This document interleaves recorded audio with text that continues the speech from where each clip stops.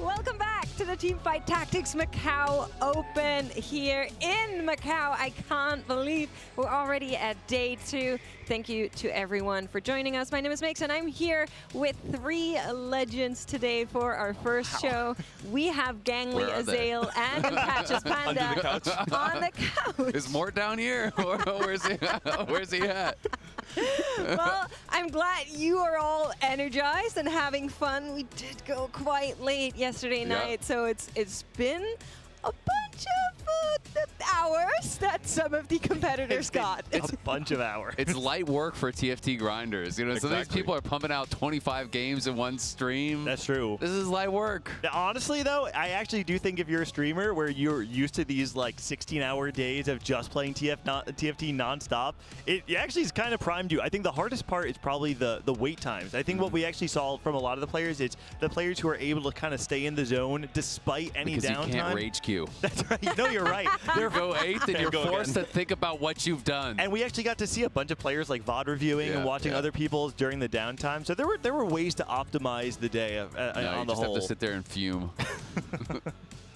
Honestly, I think it's been great, despite a little bit of hiccups. Hopefully today will go super smooth. But maybe just to tell people what exactly is going on, it is a little bit of a different format to what some people might be used from competitive. Panda, would you mind giving everybody an overview of the stakes here? Of course. Biggest difference is an open. Players are flying in from all over the world. Challenger tier players, maybe the most stacked tournament of all time. And it's cutthroat. 512 players to start. 1 day later, only 64 players remain after all of those hours. It's a new set, it's a new patch, it's a new meta where there's 6 costs being added in as well. So it really was a day of exploration yesterday. I think today it's going to settle down a little bit more, the meta and the comps that players were playing. You can see some players like Weijin winning with Renata reroll, game 2. That completely impacted the meta, and I think today we'll see a more, standard set in stone meta. I also think things are settling a little bit, but like Panda is mentioning, we've been seeing a lot of changes, Azael. What have you kind of taken away from day 1? Well, I mean, I think Renata is one of the big things that people were talking about a lot. I would also say, some of the comps that people were talking about that I didn't see as much of was Chem Baron for one, and I'd also say Ziggs reroll. Those are 2 things that people were talking about. Hey, if you have the line for this could actually be really popular. Chem Baron especially, so many players were talking about how this is such a strong line now. It's so overpowered. It's, you hit 500, it's way easier. You're guaranteed first. I actually saw a lot of people getting their cash out and just insta 8th, insta 7th. Like, it wasn't nearly as stable, I think, post cash out as people were expecting. And especially, in these like half cuts instead of like in Vegas where we were doing 75% cuts early on, you don't necessarily need to play that 1st or 8th style. So I think we're seeing a lot less of that, and it'll be interesting to see if that kind of changes coming into today. We also saw a lot of emotions, of course, kind of noting what we're seeing on screen, their player reactions to playing on the stage. I always love that, so I was called to it. But I think it's so cool to give some of these players really a chance to shine here. And like you were saying, Gangly, make their own moment, right?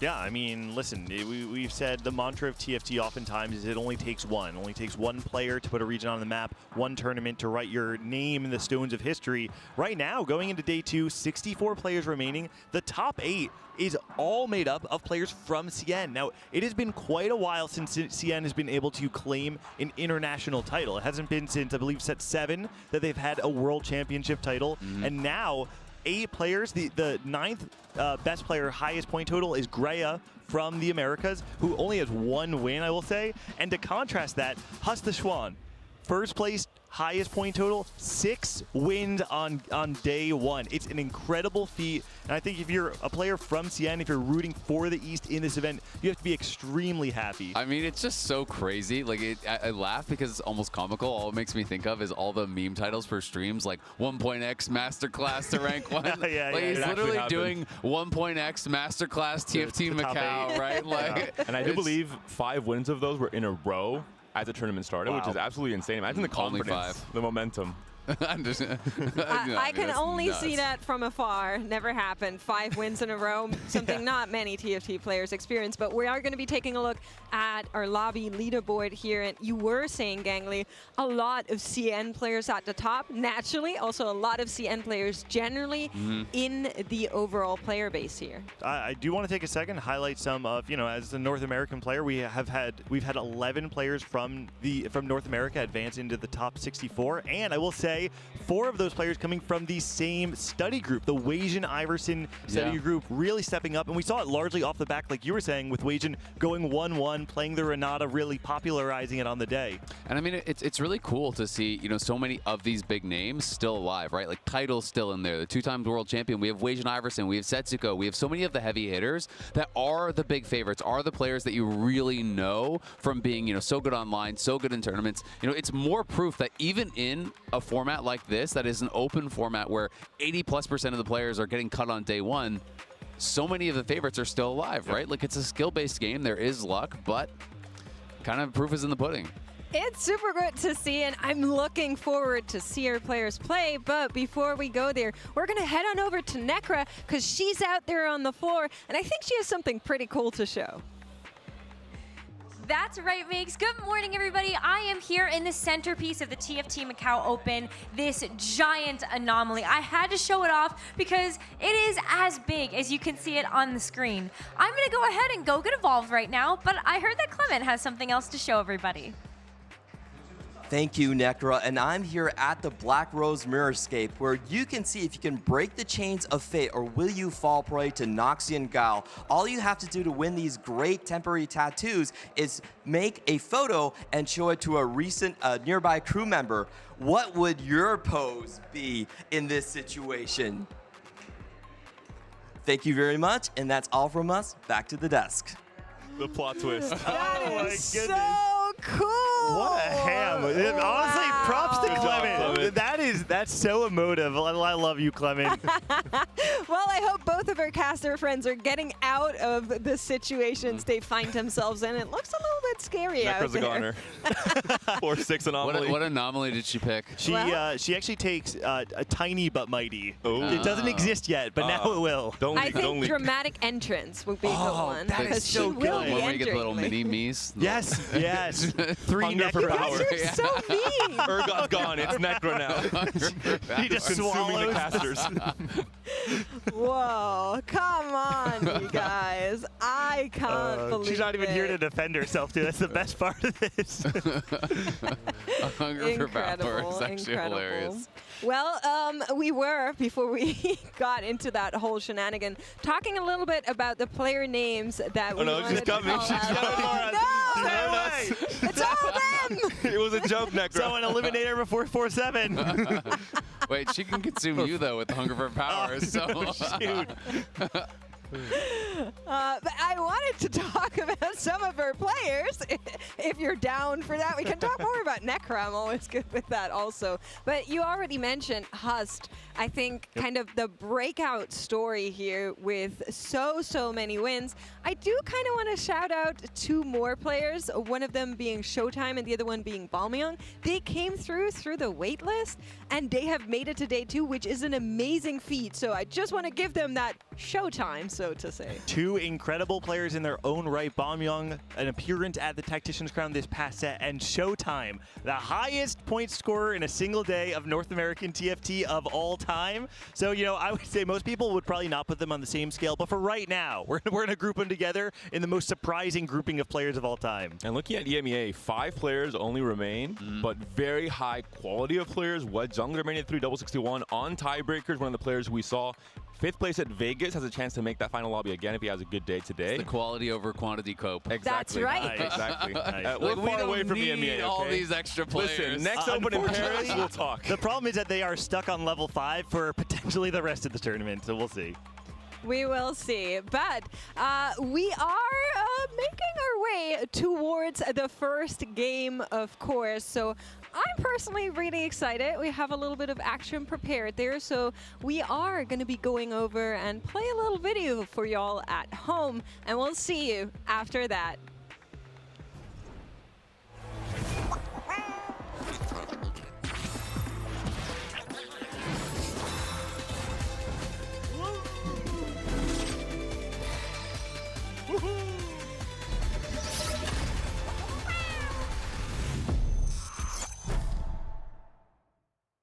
What an electric day in TFT Open Macau. 512 competitors down to just 64. This is the most stacked TFT tournament to date.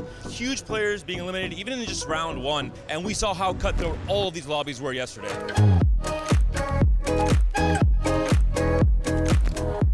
Day 3, man, I don't even know if we're gonna make it to the afternoon at this point. People are dropping like flies out here. I think this is the hardest TFT tournament ever. 世界中からトップクラスのプレイヤーが集まっていて、もうすごく圧巻です。淘汰率是很高的，有一把打不好就会压力很大，所以说比较紧张也比较刺激。Fox. It's at least doing so much work for Fox. Not enough. Finally taken down. Pretty much guaranteeing he's going to be out in the first round. Just like not round 1, please. The stats are crazy. They have every world champ here. They have 100 people that went to Worlds out of the 500. I'm like probably the lowest ranked player at the event. We just got a photo with Malala. We're really excited about that. I'm looking to, defend my crown and run it back. We saw some upsets, but we also saw some heroes. Back-to-back first for Bosso skills. Jake throws out an ulti and does so much damage. Just enough to kill him. Perfect lethal. 試合展開が多く、少し困惑しましたが、うまく適応することができました。You gotta believe you can win. I think we got a 10% chance. We don't make any. I think maybe Toast will just sign the whole final 8. The venue has been absolutely insane. So many different side events where you can try out Project K in the venue as well. It's a lot of fun. This place is crazy, way more than I expected. We heard he's Olympian and he's also competing here. Incredible. 感觉这一届 CN 竞技状态不错。我们的游戏玩家人数占比会比较高。好，大家加油！めちゃくちゃ楽しんでます。There was so much action yesterday, but more's to come. Day 2 starts now. Well, Gangly didn't get anomalized, but he did get exchanged because Christine, Christina, you're joining us. Suddenly I'm here out of nowhere. Thank you so much. You're head of events. Would you mind explaining to the viewers at home what exactly that entails? Events in TFT are like anything with set revivals, game modes, like the around game experiences. So basically outside of the main set type of things. The fun stuff. Yeah, it's like the for fun stuff. That's what we try to make. Very cool, very cool. Thank you so much for joining us here. You're going to be here for the entire first game, so I'm really, really curious on what you're thinking of our Day 2 competitors, because we did cut down quite a lot from the previous 500 players down to just the top 64. And now we will see who can move on from there. You can get a little bit of a glimpse of the venue. I'm honestly surprised so many of the players are already awake. Yeah, it is always a worry in my head. Are players going to wake up on time? Maybe the jet lag helps in that case. At least for me, it did. But I think players are locked in. They know what's at stake today. They know, the chance of making Day 3 or making that top 8 is really what everyone flew in here for. It was a long journey. They want to make it worth it. Yeah, absolutely. How's it been for you? Like, obviously, you're organizing a lot of these events. Do you actually get some time to experience it and walk around and have some fun, or is it just like your head's down working the entire time? No, I get to just like chill. I just went to buy merch right before this. Nice. I get to experience it like a player. It's been awesome. I feel like you said, it's crazy. It was a very grueling day yesterday for the players, the ones who made it here. Luckily, maybe some of our players have like gamer sleep schedules. Like it's like totally fine, Yeah. But waking up, we did whittle it down like a lot. So it's pretty hype. I think it's a very hype Day 2 and going into like a super, super hype Day 3. Everyone watches like the same 8 players. It'll be like a really fun experience, and then we get to experience all of the things that we have to offer around. I think, have y'all been able to go around? A little. Our moments, Yeah. Our Like, you 30-minute get it less. windows. Yeah, that's what I'm thinking. I'm like, I just joined here randomly. Well, we are not going to waste any time, and we're going to go into our first game right away. And what a lobby we have here. 60-second godlike title, some very heavy hitter names right out of the gates, and we're going to get an echo encounter. No crab, unfortunately. Unfortunately. Do you have a favorite encounter? I actually think Mbessa is very chaotic. You're one of those. Let's go, Mbessa encounter. Super chaotic, really good. I mean, the new encounters are a little bit crazy. Like Warwick, I saw a game yesterday when we were watching just like at the player areas. People were like level 10, like 50 gold. stage like 6. I was If like, you okay. start winning, you start winning a lot. Very snowbally. Yeah, it is crazy. Oh, wow. That was a very heavy Conqueror start. This is going to be interesting. I'm kind of curious to see if we're going to see many changes, you know, from day 1 to day 2. Obviously, a lot of the players we saw, like even in between games, you'd see a player get eliminated and they just open up their phone and they start watching the stream. They'd start scrubbing back and watching VODs and seeing what everyone else was doing. So I'm really curious to see if like players' reads on what comps are good or what they should be playing has actually changed day 1 to day 2 at all. Well, of course, we're currently watching Title's POV. We mentioned him top of show, current global champion, double global champion, only one that we have in TFT. And I was talking to some of the players yesterday that were kind of watching over his shoulder and was asking, do you see anything that he does differently now that you get a glimpse of his POV? And the major thing people seem to kind of take away is that he doesn't make any mistakes. So it's not so much that he plays differently, but it's that in every single minor decision that you can make in TFT, and there's so many of them, he usually goes for the correct one, which is really, really hard to kind of pull off. Yeah, of course. I mean, I would say it's impossible to make every choice perfectly, right? And I think part of the interesting thing about TFT and one of the fun things about having these discussions with players and pros is even 2 players who can be world champions will tell you that, you know, different lines, different plays were correct, and both of them can kind of be right. So I think that's part of the fun of the game. Living Forge will be the option here for 62nd. Of course, Artifacts so warping the current meta, so many crazy combos like we saw all throughout day 1. And right away, maybe Gambler's Blade is the most Oh, wow! With his opener, like it's not the best ones, right? Like he might have been hoping more for kind of some of these AP lines. We're getting 3 Living Forges, 4. Not surprised. Jinkian also picking it up. Everyone. Wow. I mean, artifacts are just so insanely strong this set, and like there's so many warping artifacts, right? That it's like you hit X artifact, now all of a sudden you can play this comp. It really enables the champions in a way that I think it hasn't as much previously. He did end up going Gambler's Blade. I think it makes sense, but yeah, probably not what he was hoping for. And I mean, his items are screaming like he has to play an AD line, but he has an AP opener, so he's probably just going to sit on this for now, and I wouldn't be surprised to see him kind of transition out of it as soon as he can. There's also very strong rerolls that become much better with an artifact, and the idea that you can posture for a reroll and say, hey, I have the BIS artifact for Nocturne, for example, with RFC, no one's going to try and step that line, try and contest you, so it's really important in that sense as well. Trenchcoat we saw yesterday on broadcast, there was I think a 10 win streak with that Trenchcoat Sterix combo on a Darius, for example, so we could see more of that. A lot of the artifact lobbies that I've seen as well, when we saw artifact encounters, there were so many family rerollers contesting each other, right? Because it's like, I hit Trenchcoat, I'm going to play Violet. Oh, I hit Prowler's Claw, I'm going to play Violet. Oh, I hit Silvermere, I'm going to play Violet. Oh, I hit Spectral Questless, I'm going to play Violet. That's and my so favorite. We had 4 players in one of the lobbies all contesting each other, and it ended up being that they just kind of forced each other to all finish low. Yeah, Trenchcoat, Edge of Night, that's probably definitely Emissary, Besaflex, like leaning towards, like pretty BIS for her, so it's a really good spot there. You love to see the Trenchcoat when you get it, a Spectral Cutlass, those types of like 80 enabling artifacts. I want all the gold generation ones going past 10. Reaching level 10 or I'm going 8. Yeah, day 1 we got the message. We know your game plan. Christina, I kind of have to put you in on that because Azael is a player that really likes to go along, go for the high cost cap outs, the flex play towards the end. Would you kind of be on that same trend, or are you more of a I'm extremely re-roller? greedy. I love going fast 9 thank you, and then being like, I should have rolled. I should not have gone fast 9 here. No, it's always correct. It's the game that's wrong. If you don't naturally, I mean, with the 6 cost, it's much more rewarding for sure now. Yeah, especially, I mean, if you can hit 10, you get the increased odds, it's fun. I mean, it's just fun seeing if you can get away with it, right? Like, how greedy can I be? You know, can I get away with spending no gold for a really long time? Yeah. And then you get this super powerful board. We're playing in solo queue. We're not playing in a tournament, so we'll go like full on greedy. Exactly. It's about having fun. So it is cool to see it pay off, and we do see it pay off sometimes in tournament play as well. And it's one of the things that I always really enjoy about watching some of the top players is how good they are at crafting boards without spending any gold, right? Like, they don't have to reroll. They're playing unique comps. You know, they're itemizing in a way that maybe I wouldn't have thought of, and they're able to kind of, you know, save health to push levels.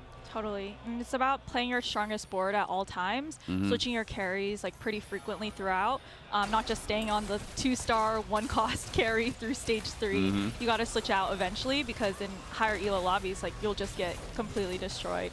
We see another artifact here, Kog'Maw with the Zhonya's we saw in the very last game yesterday. Ning Li had played this exact combination, finished I think it was 7th or 6th in the end, so not the best game, but also hit quite late, I would say. Having the Kog'Maw early and having already the bow open, knowing exactly what comp you're playing for is a big deal, especially with this next carousel coming up. You could see a second Kog'Maw or a Scar even. Yeah.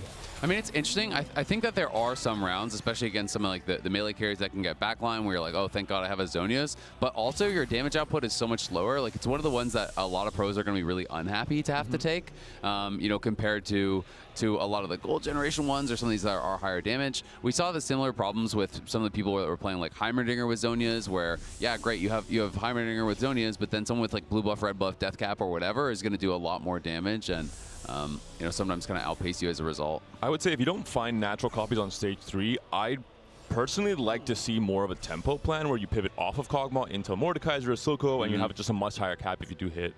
Kind of taking stock of the lobby here as we do get a glimpse of the carousel. Sheik Hu's there already with a Rennie and a Smeech on board.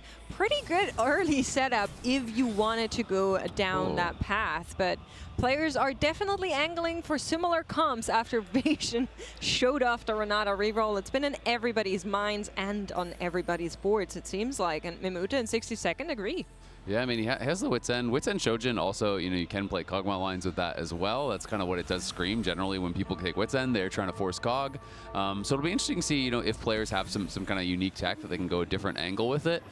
Because Cog is a lot weaker on this patch, and especially contested Cog is not something I would ever want to play, honestly. I agree. That's something I was talking to Zolo this morning. I know Panda was talking to him too.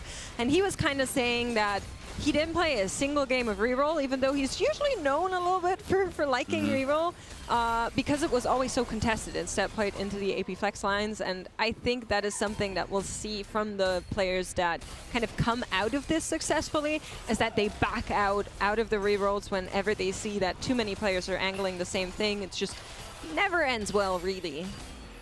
Yeah. It's not worth the risk. Yeah, especially in these lobbies, like the pros, they will be scouting all the time and not trying to play a contested line. So someone will eventually pivot off. I mean, it's tough, right? Because if you have 1/8, like 1/7 or 8, that's it. Yeah, I mean, it's it. Or you have to go, like, if you go 8th, you basically have to go like 2-2 or 2-3 at worst to be able to still get through. So it puts you in such a rough spot. So players at all costs are trying to preserve HP, are trying to be able to make sure that there's no way you're going to go 8th. Because at least if you get 5th, 6th, it's much more recoverable. You know, you just get put into a situation where you have to play basically 1st or 8th after one bad game. And there's nothing worse than coming into this tournament with really good prep, really good confidence. All of a sudden, the very first game, you go 8th or 7th because you're contested. You have no agency to change that outcome.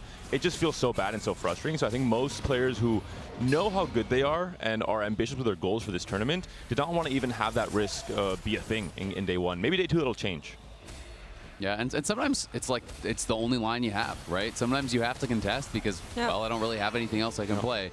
And artifacts can kind of go that way, where sometimes you are pretty heavily committed to one line when you go for a specific artifact. So it'll be interesting to see. You know, so far though, the players are actually doing pretty well. Even with the Wits End just on the Renata, it's actually looking pretty good.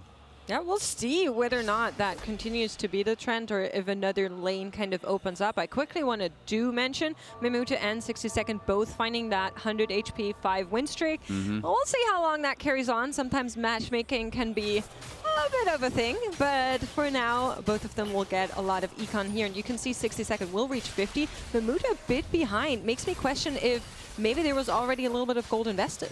Yeah, I mean, Title's in a great spot right now. He's perfect 5 loss, 50 gold, level 5 at 2-7. This is great. It definitely exactly is. What he wants. The only scary part is, I mean, he did take 30 health damage, right? So he took like bad losses. I know he even full opened on the last round because he was worried about running into the 4-loss player. So, you know, you do have to actually pay for that a bit. I was considering if Title's going to wait to open these anvils after the augment to have much clearer direction and understanding of what his spot would be going to stage 4, but does end up going for it right now. Light shield.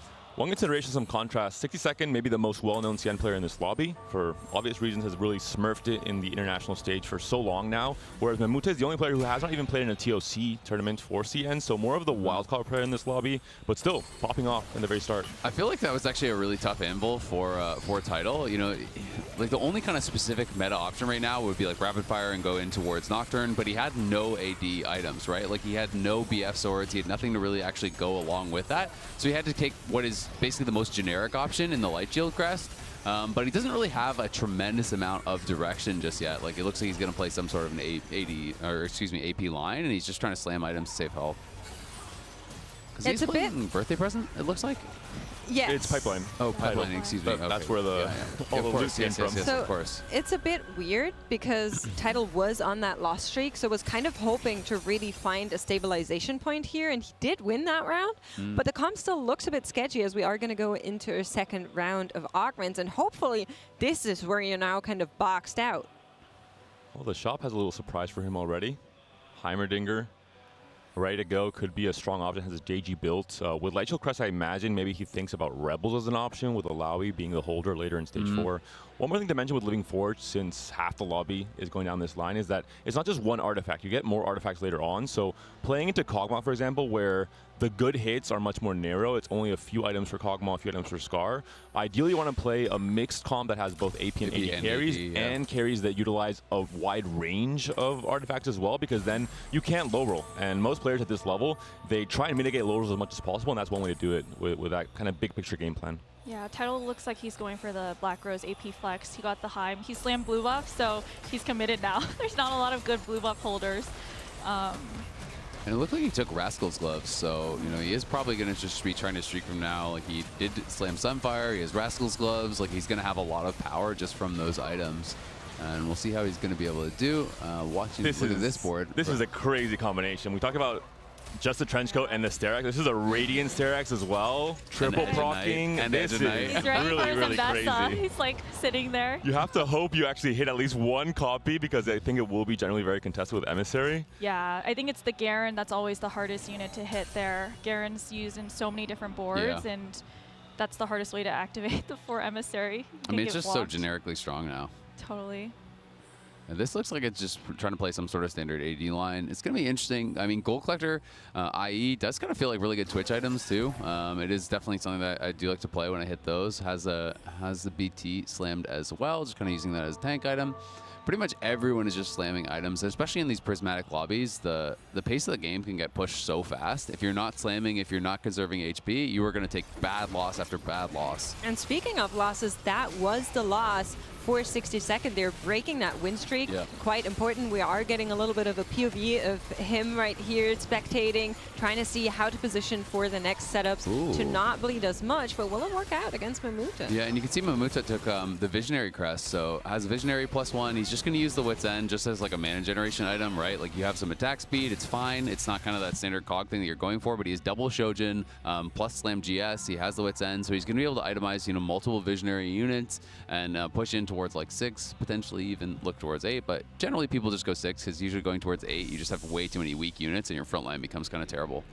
First carousel here, a few players angling the Rebel comp. There's a Zoe, there's a Mundo as well for the Black Rose players that are playing the Dominator line. And the Twitch that you mentioned, I think 62nd maybe is angling more towards Corki. I think the Corki Emissary flex board has actually been very strong across day 1. So contested. That's the case, but if you roll early, if you have enough gold, and you roll just on creeps even, that's we saw it yesterday a lot. Ning Li, for example. Simple, yeah. If you're there from ahead, I can see it work out as well, but we'll have to see. I'm kind of curious if Qingqian is maybe thinking about the secret Dark Morgana tech. There's definitely an itemized Morgana on that board, as we just saw in the lower third. Giga Rich, by the way. Tiniest Titan and Rich and Hedge Fund. Yeah, exactly. And this is where you roll so much earlier. There's a level up player and a hedge fund player. They have the chance to roll. He just hit a Savika, by the way, and he's playing Kembaron. Yeah. And this is, we saw it yesterday on 7 for the Silco. Now it's like that next level. You're there's the Silco too. Oh my god. Yeah, I just realized, he's Hedge Fund, Tiniest Titan, Kembaron. All right, let's go. Is he going to go for the 500? Let's see. I think for sure. Cash. I feel like you have to. Yeah, thumbs up. That's the guaranteed. I mean, when you're playing Econ in a prismatic lobby, like you said, you're playing this style too. You have It's very got to scary, have a though. Giga board, or Yes. you are screwed. Like Yes. with no combats and augments in a prismatic lobby, it's like if you don't have the most capped board ever, you are going the fastest 8th. The question is, do we see him hold the Kog'Maw 1 on the bench? That is the big question I had after what we saw yesterday, the Exodia combo. Have you seen that combo where you can get the so you can if you get but you need a Ken Baron Crest. Yes. So if you get the Ken Baron The Crest on emblem. a Kog'Maw, every time it casts, there's one of the perfected items you can get. It shoots out basically this like wave of Pink fog wave. that CCs everything that goes Oh, through. yeah. And because Kog'Maw casts every like 2 seconds, it's perma CC on the entire board essentially. So it's just like Yeah, the I've seen it on the YouTuber Silco, but I combo. never thought about putting that in Cog. That's Without 3 stars, great. I would say Yeah. it's by far and away the strongest possible combination Yeah. you can assemble in any game of You TFT. do need the Ken Baron Crest because the items can only go on Ken Barons. Yeah. But if you have that plus like a Shojin, it's literal perma CC. They can't even move. there we go. The woke. It's absolutely yeah. It is. It's very is. woke. Super cool tech. Well, maybe it will come online. We don't know. Maybe there's a Ken Baron Crest waiting somewhere, and not in the augments necessarily, but maybe on a carousel or something. Yeah, his opponents are hoping that it's not. That it's not Yes. waiting on the carousel. But it's definitely going to be scary because even when you get the 500 cash out, we've seen a lot of players just die off of that, and especially in a prismatic lobby, if it's going to be triple prismatic, it's like people are going to get so strong. Like People are so strong. Like you have to win out because you could always take a random death here and there. Yeah. And if you're 1 life or even 2 lives, it's 2 lives is better, but 1 life, that's really scary. I mean, you were talking about the Mbessa item setup that we saw, right? Where we have like, a Radiant Sterix, we have Edge of Night, and we have Trenchcoat. If someone hits an early Mbessa 2 and you cash out and you go into that player, like that could just be GG. Yeah. It could. We just saw Morgana really clutch that's that right. fight, but Okay. hopping over to Godlike, Where's I think the Garen? Oh, There it there. is. Okay, that's the hardest double unit to Warmont hit setup. basically. So Those are some good rolls. that's better. Yeah. Also, the items are just screaming, I need at least 1 Garen here on my board. We did see the next batch of Living Forge artifacts come through. 62nd picked up Anima Visage, so just generic tank. We saw Horizon focus on an Elise as well, so looking for more of the default options because you're already kind of locked in with your first artifact towards AP or AD. Yeah. 360 stacks already for the Ken Baron player, and he is playing 6 Ken Baron? I think he has everything, right? So he's playing 6. So he's going to be getting, 70 stacks a loss? Right? So he only needs 2 more losses, and he's at 500. So he gets 500 easy, I think. And look at the gold. Look at the HP as well. I mean, And he can yeah. go 9 easily. Yeah. I mean, in 2 losses, he has so much money. Hedge fund, yeah. Hedge fund, tiniest Titan, like he's making extra interest. In 2 losses, he'll have 500 cash out. He should be able to go 9 with a significant amount of gold to roll down. I think he has really good chances to stabilize, unless you get a terrible roll down. That's going to be exciting. Well, we'll get our last augments after this round, so then we will be fully selected for everything, and I'm seeing a lot of players angling for those emissaries. I'm kind of worried for whoever comes out on top. I mean, honestly, all the emissary players can sometimes end up holding hands at the bottom, because Yep. it's like you all have 2, you don't hit. You're all playing for the same exact units. You need all 4 of those emissaries. You can't just play 2 or 3 of them. And usually Corki duo carry, so. And there's a Mbessa pair on either of those boards, and this is not even the Radiant Sterix player who I assume is also looking for Mbessa, Yep. so there could already be 7 or 8 Mbessas out of the pool. Yeah, it's crazy. And neither of those players were the Gambler's Blade player that was also probably playing towards that Yep, line, right? yep. So it's like we have four plus players that are going to play Emissary, and it can be the danger of playing anything that's S tier, right? Like when you go towards these S tier lines, they get so contested that sometimes it can be more powerful just playing towards something a little bit more uncontested. He is making sure he loses this Pops round. off all the items. I'm curious, would he have been able to even win? Like, is there any No. board that weak I think that he's he worried couldn't that just someone's gonna play grief his him. strongest? Yeah. He's trapping his Savika. He wants it. I'm not sure there's anyone that can just full grief in Yeah, stage 4, yeah, that's like why you I'm sell like, your entire I would board. just be too scared, but then Maybe the level up player, if he just like sold his entire board Yeah. to But it would level be up, so and then, weird. yeah. Like you would grief your own game to grief them. This is something I Yeah. would do on ladder because I'm like, someone would actually be so spiteful to do this to me. Yeah. That's Be personal. true. But like in a tournament, I don't think they're gonna do it. Okay, so a little bit of saving grace, sees who he's up against, then starts slamming some of these items again to say, okay, I can try to And get he 1 or killed 2 one. units down. He got I the don't think Elise. the enemy is that strong. Yeah, he killed 2, and he's gonna still lose. Obviously, there's trench coat and everything still to pop. So He is pretty happy about that. Kill a couple units. He's got his 500 now. He's sitting on 100 gold. Yeah, not a bad loss. So technically he has tiniest Titans. He's one-ish life, depends. We'll on give him how 1.5. bad the loss. Yeah. Okay, there we go. He's obviously going to take this.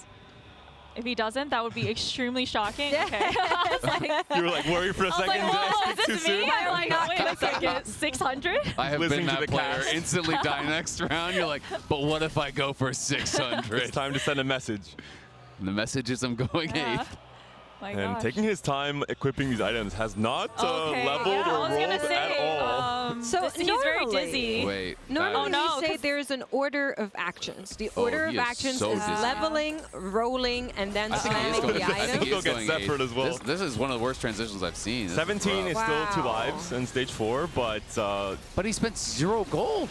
would you Yeah, want to so- go 10? I mean, he's trying to go 9 and roll it at 9, I guess. He also wasted his remover because he removed before that round to try to make sure he would lose, and then replaced all 3 and didn't leave a slot for his Silco item. So he had to use another remover, so he can't really fix his items. Like It's a very good loss, but Honestly, still very 1 good life. loss. Still, obviously, yeah. but, at HP. but you don't really want to lose anymore. Yeah. It's a good loss But if you want to look, lose. perfect interval. He'll be leveling. There he goes. Waste 0 gold. Roll it down at 9. He'll hit Victor too. You know, it's he'll Very hit based. Very everything. based. Yeah. Finds a Silco, makes that at least a guarantee that he will be hitting the Silco 2 at the very least. But it's You really the hope. legendaries. And you mentioned it, Azil, the fact that there could be an Exodia-ish player. It's a prismatic lobby. There's combinations of artifacts and units and 2-stars that no matter how strong you are, we saw it with Michael. Game 1 of the tournament. Yep. He was, I spoke to him after that. He was so sure he was going to, at the very least, top 2 the game. And he 500 loses cash to a out to fairly standard-looking 6 Dominator board. Yep. Yeah, I saw actually multiple 500 cash outs into 8s yesterday, so it definitely can happen. I feel like, especially in a prismatic lobby, you want to be on 2 lives. He's just going to roll heavy here. He really should roll true 0 unless he gets like a Giga board before that. There's the Silco 2 finally. He's looking for some of these legendary 2-stars, seeing if he can actually beef up the board. He has a pair of the Mordekaisers right now, but still the board isn't like that insane because his front line is all 1-stars. You have way less time to assemble a board and transition on 4-5 compared to 4-2, for example, and we saw it there. Just not enough time to even roll his gold. Yeah, and he hasn't even slammed all the rest of his items still. Like, he really needs to decide what the last couple items are going to be and just full slam. So we'll see if he can at least win this. Goes Looks up like he will. against Renata 3 player, Mamuta in the backline there. She's kind of hiding behind the overlay. Will not do enough against this board to, well, at least help Shiku's to stay in here for one more round. We do get to the anomaly, so good news. Yep. Not eliminated before 4-6. However, I'm still not so sure with kind of taking stake of the rest of the lobby whether or not Shiku's can hang in there and make it to the top 4. We saw there was a Savika in shop. He obviously doesn't know that, so he's going to have a pair of those, and this Comeback is story. really good. Literally lore-appropriate anomaly for this spot. So true. All right, so he has a pair of Savikas. He hit the Mordekaiser 2. If he can get the Savika 2, he's And now really the in 6 business. costs are in the shop, so maybe he hits something here as well. Yeah, obviously still really low odds. No items on board is a bit sad considering the 2-star already. Yeah. Yeah, he would probably love to transition out of the Chem Barons. He doesn't need all of them, replace them with higher quality units, but he doesn't have enough gold right now. So yeah, it's a fine line to walk right now. Some of these other boards are coming around, and of course everybody got that anomaly, so we'll get a glimpse of what's going on. For Yagai, we have Fortified on the opposite side, so also opting for a little bit of extra beef sustain onto that board. Will not be enough to deal with the upgraded board from Shiku's though. And a low roll, the roll down was not ideal. It looked like for your guy there had a Heimer on the board. Like to have a Jinx, I imagine, with itemization there in the Rebel line. Seeing a Twitch one as well. The Zephyr is also Lots of scary. 1-stars. You have to watch out for the Zephyr, and I have to be scouting all of stage 5 if you're on 1 life especially. If the Silco Zephyr or key unit Zephyr, that could be problematic. So we do have Renata 3. So he's playing Renata 3, but he's actually doing it with like higher cost frontline rerolls. So I have seen some people do this a little bit at 7 and 8, where you try to cap around Heimer and you play for higher cost frontlines. He's one off Nunu 3 as well. The more standard comp that we saw yesterday was playing more around like Singe 3 and Leona 3 and this sort of stuff. But this is going to give him a really beefy frontline. Rennie 3 is actually quite powerful. Even though the artifact is obviously nowhere close to ideal, it's a Silver Mirror on the Rennie. Still going to be pretty beefy. Not just that, but the potential for a Nunu 3 as well. This is the higher cap version. It's harder to get to. With the Camber and small cash outs off of 100 Shimmer, for example, you have copies of Rennie, for example, that makes it easier to hit a 3-star. Oh, there it is. This is a beefy front line now. Well, who did he put his anomaly on? Able to pop up the TG as well. So he has it on Rennie. It's fortified. Okay. Yeah, so has it on Rennie, and you're going to be really tanky. I mean, you have Visionary Silco 2, plus you have this Renata 3. You have double 3-star front line. He's rearranging some of the items, so he's remaking some of the tank items on that front line now. It's going to be hard to actually punch through that. And if I was that player, I would be holding that extra Mbessa that I picked up, because there's so many emissary players. Yeah. If you can grief someone from getting their Mbessa too, like that could be casual grief. Exactly. It's the best kind. I will say, here's one of my favorite anomalies. However, it's not in a great spot on this board. Scuttle Familiar being picked by Godlike on a Garen 1. Still doesn't really do anything. We saw him die straight away. The crap followed suit. And so that was a very, very quick loss. To make use of this anomaly, really, he needs that Garen 2 so bad. I mean, it's interesting, too, because in these super contested lobbies, you can't even really push levels as the emissary players. Like, unless you super high roll and you hit all your 2-stars right away, you're often stuck at 8. Whereas, you know, our Chem Baron player, you have so much economy now, you're relatively stable, you can start to look to push. Tidal is exploring an alternate win condition here, trying to go for Heimerdinger 3 potentially. He's only on 5 copies now. Very, very fast roll down, trying to see if that would be a possibility. Only on 5 copies, I think now you have to give up on it and just trying to assemble the strongest board possible. Yeah, he's 2 Corkies. Really wanted to get that Corki 2. It is holding the Rascal's gloves. It's not Lucky gloves, of course, so it is just tank items sitting on it now. So this is what I think was happening. We saw that another player is also on Heimerdinger. I thought Yagai was only on Heimer 1, and Tidal was trying to deny it by buying these extra copies. Yeah, could be. We'll see what exactly is going on here. It's definitely a Heimer 2 on the opposite side now, so probably the point where you then give up, and that's exactly what happens. Yeah, it's looking close, but not enough, unfortunately. You know, pretty bad roll on the Rascal's gloves. It's really going to hurt you. Radiant Warmock's not what you're looking for your Corki. Okay, so we had an experiment player that we just flashed past really quickly, and Zeke's going to be picked up. Is obviously really nice with these sort of emissary lines. Triple Warmogs on the board, but struggling to find that 2-star Garen, and does hit it. Wow, that's huge. And Godlike with level up really wanted to go 9. Was trying to probably, see if he could make it, but without hitting the natural copies, has to roll now here and give up on maybe the higher cap version of this comp. I think, though, like, now that he's hit, he has 2 Vise on bench, so now he's just going to look to level, right? Like, there's nothing really else to roll for, even though you're low health now. He's on 1 life, though. You kind of just pray. Yeah, but, like, what else are you going to roll for? Exactly. There's Once you hit the Garen. And he has the upgraded Zeke's augment, which is really strong when you have these multiple carries, because you're getting the additional crit chance as well. He has IE in there, so it's super high DPS. And on top of that, we're also running that belt augment, so a lot of extra sustain. That Garen 2 with the 2 Warmocks will proc that Scuttle I was mentioning earlier, so tons of frontline. Basically, not really that worth when your Mbessa still is going to die, but the Corki can hopefully clutch this one up.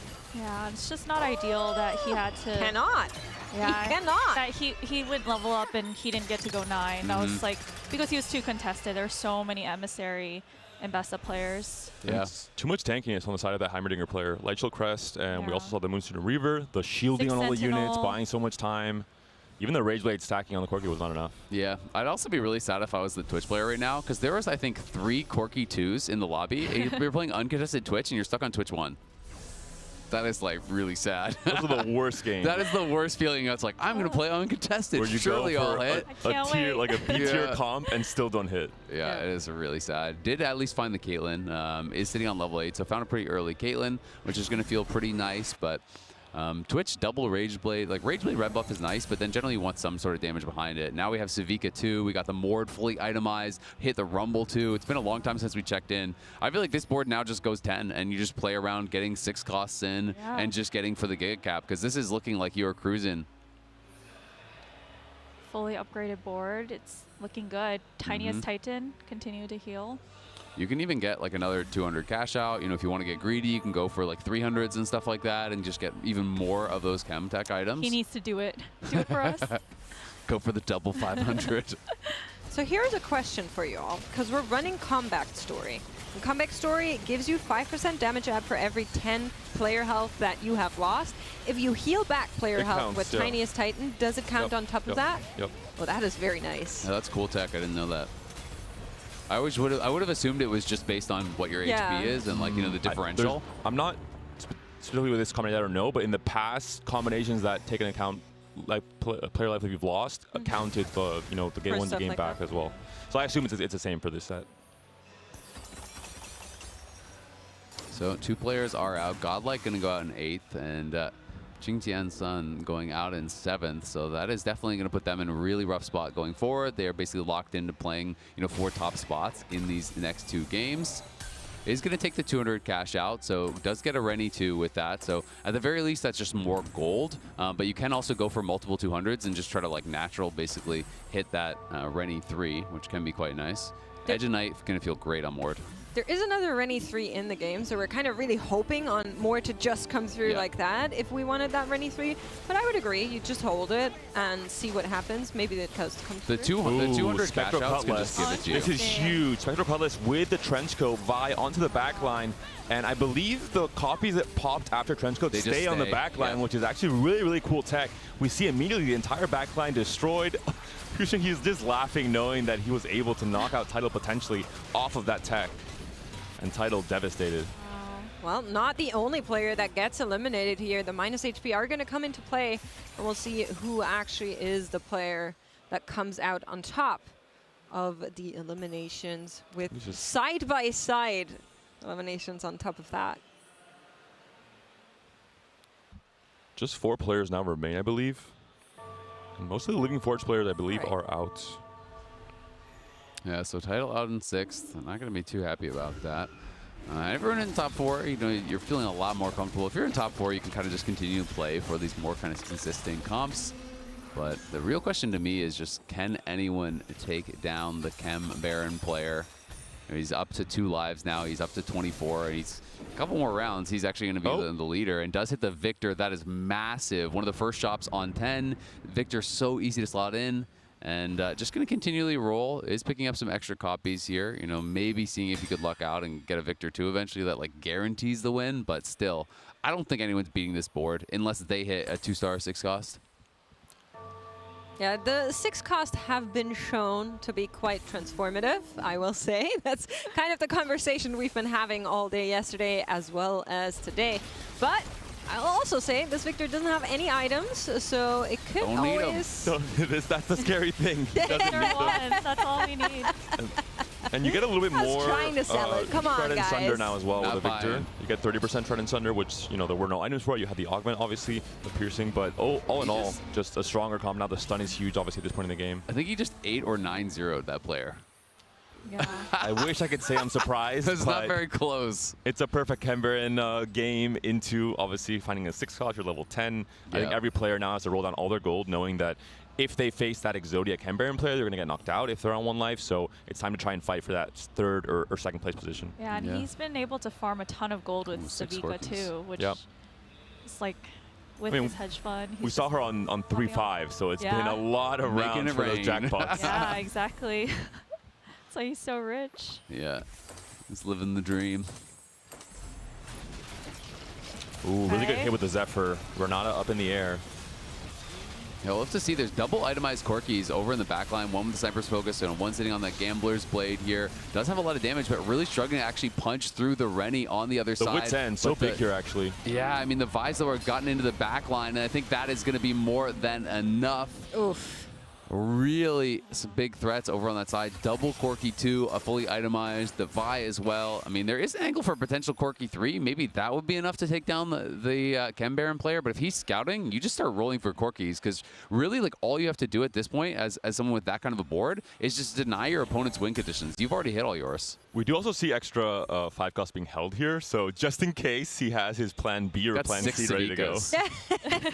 You got to always be ready. Play to your caps, you know. I feel like it's better. Like, it's better to roll to deny your opponents than to actually go for a 3-star because you don't need it at all. He's playing for the fans. Okay, I appreciate it. I think Respect. he might be doing both because there's a rumble that's not upgraded on the board of 62nd, but we are going to be seeing one more fight here between the two, and that might just be all she wrote as both of them are super, super low here.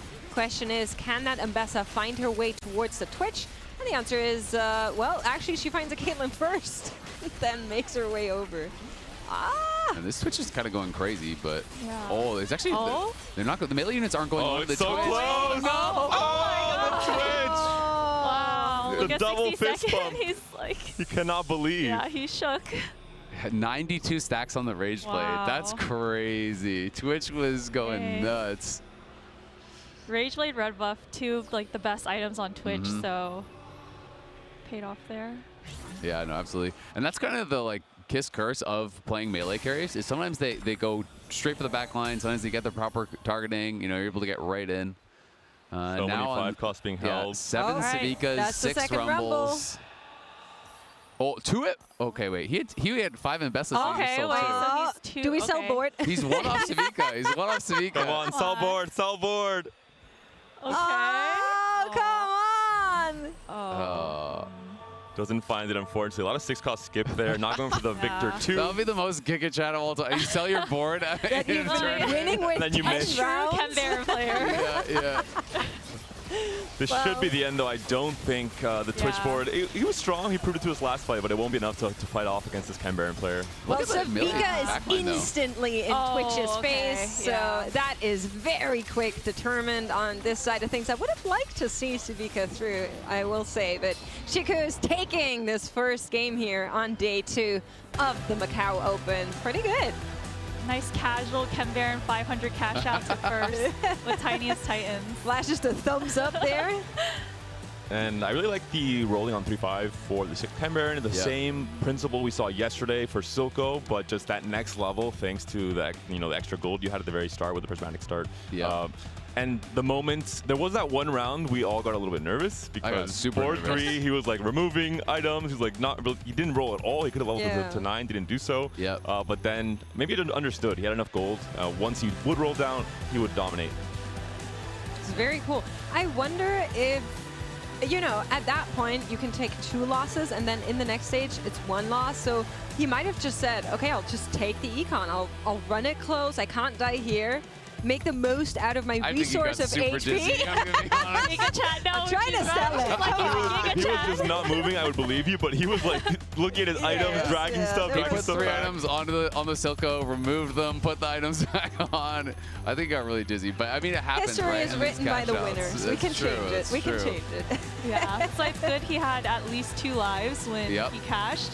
He didn't die from the transition, and he was able to. Maybe also knew that with Tiniest Titans he would heal back up a bit, so he would have that second life again, depending when he got the next loss. Yep.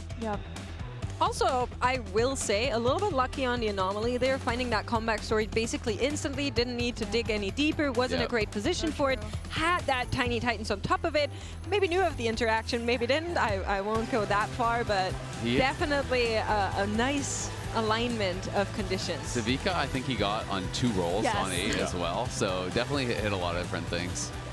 Oh, it was awesome having you on. Thank you so much for coming and jogging. Thank you. Thanks, y'all. This was fun to watch. Thank you so much. Well, we are getting a little bit of a review here of that game. I think I really love how Shiku played that. I think I'm a little bit sad for title. You always want your current global champion to do really well. And one more thing, I think a big part of that lobby was losing Forge, was artifacts. A lot of players correctly identifying, hey, Vi got buffed, Mbessa got buffed. There are so many artifacts that lean really well into AD carries. There's, I think, maybe 10 total that are a good fit. And we saw it there. So many players angling towards the same comp. Some players hit. Some players had a better combo, like we saw with the Radiant Sterax and the Scissors Trenchcoat, the Radiant Edge of Night in the Trenchcoat as well. The Cutlass combo that was so cool to see with Title being eliminated, unfortunately.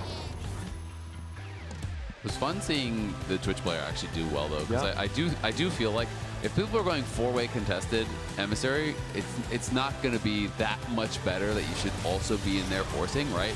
You know, Twitch player was actually able to push levels, go 9 and then roll. And if you're able to roll at 9 for 4 costs and 5 costs, you cap out your board so much more high. Like it's a lot easier. Whereas even the level up player got stuck on 8 rolling forever because you're playing 4-way contested and you can't go 9 first or every copy is gone. So I do think the players kind of shot themselves in the foot a little bit without being a bit more flexible there and being willing to explore some different options.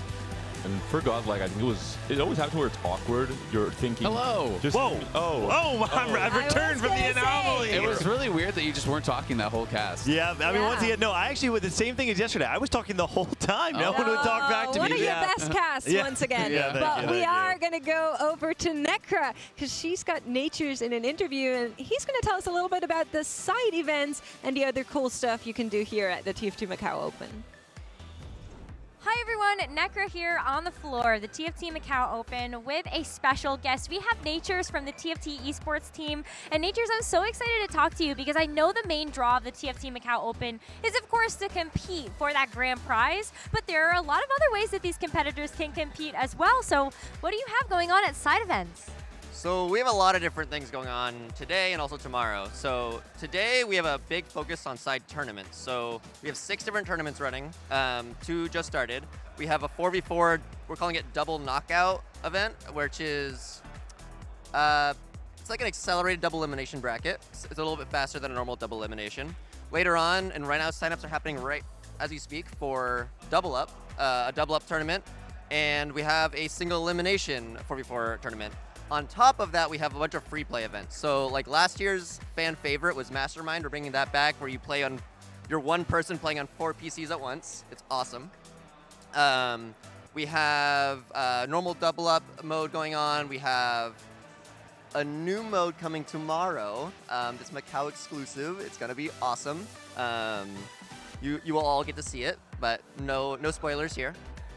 But yeah, there's a lot of different things going on, and we have a lot of incentives for the players to be here, which I can go ahead and talk about. Oh, I would love that because I was hearing that some of these side events, if you win, you get some pretty awesome prizes. Yeah, so, you know, there's cosmetics if you win and get second place, etc. But what everyone's signing up for and what everyone reacts strongly to is that we announced a couple days ago that the TFT Paris Open is going to happen next year. You get a competitor pass if you are a winning team in any of these tournaments to the TFT Paris Open. So everyone's really excited about that. I'm very excited because I think the competition is going to be so fierce when you take a look at everybody still locked in for a day 2 of competition. If you had to play a side event though, which is the one that you would want to play? Oh, I've been a proponent of the 4v4 double knockout, the one that's going on right now, because I love 4v4 because I love the experience of like, you decide in the game if it's a win or a loss. It's not like you get a certain number of points. It's like it's a win or a loss, but I don't want to lose in one game. So I need that extra help. So I love the 4v4 double knockout. That's what I'll be playing for sure. I feel like it's so fun to be able to play with other people. So 2v2, 4v4, definitely where it feels the most fun. But if you had to put together a team of little legends to help you out in that 4v4, which are the other 3 you would choose? I am the worst person to ask this question to because you want to know what I use in the game? I use River Sprite. So it's been, well, I mean, I'd have to include Chonk. I mean, especially like here at the Macao Open, we have the giant Chonk outside, so I have to include Chonk or else I'm like not doing right by my people. But yeah, it's gonna be an assortment of River Sprites, to be honest with you. What's your favorite River Sprite skin? I use the base. Everyone's gonna yell at me. I'm gonna get clipped and it's gonna be terrible, but I use the base River Sprite. I'm a weirdo like that. No, you're an OG. Real ones know that the River Sprite is where it's at. Well, Natures, thank you so much for your time and best of luck with the rest of the tournament. Thanks, Necra. See you around. Honestly, a competitor's pass? That's pretty sick. That is so Sorry, cool. guys. I'm going to have to step out for the rest of the day. Gangly, let's be honest. None of us are going to win. There's like hundreds and hundreds of challenger players here all competing. That is your first problem right there. I'm delusional enough to think I might win. The real trick is, convince all the all-stars who have gotten knocked out to play with you. Be like, here is why I would be a good 4v4 partner. I'm handing him my resume. I bring you water. Yeah, I bring you share my water. stats. And I'm griefing. Wait, what stats? Well, Oh, it's The research. stats. I'm going 8th. The stats. This is my AVP right now. This set. Well, that's not a good selling point in that case. I think Gangly has 2 games per day max. So at Right. least the You high know, quality at least. Would you I make would an hope. exception for the 4v4? No, he just leave after 2 games. Sorry, guys. I had an extremely healthy relationship with TFT until I got here, and you all convinced me like, no, Yeah, you I am can't an do enabler. that. You Yeah. absolutely. And now I've played like 25 games since I got to Macau on mobile. I've been grinding. I've doubled my game count in the last 3 days. You have permission, you know? You're just working. You're That's right. studying That's for right. your job. These are billable hours. You are diligent, you know? I'm not so sure about the billable part, but it's They definitely are. You an can bill them. They investment. won't pay them, but Yes. you can bill them, yes. I send them into the void. Yeah. Just go through the motions. Yep. Yeah, you can send him to Sherman. He will block you, but you can send them. Sherman would probably just reply with like a question mark, just a single question mark, like, oh. Can I just say that if there was any game I would not have wanted to be rotated out for, it was that last game. I mean, it was Shi Chu, right? Or Chu Shi that was the player who had the hedge fund straight into Tiniest Titan. Yes. Yeah. The thing that actually stood out to me though was Yuga, who had the Renata reroll, but a different variation. I The was in the Rennie back. new one. I was in the back speaking to some of the CN casters, and they were saying that one of the biggest differences between the CN pros and the pros in the Americas is how much they believe in the vertical Chem Baron. So most of the NA players will traditionally, drop things like the Smeech and the Singe when you're on level 9, level 10, and a lot of the CN players actually really like the additional HP that you're getting. That's what I was going to say. The bonus HP is worth a lot. Specifically because it allows you to stabilize your board after cash out, because you have Savika 1 in your front line, you have no defensive items, your board's just going to get wiped and your Silco's not going to be able to ramp up. I was shocked when I'm seeing the cash out player just skip every single one of the Mundos to play a Singed 2 and a Smeech 2, but it's a philosophy difference, and I think it says more about the way and the shape of the game that the players are playing, and less about like the optimization side of it. Yeah, I mean, it was really interesting, right? Like, I do think, in these prismatic lobbies, it's really fun playing that sort of style, but it is really high risk, high reward, right? Tiniest Titan did help a lot. The extra HP was actually so important because, otherwise that transition would have killed him. Well, he healed up enough that the Tiniest Titan actually kept him alive, right? So the transition was not that smooth, but it bought him some time. It gave him the extra economy. He got to roll on 8 instead of on 7. Even very early on, he was able to roll on 8 to hit the early Savika. So a lot of things definitely did work in his favor. Then he hit 10. He got Victor in 2 shops at 10. So a lot of things went his way for sure. But the artifact lobbies to me seem like the most chaotic out of any of the encounters, because it's all just about people getting these artifacts, and then everyone feels locked into a specific comp, and it's hard forcing that. And in every lobby I've seen play it, there's 3 to 4 players that have all decided I am locked in on the same comp, right? In the last lobby I watched, there was 4 players contesting Violet. In this one, there was 4 players contesting Emissary. And it wasn't even an artifact lobby, it was an echo lobby. They just all went Living they all Forge. went artifact. I think one of the skills really with artifacts is that certain artifacts are very strong on 4 and 5 costs. How do you get there in terms of your health, in terms of what tempo you have, what gold you have to roll? That's one of the biggest things, knowing what good early holders there are and what you can really capitalize on, especially with the AP artifacts, because there's every single AP artifact works really well on Mordekaiser. Making it there is a hard part, but if you can make it, it's one of the highest cap boards you can assemble. I feel like a lot of the AP artifacts, though, are so hard to take. Ludens and stuff, Ludens and Zonias. I've heard whispers in the wind of a Luden even for day 3. Yeah. Double will surely bring it out. You guys can keep saying Ziggs. Ziggs is not happening, guys. You guys know, it's just me. Yeah. Very I cool heard a few other players, too. video that we're getting here. That's Who's more that guy? talk with our French co-streamers on site. Wait, Mortog speaks French? Apparently he does now. He speaks TFT, and so do they. That's right. Yeah. Wow, the global language of the global world. language, yeah. They'll just say woke a bunch. Yeah, exactly. You know what also stood out to me about the artifact combinations? And I did not know that if you have Spectral Cutlass on a Trenchcoat unit, when Trenchcoat splits the units. you don't go They back. no longer teleport. Yep. What I also found out when I was speaking to the casters in the back is that if you have 2 spectral cutlasses on the same unit, they don't teleport back. I think they teleport and it cancels each other out. 2 negatives make a positive. So it's basically just a trench coat, right? Except you don't split you apart. don't triple and it does nothing. Wait, how is it a trench? We're saying the same thing as it. What? A death cap is just an Infinity Edge, except it has no crit and no AD on it. Same thing. You're Same double thing. spectral. Yeah. A real ghost. And really, a Singe 3 is just a Mel 3.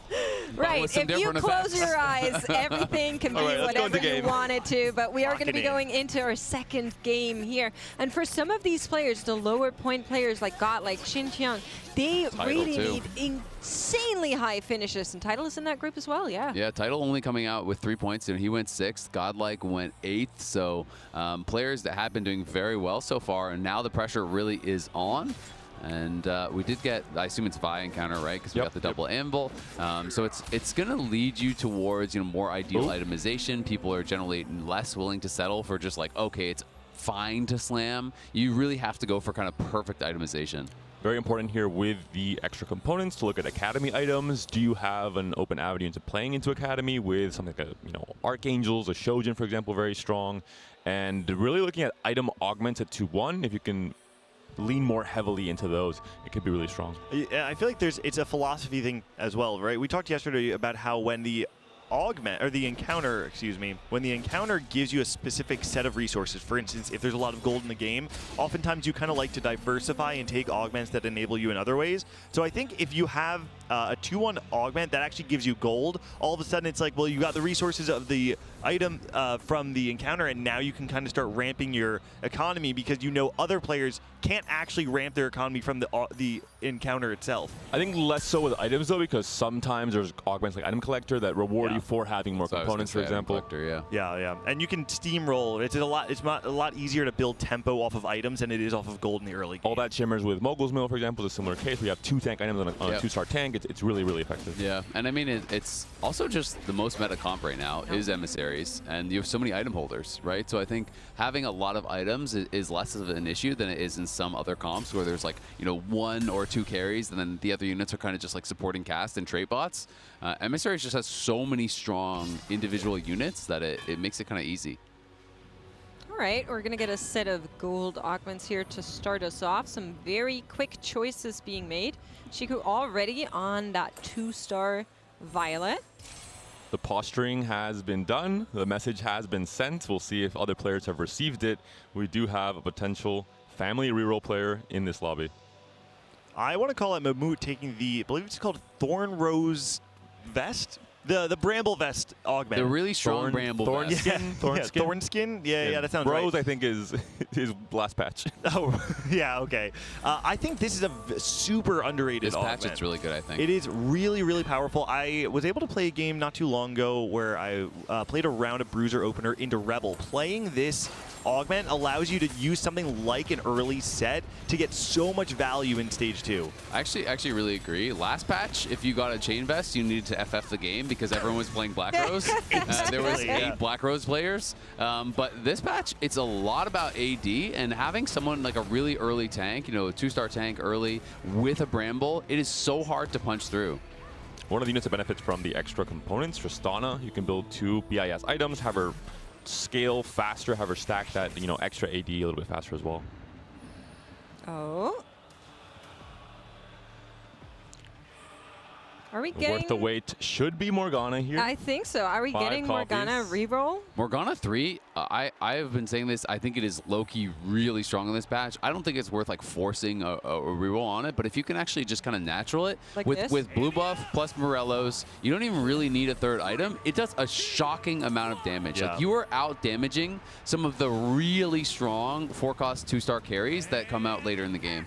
In one of the previous rounds in that game there, we saw a Morgana 1 clutch up an insane fight. Yeah. And she had 3 items, I will say, but still, Morgana 1? And one of them was Zanya's. So yes. I was trying to ignore that, but still, I'm really excited for what we're going to be seeing out of Yagai. You do already have the Sunfire built, so you can't maybe go for the more optimal and anti-heal onto the Morgana herself with Morello or red buff.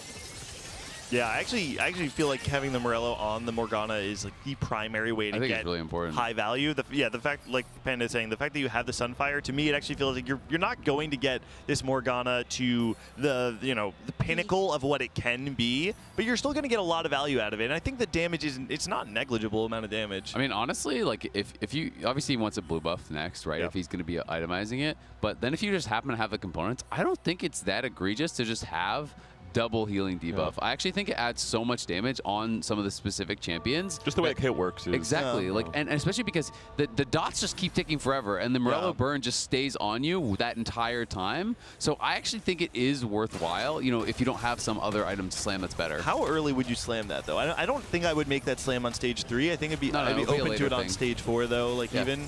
It's one of those things where you have these TFT fundamentals, don't build 2 items that give the same utility, but in some cases it actually is correct to kind of reset your mental and look at it from a more critical thinking kind of perspective. Especially when one is like a front line. Like Sunfire I see is more that early game thing. One of the things that's really strong about Morgana 3 when you do get it is that this can just like be firing out these random debuffs on some of the backline carries, and that plus Morello's can make it really hard for backline carries to survive any other incidental damage. Especially when you have a lot of meta compositions that want to play front to back, right? Sentinel Heimer, I think, is the one stands out to me. He just got a 3-cost tier as well for his Morgana. I mean, it feels amazing. That's the dream. It wouldn't surprise me to actually see something like the Morello. It gives you a favorable matchups into certain ones that otherwise would be really hard to win. Have some good pickups from this carousel here. We're also going to see that Gargoyles onto Shikush for that Violet reroll. Oh, Titans, I think it will be. Yeah, sorry. I meant the correct item. I set the wrong name. I got you. Your mouth betrayed your brain. It happens. Prize Fighter coming out for Qingtian and Panda. This is kind of what you called out before, right? Players leveraging the tempo that they get off of those additional anvils. And actually, I think this is one of the few times that I actually want to play a Bruiser opener is when you think you can full streak with it. Otherwise, I actually find that That's the only time. No, it is. It's literally the only time I want to play a Bruiser opener. But when you can full streak with it, especially when you can play something with Prize Fighter, it's a strong setup because it falls off drastically after stage 2. But look at this. It's another level 5 player. So he leveled to try to keep this streak going. Does get a good snipe from Maddie. And next one should be able to try to take down this Draven. So I think his positioning is going to get him the win. We'll see. Should be good. Oh, wait. Oh, okay. Yeah, it's enough. That's enough. Yeah. That's actually a really big win. And with the Bruisers, I think it's really nice when you're naturally playing for them, and at 3-2 you get the +1, and you can play into kind of a better setup or the optimal setup with the Mundo, with the Bruiser emblem, and Twitch. Yeah, it has a Shoujin IE slam, so a couple different ways you can go. I mean, I think Corki's pretty reasonable from there. Play something like the Scrap setup is also pretty viable. There's Morgana 3. That was very fast. 2.6. Even with worth the wait, I would say this is ahead of tempo. This is a very fast cadence to find your 3-star 1 cost. Yeah, it's a perfect way to do it, which also means it escalates how fast you're able to get the 4-star variation, right? Yeah. So being able to hit that means that I don't know the exact number, but I think it might even mean end of stage 5 or beginning of stage 6 when you get the 4-star version. I will say it looks like maybe there's been some digging. 20 gold on 2.6. 19. Oh, for the Morgana. Is that what you're saying? I think maybe. I think just natural copies. He's 5. Yeah, he's 5, and I think he has a reasonably expensive board. So I do think he just kind of naturaled it. All right. But he has a really strong board now, and there's a couple of players that are trying to play that win streak style. But I don't think you're beating Morgana 3 as long as it has like any sort of reasonable front line, and I think he does. It's also good news for this family reroll player. A lot of extra 1 costs are out of the pool, means that you're going to have a little bit of easier time with Shop Glitch to hit your Draven 3s, your Violet 3s, your Powder 3 as well. We saw players playing for Maddie and Steb and finding upgrades as well, so we'll have slightly better chances here. Not so much gold to roll with, though, but 6 Violets already. I mean, 6 Violets at 2.7, like, you are feeling really good. Oh, wow. This is like kind of dream shops. Honestly, every single shop is having really good buys, so that is not bad at all. He's on 7 Draven, or excuse me, 7 Dariuses, 6 Violets, and 7 Powders, or does he have a Powder in? No, he doesn't have Powder in yet, so he's just on the 4 Powders, but still really good. Yeah. You do want to swap the board a little bit, I have to imagine, to get the potential for family +1 at 3-2, just to tailor for it. I was actually wondering, we've seen players play it differently, where some players, so let's say some players actually end up leveling to 5. Some players do just play the family variation. And then I have seen some players just play the Conqueror, but I imagine that the optimized version would be that you always want to have family in on Just for 3-1. 3-1, yeah. Just for 1 round. You can swap out the Draven, it's fine. Because it's a really big spike, finally, the +1.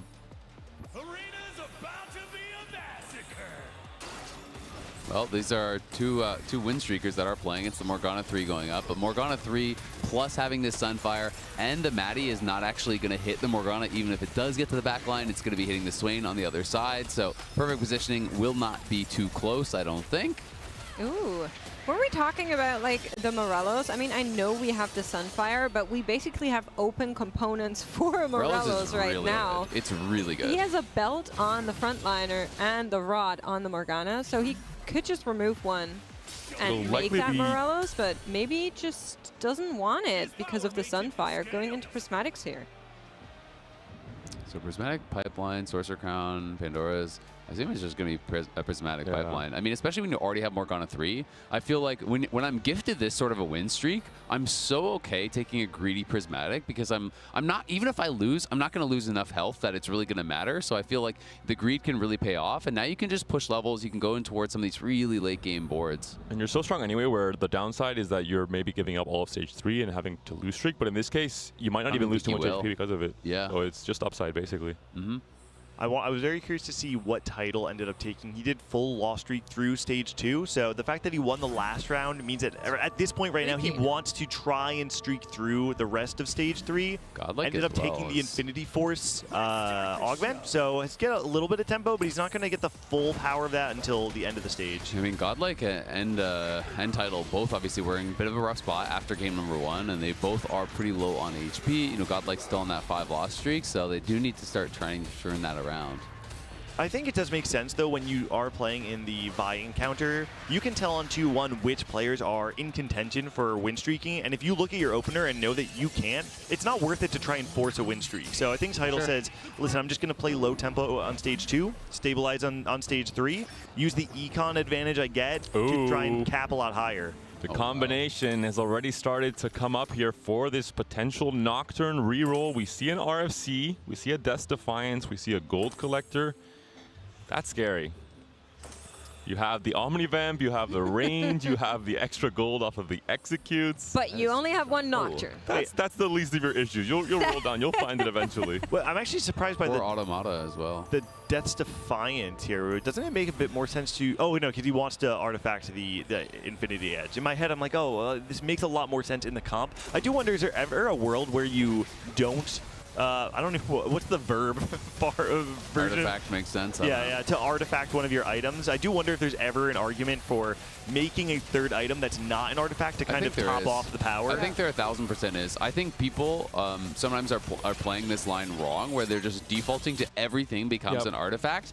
And we saw some players yesterday that I thought were doing it really, really smart. Like it was a magic heavy lobby, and someone just stayed with Dragon's Claw. Like I think keeping Shred is really important. I think keeping healing debuff is really important. Yes, you can get a Black Cleaver, but Black Cleaver you're not always going to be able to hit. So I do think having some of those key items is really, really smart.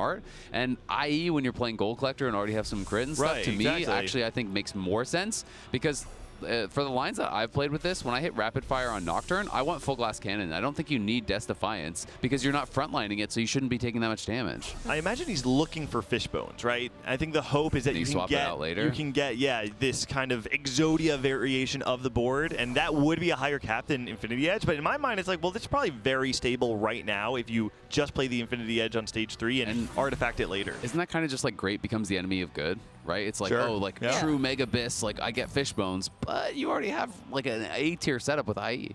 I do think that's like generally a point we can kind of make, that often newer players or players that aren't as optimized as some of these players here make, where they will take like a Death's Defiance and they'll put it on their frontliner because they think it's more value there. But having the 3 items on that Nocturne for now just gives you so much benefit because they scale off of each other. So you can take it off later, put it somewhere else, and then try to hit something like that Fishbones, which would be great. Especially if you're playing the range variation of Nocturne, you want a front line that's going to last for a long time. Exactly.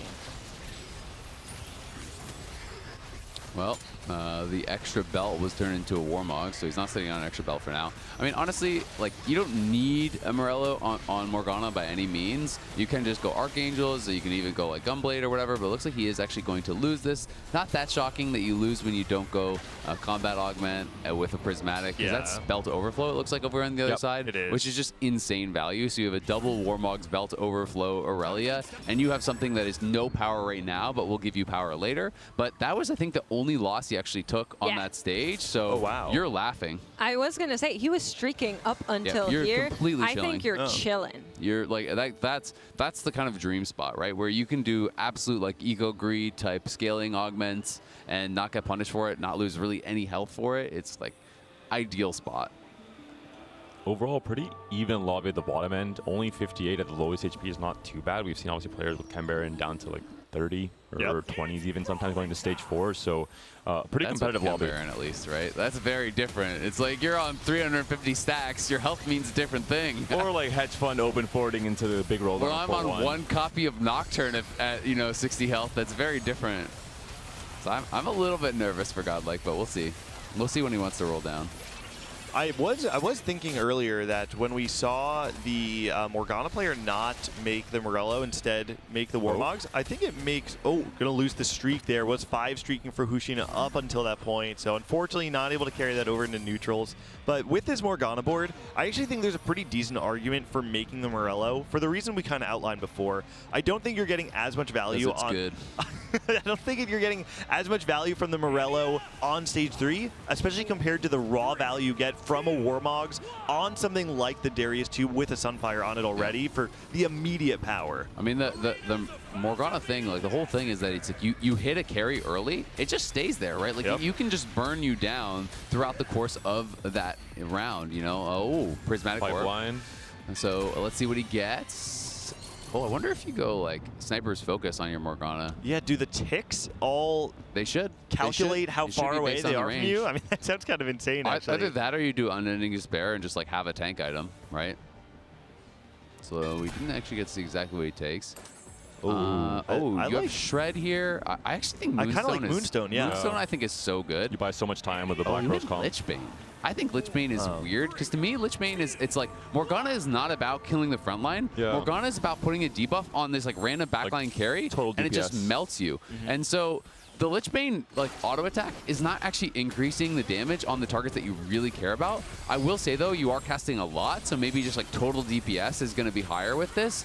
But at least the way I would think about it, I would think that like Sniper's Focus would be more important because the damage I do to like the Heimer or to the Zeri or whatever in this case is more important than the auto attack I'm putting on the Loris. At least that's how I would think about it. I don't know if I'm correct or not. Is the Lichbane damage a flat set amount of damage or does it scale off your AP?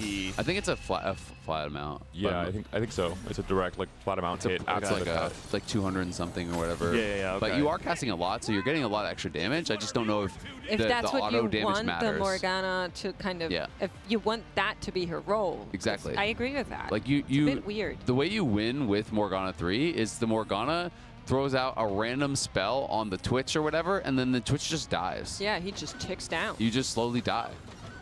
Ooh, a big Academy game plan here. Corki pair on the right there. No, maybe we're open to Sentinels, but in this case now, no Alaois, no Zoes on the roll down. We'll be sticking more towards the Jace and Heimer pair here. Yeah, it does look like, you know, was angling toward the Sentinel, but I think you're right at this point. And the Morgana roll down pretty poor. I mean, you do find the Elise 2 here. No other 5 costs really at all to slot in. Still having to swap out now finally some Irelias and some of the 1 costs. Double IE with the Academy item being an Infinity Edge for the Jace. So there's going to be a lot of power on that board. Let's see how this Morgana does now against some of these stronger boards here. We did that Elise 2. It's obviously being played in the backline with the Jace here. They have the Crystal over there, going to give them the additional attack speed. So there's one of those Morgana casts in onto the Elise. Let's see how much work it is able to get done. You can see it rotting down, but yeah, it's just not fast enough. Not quite fast enough. Like I feel like, I don't know if I'm crazy coping, but I feel like if that's a Morello's, doesn't the Elise just die like 1 cast earlier and maybe you win that? I did get pinged. It's 340 flat damage, so we're correct on that. Flat, yeah.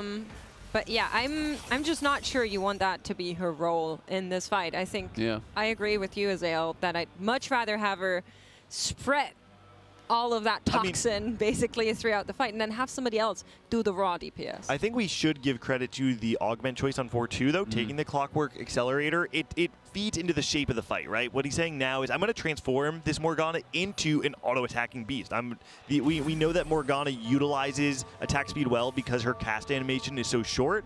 So it means that we're going to be getting more value of the Lich Bane than you otherwise would. So I think he recognizes what the condition of the fight is now. The question is, do you have a front line that does enough? Nice combo here with the 2 augments, the Trench Coat and the Thornskin Bramble, the extra damage coming in after the split. So just a little bit of extra DPS to help out the Tristana and the Heimer. Yeah, you can see Pit Fighter Crest was grabbed for that Darius 3 as well. So pretty beefy here for the family reroll. I will say it's a strong combination, but the Trench Coat splitting with the Edge of Night just made all 3 of them aggro drop, and then the Vi just went straight to the back line instead. LeBlanc really big here for the Morgana player. Get the extra Black Rose in. Okay, question. Is there a world where you take some of the Morgana items off and give them to LeBlanc so she will carry the damage? If you 2-star and then I think if you 2-star LeBlanc, maybe. You give Morgana actually items where she does what we think she should be doing? You might 4-star Morgana before you 2-star LeBlanc though. Yeah, so you just want all items on yeah. Morgana anyway. Yeah, I think it's hard, right? Like I think if you randomly 2-star LeBlanc, I think you definitely could swap it around, but I think otherwise, I don't think you have enough item economy, right? Yeah, it's a lack of resources. Yeah. Looking at Tidal, a player who won 6th in game 1, has to have at least a decent game here in the second game, or he could be, scrap. in contention of being eliminated. Playing for the scrap line now, has an early Jinx. But how many items is he even scrapping? He's scrapping 2 items with 6 scrap. Yeah, not ideal. That is very far from ideal. Okay, now he's doing 3, You so do have move things around a little bit. Extra components from the Vi encounters, so going to scrap does make a little bit more sense. And the Infinity Friday. Yeah, Freaky Friday, thank you. The Freaky Friday coming in. There's value there. Do you think of scrap being a pseudo win-out comp? Because I don't, personally. 9 scrap? It's Yes. very hard. We saw it yesterday on day scrap, 1. Yes. 6 scrap, I think the nerf to the shield duration from 30 to 20 is a really, really big deal in terms of scrap was very dominant in the very first patch of the set, not so much now.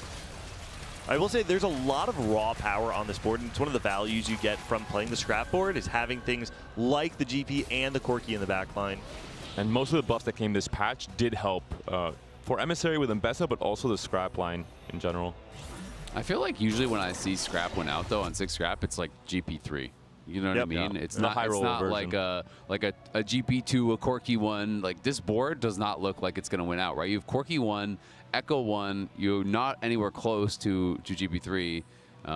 So also not even close to Corki 2, right? Yeah. So visibility, the consideration here for the Vi potentially. You can't get stun locked for too long, and now you have very little time. Going to go for the Echo instead. He's on the pair of Echoes, so now he really needs the Echo. There it Hit is. it in like 1 roll. That's Whoa, good. say something else. He really you needs also the need Victor the 3 Corki here. too. He's become too powerful. Whoa, he called it. See what everybody else has picked up from the anomalies. Now- Mimuta actually going for the Tristana as a normalized 6. unit over the Corki. Yeah, only 6 And we're going to Tristanas. stage 5. That's I mean, I was about to say that's a little spooky. That's beyond a lot little. spooky. That's a lot spooky. That's feel. You can smell the 8th. Yeah. Mammoot coming off the top 4 from the last game. And actually, this lobby in particular is full of TOC competitors from CN, except for Mammoot. The only player in this lobby to not be a regional finalist from their respective region is a high-level player in the CN ladder, but has yet to actually qualify. And so to see them make it all the way to the top 64 and then go top 4 in a stacked lobby like this, you know, this is a tough game, but it's a player we should have our eyes on. This is kind of Godlike still very far away from the Nocturne 3. Rolling on 7 is a little bit better now for 2 costs because you have higher chances, but I mean, both. I did say when we slammed those items, there's only a Nocturne 1. Yeah. You told me not to worry. Are we worrying now? I mean, he low rolled with the roll down. That's why you can start worrying now, of course. Yeah, he's on 5 Nocturnes. We're going to stage 5. I mean, both Nocturne and Trick players are looking like they're in a horrible spot. I mean, he's 2 off of Blitz, which is nice. You know, it's something to buy some more time. But like, you need Nocturne 3. The thing is, obviously they have had horrible luck on the roll downs, but they do eco back up a bit. And then you can, sometimes it evens out. Sometimes you get lucky on your next roll down. You find a shop with 2 or 3 and you can kind of make things happen. But that's what you're depending on now. You have to... We have to roll a 10 here for sure. Yeah, there's Blitz, so you use 1 off Blitz, but still, you need 4 Nocturnes. Oh. Okay, so 3 Nocturnes. We're on 6. Okay, there's Blitz. That's good, but it has no items. Like he has legit no tank items, which is tough. I honestly feel like you should move it from Akali items? Yeah, it's like Hull Crusher, Hull Crusher to Blitz. The Trickster as well. Yeah. He needs to swap those for sure. Like, he needs to swap those yesterday. He has no front line. Yeah, I don't know if this was like an order of operations issue. Might not have removers considering the type of game plan he's going for with all the different He's been on this for a while, this comp, right? Like, I'd be surprised. I feel like at that point, though, it's less of like a low roll and more like a lack of planning. He is I'm 2. Also surprised we're holding Garen, even though we have Garen 2 and Akali. Even though we have Akali 2, we could make 20 here. He's gonna sell it now, yeah. There we go. It is generally high EV to hold Garens if everyone's going for the same comp. That's fair, but I don't think you're in a spot where you're so comfortable doing 2 that more? when every single gold you have could mean another chance at Nocturne. Yeah, it's tough. And I mean, like, this is another one of these cases where, like, what I was talking about, where I think you've artifacted too many items. Like, you have no shred. Right? Like, it's actually so important to have... It's the Victor. It's arriving soon. Yep. Also, well, Tristana 3 came online. All right. This is a player who was already indexing onto Tristana reroll all the way back in 2-1. He had the Shogun and IE build, so we have to imagine there's a fair amount of stacks already. I just think often when you hit Trist this late, like, you have to be playing it from ahead because it's single target damage, right? And single target damage often really kind of struggles in the late game. We'll see, though, as Malzahar has been grabbed on that other side. It looks like just not quite going to be enough. He should be able to win with this Trist, but the Morgana Dot's not able to take him down. I'm trying to do some math. It looks like we're 4 rounds away from seeing the Morgana 4 come through, if my finger math is correct. I was so for those of you at home that can't see, Gangli's currently like holding out several fingers and counted You would think them. it's a calculator, a complex equation. No. This is kindergarten. Let's be One very clear. Nocturne. I think, I was going to say, I think you definitely sell the Kog'Maw once you're Especially with those Kog'Maw Kog'Maw items. Like, your Kog'Maw's didn't do any damage. What do you mean? Anyway. You don't like Seekers, Middens, Kog'Maw? Wait. Quick Striker. Quick Striker Kog'Maw is actually It's quite not bad, good. I think it's quite good. The Seekers The Seekers, Mittens. a little less helpful. The awkward thing here with the Hull Crusher is obviously no Garen buff onto one of the blitzes, or the main blitz. Yeah, that's a great call. And maybe was the reason why we weren't seeing it before, but I mean, I do feel like just having, I think you're getting too much value from the other artifacts, the Hull Crusher and the Trenchcoat, that you make up for the HP that you're losing from the Garen with the fact that you're about to split into 3 gigantic Blitzcrank 3s instead. Yeah, it does buy a lot of time, but it's just no Nocturne 3, no Shred. It's very hard to get through. This fight just looks so much better, and I actually wonder if some of those losses that came through before could have been salvaged by making this transition earlier. Yeah, I think so. But I mean, to be fair, he didn't hit the Blitz 3 until that round where we were talking about it, right? Like 2 losses after that, though. He had 2 losses since hitting that. Look at the emblems here as well. Double Rebel emblem. There is a Rebel player who's in. And there was a quick strike +1, but again, we talked about it yesterday. There's already very good quick strikers. You don't really need the extra +1. There isn't a vertical for quick It's got to be one of the worst +1s. It caps at 4, so it's really not ideal usually. And for Godlike, this is tragic, right? That's a second 8th place here. Yeah. Definitely out. Cannot make it to the next round anymore. And for some of these players that are also on the lower part of our current leaderboard in this lobby here, the story might look the same. Tidal needs to find a way to avoid going down. He needs a high finish. Yeah, I mean, people are getting low on health, so Shikas as well as 60-second obviously are kind of in danger right now. So this is one of those boards where we can look at the value of the boards that are not playing front to back. This board, if you're playing front to back, is actually pretty decent because you have this Alawi that will live forever. It's extremely strong. Zoe 1, Jinx 1 is the problem. But anything that has access to the back line, and I'm actually thinking about the Morgana in particular, actually has a pretty reasonable chance at killing the Jinx and the Zoe without having to do anything to the Alawi. Yeah. Big bailout with a Rebel. Here's the Morgana. matchup. Let's see. It's all going to come down if Morgana can actually hit the back line, especially when they're just 1-stars. They are so squishy. It can get really difficult. Jinx does have pretty good mana generation, so we'll see if she can get to that rocket, which is so key, and Morgana has not hit the back line just yet. Now starting to push through, though, and get those dots rolling. It is on the Jinx, and now it's going to be on the Zoe, and they just don't have the HP to survive. Wow.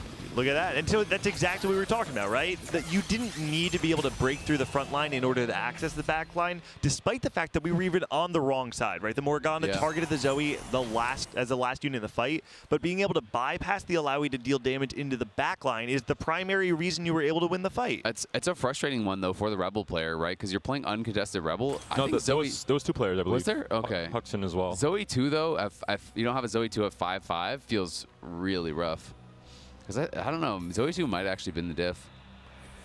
Yeah, I think it would have been for sure. Yeah, that's how I feel too. So that's tough. All right. Corki 2. Big upgrades now. Here. Is it good enough? Here's the other Rebel player. There is the Zoe. And now we'll get to see not only the Zoe 2, but also the Rebel spat on the LeBlanc. It is a hugely meaningful upgrade in damage. In the stats, best holder in the comp is LeBlanc by far, over Rumble, over Echo and other variations of the comp. I think it's the highest variation possible. It is of course a 5 cost, so a little bit of biases there. 5 costs with items tend to have good stats usually. Sorry. Very good.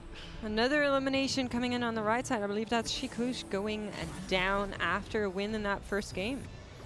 Yeah, so he goes out, but he did go out in what, like 6th, so should be okay, right? So 6th isn't the end of the world. No, so he's at 11. You just need another 6th really, and you're fine. So Shikus is going to be happy. I mean, if you go first and then you go 8th, then you start to sweat, but you're not in the worst spot. Finally getting to see it now, the Morgana 4, and this is largely coming off the back of how fast we got to see the 3-star Morgana, finding it on 2-6, and now even before stage 6 is online, we're able to find the Morgana 4. This is a very large power spike, and now you can see even higher cap, right? You're not even at that Rumble 2, that Malzahar 2, but you have a spike that allows you to ladder to that Exodia variation of your board. Yeah, I mean, if you get to 10.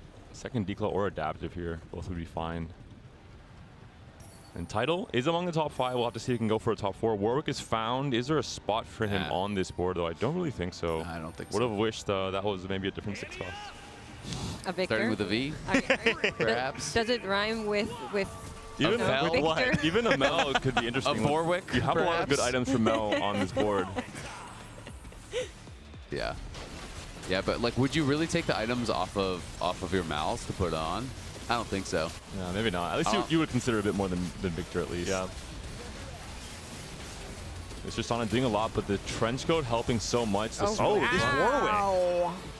Wait, the Edge of Night on that Warwick, putting in so much work, and the damage coming out of the fact that you have a lot of this chip damage coming through with the Corki with the Runant on it, and so any of those units that are getting into the execute range, it's putting Warwick into the, what was it? It's called, is it Blood Rage or Bloodlust? Yeah. Whatever that mode is, where he just kind of goes crazy, starts swiping at anything in front of him. How is it? This thing. This is for the TikTok feed. Camera on Gangly. Yeah. And Tidal still winning. I think he was on Corki 1 still. There are a few players going to the Corki Emissary. He's on Scrap, obviously, so still a few upgrades to go, but Tidal's on a 3-win streak for now. 5-win streak for Mamute. We talked about 6 Scrap not really being the win-out comp that we were expecting, but Tidal, it seems like it wasn't enough. I think a large part of that is that 6 Scrap is very good at punishing the players who can't find their upgrades on 8. You have so much frontline with the shielding that when you have an upgraded backline, like a Corki 2 and a GP2, there's just so much raw power in the board. The Cocoon is so big. Do you buy enough time? Is there a second catch from the Elise? There is just barely. You don't get the Jinx, though, and Jinx does just too much damage. The Jace actually made such a difference. So what happened was Morgana's first cast went on the Jace Crystal. Jace recasted. Morgana's next cast went on the Jace Crystal. Wow. And so it's like that kind of thing. Sometimes it's the struggle of single target units in the late game. Sometimes there's just garbage on the board that is absorbing your cast that need to be on the right targets. It's the same thing that sometimes something like a Tristana can struggle with that the Morgana's having an issue with here too. I will just say we have 3 players and like 9 HP. We are very much getting into double elimination station, and this game could be over in a blink. 6 win streak coming over for Mimut up against Yuga. It's all about breaking through that front line for the side of Mimut. You can see on the correct side, though, for Yuga, but I don't know if that's actually enough damage. You have to break through not only that front line too, but the Trenchcoat units are in the back line, and the Mouse is just gone. Yeah. On the right side, Tidal is fighting to get one more placement, and I'm just not sure if that is in the cards here. 6 Scrap, good enough to make it here, not good enough to claw one of the top spots. will get a significant amount of points increase, so still a good chance to make it in that last round if the placement is good. Artillerist +1 available there for the Tristana player. 6 Artillerist is actually pretty nasty. If you can very fit good. it. Yeah, it's hard to fit. Throw it on, if you can throw it on Mbessa, it is one of the best deltas on Mbessa as a unit. Extremely powerful. She really likes having the raw AD. Goes for the Watcher instead on the Warwick, so just more survivability. Yeah, it's not bad. I mean, it's basically just like an extra tank item, right? I actually wonder if you are supposed to go Artillerist on the Warwick there, right? I think Even if you just stay on 5. Yeah, just for the additional stats. It's like throwing a Deathblade on him, right? Yeah. Like, it definitely doesn't hurt. I feel like it's probably better. Yeah. You have Who's his other Watcher? Well, like, he has 3 items on his Garen. Garen, right? So I guess he's maybe seeing it as like less about the Warwick and more like I want to buff up my 3-item Garen. Makes so sense. I feel like it's reasonable. Both Garens, right? Yeah. Sure. Fixtures. Yep, of course. Especially because you're playing this fight in a way where you're trying to de-aggro the Warwick and the Mbessa to get the damage onto the Garen. Yeah, we have a Rebel Jace now on the other side that is kind of just chain casting those crystals, but every single time we say it, it's all about the trench coat popping, the melee units get in the back line, and that is that.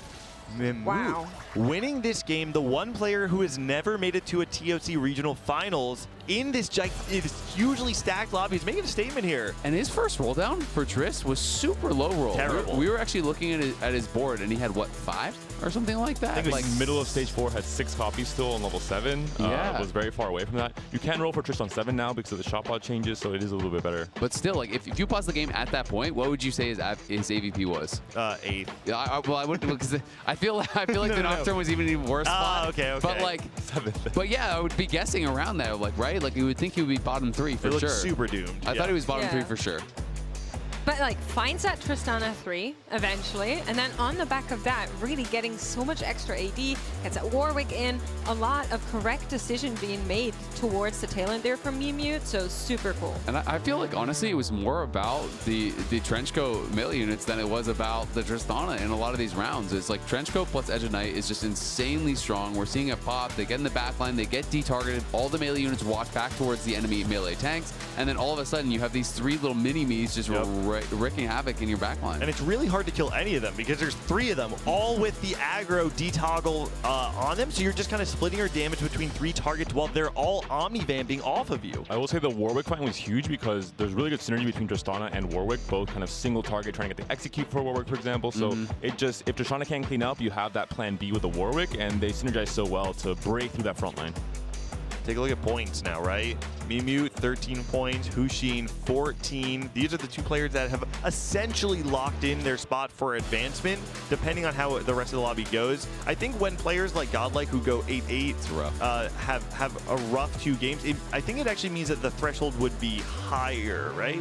It would, because points would be more concentrated. Yeah, exactly. So we might actually see the threshold be a 15-point threshold instead of a 14-point. Yeah, I mean, it can be pretty crazy, and it's also always weird because it's like Godlike is totally out, except for the fact that he can ruin someone else's game. You know what I mean? Like sometimes the players that are eliminated can play spoiler, right? You know, it's like, hey, he can play whatever he wants, right? Maybe he's going to contest someone. Maybe he's just going to, play a really risky style, and he's going to end up getting super powerful on like a Ken Baron cash out and just executing players who are still clawing for those points. Yeah, we'll go to our tactical breakdown presented by HyperX. And I actually wanted to bring this one back and talk a little bit about that Morgana worth the wait, because it is something that's incredibly niche. It's not something that we see a whole lot of. And we had a bunch of discussions about that one throughout the game.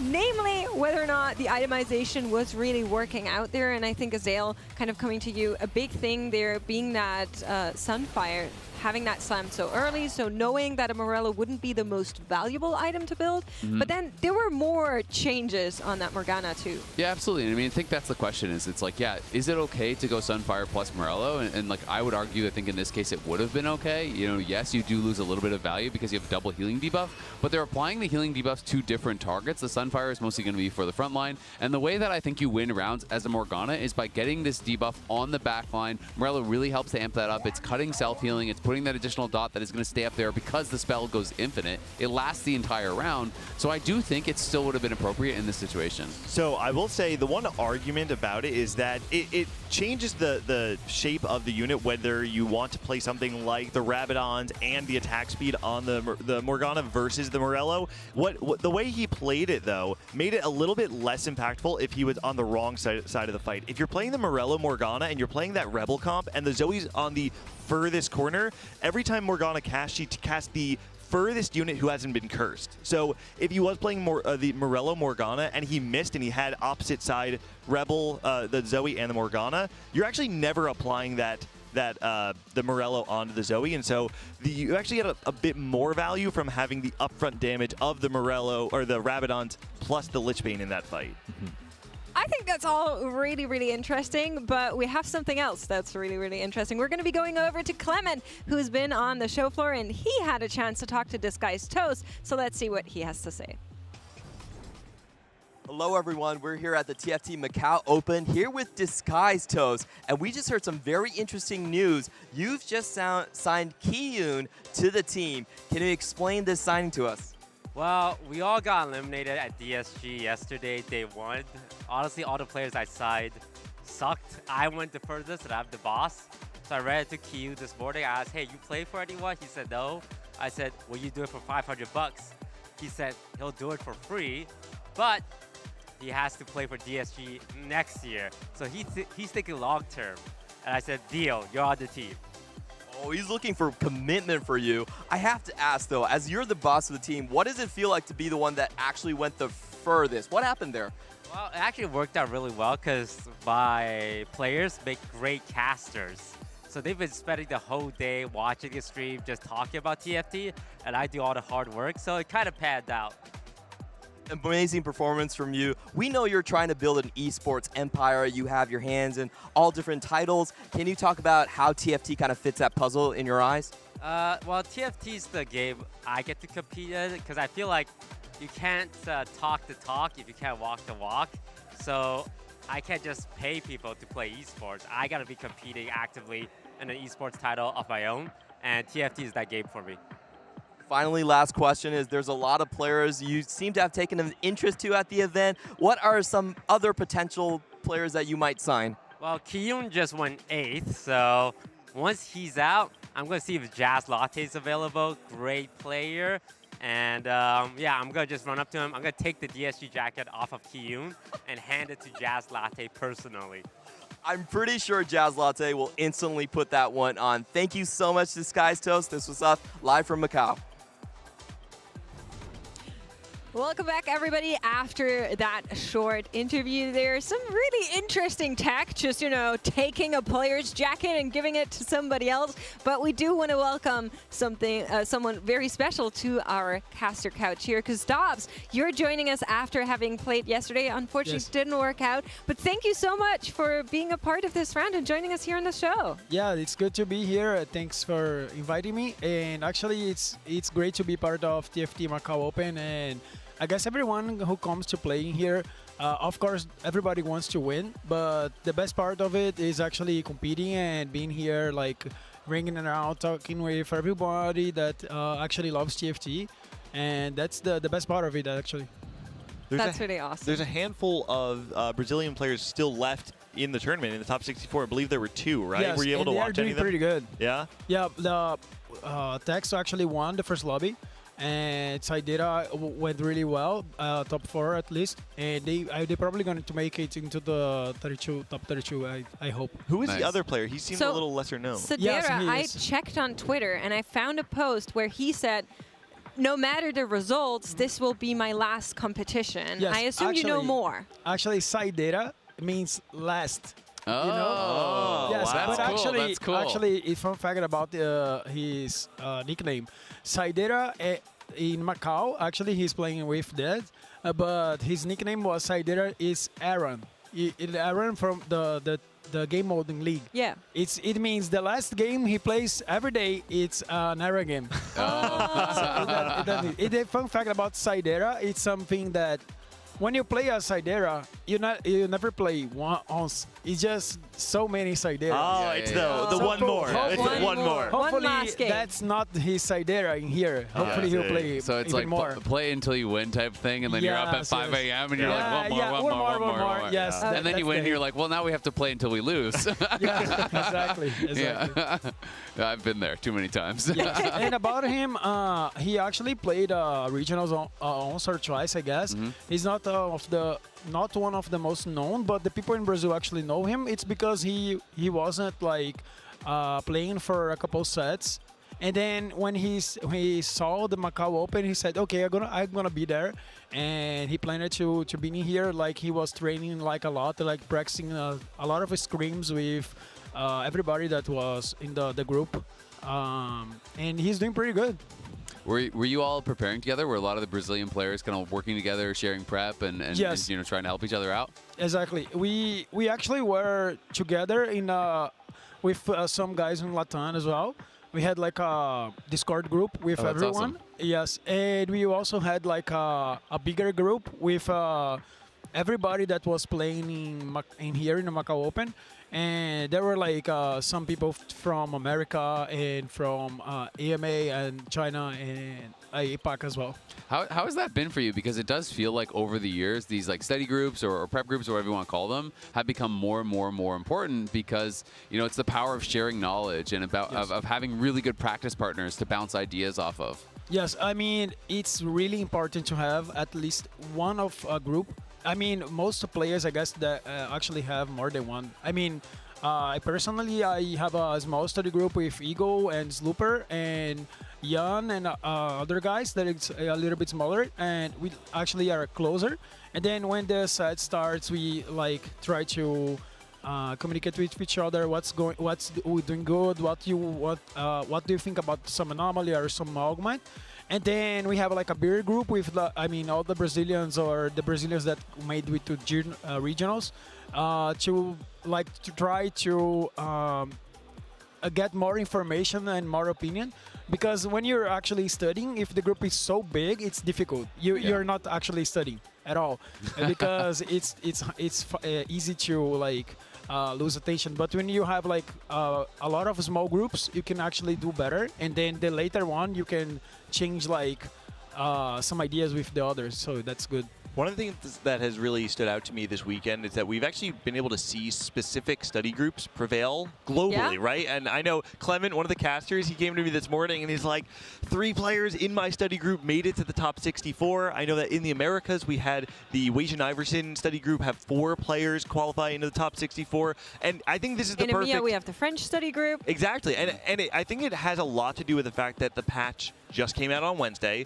and these players who have been practicing together have found a tangible edge on a meta and in a field that is not super well developed. I mean, I've always really believed as well that you're only as good as the people you're playing with and against, right? Because it's like you could be making mistakes, but if your opponent isn't good enough to actually capitalize on them, how do you know that it's a mistake, right? You only really find out when you come to an event like this and then you're playing against a higher level of player, and all of a sudden, oh crap, I shouldn't have done that. I needed to do it in this different way. So I do think it's so powerful to have, really strong practice partners because they just keep elevating each other. Exactly. And when you have so many good players with you, you can actually get good information, and people are already maybe try it something, and giving that hint is going to help you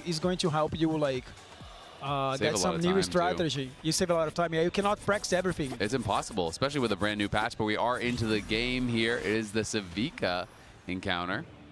I actually can't remember what that is off the top of my head. Do you guys remember it's Savika encounter? It's the loot subscription. Oh, it's fully random loot, and it can be crazy. I had a game yesterday with this where I want to say I got 20 gold from one of the things. You can get huge amounts of gold. You can get an artifact item. You can get spatulas. Let's hope it's not an artifact item. We've seen a bunch of these. You can get all kinds of stuff, and sometimes it's also not that crazy. I think sometimes you can only get a couple gold and stuff like that, maybe a reforger. A reforger, or a 2-star 2 cost. cost or whatever. Okay, Hushin, I want to call this out. Hushin does this. I do the same exact thing that Hushin just did. I'm going to assume it's the same thought process. Is that when you get dropped 3 2 costs, I spread them out on my bench to separate the different types of lines that they go into. I do that too. And that way you can pick up your 1 cost and put them on your bench in the way that makes sense. You can see the Morgana and the Irelia being held together, and then the Academy units being held together on the right-hand side. It's really good to do that because you actually it's easier to look your next shop and you can see okay that we have like more Academy lines in here now or more Sentinels or something. Vex, Irelia, all in the shop there. You can see already. Hushin having an opportunity to potentially play around the Renata reroll that's been extremely popular. And one of the best things is that you don't actually need to commit to the reroll variation. You can play this AP line. The Sentinel front line when you're playing AP is extremely powerful. It opens up the Heimerdinger composition, which this patch is not being played with the Black Rose, is really just being played with the Sentinel, so it actually does allow you to be a little bit more flexible. I will say it's interesting because, you know, we haven't been seeing as much Black Rose on mainstream, but when I was walking around yesterday and watching a lot of the games, so many of the lobbies were being won by 7 Black Rose players. So, like, if you can still, like, hit those high rolls, like, some of the outs are still really powerful for the composition. And, you know, I was talking to Kurum, and he felt that, you know, even 5 Black Rose was, like, super underrated on this patch. Wow. Yes. What a shop, and taking the Iron Assets, I believe it's called, for Hushin allows you to get an additional tier. So if you want to play something like, you probably aren't playing the blue buff if you want to play around the Renata, but you can slam something. Oh, actually decides to just take frontline. I'm actually a little surprised. I thought feel he would have taken another tier. So in my mind, I feel like tiers are at such a premium that if I'm offered a tier when I'm trying to play AP, I always take it. Plus it's like, even if you randomly get too many tiers later on, tiers are fine for tank items as well, right? Like, you can always slam them in a lot of different ways. Yes, I feel that he actually got the tank item because I thought he would slam another item, like Sapphire Cape. And he might slam the next round because he got a play. Seeing if he can get away without doing it. Yeah, I mean, when you get an augment like Iron Axites, you actually do not want to hold so many items because you cannot get most of its value. That's the early game. So you actually want to have a double slam that's strong. So if he ended up in the blue buff, he might end up in with a bow that wasn't that great. And his static shiv is so much powerful than blue buff at the early game, and he can actually slam a frontline item as well. So that's why I think he got that item. Yeah. I mean, Shiv Sunfire is a crazy strong duo early because it's so much good. It's also shredding for the Sunfire damage, right? So it's definitely one of, if not the most powerful, like 2-item slam that you can have, I think, in stage 2. Yeah, one of the best, and he also had like a bulky front line with like some Sentinels, so it's great to slam 2 items. 60 seconds, risky moves, into, you know, posturing around this Rebel composition. Curious to see if we'll actually see the Rage Blade being slammed. Man. You play risky moves and you're level 3 and you see a level 5 player, it always feels so bad because you're getting 5-0'd, right? So it's like, it's always tough, like these extra losses, especially because it is kind of just matchmaking diff, you know, early on. You know, the extra HP that you lose when you're already starting down 20 is tough. Yeah, I'm actually a little surprised to see risky moves being played from behind like that, like not actually super greedy. Yeah, I feel like I only ever take risky moves if I have a strong 2-1 that I think I can contest a 5-win streak. So how many points does 60 second have? Because to me, when you play it this style, you're 1st or 8th. Right, like when you go risky moves lose streak, you get so rich. But if you don't hit immediately when you roll, you're dead. Yes, and also you are in loot subscription. It's a Vika encounter that is even wilder. I mean, because you do not know what to expect, so the game can get like really crazy. It could be anything. 8 points. So 60 seconds is on 8 points. So he needs a high place. That's why. Makes sense. I think it totally makes sense. This is the risky move. Yeah, I mean, you go risky move and you early level and you try to play for tempo and stuff. I think that's fine, but that's like not usually a 1st place play. Does go with the Rage Blade Slam too. So this is a tech that we've seen coming through with the Rebel comp. I think the justification people are saying is that it times really well with the Rebel stun that comes in when you have 7 Rebel. So Zoe cast immediately after getting a bunch of AP from the Rebel stun coming down. Exactly. Tex is one of the players that love to go into the stats. And when he studied that, he actually gave us the call. Okay, if you have a Ginks Rage Blade, play that on Rebel Line. Because it's really good and match with this stun. So you don't play any other mana generation with it, right? It's just the Rage Blade? I mean, you can actually play. Always, you can actually play the double mana generations because later on you have you can find a Jinx and put the Chosen in her. Sense. So that's the way I would play. I mean, you can have like a Rage Blade and Chosen, and then move Chosen to Jinx, and then put another damage item on Zoe. So while we were in that carousel there, we got a glance at the rest of the lobby, and I was really curious what the branching out player Qingqian took. It is actually an Automata emblem that we have. Automata emblem is so powerful. Clement and I were talking about this in the back before. The one thing about Automata emblem is that I've seen a lot of people play it with Nocturne, and the problem is, in order to actually reach, in order to reach 6 Automata, you need to find Malzahar, right? And so if you're rerolling on 6, then it's most likely you're not finding Malzahar till the very end of the game. There's an argument that you actually could just play it from pure tempo and try and get to a level 8, find a Malzahar, but you can see he's already posturing toward the Nocturne reroll. But look at the Nocturne items. Like, the Nocturne items are not that good. You know, I actually think if you have QSS, Last Whisper, Serix, they may not be the ideal items that you normally think, but they actually achieve all the same goals. You have uptime from QSS, you have damage amplification essentially from the Shred of the Last Whisper, and you have survivability from the Serix. So it still kind of checks the boxes. I guess it just depends how many points he needs, right? Like, I think if you're playing for like 5th or 6th or something, or 4th or whatever, I think it's fine. But to me, it's like, I never see Nocturne win if you don't have artifact items. He's on 6 points. He's on 6 points, so he needs a first or nothing. So I already don't believe you're getting first if those are your Nocturne items and you're playing Nocturne reroll. Yes, I mean, the Last Whisper thing I actually enjoy about Nocturne because when you're not playing out of the artifacts, you will be strictly to the front line. And I don't believe Titan's actually a good item on the Nocturne. It doesn't have like much good stats. And Last Whisper is one of the items that's actually underrated on here. It's pretty good. So I have a theory about this. I think a lot of players see the Quick Striker line, and for some reason they kind of think of, you know, in sets past, you think of the Yone with the Bloodthirster Titans 1v9ing at the end of the fight. My theory is that Quick Strikers actually want to almost always play a front-loaded fight. They want to have the fight end as fast as possible, which is why I always argue for Crit Mbessa for the same exact reason. Mbessa is pretty good. Yeah. I mean, the best results I got with Mbessa was like super offensive items like QSS and maybe GS. And of course, you want a BT because she actually wants to. I mean, IE Hodge is also very good, though. Yes, IE Hodge, yes. Yeah. But when you have, like, Titans and a lot of tanking items, bulky, it's not that good. I mean, I don't think Last Whisper is the problem, though, for me for Nocturne. It's just that if you're going QSS, Sterix, and Last Whisper, I feel like your damage is kind of too low. Because he has to play for first. Okay, here's the copium, right? You don't actually reroll Nocturne. You just go vertical as far as you can, you hit the Malzahar, and you hit a Mel, and Mel becomes your Automata carry. Oh. And you go all the way to first place. And that is the cap, though, that we've seen exactly what you're calling out. Yeah, subscription, by the way. I mean, it's very rare, okay, but it is possible. He just got fish bones. Yep, there you go. That is, from the loot subscription, that is actually pretty crazy. It is. I mean, loot subscription is wild. Well, that can happen. You can also find them now. There you go. Oh my god. So now he can win the game. Yeah, now I think he can actually win the game for sure. I think Fishbones completely solves all your problems because now you just do Last Whisper Fishbones. You can do GS, IE, whatever your last item you want is, something that's high DPS, and you are feeling really good now. But that's actually insane because I feel like this went from he's for sure eliminated to actually has a chance to win the game now.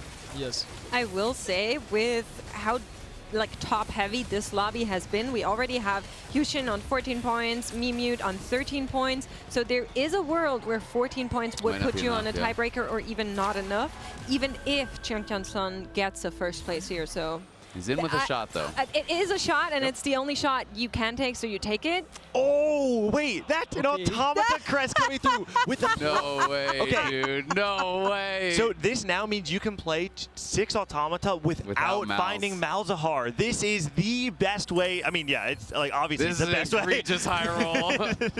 I really like playing Automata by getting 2 Automata crests and then getting a loot subscription into Fishbones. That's my standard style. Can I tell you?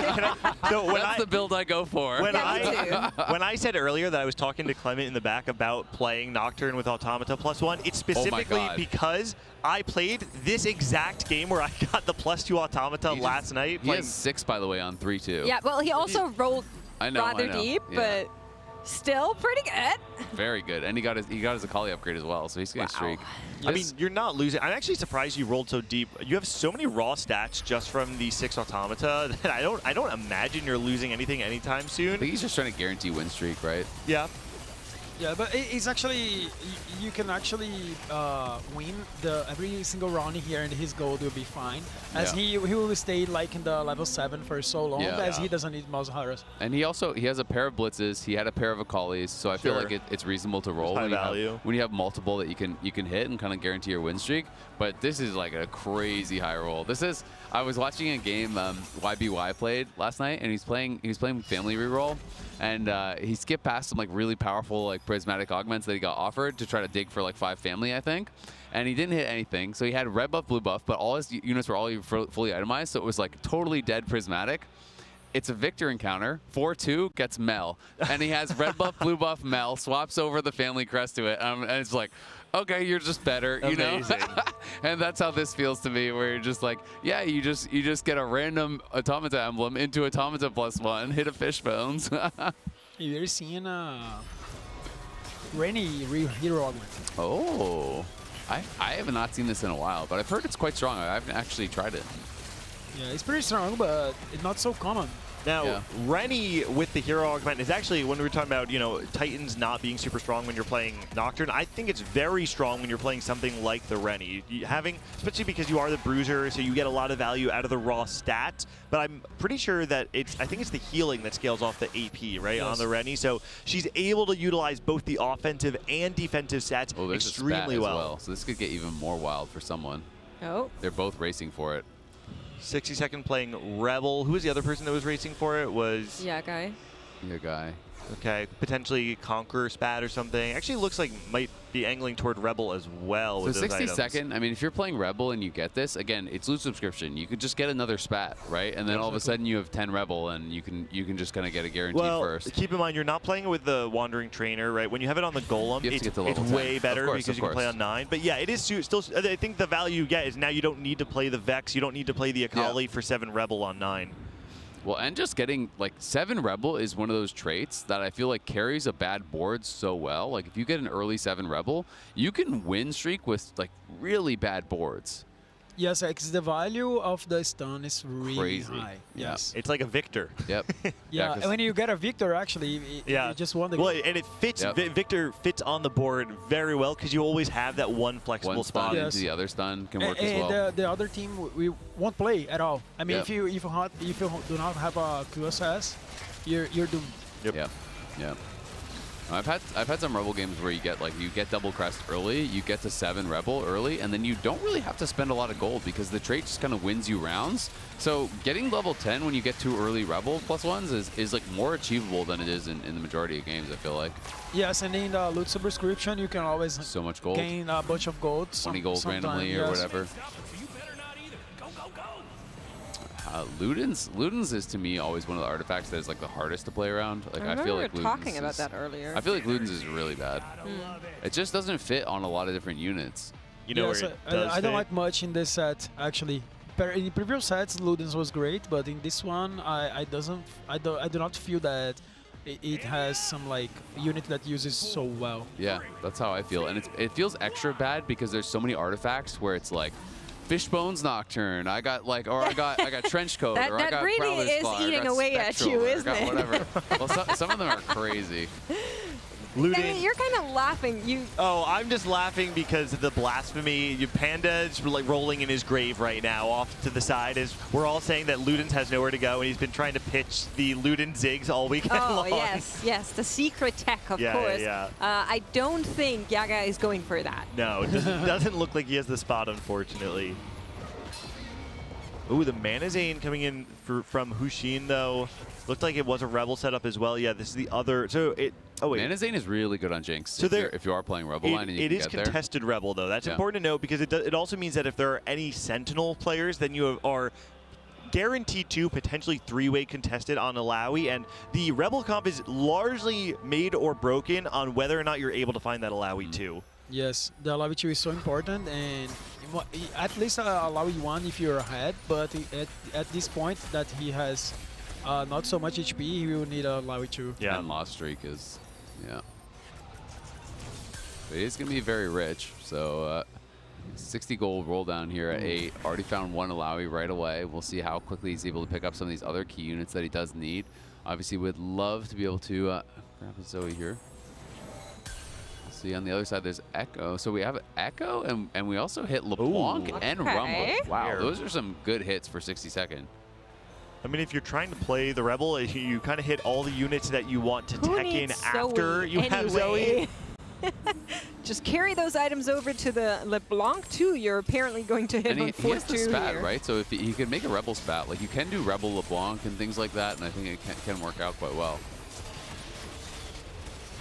But he has Zeke's plus Chalice, so quite a bit of extra power for that backline as well. I mean, it's like 2 additional items for whatever your carry is going to be in backline. Well, and honestly, because there's so many raw stats given to the Rebels, I think you can't actually underestimate how much value you get out of something like an Ezreal 2. Yeah. He can actually deal a decent amount of damage, especially when you're playing on 8. You could even maybe tech in the Corki or something just temporarily.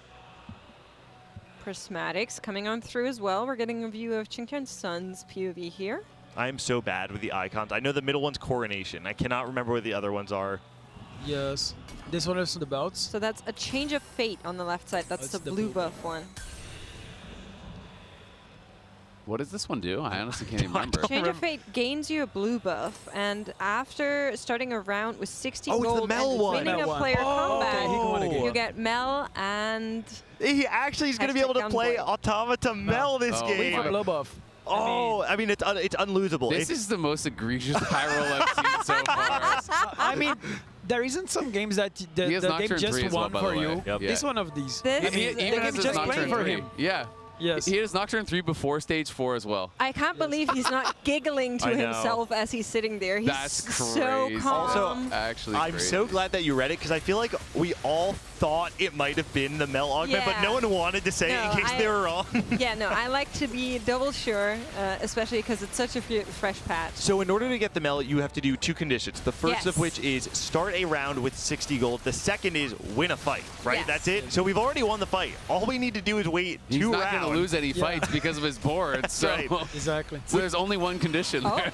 So as soon as he reaches 60 gold, the next round he will. Maybe he can he'll be able to sell units or something. He can actually put Mel in the anomaly too, because he's going to hit it oh my so God. early. We almost never get He's to at see 60. 6 costs. He's at 60 Which right means now. That means on 4-5 he will have a Mel with Automata Spat and the blue buff, and it will. I would love to see it enter the anomaly. There's some crazy ones you can get with Mel as well. Like I bet Nothing Wasted would be insane. I bet the Dragon Soul one would actually be really good because Dragon Soul. The 20%, because each time she shoots, she hits like the entire board, so you're gonna get the 20%. It's like minus 20% HP for the entire enemy board. Well, so the other thing is, because the way the Automata stack works, I don't know if it's intended. Per instance of damage. But it sends out 2 instances of the Automata damage after her second cast, I think, or after the first one. And so that means if you can find Dragon Soul, you deal 20% damage to the entire board. You Then cast proc the one time, Automata. and then you proc Automata on the entire board. Does the Dragon Soul has the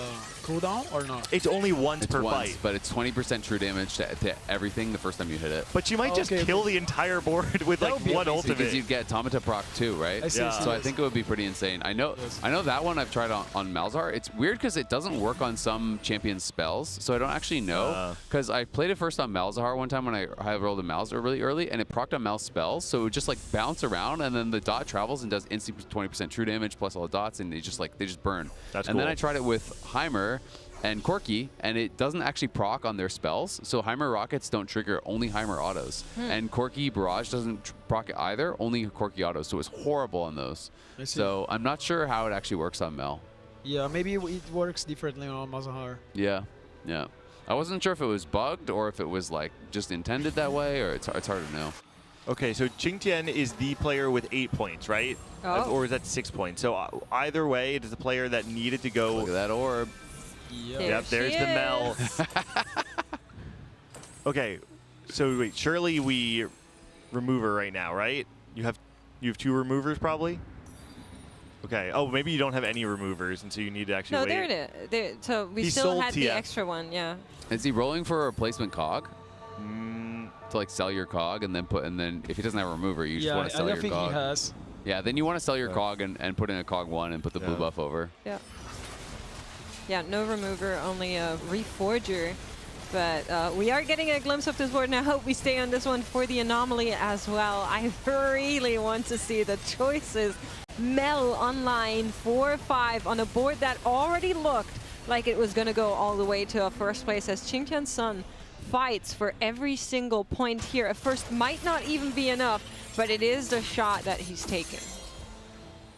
We haven't really gotten to check in with Tidal. I know we saw him for a second there, but Tidal, another one of those players that was only 6 points after 2 games. Come on! Oh my God. Okay, that's It's so awesome. funny that this is the immediate one I thought of Yeah, as I like the mean, most OP possible. You see, the game just played for him. Yeah, I mean, you just have to seriously. be there and accept the This rifle. is AI, I'm pretty sure. Yeah, I am so what a appalled. game. He's handpicking his shops, handpicking his augments, Yes. handpicking his anomaly. I also Why feel is like he not champions? grinning from ear to ear? Oh my goodness. the amount of things that you have manifested in the last hour have been unbelievable. You're Yeah. gonna backseat me It after is this. disturbing. It is. This is crazy. It's like he's going first. We'll see if he actually means he's going to get out. I mean, I guess there is a world in which you don't, where like maybe someone gets a spat and gets 10 Rebel or something insane like that, or they get a 2-star Victor. But we're looking for like the insano outs already. So I think what you actually want if you are Qingtian is you want Godlike to go second. Because Godlike being at only 2 points, he went 8-8, is going to inflate that threshold. So if Godlike can go second, it actually gives a Steals higher points from chance, others. which means that 14 could be the cutoff. Right now, it's not looking like 14 points will be enough. Yeah, maybe the player that he's in the first as well. Yeah. He's in first, he's good too as That well. would be Hu Xin, 14 points. Yeah, so if Hushin and Godlike both do well this game, then it puts Qingtian in a decent spot to move on. You can see the Rennie reroller is one-off Rennie, has hit GP3, so is going to be playing that sort of style, but definitely needs to hit that last Rennie and is on 0 gold, so in a tough spot.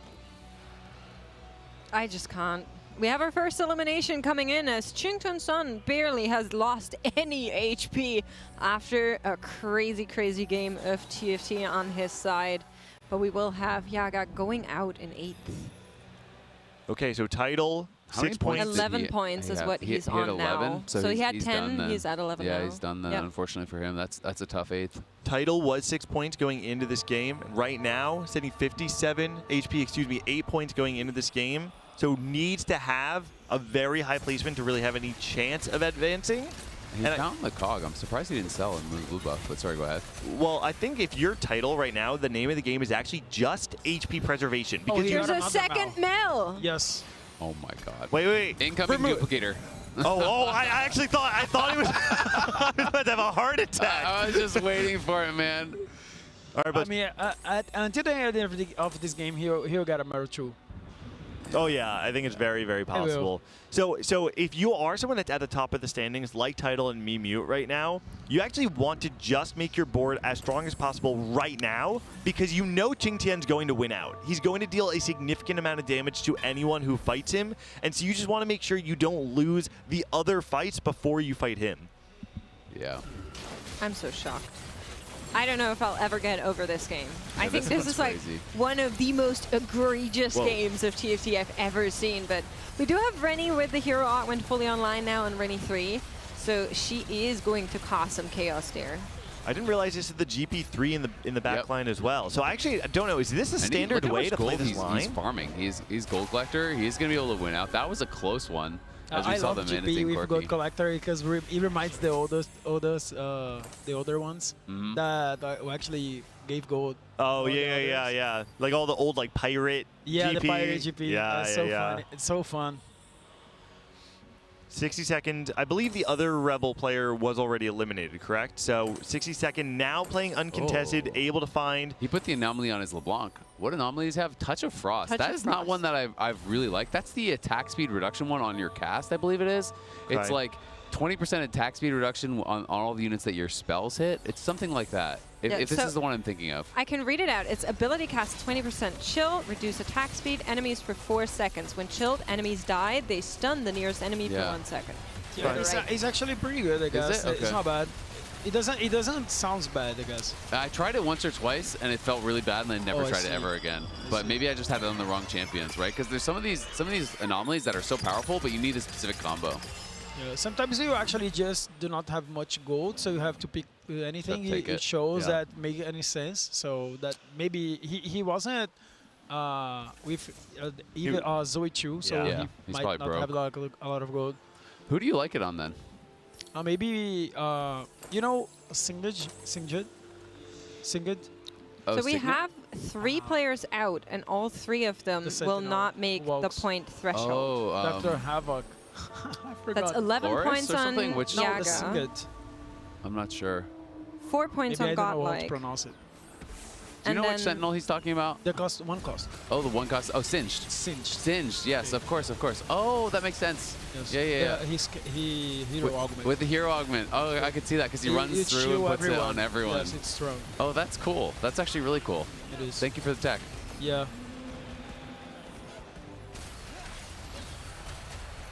Tidal doing a really great job staying alive at this point in time, being fully online with 2 different 3-star, 3 costs. He's going to be able to buy a lot of time for Qingtian to clear out the rest of the lobby. There's an automata emblem, just in case you wanted another one. The secret That's 7. Right.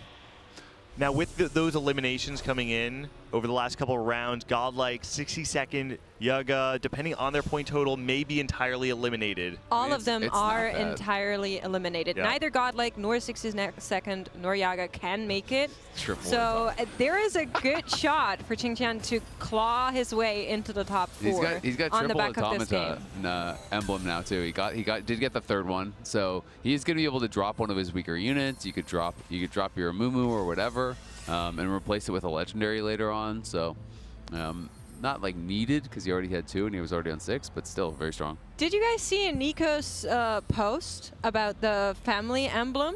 Yes, I saw. Do you so for context, Nico tweeted saying, now that we have everyone from the family in the game, so Warwick, Vander, Violet, Vi, Powder Jinx, I wonder what happens when all 6 of them have a family emblem. So I've been like eyeing the PCs walking around trying to see if I can catch that, but I haven't seen it yet. Yeah, I mean, it's so difficult because you need 3 emblems. That is really rare, and you still need a 5 cost and a 6 cost. I mean, you have to insta-win the game. Yeah, well, it's like, did you see the Warwick 3? The player, so if you have 3 different taxation crowns, you have the one with 2 spatulas, one with 2 pans, and one with one of each. Yeah, then you get infinite gold. So someone got that and got Warwick 3. So if you can do that, you might be able to get 6 family as well. We need to take a look at the lobby right now. Qingtian and Tidal, 2 players with 8 and 6 points, both contesting for that last spot, essentially, to qualify, right? So you have a lot of the players who have done well. We know Shichu was the player who went first in the first game. Mimute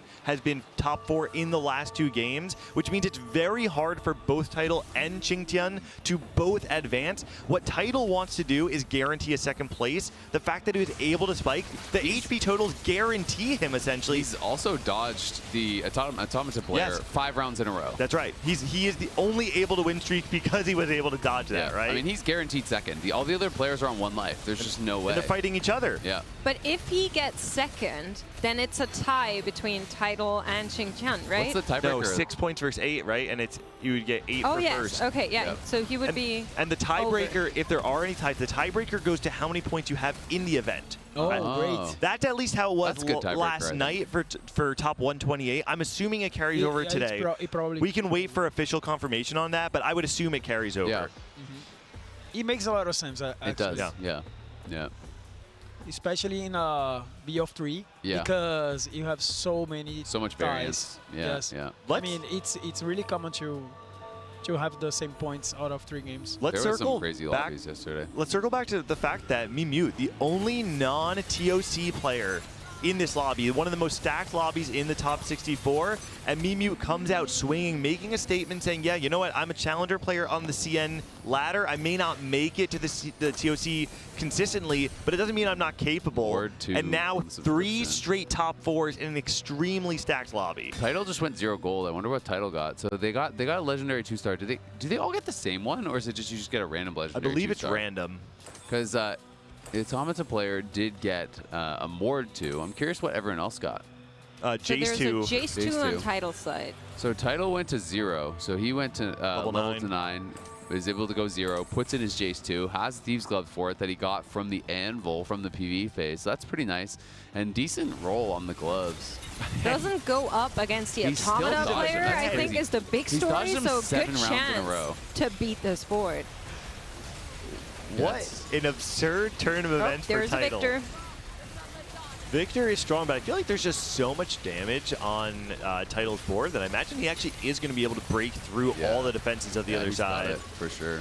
It's also a ghost board, isn't it? Or no, it's not.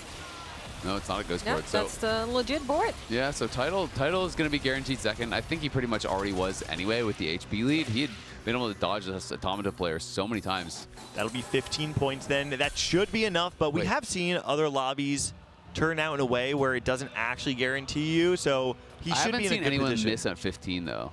Oh really? I saw someone miss at 14, but I didn't see anyone miss at 15. I guess somebody did. Oh, at because he had 15? like some lobbies that people went to straight 8s. Oh yeah. I actually saw when I was looking into the brackets. Someone missed the 15. I did hear that there was like a lobby or two where people like just like rage quit. It's oh really? A little bit rare, but it actually can happen. There were also. The question is, Title now finally faces Xinjiang. Is there a world where he beats this board? To who? The ghost copy of one of the other two. I guess he was facing Ghost. Wow, was really? it Title? Either Ghost, yes. I guess the question is, when you go Can you level get Mel 10, 2? yeah, you go level 10, and can you actually find Mel 2? Because it actually seems kind of reasonable. Well, and does They the both have a bunch lobby of go help. to level like do they get to stage 7? Because if they get to stage 7, don't think so. I don't think so either. Rennie. But the odds go up like crazy. Oh, I actually didn't know that. The odds go up in stage 7 as well. Oh, okay. As soon as you hit stage 7, the odds like skyrocket for 6 costs. Wow, so he did lose again, so we'll have to see. Maybe he's not going to be able to actually take it down. I mean, I think the issue is, despite the fact that you have this Mel 2, which is extremely strong, you have the Nocturne, which is your only... Mel 1. Sorry, thank you. The Nocturne is your only form of single target damage, which you really want when you're fighting Rennie, except it's Fishbone's Nocturne. So it's not single target damage. He's constantly changing his target, so you have no way to actually focus fire the Rennie down. I mean, the way that he might win this fight, if it's the Nocturne keeps hitting the Gangplank. So if Title doesn't have the GP at the backline, he will lose probably. I'm also surprised he's playing 7 Automata, so he didn't actually swap out any of the units. I'm kind of surprised they didn't swap out a weaker unit. I mean, he's obviously going to try to get to 10 and roll there, so maybe he'll wait to actually swap it out. But definitely worthwhile to drop some of the weaker units. Yeah, he can actually get another 6 cost. Yeah, exactly. This fight is not even close. This one looks way worse than the fight from before. Yeah, wow. And we're seeing the effect of that though. This Rennie, it's extremely difficult to actually kill it with the innervating locket and the Bloodthirster. She's constantly casting. Are there 6 costs? There's a Victor and a Warwick. So no Mel, low roll. Well, for Xinjiang, finally, he finally low finally we get a low roll. I'm surprised he in this didn't game. take Victor. He has no Victor. I mean, Taito was like on the same side. Yes, he was walking to the Victor. So if do you think he would deny it? Yes, he would deny it. How many rolls till Mel? Well, he went 10 and he's 0 gold, so we'll see. He did dig pretty deep here. Yeah, I mean, he spent all his gold leveling. Oh! Of course, of course. Now, the base scaling of the 2-star 6 cost is huge. Infinite. Yeah, it's ridiculous. It's so actually ridiculous. we are going to see a very large difference between how much output the Mel 1 did versus this Mel 2. Let's watch. All right. The first cast didn't do anything. I will say the board still does have the same problem of spreading out your damage and not really having a great source. Oh, it also, I'm realizing it doesn't actually proc off the cast. The Dragon Soul doesn't proc off the cast. Off the it doesn't? No, so that's the thing, as I was saying, like on some units, it doesn't work. I think it still might be good Look it enough. out of the way. It's enough. Walks It's out, It's enough. gets at Rennie. Yeah. Dragon Soul has procced on her already, but it will be enough for Ching-Chun to take titles. Yeah, yeah. The problem is, I mean, there is a world, though, that Rennie gets to the Mel and is able to ult onto the Mel. But she's just going to ult away. Well, no, but so if the Rennie ult onto the Mel and then a GP cast comes through, she dies. I don't think she lives through that. I don't know. Look at her health. Actually Look how much health she has. the mouse heart too as well. Yeah, so he's probably stronger now. And I mean, you also have like Automata makes you pretty 120, tanky, it's like 120 armor MR. Yeah, you're right. Actually, because look how much health. Exactly. Look how much health it has. I forgot about how much base armor and MR you got from the Automata. Yeah. Yes. I mean, the Mel has more health than the Blitzcrank. Yeah. It's crazy how the XC scores are so strong. Look how much health it has. Oh. If Rennie just turns around, but she does not, and Mel escapes once more. We will go to stage 7, though. But his whole team's alive now. This one's not even close. Mordecai is in the back line. He has Mord too. He has Mal's too. He's actually upgrading the board now. Yes, I mean, the way that title might turn around is if he gets an Victor 2. Victor or Warwick 2. So we are getting to stage 7. So did Title save gold? So yes, Title's on Jing gold. Sun did not save gold. Title did. So I don't know how many games you guys have played. If you get 10 and you roll down at 7, you often do hit a 2-star 6 cost. Oh, he's rolling now. Oh. Well, he doesn't know how it works. That's unfortunate. Also, he is level 9. That's something to keep in mind. So his odds are a lot lower. But he should never roll. On 7, it's a big jump, even regardless. So he doesn't know how it works, unfortunately. Probably he's trying to at least 3. He has 6.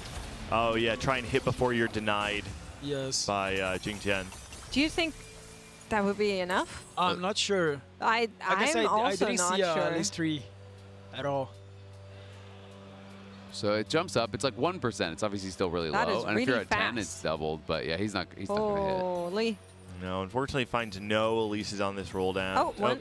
Sitting at 7 right now, but oh man, I just don't think it's going to be enough. No.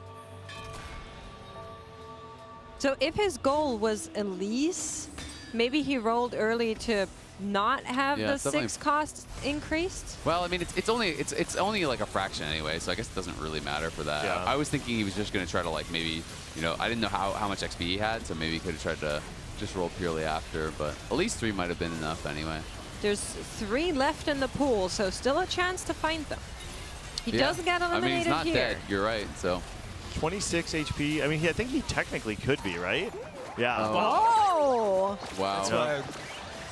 Wow. And now Jing Tian and Title are going to be sitting at what I believe 14, is 15. 14 and So Title's 15 ahead. points. Title is ahead, and it's possible that they both make it out. I think most realistically is that Title makes it out. Jing Tian, it may not be enough. It really just comes down to how the rest of the points of the lobby turned out.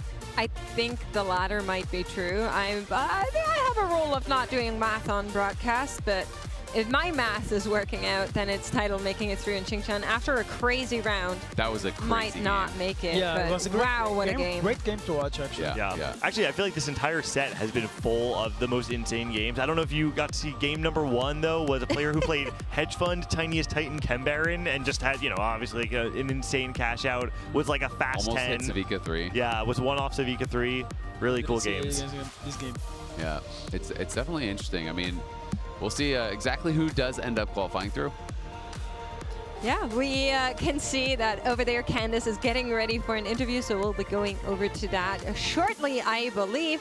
But it's just kind of echoing what you guys have been saying. I thought not only just the last game, but also the games prior to that has been so great. So we've actually talked a lot about the players, and I feel like most people who are watching this are probably familiar with Title, but if you're watching this broadcast, you don't know who Title is. This is a man who is known as, by many, the protagonist of Teamfight Tactics, the only player to have ever won 2 global championships, most recently winning the last one in set 12, and is now once again here, round of 64, probably the most esteemed international player in TFT history. I also think it's kind of just a pretty chat name, your Title, and you're just racking up all the titles. Very true. Yes. I mean, it's funny. I mean, his name is Title, and he's the best player. Yeah.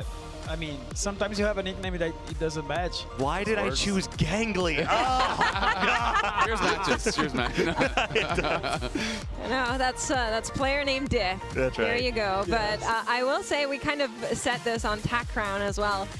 Title always only plays as high as he needs to. And once again, showing it, just kind of casually sliding in there by 1 point. Apparently, just knows exactly the out, plays to it, seems to work out. Format player, right? Isn't that what Clement always says? Clement He's a says format player. I No always one say else a uses German that term. idiom where we say a good horse only jumps as high as it needs Can to. you please say that for us? Can we hear it? Ein gutes Pferd springt nur so hoch wie es muss. We say the same thing. There you go. Yeah. Say that all the time. Well, we are going to be going over to Candice with an interview over there. Let's hear what our players have to say. 欢迎来到我们的赛后采访。我们邀请到的2位选手，一位是胡鑫，一位是世旭。先有请他跟大家打声招呼。那可以跟大家先 say hello。Hello， 大家好，我是胡鑫。Hello， 大家好，我是世旭。Okay, welcome the two players. 那首先第一个问题，其实今天的这一组在舞台上的对决呢是非常的激烈的，尤其是这一组当中呢是有本次的世界的冠军 title 选手。想问问2位，在看到这个分组的时候，有没有觉得压力非常的大 ？So we have the world champion title in your lobby on the stage. So will you feel pressure when you finally know the names here? 其实压力还是非常大的。我其实一直就是随时关注着他的。Okay, I did feel the pressure because I always follow title. 其实压力还是很大的，因为除了 title， 还有其他选手也是非常强劲的中国选手。I do feel the pressure too because besides the title, the other players from CN is also very strong. 那同样的，想要问到他们2位的是，在这样的一组对决当中，他们会觉得谁给他们最大的压力呢 ？So beside that, who give you the most pressure? 在赛前的话，就觉得60跟 title 给我压力最大吧，因为2个人都是非常稳健，而且阵容池是非常广的。I think the 60-second and also title will give me the most pressure because they do have a really large champion pool. 那你呢？其实我也是认为60是非常强的。Me too. I think the 60 seconds very strong player. 那我接下来想问到胡鑫的是，其实今天在第3局，他又一次选择了蓝发小队的开局，但是立马转成了外交飞机，所以想问问他是什么样的一个原因让他决定立马转型？So you play the third game as the rebel board, but you just try to transfer to the emissary Corky in the late. So why did you just decide to transfer to that board immediately? 就是有2点嘛。第一点就是下面有一个连败的拿着经济类的海克斯的60，他是蓝发小队。然后还有一个就是战利品订阅，我第2个开到了那个神器，不对，海克斯应该说是，我开到了风衣所以我决定转。Because the 62nd, he also played the rebel board with a loose streak and a lot of money in hand. So I just decided to transfer to emissary board. And also I got an artifact item later, so I just tried to play with the emissary.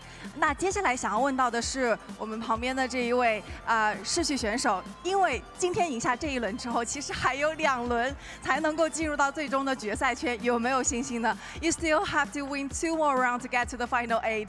Are you confident? 有信心，因为我觉得我的策略是非常对的，就是开局奔着吃鸡打，然后吃完鸡然后稳分。我觉得在 BO3 8进4这个赛制里，我这个策略就是非常对，非常有效。Okay, I do feel confident to get into the final 8 because I do have a good plan, and also in the best of 3 format, I do have the upper hand in those kind of formats to get into the final 8. 那你呢？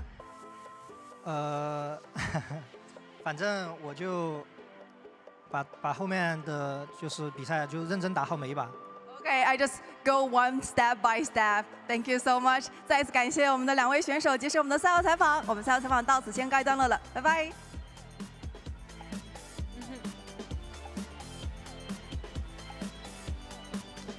Really great to hear from our players. And in the meantime, we did get an update to our scores.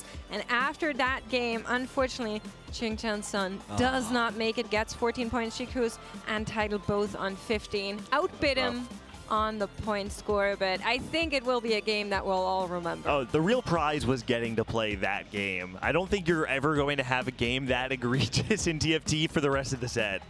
and Yes. then one that everyone sees too. Yes. Yeah, so he was actually in a super bad spot with 6 points, and he actually won the game playing really well. Yep. So when you have this spot that you are with a difficult position, you actually feel kind of you will always be sad because you lost, but you feel kind of good. You did your best. So it's better to be out like this instead of like winning like every single game 8. I would say. So it's a little better.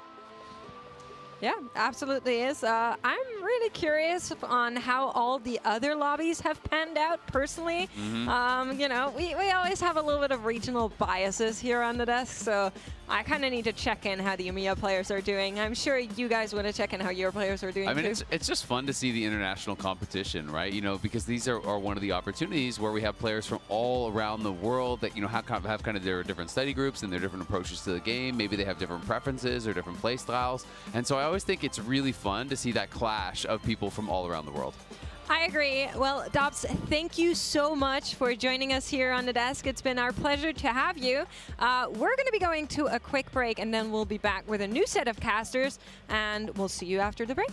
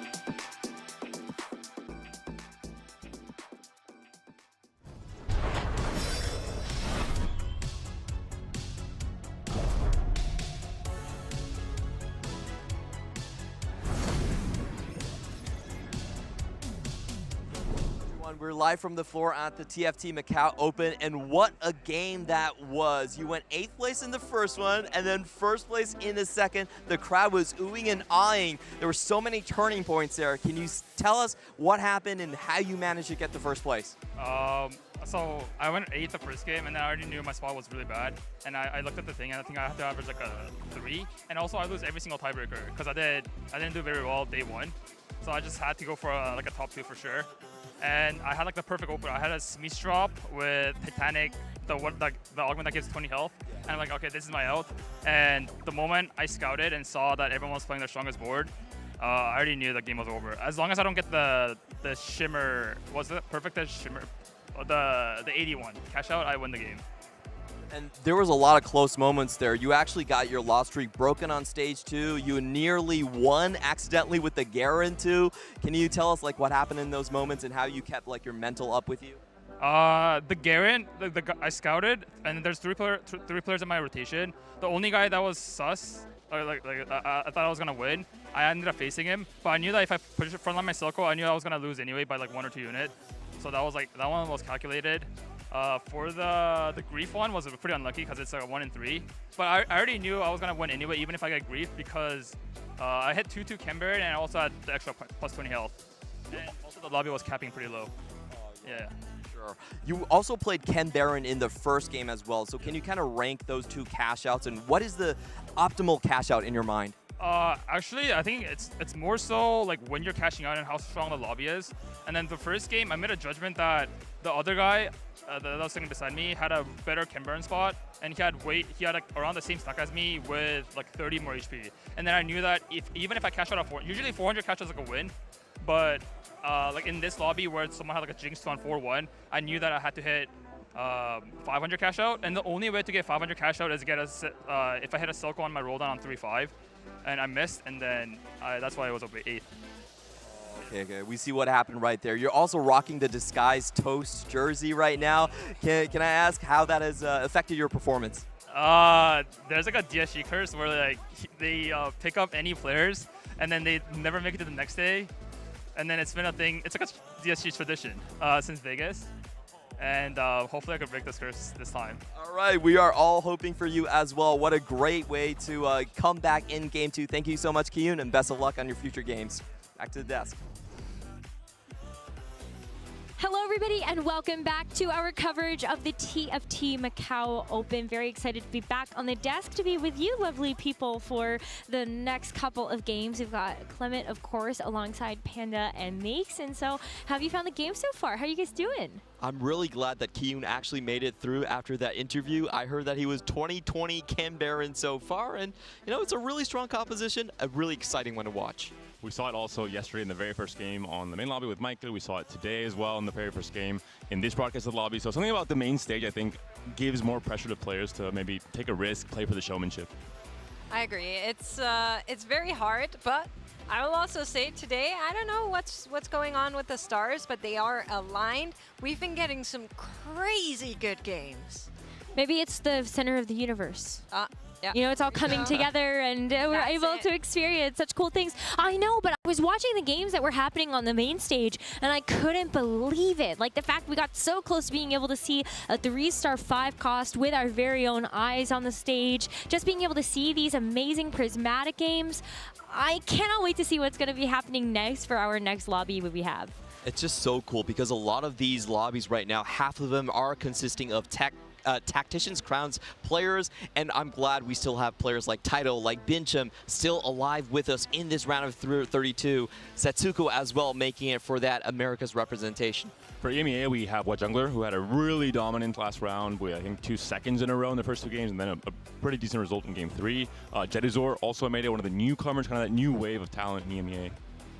Yeah, and obviously I need to rep my homeboys, but my study group, 3 of them made it into the top 64. They're moving on to top 32 in Ironbog, Jazz Latte, and Haruru. So I think the studying really worked out. I've learned a lot of secret tech from them. What do you feel about Disguised Toast saying he's trying to sign Jazz Latte? We had kind of Kiyun say there's a curse. Are you advising him for or against taking that we offer? do not care about curses. We care about the green, and all of us are unsigned. So any of you out there, if you want a chance at forming a 4v4 team, we are open to all invitations. That would be a pretty awesome 4v4 team, not gonna lie. We've actually gotten a chance to see some of the competition as well that's happening over in the 4v4 knockout tournament that we have. And there's some really strong teams. Like, I actually couldn't believe some of the players that were participating. I think I saw Milk as one of the competitors, and we ended up having this one team that I got a chance to talk to, which was Rainplosion, Asa, Kiting, and Phoenix, which is just one of the strongest teams I think we could have formed from North America as well. I'm not surprised. I think with what's at stake, if it's just kind of a for-fun tournament format, I get it that maybe you don't want to commit to that as a player. If you've been eliminated already, maybe you're a little bit down with your emotions. But when there's a competitor pass at stake for the Paris Open, all of a sudden that changes, and the Avengers come out from every single region. Maybe the secondary Avengers, or else you would be in the tournament. But still, some very strong teams, and I think 4v4 as a format is really cool to experience as a viewer, but as a player especially, players really like the extra depth it adds. Yeah, I love watching 4v4 because you really get to mitigate those low rolls. You have other players that can kind of like backseat you. And if someone is low rolling, someone is usually high rolling on your team too. So it all works out together.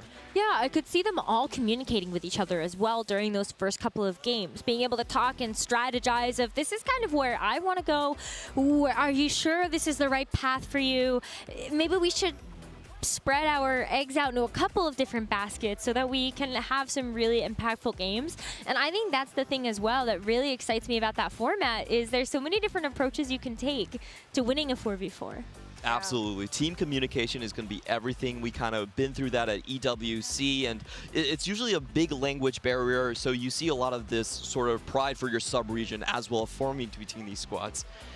Well, speaking of 4v4, I got a chance to talk to some very, very special people. The K-pop group QWER, so enjoy. Hello, everyone. I am here on the floor with some very special guests. We have the K-pop group QWER. You may know them from their League of Legends collaboration song, Anima Power, as well as some of their hit singles like Discord and TBH. So excited to meet you all. Could you please take a moment to introduce yourselves and say hello? I'm so happy to meet you. 단체 인사부터. 안녕하세요, 큐더비아입니다. 저는 기타와 키보드를 맡고 있는 이희나라고 합니다. I'm vocal Arsian. Hello. Hello, I'm bassist Magenta W. Hi.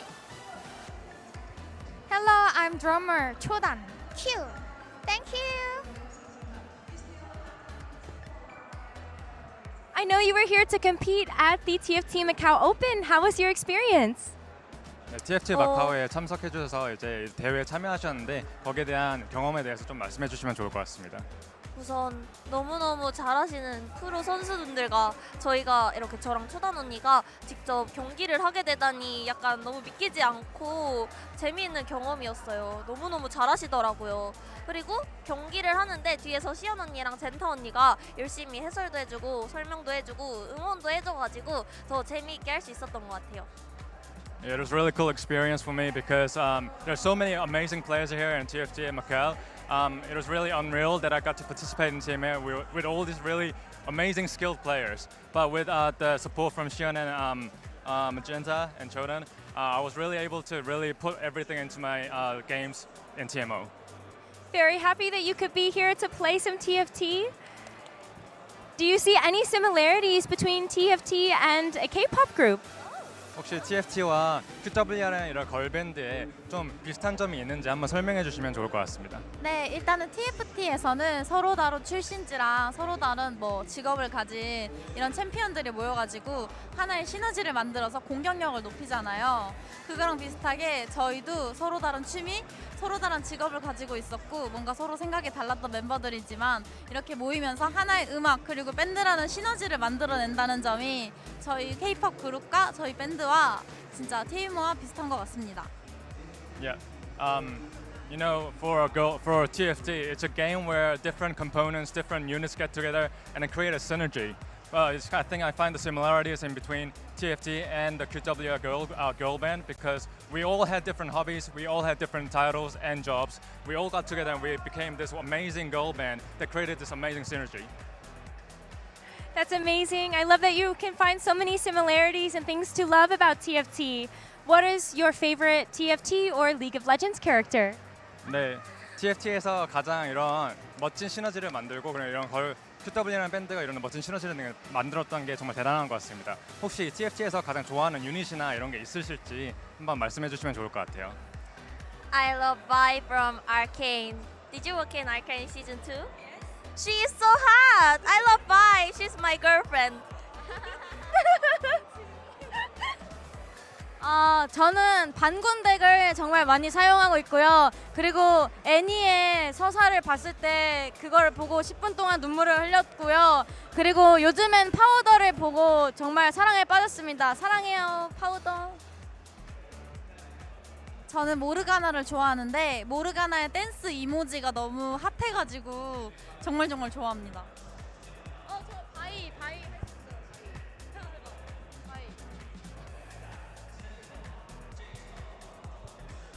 So for Xian, she really loves to play Rebel.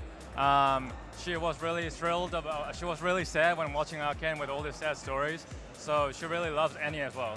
For Magenta, she loves Morgana, and in the game, I think she's in love with the dance motion that Morgana has. 저는 하이머딩거를 너무 좋아하는데요. 너무 귀엽고 그리고 너무 똑똑한데 또 기타를 엄청 멋지게 치시더라고요. 그래서 제 최애는 하이머딩거입니다. Yeah. For Chodan, her favorite character is Heimerdinger. Heimerdinger, he's so small, he's so fluffy and cute, but he's also so very intelligent. And also, he's really good at playing the guitar in Arcane. So that's why he's my favorite character. Finally, is there anything that you would like to say to all of your fans out there supporting you?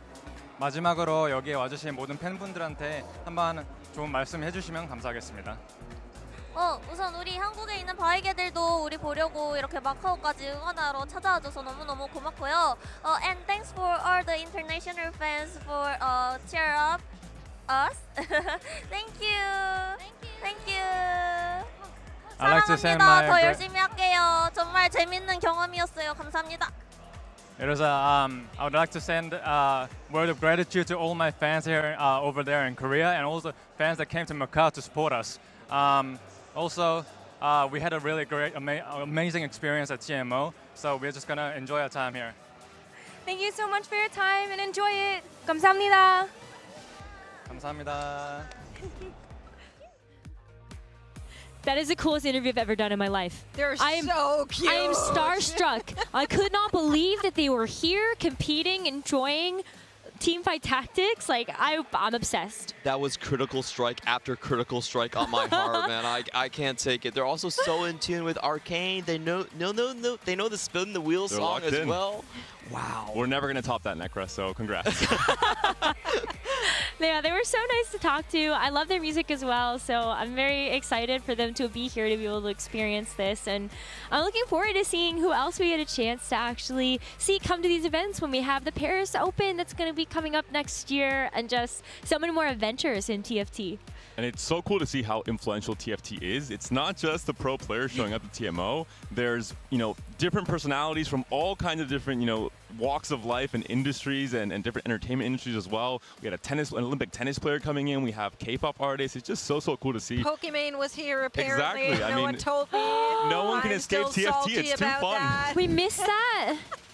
Yeah. All right, we have some catching up to do with some of our interviews, but while we have so many amazing people here, we also know that a lot of those people are still our players that are competing in the tournament. So let's take a look at our leaderboards, because there's still a big competition happening behind us on the main stage. And we are starting to cut down the competition just a little bit. And so we have to see where the point totals fall, because this is important for the prize money that's being distributed now for our competitors. I mean, even on the main stage lobby that we were just watching, we saw how close it got really in these eliminations, and you get a glimpse at our top players here coming on through. You already mentioned a couple of them, but I'm just so excited to see how many of these great player names that we're familiar with have made it through such a grueling format, really.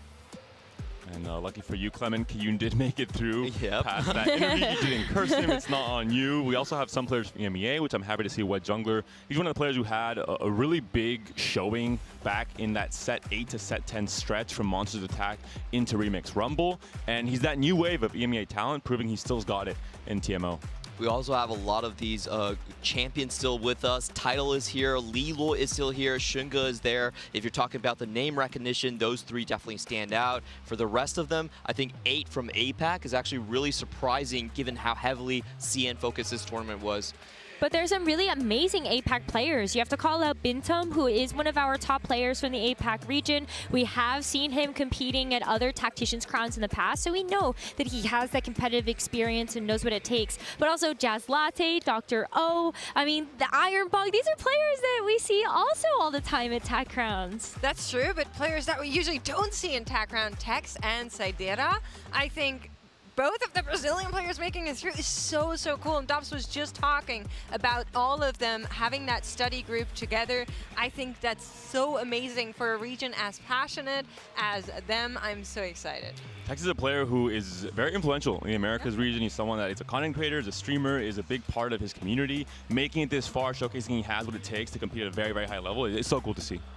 Now, unfortunately, Hus the Shren was missing out. I really wanted to see him because yesterday he had 66% first place rate, but didn't really spot him there on the list. Ones I am happy about, of course, Jazz Latte topping his lobby once again going into round 32. He actually forgot to bring his laptop here, so he had to play in my room the whole night. And we got like the room service. They put roses between us. It was really romantic, and I'm glad it worked out. TFT can be romantic. We've got double up, you know? Was that the prep that you guys were doing double up? No, my wife was not happy. Study groups were a different thing. I will now reconsider. Yeah, study. Two-person study groups, you have to be careful. We've had a couple of big study groups that make it through. I know you have already talked a lot about this, but there is something to be said about having a study group and knowing that you have some really smart people to rely upon when you have this new patch, when you are in this LAN environment, you have that emotional support next to you as well for all those people that are playing alongside you. I think a big part of this is how fresh this patch is. So if your study group has found an edge, then obviously everybody is going to do a little bit better then. So that is kind of what we're seeing, I feel like. But at the same time, you're only ever as good as the people that you play with and against. That's something Zale said earlier, but it still holds true 30 minutes later. So I'm just going to repeat it. And I think with a patch like this, it's not just about knowing the best comps and how to optimize them. It's about knowing how to iterate on the comps that are not so played, that you don't have that many chances to play really. When you have more players who have more sample size overall, you can play things like the Morgana worth the wait, and you know how to itemize it, you know what artifacts to go for, and that just helps so much. Being in an uncomfortable or a spot you haven't played before, but knowing the theory behind it and how to execute when there is so much at stake. The biggest thing that our study group was going over was just the Renata reroll line. Actually, Yaka invented this one. Unfortunately, got knocked out, but it's such a good backup AP line. If you find yourself, boxed out of the Rebel line or maybe not on the Silco tree, that's the third AP option that everyone really is learning to play through. And this is just so cute. I was going to say, Clement, I'm sure you made a great point just now. I wasn't either. I was too. Do we have maybe two new K-pop artists, Chonk and Pengu? Gonna join the mix? Oh, that's so adorable. Yeah, Chonk and Pengu have been making some big appearances as of late. I'm gonna pay them some bigger appearance fees, I think, for how many pictures they've taken, all the paparazzi they've interacted with. There should be a cuteness trait next set. That's all I'm saying. This is the vertical. That's the cute cash out right there. Yeah. The prismatic. And I think it's a great time to celebrate just how popular TFT has been, especially, we are in the CN region, and even last year they had over 10 million players on every single day in terms of an average DAU, which is just insane to think about how popular it is. And I'm really excited to see if those tournament signups can go even further. They had 7 million players sign up just for that path to TOC, and that's just why so many people are playing it, even outside of the usual esports bubble. And this set, Into the Arcane, you're pushing TFT and really the entirety of the IP into the mainstream. You're seeing the combination of casual players taking the game sometimes more seriously with competitive play when it's given an option to, like here in TMO. So it's just beautiful to see as someone who I think we're all so deeply involved with the game. It's fantastic to see it growing and really succeeding in a big way. Yeah, I was talking to a lot of the players on the floor, and they were saying that maybe I took a little bit of a break, but as soon as I saw that Into the Arcane was the next set thematic, I had to get involved. And I love being able to hear everybody talking about their favorite things from Into the Arcane and seeing how that actually translates over from the show. I mean, Season 2 was an absolute banger again. We're not going to give you any spoilers. Make sure you actually go watch the seasons on Netflix. But Who hasn't watched already, Nekra? Well, maybe Is there some anyone people. on planet Earth? I'm not sure. I feel like this set does spoil a lot of what happens, though, especially with some of the augments. Maybe a little. I think so too. But Yeah. Yeah. I know there's some people who are playing it and haven't watched, and I'm judging harshly. Okay, well, so maybe this is like a fake fan alert, and I'm outing myself here. But I ended up actually playing the set for Into the Arcane before I actually watched Nekra. the rest of the show because I was waiting for all of the show to come out so I could binge watch it and watch every episode those. at the same time. I sure am. And so playing and then watching the season and then going back to play the game, I was amazed at how many small touches the design team had made to really just tie everything together. This is one of the things that I think the dev team has always been so good at is bringing flavor into the game and translating that flavor and lore into gameplay elements that still are cohesive with that flavor and lore. It's something that's been so fantastic. I think a set like this is so thematic with Arcane as well. You can see kind of the fruits of that labor and how it all makes so much sense in terms of, what the units do, what the traits are as well. It's just so cool. I just hope that if you haven't finished Arcane 2, then I hope you don't see any of the 6 costs, because those might be some giveaways on how where the show is going. Yeah, I don't think that the people that haven't watched it until now will still watch it, probably. Well, I think regardless, go watch the show. It is great. Play the TFT set. That's the takeaway that you should get from this conversation. But we got a chance to have an interview from Azael on the floor with somebody. So let's go ahead and hear what they had to say. Hey everyone, Azael here with the lead gameplay designer of League of Legends. But we're not playing League of Legends. We're playing some TFT today. So what are you doing here? Yeah, I'm here to support my friends, experience the event. I was in Australia, so I was like kind of nearby. It was easy to come to Macau. Yeah, and just, I'm a fan of TFT as well. Use the League IP. Nearby, 14-hour flight. Well, I was in Australia for a wedding, so yeah, it's kind of a little more nearby. It's a midway point, I guess, a midway point. So how have you found the event so far? I mean, I know I've seen you at a bunch of League events, so you've kind of experienced what those are like. How do you feel about the TFT LAN vibe? I really love the grassroots feeling of it. You can just kind of camp behind people's PCs. Everyone's getting super hype. You can meet your streamers that you watch every day, and you can take pictures with them. It just feels like a really community-focused event. And the competition is nice, of course, but there's just a whole bunch of interaction with fans and competitors and streamers that just feels super organic. And honestly, I would love to have something like this for League, but it's not really like the type of format that really meshes well with it. So yeah, it's a super great celebration of the community and of the game, so it feels great. That's awesome. So how are your friends doing so far? So actually the friend that is Challenger that got to play in the event, he got knocked out, and 2 of my other friends were camping out on the wait list at 4 a.m. and they were just sleeping on the floor.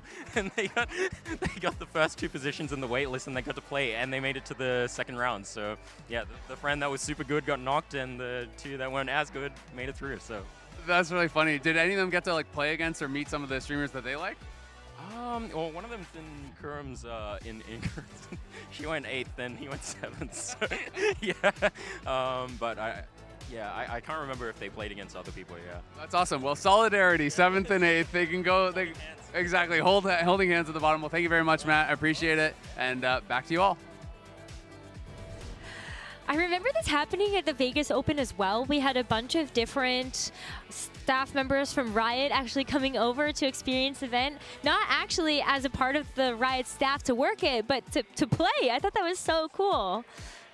I'm just so happy that League of Legends designers are now coming over and trying to copy our homework. But we know we started off doing all of their models, their hitboxes, and their abilities, but the tables have turned.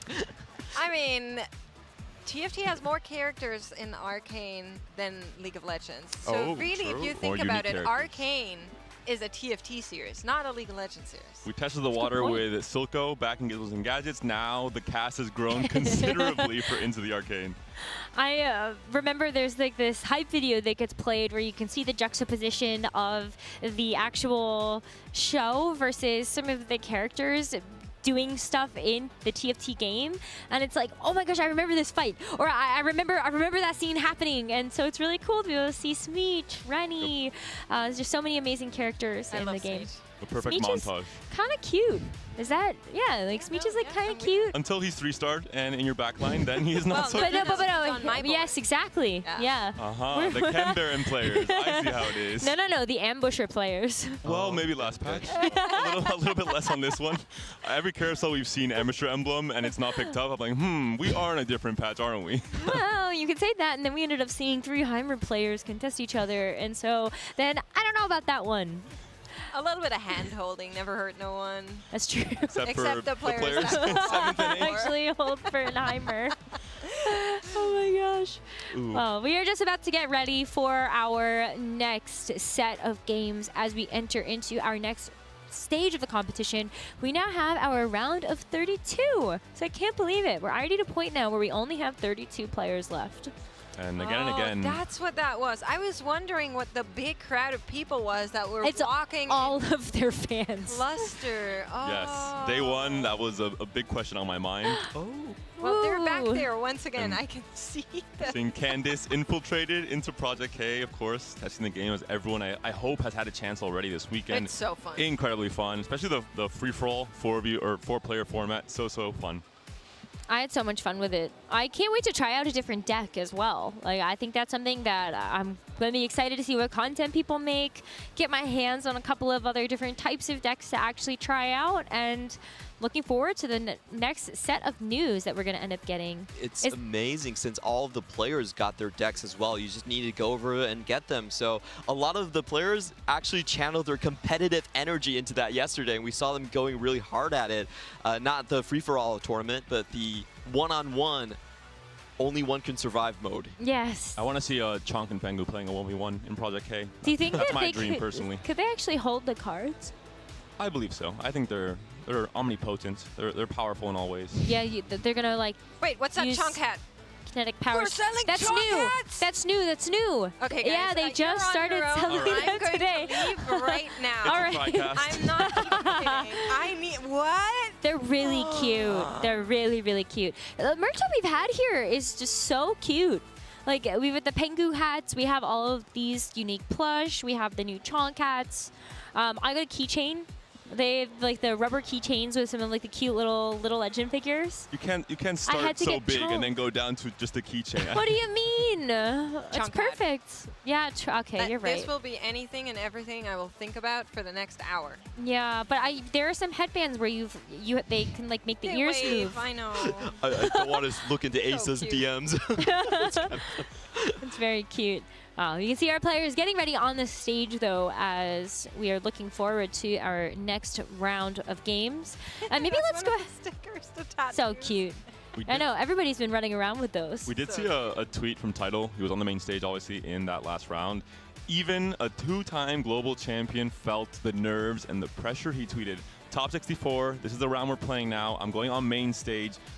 I'm feeling a little bit nervous," is basically what he said. And as someone who's had to deal with so much nerves in the past and has overcome them, even him he was still at that mercy of that last round. So these top 32 players with so much at stake as well, they really have to lock in. This is going to be a crucial round, and every single round that passes, every player here is more and more in tune with the meta and what they should be playing. I will say, Tidal has won the global championship from the comfort of his home twice.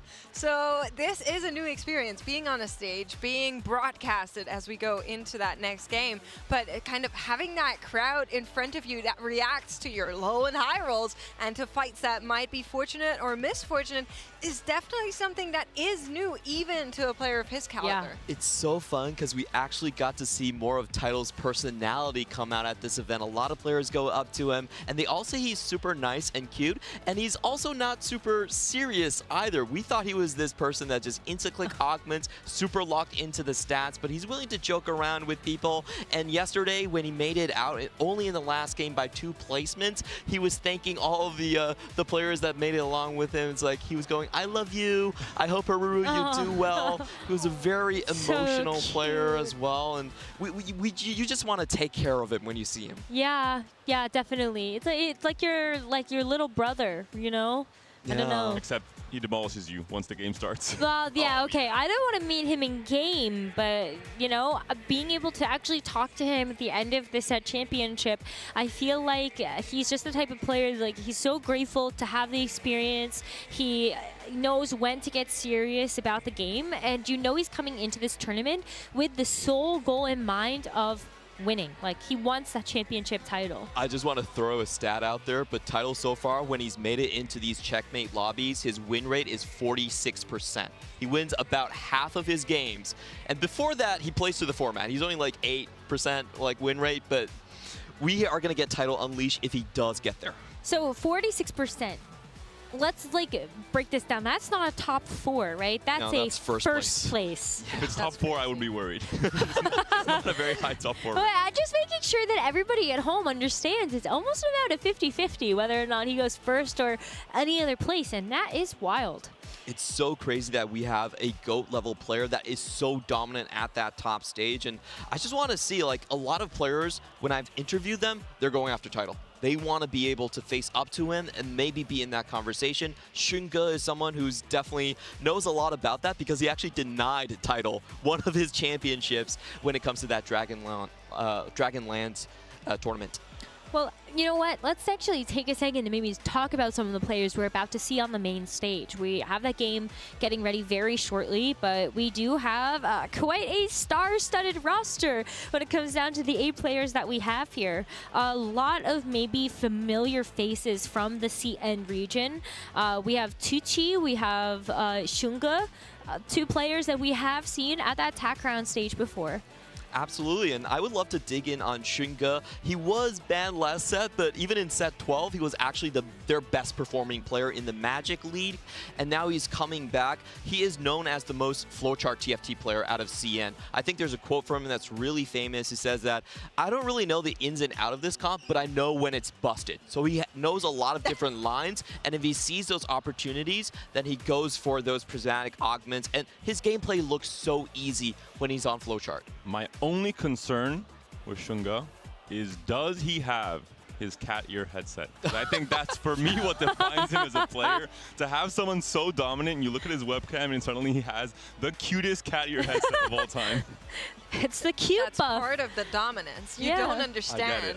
I see. No, that's what Clement is asking for, the cute trait in the next set. Is because, yeah, we have all our It's players. K-pop artist and Xunge. I mean, there's a certain amount of aura that comes with that, isn't it?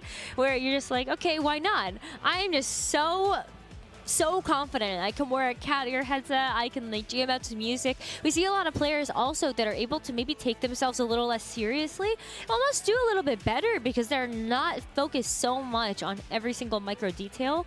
They are like having fun, looking at the camera, laughing. Like, wasn't it Bintum that we saw on stage actually start hysterically laughing to the crab rave? Like, you have to have those moments, and Bintum's one of those players that finds himself in the top 32. I ran into him yesterday and brought it up, and he started laughing again in exactly the same way. So he was not done. Well, it was a joyful moment, wasn't it? For him especially, yes. For the other players, some frustration. He doesn't care about that. But as we are getting a glimpse here, another player I do want to highlight on this lobby has to be Wet Jungler, has made it all the way to second place at a global championship. and is also, I would still say, part of that kind of fresh wave of EMEA talent. At the same time, is still studying, is also working, and is performing to this extent of professional TFT. That guy is such a beast. And then you talk to him and he's all sweet and he's like, yeah, you know, I'm just making sure I get enough sleep. And we saw the interview. The interview on day one where he mentioned he had not played so many games on this patch, he hadn't prepped so much, so you can see kind of the intuitive level of understanding some players have with TFT where they can just lock in, maybe play a few games, see what the other competitors at a high level are also playing, and then immediately learn from those lessons and translate to really optimized play coming into day two. One of the players from CN I do want to mention is Tu Chi, as he has taken 2 second places already in TOC, was in the most recent Tactician's Crown. If he can finally break the second place curse, get that championship for the CN region, that is going to be a great storyline. Well, we have a couple of those players that are really looking for that big breakout, not necessarily being able to get that one major win, but the TFT Macao Open could be a way to be able to change that fate for themselves. Because we've been getting a little comfortable because we are about to get ready to launch into the game, and so lock in. We're ready to get this round of 32 started. And we're seeing an interesting pickup from Disguised into, you know, Kiyun now representing them. We saw a similar story in Vegas, which ended quite well with Broccoli making it to that day 3. We could see something similar happen here. Chem Baron was one of the big game plans from Kiyun if he had the chance to. I imagine we'll see more of it in this round as well. We actually had Clement interview Disguised Toast earlier, and he was kind of luring a very dark perspective over to you, saying, as soon as he's out, I'm taking his jacket, giving it to someone else. So maybe this changes things. Well, I would hope that maybe Kiyun just can keep going, and then maybe you don't have to worry about the threat of the jacket leaving you. It is a nice jacket. It's a very nice jacket. I think that merch line has always been very cool. A couple of other great teams competing here, though. You know, Disguised Toast is just one of those orgs that has really come up big for the TFT esports space, but we also have Toronto Ultra, we have T1, we have Fnatic, Team Liquid, so many organizations investing in TFT players when we've seen a lot of those teams compete here this weekend. Yeah, just getting that team prep in is so important when there's such a short time, a new patch, everything going on. And here we're going to go in, take a look at these 8 players at our lobby. What's Time for an encounter. Will it be Mbessa? Oh, they're teasing us here. It's Vi. All right. Which I personally like. I think it adds enough replayability, but also is not this craziness of super high variance, doesn't warp the game too much. She's also so hot. Also, yes, we learned that from our K-pop artist. Yep. Vi is hot. Confirmed. Absolutely. You needed someone to confirm that for you? Not for me, but for maybe our viewers. Okay. This is always my favorite encounter to go through. I know I'm probably a bit of a boring person, but when you play Vi, it means that you can pick up the units and you don't have to worry you're not going to have items for them. So the low roll potential is actually quite low, if that makes sense. Yeah. You can play more against that low roll. And we mentioned it before, there's different augments that gain a little bit more popularity in an encounter like this, where they have a little bit more synergy early on. You have more chances to define a clear direction in terms of what units you're going to try and play in your board in stage 2 and maybe stage 3 when it comes to rerolls especially. Another big thing about this encounter is that it does allow you to get duplicates of the same component. So if you're really looking for a blue buff start, you can actually do it on this with Vi as well. Blue buff, Bramble, Warmogs. Like, there's so many possibilities right now that I feel like are great to have as early slams just from having the same type of component. Red buff even may be something that I would think about. Also the Exodia Lux start. Archangels Mashers with a Lux 2. We're seeing here the combo. This is, I think, 70% of my openers this set have included Singed and Lux on my board. So I'm personally a big fan of the combo. Just need Luden's Tempest, right? Really make it a super strong composition. We actually had a couple of Luden haters on that previous deck. Well, How Zig, dare which they? I understand. I've been telling them. No, they generally hate Really? the artifact. They were saying it's the worst artifact. For me, it's just too fun visually. Already found the Rebel start for Shinga here. He's scouting around to see if anyone is in his lane, so roll for it. Can he actually find it? That would be huge for this start. We're seeing 2 item augment options here as well, with the Thornskin Bramble augment and the Sterax as well, which you can play more into thanks to the component anvils. Ooh. feel like the Thorn Skin is just so good as just a generic tank item to have. It's even better this patch because they did buff the HP totals on it. And this is Xingge's style of TFT. He is known as the win streaker. He's always going to pop all of those component anvils right off the bat and play for that 5 streak. You want to have a triple tank item combo ideally here just to make the best use of this augment and the Irelia 2 upgrade. Couple fun one here, of course. Someone is playing the ambushers. It will be the Sterax Trenchcoat combo. We've seen it, I think, in half of the games we've seen on broadcast. It's just so strong in this current meta as well, with both Mbessa and Vi being great carries. And one of the reasons this combo is so good is because the Sterix max HP actually transfers over towards your Trenchcoat minis. Not a lot of things do that in the game, but Sterix is an exception. It was similar to Shapeshifters last set. The same principle applies, and players that know, which I hope is everyone in this round of 32, can really maximize the power they get from the artifact. Oh, I want to know if there's anything else that we could potentially see, though, outside of just... yes, we have had a lot of games already on the main broadcast, but I feel like there's still a couple of things that we're missing.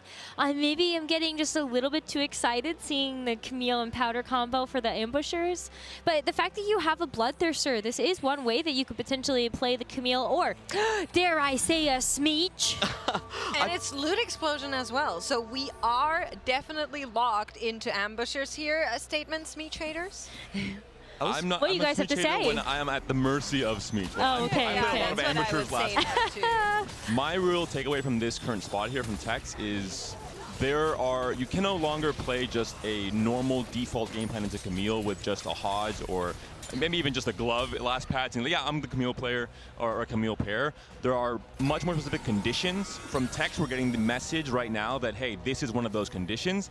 I'm still not convinced. We'll see if he's right or not. You do need to have kind of this snowballing effect at the 3-2 roll down. You need a Camille 2 especially, even if that means going down to 10 gold, because the augment, kind of like Spoils of War, will give you that gold and that resource back as you go along in stage 3. Yeah, that's a good point. I do feel like there's still a little bit of room, though, for people to play a vertical ambusher.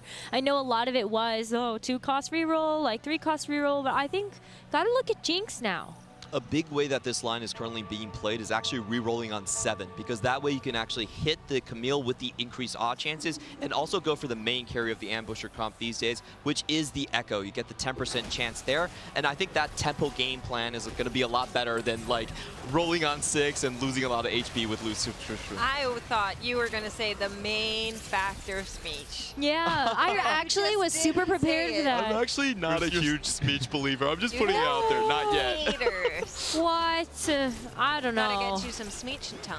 Do you think most likely the game plan will be roll on 3-2 into Camille 2, get that stabilization, start pushing levels as you mentioned.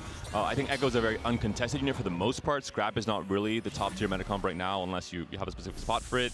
And so many other forecasts are being pulled out of the pool with a lot of flex players. I'm taking a look at what's happening in the lobby. Tucci is locked into family at the moment because you do have that suspicious trench coat on the Violet. We have a couple of similar champions for Jingshou and Wet Jungler, but I feel like you probably can't go the family line as easy. Well, Wet Jungler, if I'm seeing correctly, based on the units there, has worth the wait Darius. He's locked in. So he's locked in. Whoa. He does pick up a BT as well here, so we're going to have a 2-item Darius. And this is one of those things where you posture for a reroll line, but if both players have a really good reason to stay in it, we could see them contest each other. To be fair, though, the bag sizes are better now. So on this patch, you actually could have 2 players that can hit all of their units from family, but it still makes it so much harder to stabilize, actually roll to be able to find your units. And you have to play a lot smarter so you don't just blow all of your gold and not have anything to level up for later when you're looking to round out these comps. That's such a powerful board we're seeing from Kiyun right here. It does find a very good Sentinel emblem, which usually points you into the Academy and Sentinel line. I will say with the worth the wait for Wet Jungler, there is a world in which if he really is able to tempo that Darius 3 very early on and finds a spot to play for Conqueror, he could just go for a vertical Conqueror line instead if he feels he doesn't have a good chance to 3-star and reroll for Violet and Draven and Powder, etc. Big round for Xingge as well. He really wants to tempo. Of course, he's already lost before, but running into this Kiyun board, not something that our win streaker likes to do. Tucci's going to maintain that win streak as well, so still sitting at 100 HP, 4 wins in a row. You can see how much work this comp is really going to put in. Yeah, you need the upgrades a little bit on the Darius and the Vander, but it's the Vi that's really the big star of the show here. And going back to Kiyun's board and the potential he has to play into Academy, the items will be Shiv, Rageblade, Dragon's Claw, which Dragon Claw especially is going to be very, very good on Laui, on possibly a Leona 3 if that comes through later on. Good to know. Checking in here with the board that has been winning. Let's go up against Shelty. Oh, Shelty's like full loss streaking here as well. Like just has the one Vexen. Handshake on both sides. It's like, yep. You can have it. I want my loss streak. Absolutely huge for Tucci because he is playing a win streak 1-cost reroll. So if you don't actually get the 5 win streak, your econ is just boom. I really don't like it when that happens. Like winning with family, like I lose the last round and like I don't have any gold to roll anymore. I know. Well, don't you worry. Tucci is just fine right now. And you're also you're very healthy. Yes, 100 HP is very healthy. Very healthy, you know? No, I'm very healthy, very 110, moisturized. Well, 100 is okay. Yeah. if we can get there, we'll take 100. On the flip side, Tex, for now, obviously not really making much use of his augments. We mentioned the 3-2 roll down. That'll be the real decider. If he's able to find a stabilized comp without spending much gold, that's going to be the difference maker for his comp and for his game plan. So I'm just kind of worried between Tucci and Red Jungler both being on that family line. Do you see any world where Red Jungler just goes for Conqueror instead, says, okay, I don't want to deal with any of this? He needs to Swain. He needs to find the 4-conk, ideally, yeah, almost without having to roll, obviously, because you want to push levels, find the Mordekaiser later on, find the Mbessa. He can tempo off of this Darius. Darius is one of, we saw inside 11 Inkborn Fables. He's one of those units you can itemize with almost anything, and he can do so much in stage 2 and 3. But I think he has to start winning now. Because otherwise, you also just aren't healthy enough. And usually when we end up seeing the Conquerors get played from such an early position like this, you have to have 4. Or you have to be win streaking or something to be able to actually work up to the Conqueror loop. I think a really good way to play this line out is just to go with the Emissary line. He kind of fits 2 traits at the same time with Mbessa and the Garen with his Warden trait as well. And you can just fill him in on that Vi spot to kind of play forward. There are a lot of physical melee carries that we're seeing in this lobby, so it's going to be very interesting. Those units are going to be very contested between Ambusher, Family, and also this Darius. Even Shelty had the Mace's Will, could be leading into Corki, which obviously we've seen fit most likely with the Emissary and Mbessa board as well. Well, next set of augments is coming on through, so could be a big determinant factor, getting another set of gold. It's a very good combo with Mace's Will, especially when you like the crit chance. And looking at those items, yes, this is definitely Echo Carry. Oh, found one. Very early Echo. Wow. On 6. I think that wasn't really the idea behind the roll down. It was a Camille too, but he'll take it. Wow, that's Double wild. Laui as well. This is a pretty crazy level 6 roll down. Look, has a Zoe as well. Oh, okay. Thought Same about one, keep it, yeah, but fortune favors the bold. There you go. Playing Camille Sure does. is definitely bold. I think it works out. But yeah, she can hold the items until you want to actually put them on something better, but... A small point about this positioning is that since Camille's damage is adaptive, you want to put her next to the Ionic Spark on the Echo, and she can use that magic penetration to go through targets. There's even the idea of playing high voltage Camille last patch was actually okay, which is, it sounds weird to say. I believe it, though. High voltage could probably be used with almost anything. It was super strong. We're seeing the Lux. We'll see if her shielding isn't able to do enough already. The Violet has split. The Lux has to shield herself, but not able to do it. A big win here. I mean, that's just like the Mace's Will really coming in clutch, I feel like. For a couple of our players being able to have that increased crit. Look at that, the Jewel Gauntlet now for the Lux. Yeah, for physical attackers, it definitely feels really nice. You don't need that ability crit to access the augment. It's a big part of that win there. And for Shelty, with this board, I have to imagine the Portable Forge did not quite go in the way he was hoping for. I think it's really important to open yourself up to high rolls, and that was maybe the idea there with Portable Forge, where you know if you hit RFC, if you hit Fishbones, this could be a very, very strong spot. Goes for a generically good artifact instead. Anima Visage works on pretty much any single frontline tank in the game, but especially Garen. Yep. I think that's where he has to pivot for. If you build an IE on your Nocturne, you really need that +1 range to play this line. And if it didn't materialize, I'm pretty sure Shelty does have to pivot. But now you can put it on Corki. Yep. You know, put it on Corki. You can put the Hodge onto Mbessa. And we still have a ton of other PvE rounds for you to be able to find more components and build up the rest of those champs. So. Does Kiyun already have an Alawi? So his Rebel is going off. Tucci's just with his broken item combo. Okay. Wild. Ooh, Echo Pair is big here for Tex. He was lose streaking most of the start of that stage 2, so should be released first. There's a Garen for Shelty. Instantly go for the picks Echo it up. Pair. Oh. Wants the BIS items instead, not leaving things to chance, understanding he will be potentially hitting an Echo 2 regardless because it is an uncontested 4 cost for the most part. And if you like Echoes, you can play 2 of them. That's actually how the line works on 8 these days. Very fun way to play. And the magic reduction from both of them, it does stack until the end of the game. So you're shredding 10 magic resist off with every cast.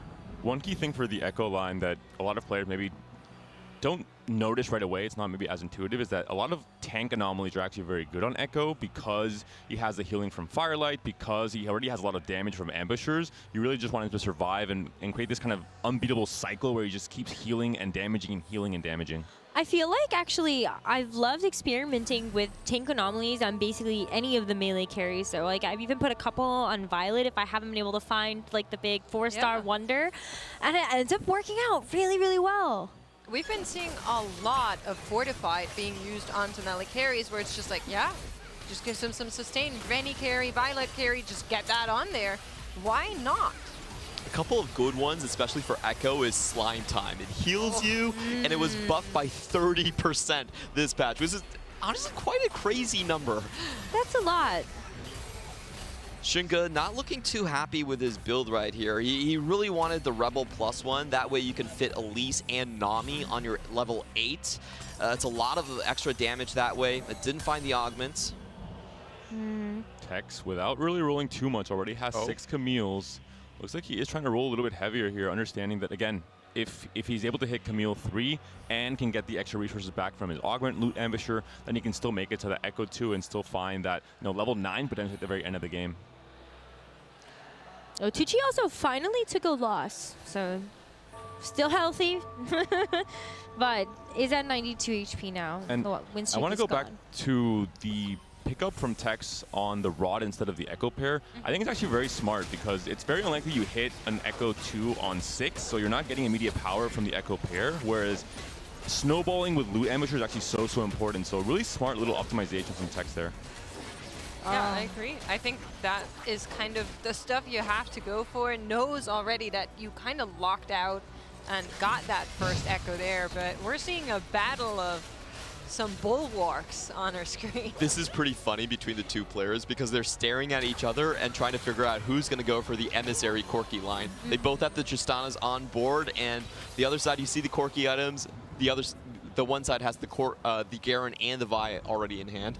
Well, Shelty was able to pick that up from the carousel, and so maybe is going to have a little bit of a leg up because Garen is one of those harder units to find for the composition. But Shelty is also still losing. That's 9 losses in a row, and very much struggling to turn this around with all 1-star units. Yeah. I'm impressed how lean back he is considering his HP total right now. Hopefully he locks in for the big roll downs in stage 4. I gotta be comfortable about playing the game. Although, actually, to be fair, I think if my back is against the wall, I'm at the edge of my seat, like full leaning in. There's a roll down. That's the just hit 2 Corki Corkis. pair. Another Garen is He's crazy. so close to massive spikes. Finds the Mbessa, which is key for the Emissary. He's missing the Nami, though, which is usually the easiest one to hit.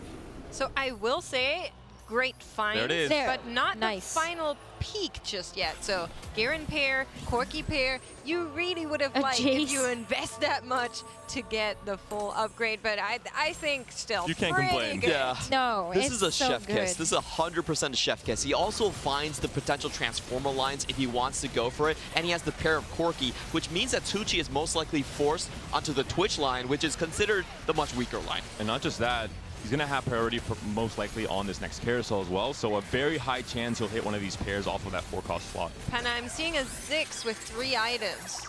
Don't get too excited just yet. So this is He's Zix popping one, off. but we're holding one, so there's a chance. Makes, you're baiting me. There's no loot-ins, and it's a Ziggs 1. What kind of hope are you trying to give me? Who needs a Ludens? I think that's the closest you'll get this weekend. And he'll most likely be sold off on 4-2 after the roll down comes through. Final augment for this game is gold. A little bit more combat being added to some of these boards. I like mentor. This was a mentorship pickup for Wet Jungler, right? For a little bit of attack speed. A really cool fact about mentorship, I didn't know that, but I ran into Dobbs and he said it actually worked on 6 costs. So you can now buff your 5 costs up, which was not supposed to be in the power level realm of this game. If you get that lucky shot, then it's amazing on your board. Good call out. I'm about to go try that. Yeah, just find a 6 cost. Yeah, oh exactly. That You know, on 4-6. Right. Yeah. Wet Take a look at Jungler other augments here. rolled down heavily, did not find a Mordekaiser. Unfortunately, we do see a Camille 3 from Tex. Big spike. Has rolled down heavily, though, down to 3 gold, still on level 6. Did hit an Echo 2 as well while on 6. He's really going to have to work on his matchups and cash outs. Even with Camille 3 on stage 4-2 after the nerfs without artifacts, it's not really that guarantee of a win anymore. Even Sterax is not really as front-loaded as Camille would like in terms of just having raw damage right at the beginning of the fight. But he's still going to push through a very good wraparound on his board. And Tucci, he's also locked into the Emissary line. So 3 players going for Emissary. We'll see who ends up with as the victor right here. Very contested 80 line. Oh, as Victor. With Victor, you meant. Yes. I see. Yeah, Oh. that makes sense. Well, I think had a Twitch pair. So maybe a little bit closer to being Looking at able to other get that options. 4 cost. But yeah, you have to do that. You just don't want to be so contested that you can't hit. 5 crucial pairs here for Shelty. Surely this next carousel will give him at least Oh, one. that's Corki too. And Corki is a big one, especially when so many players are racing for the same exact units. And other players may be benefiting from that. We're seeing Kyun very healthy with the early Alawi, with obviously the tower defense, Sentinel +1 coming through, and the Zoe. Able to mix and match his board there with the Nami in, so still using Sorks and Zoe. This is one of the reasons I really like the Sentinel line. A lot of the AP flexes do go well, but of course going up against a Corki 2 that just hit most of the units early on, not gonna make it through. And for Tucci, we talked about it, he has to take the lower hand here, just goes on to the Twitch. Mordekaiser for Wet Jungler is really big if he can pick this up. Shelty bypasses it, so it is available. It's going to be 3rd pick, though. Does anyone else want to steal this 5 cost? And looks like Tucci does. Wet Jungler cannot make it in time. Is on the wrong side, unfortunately.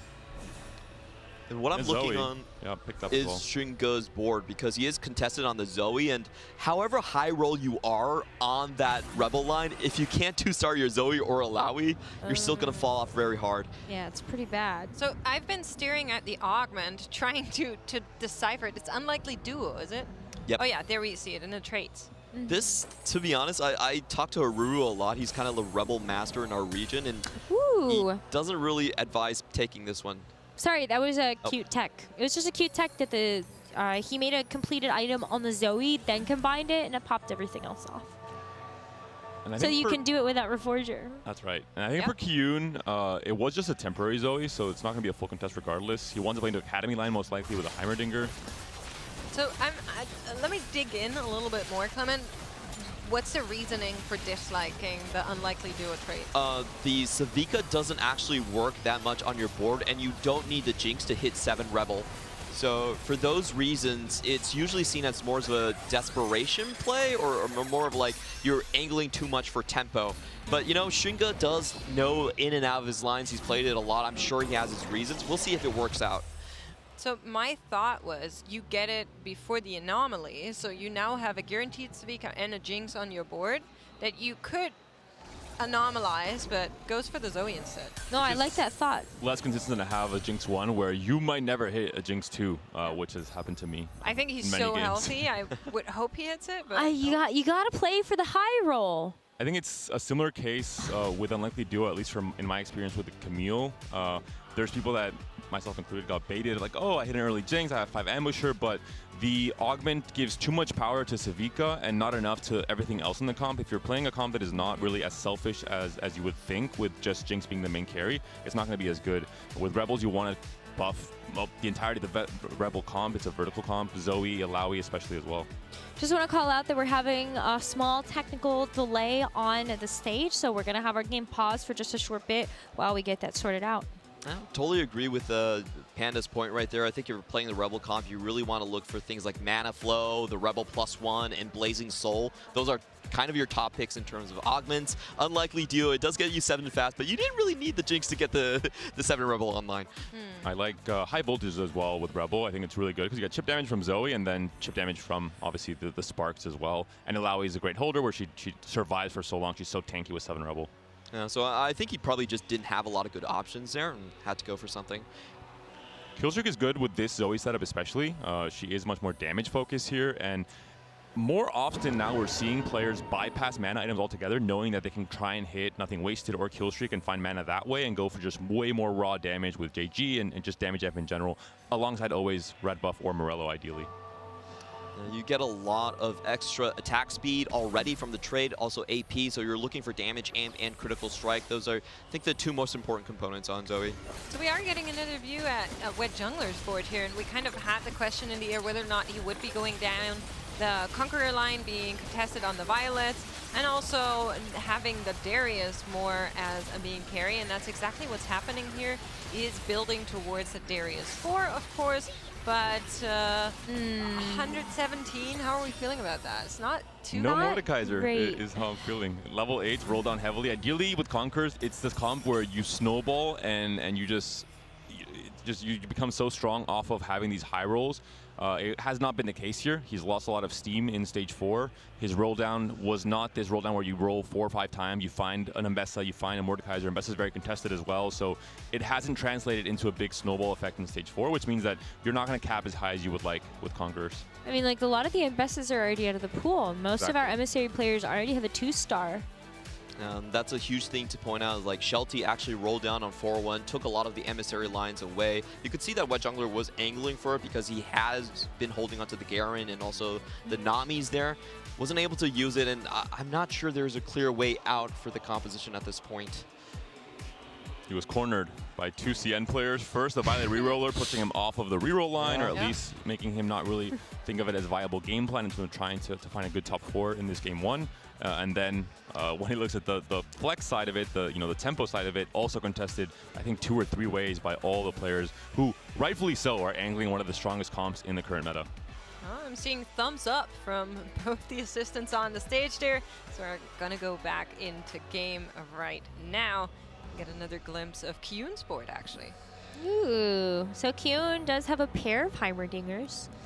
Nice Sentinel frontline as well, being able to find the Rumble so early, and now you get a chance to actually tech in the Jace for a higher number of Academy, means you have another item as well.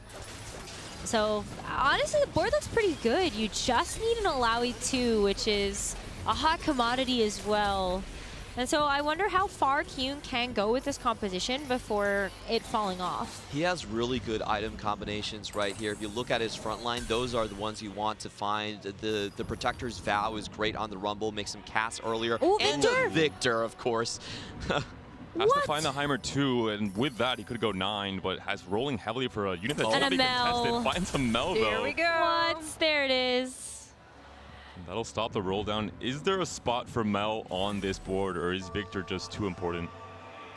I think Victor is the most important. And Kyun has so much HP. Like, that's 63 health. That's several lives. And so as long as you can actually just econ back up, you have this whole stage to be able to actually get to level 9 and put her in. Hex on the other side. This Look at that stun. So important.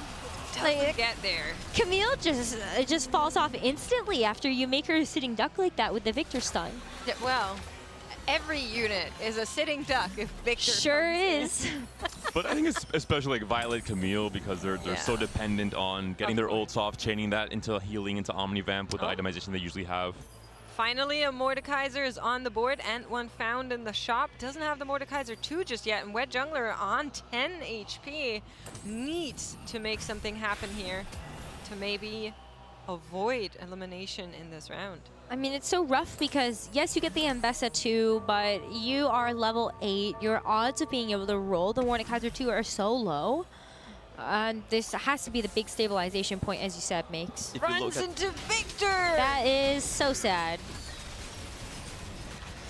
He definitely had to put in 5 Conqueror and 4 Emissary. It feels really bad when you're looking at that trait web. But Conquerors is really more about the cash out. It's about the tempo and not so much of the trait itself. Does make the right decision, but is it enough? Doesn't look like it. Wet Jungler taking a very, very sad 8th place here in the first game of 3. We'll need high finishes in the next 2 games to make the cutoff. It was Kyun himself last round that started off exactly this way. 8th place in the very first game, still managed to come back, maybe with the help of Camber, and we'll see what Jungler finds a spot for it in game 2 to try and mount a comeback and potentially make it to the next round. One more player at potentially 1 life left. We have Hushin. Oh, so there was 4 Emissary players. Never mind. Yeah, there's a lot of Emissary Emissary players.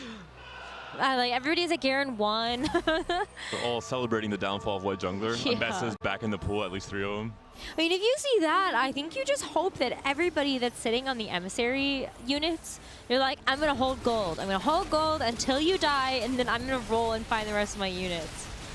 Pushing one of the few AP lines here, but gets sniped by the Ambessa as she then flies away. Ambessa finished the job. And Silco so grateful to be alive on a sliver of health. Still not going to be enough. Another elimination. Hushin goes down. I want to mention you were just talking about Necra. Kyun actually we saw earlier at the end of stage 4 was holding an Ambessa, knowing that so many players were going for that. It just really helps. And you see the min-max of these players at this level, truly trying to optimize every single one of their plays. The more points you have, the better shot that you get to make it forward. And this is just the first game of our 3-game set we will see for the round of 32. So again, such high stakes to make it into that top little sliver of competition. Taking a look at Tsuchi's board right here, because when you play this Twitch line, it's usually not matching up to the Emissary line. You really need those legendaries online, and he's actually found quite a few of them. But has the Mordekaiser with the Edge of Night, the most important item there, and found the Caitlyn as well. I think he's also playing 5 Experiment. Yep. If I'm not mistaken on the board. So you have the 3 Experiment Hexes, great for the Twitch, and you got perfect synergy for the Mundo and the Mr. Urgot as well.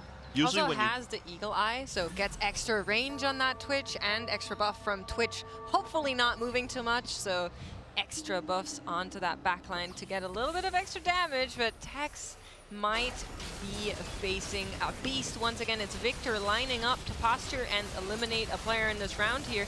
The Ambusher board, we were all kind of doubting whether or not that is a possibility here in this game, and we just see one more time how fatal the matchup can be. Takes down the Victor. It's not enough, hangs in there by 1 HP though. Yeah, I think the composition still has a room. Ended up hitting the Camille so early, but the fact that you have just so many stuns, just AoE, it's really tough now, I think, for the Camille to actually hang on. When you look at that composition, I feel like you are just hoping that it's going to be a 4th for you. Yeah, I do think if it's not Camille 2 on 2-1, I'm not clicking it. I'm sorry. That's my current read on the situation. And Trinka, like I said, I really think LeBlanc is found. And Victor. Huge find.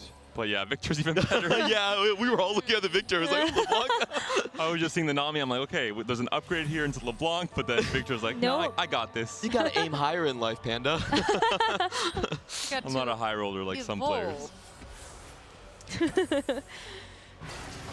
That one bow will help. Here we go. It is something, honestly, at this point. You could put anything on Victor, and Victor will just be a lot of utility for your team. The trench coat split not really too helpful, but suddenly the drag from Mordekaiser does allow the retargeting to happen. And Jinx, Edge of Nights, buying some time, but yeah, not enough, as you mentioned, Makes. 2 players getting knocked out here. A very lethal turn for this game. And so Both now of we have our them top 4. Playing ambushers on their boards. Am I seeing a pattern, maybe? I think this is a I think you're just being recency mean. bias. Okay. Tech's thinking, you know, I'm never playing Camille again. Until it gets buffed in the next patch. I will say, I've been seeing less note-taking today. That might be Everyone's a already reason. locked in. The meta have has their been notes established after day 1. set. You think so? I still think there's some crazy tech that'll come out day 2. Do you guys take notes while you play? I can't. I don't even use my brain when I play. Don't ask me. I actually don't have anything to say. Q now has a chance I don't for yet either. another spike. Can now go 9. Hopefully can find the Rumble 2. And is still very, very healthy. 48 HP, a massive gap. 3 other players at 20-ish HP. Huge props to Shelty though. Streaked all of, you know, the stage 4 and 5 for the most part. Was at 30 HP going into stage 4. Has only lost 10 HP in 2 stages. Sorry, I'm starstruck by Kyun. Just being able to hit that big Rumble 2 upgrade gets a chance to also find the Mel and the Victor to be able to play in this competition. And a Thieves Gloves for the Mel as well. That just feels unfair at this point. Getting the AP in for Mel, that's kind of the biggest question about it, and it synergizes so well with the Sentinel board that has extra resistances, and then you put the shield on top. Not just that, but also was playing Into the Academy, then picked up that dual welding to really get that front line going on a board that already loves items so much. A great find for Kyun, and has just been cruising on the back of that. Now, of course, with the 6 costs in play, even deadlier then, and Chingzhou takes a massive hit here. And Kyun with the Mel already in a very strong position, but almost kind of buying kind of that next level of failsafe in terms of having the extra life. I think almost guarantees a 2nd place at this point. Ideally wants to go for the win and start things off strong. Complete opposite from last round where he had an 8th in the very first game. 2 players on 1 health. Jingso and Shelty. Shelty taking a loss in that last one means I that... jinxed him. Yeah, Panda is just not allowed to be on this broadcast anymore. You can't blame him. That Kyun board was kind of ridiculous. No, I know. Yeah. I think anybody facing up against the Mel and Victor is unfortunate, but yeah. Chingzhou and Shelty, both of them walking towards each other, flashing those thumbs up saying, okay, whoever takes it, takes it. But let's see who that is as the Victor stun does come out. Oh, the Victor stun. Is it a Victor diff? I think it is. Corky taken down. Such a valiant effort, though, I feel like, because we ended up seeing Jingso having to hold on for a while. Shelty now actually being able to secure a top 3 is honestly kind of wild to me. Yeah, that back-to-back matchup, I actually really like Chingzhou's board right there. He did a lot of things right. Attack expert is something that people don't really think about. It definitely works out. But for this side of the board, he's just said, well, I have Victor. So unfortunately, that is the high hand. Yeah, but like Shelty had to find a path here, which was looking very, very grim when we started to look at that first part of the game. Kyun definitely seems to be kind of the big bad of this lobby at the point. Don't really expect any of these boards to be able to beat him. I think Chi-Chi is going to get eliminated here as well. Oh, perfect timing from the Victor stun after the trench coat breaks, where these units are a little bit more vulnerable. Edge of Night does help a tiny bit, but it's just too much. The Rumble upgrade comes in clutch as well. Another KO. Very good game from Tucci, to be honest. Again, double contested on the emissary line, held onto the Twitch as a backup, and still able to claw a top 3. So should be proud of that performance. See a Mel, we see a Warwick. Mel pair for Kyun, potentially some extra tankiness for his Sentinels as well. David versus Goliath. Shelty looking at Kyun's board and saying, what can I do here to Do we maybe see a Mel turn too? this around? Well, they're going to roll. 20 gold to work with. Kyun is not pressured to roll yet. That's true, actually. You can just get Kyun is a ton of Giga health. greedy with 48 HP at this point in stage 6, almost stage 7. And we did hear Mortdog talk about this a lot, is that your chances of hitting those 6 costs goes up exponentially when it comes to level 7. So I do think he's going to be in holding pattern for now. There's a good chance he just wins off this. Stage 7. Oh, stage 7, yeah. Level 7. We made no, sorry. Stage 7. Stage 7. We're close. We're close to stage 7. Just making sure our viewers are not rolling down heavily on 7. Please don't. Please don't. Clement, I think you're right, though, that we might not even get to that stage 7, even though it feels like it is so close. There's so many Victor stuns getting traded here, but maybe I'm wrong. This Shelf people are just holding on until it's just not enough. Ki-yoon had a dominant game for this first game of top 32 and gets a chance to finish it out with a win. Hit a very good tower defense and really staked out his position in the game. There were no contests from any other players, and just getting that extra Sentinel 1 allows you to tech in a lot more of the 6 costs and the academies. I think the bigger story for me is you were saying he's 2020 Chem Baron. He just showed that he's got more than that. So that to me is great news. I'm looking forward to see what he presents to us in the next round. But for now, a great game with the Academy start there. Like you're saying, finding that niche, saying nobody else is contesting me here. Who was that? What was happening there? Now we're going to see 3 Heimer players in our next lobby. Because as is tradition, I was contested on Family. I guess I'm going to... notes. There you go. Yeah. I will say Kyun, I think, really played well to his high roll early in terms of Lux item carrier, dominated stage 2 and 3, then did not really have this super high roll game. You might think, oh, he won with 48 HP, he high rolled the entire game. It's not true. He had to roll very heavily for the Heimer 2. He was on Zoe most of stage 4, didn't find a single Heimer until the end of stage 4. But the Sentinel front line, yes, he did find the Victor in the Mel later on. There was a high roll there to capitalize and finish off the game. But all in all, as you mentioned, Clement, I think uncontested line, a very strong conditional line when you have these augments that make it that much better. Shield Bash at the end as well. Yeah, I feel like Shelty had a really good game too as well coming in here. He was on a 9-loss streak, knew that he had to roll down on 4-1 before anyone else did, and did manage to hit the Corky pair, which just forced a lot of players off. Wet Jungler doomed by that. Qingzhou also heavily impacted by that big roll down. And we're seeing now some of the replays there. And as you mentioned, I think some players had a harder game and some players had a more straightforward game in terms of how to execute. I think Tucci with the Twitch game, that was actually something that surprised me a lot, where I thought he was locked in Violet reroll. I think Wet Jungler did as well, which is why he didn't even try and roll down there. But then we saw the pivot into more of a 4-cost flex game plan with Vi slotted in, which is something we didn't see much of last patch. There's a natural combination of Vi moving in as an enforcer alongside Caitlyn, for example, alongside Stab even in the Bruiser line. But we saw this new iteration of Twitch thanks to the buff to Vi, which I think is great. I think when units that didn't have that much spotlight last patch get a buff, they open up so many different new variations that can be played. It's so important that he actually hit his 5 cost in Mordekaiser or Caitlyn, because otherwise you're playing Blitzcrank and Kog'Maw. So that's a huge step up in that experiment line. Glad he found that and took a 3rd. Tex, to be honest, even though he ended up in 5th place, given his spot, I'm actually feeling kind of okay with that. I commend the bravery. Yes. Committing to Camille. There was, we mentioned kind of the test of, is Loot Ambusher good enough? He did find an early Echo. He did find, I think, a fairly early Camille 3. It was in stage 4 still, which is, usually better than you can expect. But in the end there, I think there was the Victor was the main problem. We saw back-to-back fights where he lost to Ki-yoon, where the moment Camille needed to really get going, Victor's stun comes in, and she gets locked down by the Heimer. Very cool to be able to see just a couple of other replays as we finish out some highlights of this game. But I would love to welcome a special guest to our broadcast. Mixie's going to go take a break for a minute, but we get a chance to welcome Tanner. Welcome to the broadcast. It's so good to have you. Hi, everyone. I'm Tanner, and I'm so great to be here and also at the Macau event. It's so great. Like, this is the biggest TFT event in the past 2 years.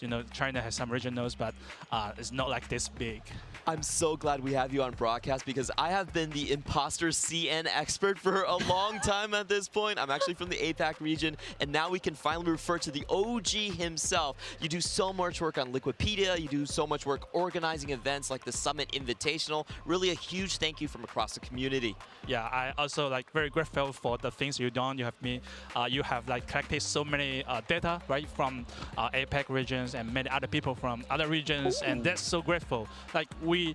sometimes we are off the meta and we have to learn the comps, the meta, like the chants from other regions. And also for this Macau, like we had a snapshot, and many players have to like play with other regions player on PPE, and we practice a lot. And I hope today CN players can like get like 2 players or 3 players in the final for tomorrow. I will say, Clement, maybe you've been the imposter for some people, but Tanner has been my day 1 specialist from CN, doing so much, as you mentioned, for the community. I think this must be one of the happiest weekends for you. Someone who lives and breathes TFT in CN especially. Having an event here in Macau, having a huge turnout from so many CN players, having top dogs like Shunga and the main stage doing so well. What have been your kind of highlights up until now in Macau? So my highlight would be like just to meet people, because this is my first like a global event to meet. I've met so many players like 61, like from EMEA, Pastibo. Like we have been contact each other for like 4 years, but this is actually our first time meet each other. So that's so great. And also, I met Kent yesterday, and I talked to him about like what Chinese play like and don't like about TFT, like the system change. I can believe you did that, Tanner. Yeah, like we talked about like the level 7 change. Maybe for now, like level 7 is like a level you will skip, but like maybe we can improve that later. But I haven't met Mort in person, so you'll have your chance, I'm sure. You can keep writing your list. I know it's probably getting longer and longer. 7th page. Well, Tanner, it's so good to be able to have you here. We can't wait to jump into the next game with you on commentary. But before we do that, we do have an interview that, Clement, I think you did with Setsuko. So let's go ahead and check that out. Hello everyone, we're live on the floor in Macau with Setsuko that just advanced out of a super tough group. Setsuko, can you tell us how you managed to get those 2 first place and move on to the round of 32? Okay, so both of the games I hit bronze for life, which I think is probably the best like combat prismatic in the game right now. And then I just like hit Silco early as well. I think I hit Silco on like level 6 in both games. And then I just played I went 8 and 4-2 or 4-1. I rolled for like a non-standard Silco board, because the usual Silco board you play like 4 Dominator, right? So I don't play that many traits for bronze for life. So I opted to play 2 Dominator, and it was really strong. And yeah. I saw your game. You capped out at level 10, and you're known for reaching those high caps. Can you give us players any tips on that? Oh, so that game, I saw it was gold subscription, and it was also gold opener. And then I got offered upward mobility, which is really strong if you have gold, because it scales off gold, because it makes your gold more valuable. So that game, I was able to reach level 8 and 9 really fast, and then like I went 10 because I hard rolled on 9. Final question before I let you go. Are there any names you want to take moving forward into the tournament? Yeah, I'm excited to play for his title. I mean, obviously he's like the GOAT of TFT. He's won 2 Worlds, and he's won 2nd in other Worlds. And I'm always excited to play versus any players because there's a rivalry. It's the same region, so yeah. Thank you so much for the interview, Setsuko. Best of luck on your future rounds. Back to you on the desk. It was so fun getting to chat with Setsuko. He actually made it out of a lobby with 5 different players coming into the Tactician's Crown, and he did it twice on Bronze for Life and the Dominator line, which I think Tanner has been really popularized in the Chinese ladder as well. How do you feel about how are the Chinese players playing around maybe the Silco line? So like the last patch, many players discovered that if you play like Break Lows, Hammer is not actually the strong one. It's just Silco and plus Maruzaha. But since Maruzaha is getting nerfed this patch, you just play like the typical like the 3 back rows and 6 Dominator, right? Yeah. And you want some good anomalies for Silco. Something like you get AP or mana to cast more or do more damage would be good. I think there's very similar anomalies for both Zoe and the Rebel line and Silco the Dominator line. Just getting extra mana is a big one. Obviously, Dominator, it's self-explanatory why. Obviously, the more you cast, the more AP you get, the stronger your cast earlier in the game, so you can really scale. And with Black Rose and Vertical Dominator, you have a very strong front line, even with some nerfs to Scion, to the big buff homie that was always stunning everyone last patch. You still buy so much time with the comp. No, that was the thing that I think a lot of players from the West were saying Black Rose is not really playable. When I look at the CN line where they're putting in an extra Dominator, going to 6 Dominator, it really started to pop off with more damage. Another AP line I really want to ask you about, which kind of came from China as well, is kind of the Renata reroll with Ken Baron. That was such a fun line. What do you think about the line so far? So actually there are two variations, and the one is that you talked about is with Canberra. And actually we have some discussion like yesterday, and some people think that the Canberra line is not very well in this meta, right? And some people think you reroll Singe, you reroll like Morgana, the one cost line, and Rail will be better. So I can see that Singe being very good because he has that damage reduction and that attack speed buff for Renata to cast more. And I can see both line do well, but yesterday in my lobby, Renata just get a second place, and that's very well against a legendary board. So I would say Renata can do well in a good sport. As a general question, can I ask you, Tanner, what's the best way to follow secret Chinese tech?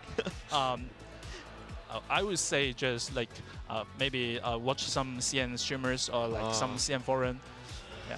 We are going into game number 2. We'll see how the players feel after the results in game 1, what players maybe adjust their game plans as well. Kyun, I think he wants to just keep doing what he did last game, finish first place, dominate the lobby. Players like Wet Jungler, one of the last few hopes from EMEA, has to turn things around, has to hope he has an easier game to play. Last game was tough, stuck between a rock and a hard place in terms of what line to play. If the reroll, if the vertical conquer, didn't really do well either way. Yeah, only 2 EMEA players left in this tournament so far. And this encounter, it could be Prismatic Prelude or Prismatic Finale. You're going to have to find out a little bit later. I do like the Preludes a lot better. What's your favorite Prismatic to start with? Last patch, Hedge Fund, because I liked rolling on creep round for my Black Rose units so I can hit on time. This patch, I'm not too sure yet, actually. I think maybe Living Forge. I just love artifacts and how they open a very unique line, sometimes unique rerolls, like Nocturne, for example. But we'll see if our players agree. Into the big meat of the game, I think Makes may have accidentally left something on her chair, if you would not mind looking behind you. Okay. Yes, that would be great. Thank you so much. No problem. Who do you have as a favorite in this lobby? Who have been the players that you've been excited about? Oh, so I was the analyst for JDG, and Shinga is one of the member, and he's the only last one in my team that's still playing. Oh. So Archen and Ahao and Francie all were out, so Shinga is the one I root for. And the other Chinese players like Chu Qi and Hu Xin, they're also good players. Yeah, we have seen them in Worlds before. We did see Shinga go for his usual style, try to win streak with the Rebel line as well. That's what he's so well known for. I watch a ton of Shinga, learned so much from him. Whoa. Taking a look at the first artifact, Shelty here. Zanya definitely Zanya? Yeah. Most flexible one, I would say, out of the options he was given. But having Living Forge is just amazing, though, to be able to have so many artifact choices throughout the game. Where do you feel like are some of the best high cap compositions when it comes to having a lot of artifacts? I saw Shendu actually have a game where he had rapid fire cannon into Fishbones, and he had Nocturne 2-1-2-1. So I was like, okay, that's a free game. That's a good combo. Taking a look at the combinations here, we have quality over quantity from Shinga, again going for that win streak style that we love from him, and 2 artifact players, I believe, from Shelty and someone else. Oh, and it's Kyun right here. Let's see what he got. This one is a little bit harder to use. It does mean your units are anti-chill and a lot of attack speed. I think the best holder is probably something like the Mordekaiser. So, but no immediate users that give you a huge boost of power. Oh, actually, I checked like the data for Barret, and this one is actually like the minus 0.6. It's not bad actually. Ooh, and I was surprised. So I want to see how it does this game. What if you got Mittens and Mittens. Suspicious Trenchcoat? What if you got both of them and then you put Mittens, Suspicious Trenchcoat on Violet?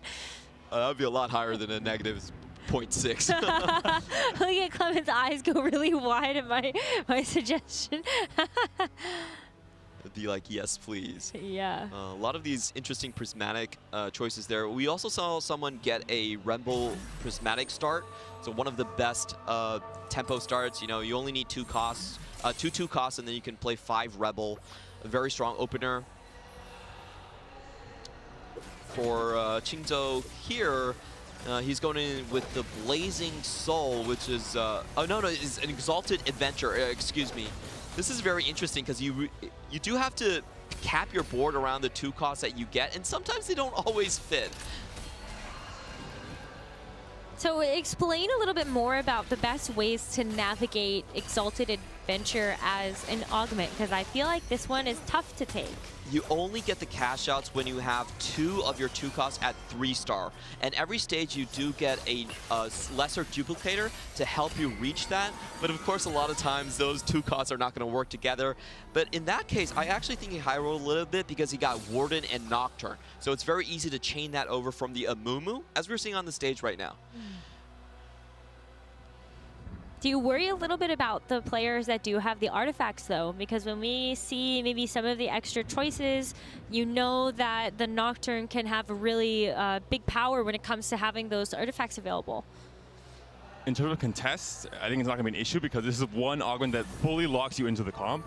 Anyone that wants to try and top 4 this game, if they see someone has Exalted Adventure Nocturne, they're not going to try and contest no matter what artifacts they get. Freaky Friday, or if it's an RFC. I was like, are you sure? I'm pretty sure. I think this will be a tempo option. Unless, I mean, we saw Tucci last game. He was actually very smart in signaling he's playing Violet reroll, pushes Wet Jungler off of it, and then tempos into Twitch instead. So maybe it's the same game plan here, the mind games. I think what Panda is saying is absolutely right, is that, well, unfortunately, I am locked in place. I've already taken Exalted Adventure. I can only cap out on these 2 costs, so you can contest me, but I'm not going to budge. And this is the idea, Tanner, I'm not sure if you agree, where at very high level play, I think reroll is much stronger because players respect spots much more. Whereas if you're playing, in Emerald, in Platinum, I could sometimes never. players do not read the message, the signals that you're sending. They just contest you regardless. Yeah, like my game 1, like yesterday, round 1. I got kicked out at round 1, but I have to say that in my lobby, a player, he came to my board and saw I picked Fishbone as the first item, and then he went back and took like the quick striker augment. I forgot the name, but he just came to my board and then picked that augment. Oh. So I was talking about Emerald players, but you've just thrown a player in your lobby under the bus. That's just so unlucky. I thought I was told it was only challenger tier players playing in this tournament. He didn't name names, so I think it's totally okay, totally legit.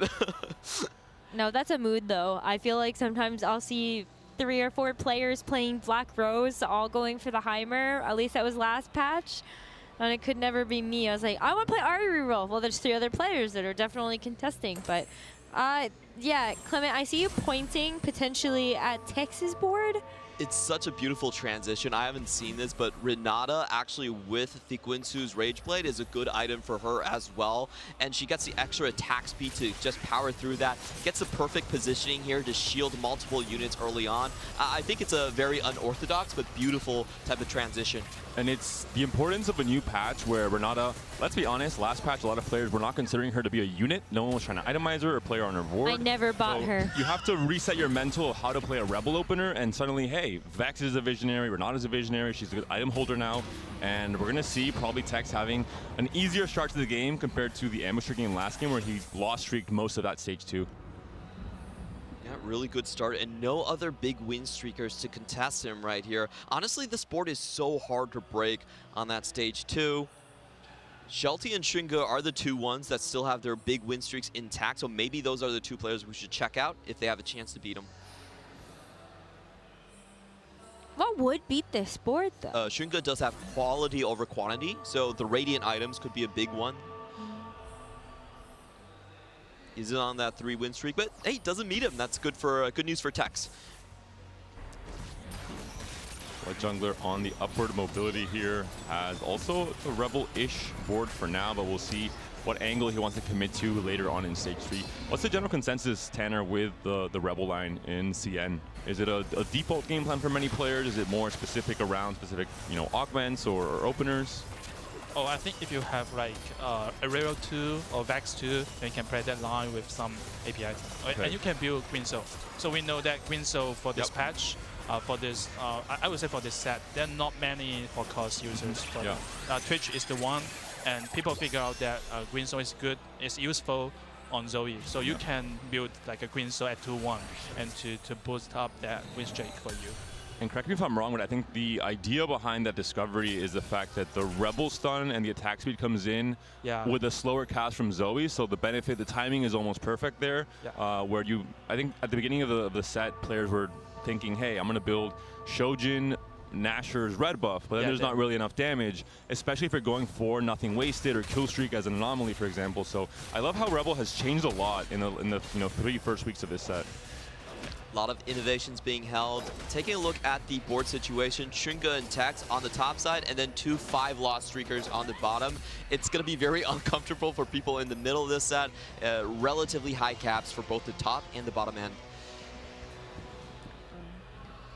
Everyone's very rich, though, for the most part. Kiyun trying to go for a big roll down here. Let's see if he wants to take a stake. I do want to mention for the family line that Vander is going to be heavily contested, as it was part of an Exalted adventure. Can you get away with using the family trait, though, to not have the 3-star Vander? Because even what Kiyun is rolling for, you're not actually buying all of the family units. You've got a Morgana 2, you've actually taken, you now have a Powder, but you also have a Zyra and a Steb sitting on your bench. Yeah, that's a great point. I think a lot of players have different reads there, but the most common one is if you have Violet 3 and Darius 3, you can stop rolling. Just get the pit fighters in. Okay. Maybe Draven as well, I think, has some upside. Draven, especially considering what items you have, what artifacts you have. Playing Living Forge, you're thinking, hey, it's pretty unlikely that I get blessed by exactly AD melee items from my next artifact choice as well. Maybe you want to have the chance for something like the Fishbones to be relevant, so Draven 3 helps with that. Oh, Ziggs. There's a Ziggs too. What are we thinking? He's not playing it. There's no mana Zane. He has upward mobility, so he's definitely not going to stay and reroll that. Have you seen Tanner any Ziggs reroll in CN after the buffs came through? Has it been more? So like we had a screen game with the Ziggs 3, but it didn't go well. Okay. But yesterday there's a 6 dominant, and you just put 3 items on Ziggs, and you have Shilko dual carry, and actually it does like 5k damage, and Shilko does like 8k damage. That's not very gapped. But I would say that's a lot of the damage. Yeah, sounds good enough. There's a chance for betrayal here, Clement. An argument that I know you love. He rolled it away. Takes all that shimmers. All that shimmers is still been really popular. Even though you don't have the increased interest cap anymore to 70, you still get so much value from being able to generate gold. The Collector is a great item for this line here, and I think the big question is how much did he roll? Because it does look like he's actually rolled a bit. Maybe he's going to be contested. I think you are. Eat my words, if that's the case. I don't think it's the obvious game plan, but I will say Freaky Friday and Infinity Forces, they work on a surprising amount of units. It's not just the melee units that works well. You get, everything basically, all kinds of stats, including mana. So it does work. Even on something like a Jinx later in the game, it does something. It's effective enough. So depending on what I think the natural shops indicates, we could see him just play for a 4-cost flex game plan. Mbessa. True. Is that the only answer? Yeah. Maybe last game. I hope this game we see a bit more variety. At least we have one Rebel player. Mbessa. Shunga finally does start to lose, and I do want to see Shunga's board because there's a very strong combination of items when you play quality over quantity. You want the Sunfire, the Static Shiv. Those give you utility and a ton of damage early on to win streak as well. Spot from what jungler, unfortunately very similar to what we saw last game, having to play from behind, having to play from very little HP coming into stage 4, currently once again in the 8th place position.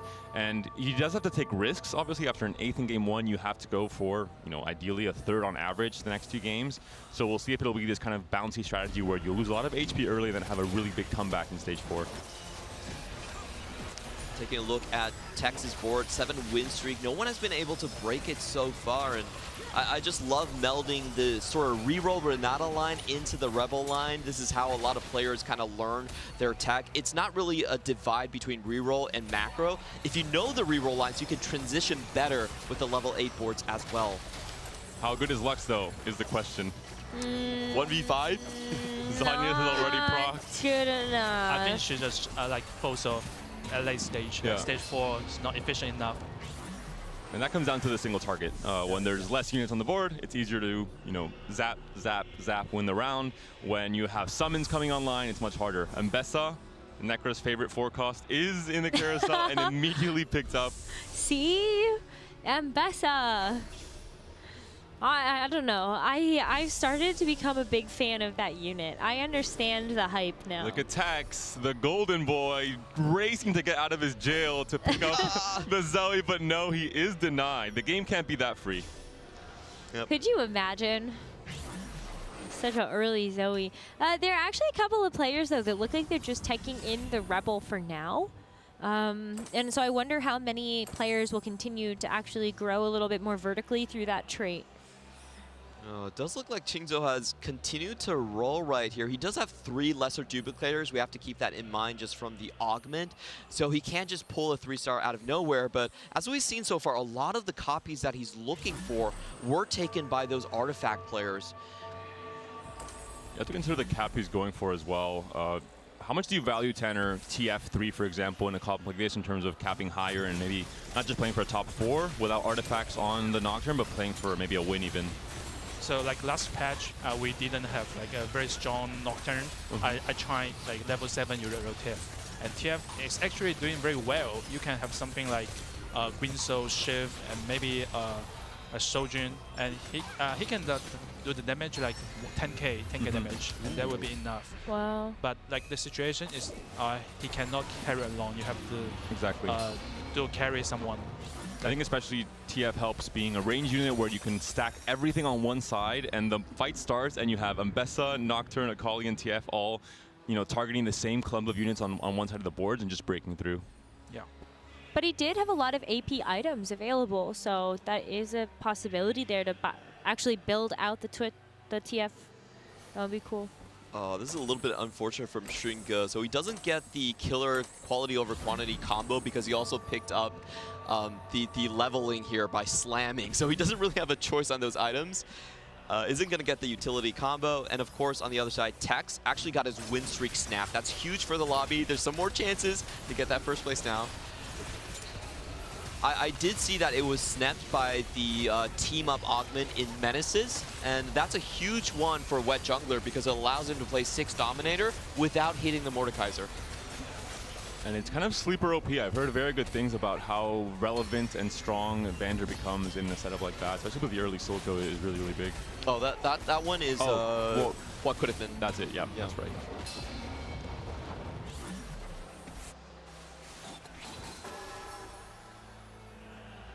Couple copies away here for Kyun to be able to find these big 3-star upgrades. Still missing 2 copies of Violet. Doesn't want to roll any further though because you know that you need the econ, but look at the artifact anvil. I want to mention the reason he's waiting to pop this is because in stage 4, the gold generating anvils are removed from the pool. So if you don't need to win, if you're not very low HP already, you can wait one more round and guarantee you're removing things like Mogul's Mail and Gambler's Blade, which are not really as effective in stage 4 onwards.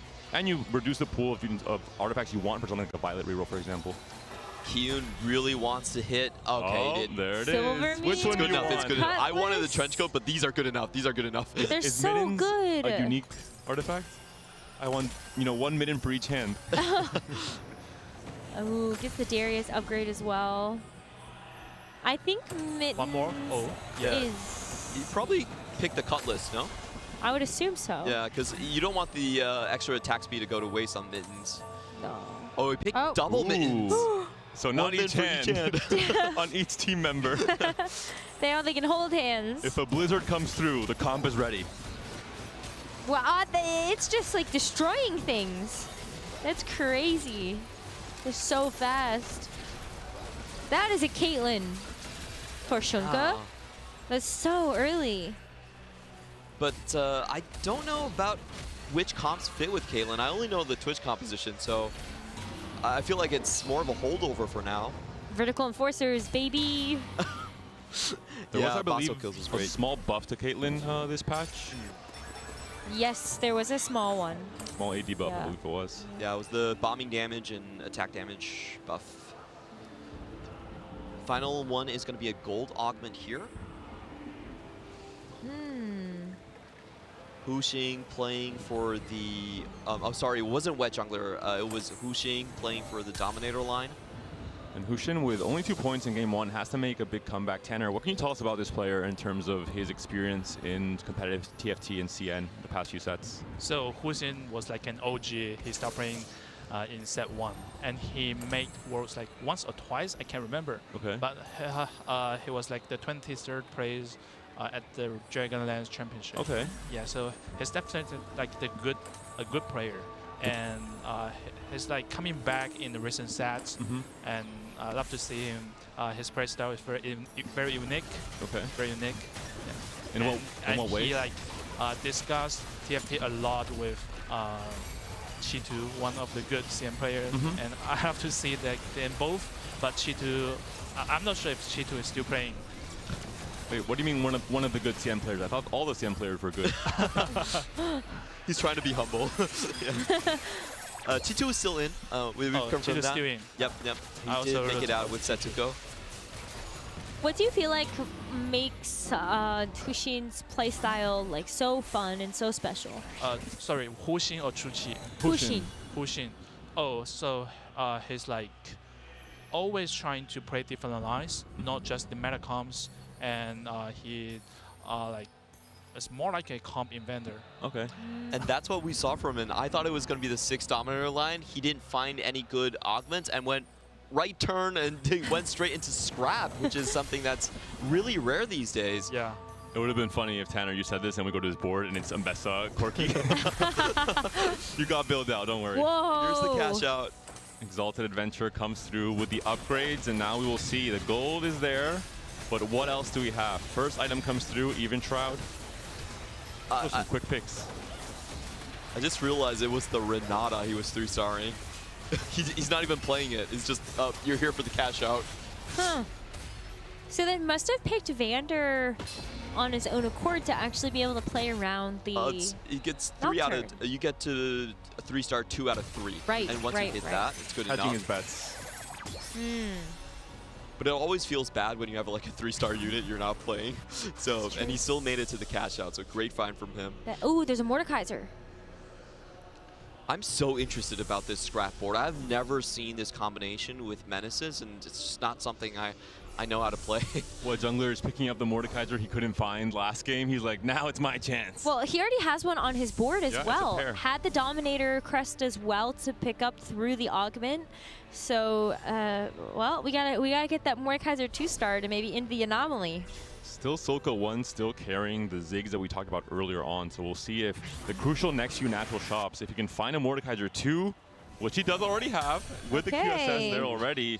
This is looking like a very strong board. Is not on Silco pair though, unfortunately. So has to try and find the Silco 2, transfer items off of the Ziggs, maybe have the JG onto the Mordekaiser.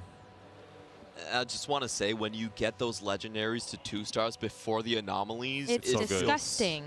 It's absolutely tremendous. You're never going to make a wrong choice by like anomalies and Ziggs or something. And he also has the ultimate cap out in hand with the Dominator Malzahar online. That's actually one of the biggest techs with this line. Clement, how little respect do you have for EMEA players if you think he's going to anomaly Ziggs? I'm sorry. You're telling me if he doesn't hit Mordekaiser 2, he would consider anomalying Ziggs? Silco would have been a better example. You get my point. I'm sorry. I have to deal with the flame from Azael and from Gangly and now from you too. The under table flame is the worst one. Shinka does find a win against this. Mordekaiser still not with the lifesteal. He does have 30 innate Omnivamp, but would like a little bit more. And here are the big anomalies for the key units. Take a look at Wet Jungler. What do you think is the one he's looking for if you want to go for the Mordekaiser anomaly, Tanner? So like the one that if you die and then you come back for like. Ooh, interesting. Yeah. Last Chance and Shurima. I think those are the best ones. Shurima, I'm not sure if it's the best giant size. statistically or performance-wise, but it's definitely the funnest. Like I said, Shurima, I had a crazy snowball in Conquer game. I put this on the Mordekaiser. It was just so fun to watch visually. I like giant size though because while you have your own natural Omnivamp, now you can wait a little bit longer because you have a bigger health pool. It's definitely a good pick because he doesn't have the Edge of Night. If you have the Edge of Night, then Shurima starts making a lot more sense. But for this setup, he needs immediate power, and he also is on 11 HP. Can't ask for too much better. Still the Silco pair, unfortunately. Yep. Huxing should have his Silco 2 by now. I think that's the big contest. So the question is, who has the burst damage to kind of deal with this Mordekaiser? The Renata. I don't think so. I'm rooting for a wet jungler. I'm pretty sure. No, I am too. And for Tex, this is a surprising spot. No, Rebel +1, 0 gold to work with, not a single Zoe. He still has the Renata itemized. Really, really unfortunate for Tex. I'm not sure what or where the roll-on happened, but did not pan out, especially when it comes to anomalies. You can no longer anomaly the Zoe or the Jinx. You're forced to go for a tank anomaly. With the changes to anomaly, you now have to dig maybe even deeper and waste gold there, and you're missing that gold for the Zoe find as well, so really tragic. Oh, it feels so bad when you know that you want to play Vertical Rebel and you're like, I don't have a single Zoe. I can't put items on it. 610 left in the pool, so 8% chance to roll into it. But again, very little gold to work with here. Yeah, that's what. That's so sad. And we've all had those games. Do wonder who's holding on to the other Zoes. It's not that common of a flex, to be honest. Is it Kyun again holding forecast, making sure no one hits? The rat tactics in full display from the rat tactic master. Would like to see, but Kyun is playing family. It is Kyun! It is him! Oh no! You called it! I didn't call it. It's his identity. I mean, it's everything about him. I'm sorry, Kyun, Wait, but that only accounts for one Zoe in the entire pool. So who has 3? Necro, that's just okay. Don't ruin the narrative. My goodness, an amazing moment. His board has nothing to do with the Zoe. Oh, because Shelty is also in Zoe Rebel. too. No, it's all Kyun. It's all Kyun's fault. That's so Holding funny. one copy when there's 2 Rebel players. Okay, come on. That's just standard play. That's standard play. Yeah. Good find here for Wet Jungler. Finally, he gets to get all of his items there. Crit item there as well. Great with Dominator pair. It's very satisfying to watch Mordekaiser cast until he dies. Mordekaiser's down. The Nocturne is too much. Only 2 items on the Silco. Despite the upgrade, it won't be enough. And unfortunately for EMEA and for Wet Jungler, that is going to be the end of the road. Another 8th place, another difficult game. Going into the same line as well, or a similar one at least, with Mordekaiser at the top end there. Conquering game 1, Dominators in this game, but could not find success. Yeah, it was really unfortunate. He was missing a lot of those Elise copies that were out of the pool already. And of course, the Silco 2 being held up by Huxing there didn't do him any favors. And there's only one other EMEA player alive in this round. It is Jeduzor playing in a different lobby. So fingers crossed, at the very least, he's able to find success and move on to top 16. I love this combo. This is what I want to see of our reroll players. Interesting augment plus anomalies. Strength training, usually not taken that much, but with the extra healing, get around every 3 attack and the quick striker 4 in, that is such a cool way to play. And as I say that, he's getting focused down. No, Nocturne! That's my narrative! Jinxed it. We're jinxing everybody. I was like, oh, look how cool it is for the Mordekaiser to cast. It is dead, and now the Nocturne is dead. Kyun has just had an incredible couple of games, though. You know, like, I think it's quite phenomenal to watch him play.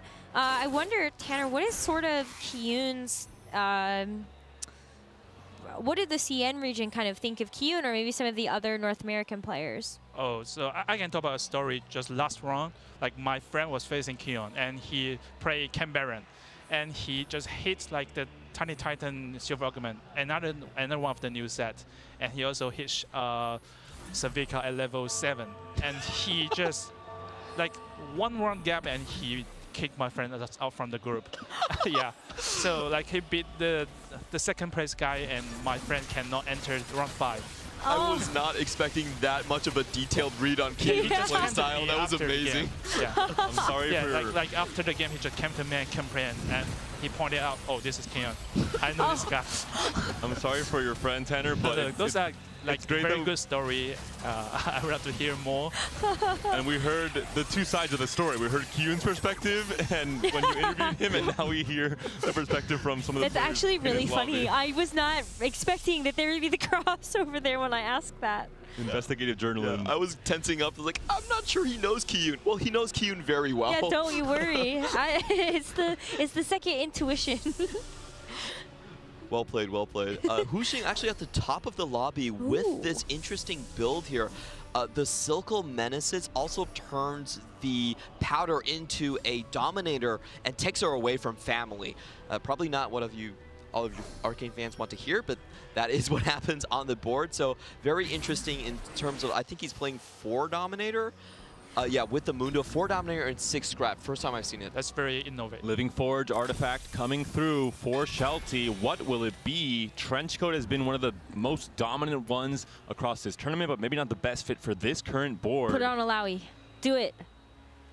There isn't really an ideal fit. It will just be, it looks like the Wit's End onto LeBlanc here, just the extra attack speed in the AP. Coward. What? Necra, so personal. Yeah, suspicious trench coat.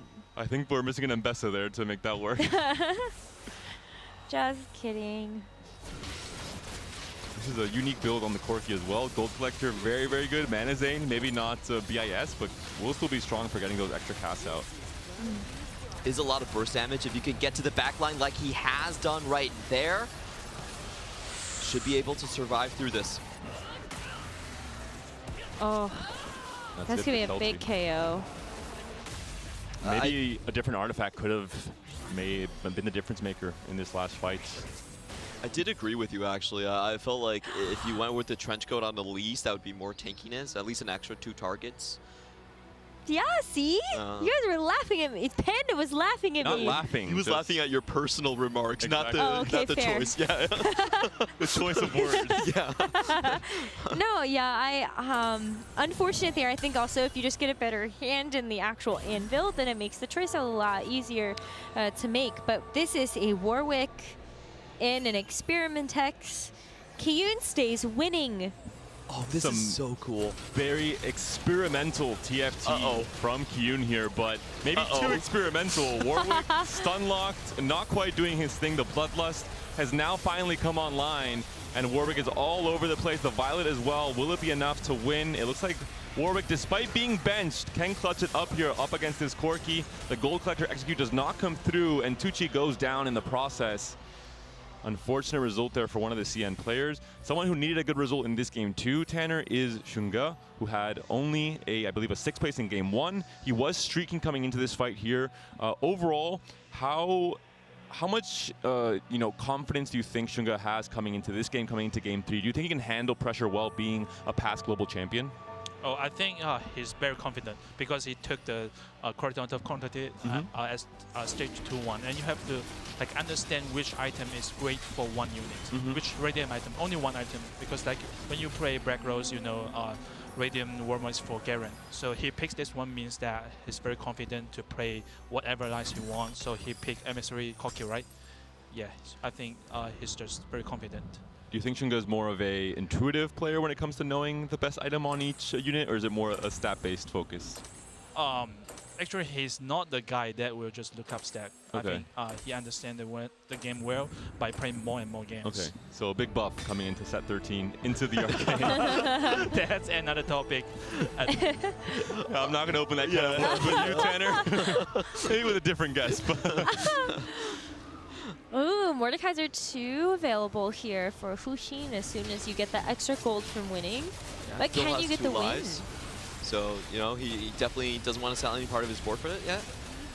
I really like this combination coming in on the side of Qingzhou. I've never seen it. It's very unique. He also, of course, got the Tactician's Crown from his cash out.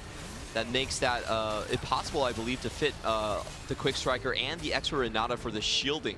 So much fun ways to make use of those 2 costs. This Nocturne really popping off we're seeing across all these last few fights. We were a bit worried for the Exalted Adventure player in stage 3, some in stage 4 as well, but the overheal as the last augment is really coming clutch as well. Texas finally found Zoe 2. Yay. A bit late. A little late, but it still might be enough for you to be able to get a top 4. And we see the need for an adaptation from the Anomaly. He has a protective shielding on the Alawi. It is one of the anomalies that was nerfed in this last patch. I think it was super strong. For me, one of the insta-pick tank anomalies in the last patch, but still strong enough on this Alawi. It's all going to be about the wrap here in the direction. A very well placed on the Elise is going to get the Nocturne, at least bring him backwards, which is a huge find for the fight. Ooh, second Elise cast. The Cocoon does come through, just barely it looked like. Nocturne doesn't find the wrap, but still has enough damage to just simply power through at this point. I think Tex getting a top 4 in this spot is already worth a celebration. He was stuck on level 8, rolling for so long, all the way to 6-2, no level 9 in sight. But I think there was another elimination that happened as well, so it's going to come down to how much damage both of those players took to see if Tex can actually sneak into that top 4, because I think we only have 3 players left now as we'll get a chance to look at that lobby. And Tex does get that top 4, so that's a big deal. Shunga, unfortunately, is going to be the one that takes the 5th. Does mean that Tex ends up with 9 points in the first 2 games, so he doesn't have to put too much pressure on himself. The top 3 should see him through. In the meantime, for Shunga, well, his analyst is right here. What should Shunga do next game? I think he has to play for like top 3, top 2, right? Yeah. Yeah. A bit sad this game. Knowing Shunga as a player, what do you think is going through his mind in terms of what his game plan will be? Obviously, in an ideal world, you can play Chem Baron and have a crazy cash out and win the game off of that. But what is a more realistic game plan for a player like him when he needs a result like the one he needs? I think he will just play like still for fast 8 and fast 9 and play those 4 cost line. He's not a fan of the Chem Baron. Okay. Okay. Interesting. Play in a more safer way. Okay. So Kyun just got knocked out. We saw the Warwick tech from him. Ended up actually getting eliminated, even though that Warwick was fully itemized. Had Hand of Justice, the mittens, as well as an Infinity Edge. Tanner, I'm curious. I know that we have all these 6 costs in the game now, but Warwick seems to be one of the ones that people have viewed on the weaker side. Where do you feel like it fits into the meta? You mean Warwick, right? Yes. So I think Warwick, you have to play a few units that with very much high DPS, like Jinx 2 or some other units, or like you have Caitlyn 2, and that will be enough because Warwick is aiming for help you to kill more units. It's not a main carry. Execute. And not too many utilities like Victor or like Mel. Yeah, Warwick is more of a cleanup unit. You want to have a lot of damage, and Warwick can It's then... like a Rumble, but not very efficient. Inefficient Rumble. You heard it here first. Inefficient Rumble, got it. Well, there's a big Victor stun coming through here for Jinxo. And it looks like... down the last life.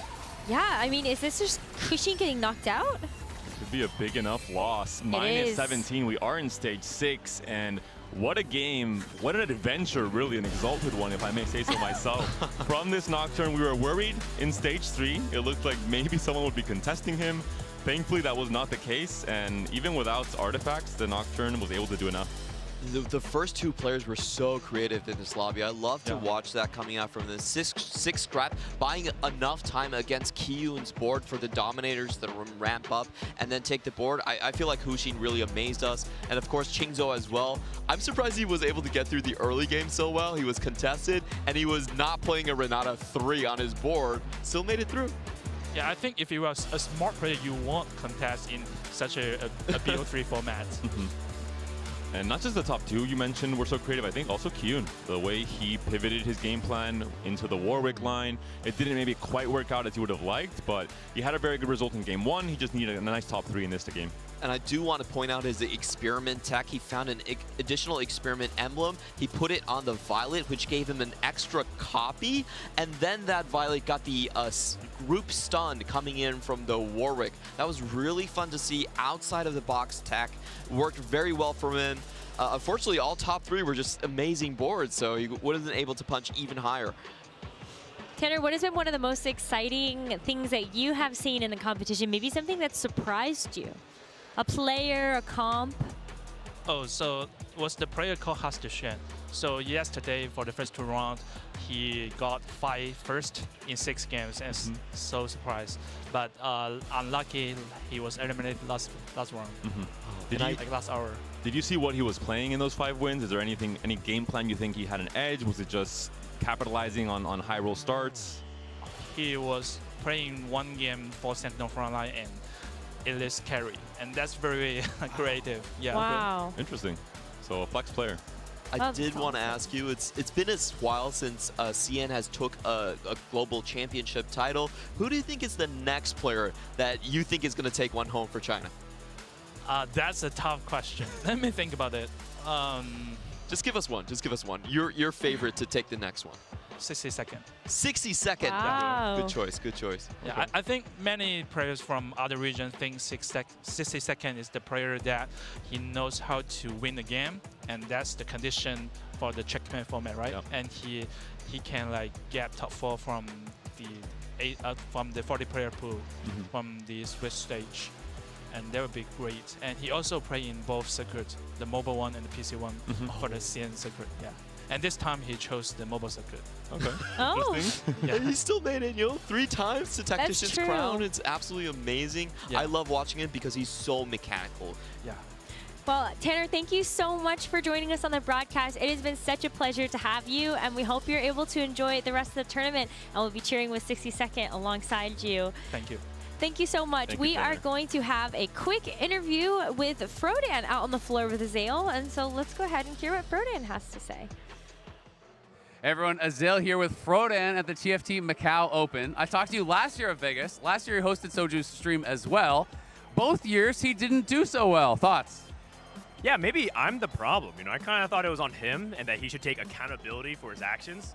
But No, that's not the TFT way. that is true. We refuse to do that, so I think you could blame me. That's right, Soju fans. You found your next scapegoat. It's me. I'm the problem. It's not the Boeing 777. It's Frodan. Yeah, that's right. I mean, I try to help him. Like, he actually asked for help all the time, and I guess this time he did listen to one piece of advice that I gave, and look what happened. So I probably need to not do that next time. What was the advice? Oh, so basically, there's a study group of Soju, Milk, Setsuko, Prestivan, and a few other players, and I'm there as like an outside observer that's not part of like the player that practices with them, but they listen to things and they consult me. I look at other regions for what they're playing, right? They ask me what's the tech, and I say this is what APAC's playing, this is what China's playing, this is what EU's playing, and so I talked to him a little bit about some other reroll comps and things that he could play, and yeah, look what happened. I probably shouldn't do that next time. So you obviously got to go to both events. You're big in the TFT scene. You had a crazy start to the set. I saw you were pretty high challenger already. You were doing really well. Have you ever thought about competing, or are you enjoying more of the co-streaming side? I have thought about it. I actually do think competing is something that I enjoy a lot, and it keeps me sharp because not only is it, of course, fun to compete yourself. I mean, that's part of what makes TFT really fun, just jumping into competition, but it also helps me walk a mile in the player's shoes. And I think that, and you understand that as a literal world champion, that having the perspective of both is what really gives me an edge in terms of understanding what's going on and keeps me grounded, because it's really easy to get caught into the hypothetical of backseating and being like, well, this person's doing this and this is a mistake, it's such a terrible thing. So I like to help keep myself accountable. That's why I compete still, even in like ladder competitions. I actually plan on entering a few more cups in the future for this set and try to push myself, because I always want to say that, yes, I'm willing to dish it, but I'm also willing to receive criticism and put myself out there as well. Something I've always wanted them to do in League, and maybe they could do it in TFT, is I think they need to have a competition where all the casters have to compete and the players get to cast them and backseat them. Yeah, that's called me streaming. So, I mean, I have a lot of top players in my chat all the time, kind of laughing at me and making fun of my plays. If I'm not averaging a great day, usually K3 Soju is typing in chat 5.5:D, and he's just like happy. So yeah, it's fine. I laugh at them all the time. It's only fair they get to do it to me. It's only fair. Well, thank you very much. I appreciate you, Frodan. Back to you all at the desk. Love being able to hear from Frodan. He's one of my absolute favorite co-streamers and casters that we have here in TFT. But we also have another one that's joining us on the broadcast. It's also one of my favorite players and casters. We've got Tamura joining us. So excited to have you. I'm glad that you could join us after we got you to have that short guest spot at our Tactician's Crown as well. How are you doing? Yeah, I'm doing well. I mean, like, the events have been really fun and, knocked out, but I got to play, and everything's like bigger and better than Vegas, and it's exactly what it was before. And I've I'm super happy to be here as well. How did your games go? You want to tell us a little bit? Well, obviously not that well because I'm sitting here. How much do you want to share? To be fair, it's a harsh cutoff. Yeah, I think it was 4-3-4 for the first one. So it was a bit shaky at first, playing under all of this, there's so much pressure and there's just a lot going on. It's kind of hard to adopt to a new setup, a new surrounding, and you can kind of hear the people behind you, people are chatting as well, and the main stage is going on. But first round went okay, and then second one was it was 6-8, so I knew I was out after the second game. And then on my third game, I got 3 Chem Baron, Tiniest Titans. I was like, oh, perfect. This one's going to be a banger to end on. So it ended on a first at least. But Nice. yeah, exactly the tuber. But it didn't really matter. But at least I got to end on a first. So yeah, that was fun. How was your meta read coming to the tournament? Do you feel, with a new patch, new set, obviously still very fresh, did you feel you had a good read? Do you have regrets around your meta read? Was it maybe incorrect in some ways? Yeah, I think the only thing that really stood out to me was as soon as we got here on day 1, everyone just started saying like, oh, Renata, like play this comp. And I'm a person who likes my A to B lines. I like to know where I am and be very comfortable with it. So that was the only one where I was like, okay, I'm not touching that. Game 1, I played Renata because I got dropped all the units. I was like, okay, I kind of have to, but I went 4th, so I wasn't comfortable on the line, but it was alright. In terms of meta read, I played a lot of PBE. There was an active Discord. There was lots of people doing like PBE lobbies. So I think I had a pretty good meta read on some of the reroll lines. The only thing that I wasn't comfortable on was Emissary Flex, and I think I was like, oh, maybe I'll just stay away from it, even though it is performing decently well. But to be honest, I saw a lot of people bomb out with that comp because it's kind of a hit or miss, and if you can snowball and tempo, you can push levels and cap out really insanely at level 9. But if you slam the melee items and you don't get the upgrades, you don't get the Conqueror stacks early, then sometimes you can just bomb out. So I stayed away from that line, and I think it worked out well for me for those games. We've definitely also seen a lot of players contest each other, so even if you don't hit all the Conqueror stacks, maybe you're not even hitting your units, so can definitely be a big problem there. But have you been able to check out anything else around the venue, any of the other games, players, activations? Yeah, I got to play some of the TFT Mobile, on China's version, and that was super fun. The animations just look amazing. Me and my cousin Boogie Zone, we're having so much fun, 1v1ing on that as well. And I went around to took photos with all the cosplayers and all the art. I was blown away by Jinx's room and all the the attention to detail is incredible. Going into the anomaly, being in an area which is so arcane themed is surreal to me because I've rewatched that show so many times, and I absolutely loved the second act as well. When you went into the anomaly, what did you evolve into? What was your mutation? My mutation? I don't know. I guess caster, because it was pretty recent. So. Is that newly added to the game? Yeah, I don't know. Perfect. Yeah, play as That's a caster. a good anomaly to get, but we are going to be going into our 3rd game here. And while we are looking at this lobby, I do want to talk about a different player because, Tamura, you're here on desk. There is one more player remaining from OS. That's Ubu. He's currently in the lobby with title. Sell us. Give me something to believe, because people have been yapping a bit. Yapping a bit? Okay. Yeah, well, I mean, he's a Beast player. He's usually holding either rank 1 or top 2 probably. I think he got a direct entry slot to regionals last set. Unfortunately, didn't make it all the way to Worlds. However, his consistency, being able to have such high LP, obviously goes to show that he's just a really consistent player, because you still do have to play your snapshot games and play a lot of games through that. And I'd say he's just a player that I believe he went to set Worlds, was it set 3? Yep. So it was quite a while ago. So yeah, I wasn't even a player back then, but I heard of that. I can't comment too much on that, but he's just such a consistent player that's always very high rank and always seems to have good meta reads. And I believe he also plays on some of the Chinese servers as well. So he's able to pick up new tech and bring it back to OS. Wow, very good. So getting a lot of good practice. I mean, this is going to be some of the hardest lobbies that you play, but we've seen a lot of players have that ladder experience, really translate that over to the competitive environment, especially when you're playing on LAN and you're playing against a lot of people that you might not have had the experience playing against already. That could really help you just to be able to think on your feet. Yeah, I think it's super important, and like you mentioned, the difference between solo queue and being able to bring that into tournaments. I think with him, just because he has so much experience, he doesn't need to play solo queue style, because there's a lot of really good ladder warriors who are really, really good and high LP because they're good at greeting. But because he has so much experience all the way back to set 3, it means that he's able to play in a tournament environment and not crack under pressure. And looking at our encounter, Vi, once again, I believe it's the 3rd Vi encounter in just 6 games here on the main broadcast across this day too. I don't mind seeing her a lot. Me either. I think the K-pop influence is why we're seeing so much Vi now here. She is hot. She is hot. We have already confirmed that for the 7th time, Nekra. Thank you for anyone. We can confirm it once more. You're welcome. Tamura, do you want to confirm it as well? Oh yeah, definitely. Okay, thank you, Tamura. Now let's go back into the game. Tamura, as a player, what do you think about in terms of Vi encounter? What runs through your mind in terms of how the game is going to be different in stage 2? What augments do you think more about? Yeah, so we can see already right now with the family setup. I think that when playing around Violet, it's really good to have extra components because usually you want to itemize your front line and your back line, and then Vanda usually just wants to hold on to utility. Ooh. So you're thinking about getting True Bis on Violet, getting True Bis on Draven, and then still having room for an Even Shroud Sunfire. Like, you need so many components to make that work. And also, I know a lot of people like to take Econ Augments to reroll to guarantee that they hit their upgrades, but I think that Violet's a comp that you can actually tempo with, even on stage 2 if you haven't 3-starred everything, but usually it's going to be an item check. So I think that's definitely a comp that you would lean towards. And in terms of everyone else playing Fast 8, obviously the item augments are going to be slightly less prio, picking up things that will give them Econ to get to the Fast 8. But as far as everyone else is concerned, like you can see there's a Rebel +1. If you can get something that gives you direction, that's also perfect. I mean, this is actually not the only emblem that we see. I think I also saw a Wandering Trainer. Yes, picked. on Wet Jungler, and we got a glimpse of it just now. It's an Ambusher Scrap Wandering Trainer. Echo, my man. I think you just play Scrap. Yeah, Echo Scrap. As long as it's not Mordekaiser again into an 8th, I'm happy. So.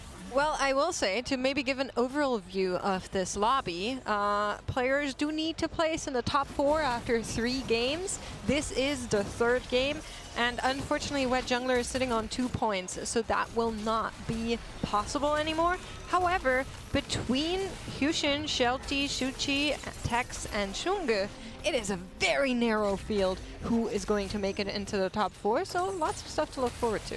Yeah. We did mention one of the favorites from Cien, Shunga, is in a spot where he has to play for a 3rd or a 2nd, so look out for some maybe riskier plays in this game for you to try and pull that off.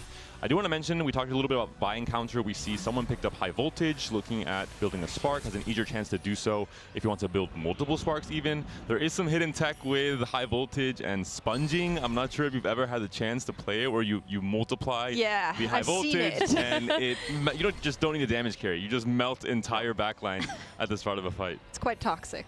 You go in and your units kill themselves, basically. It's just like, it's so obnoxious. See if anyone's willing to build a Gunblade just in case they think they're going to rotate into that consistently.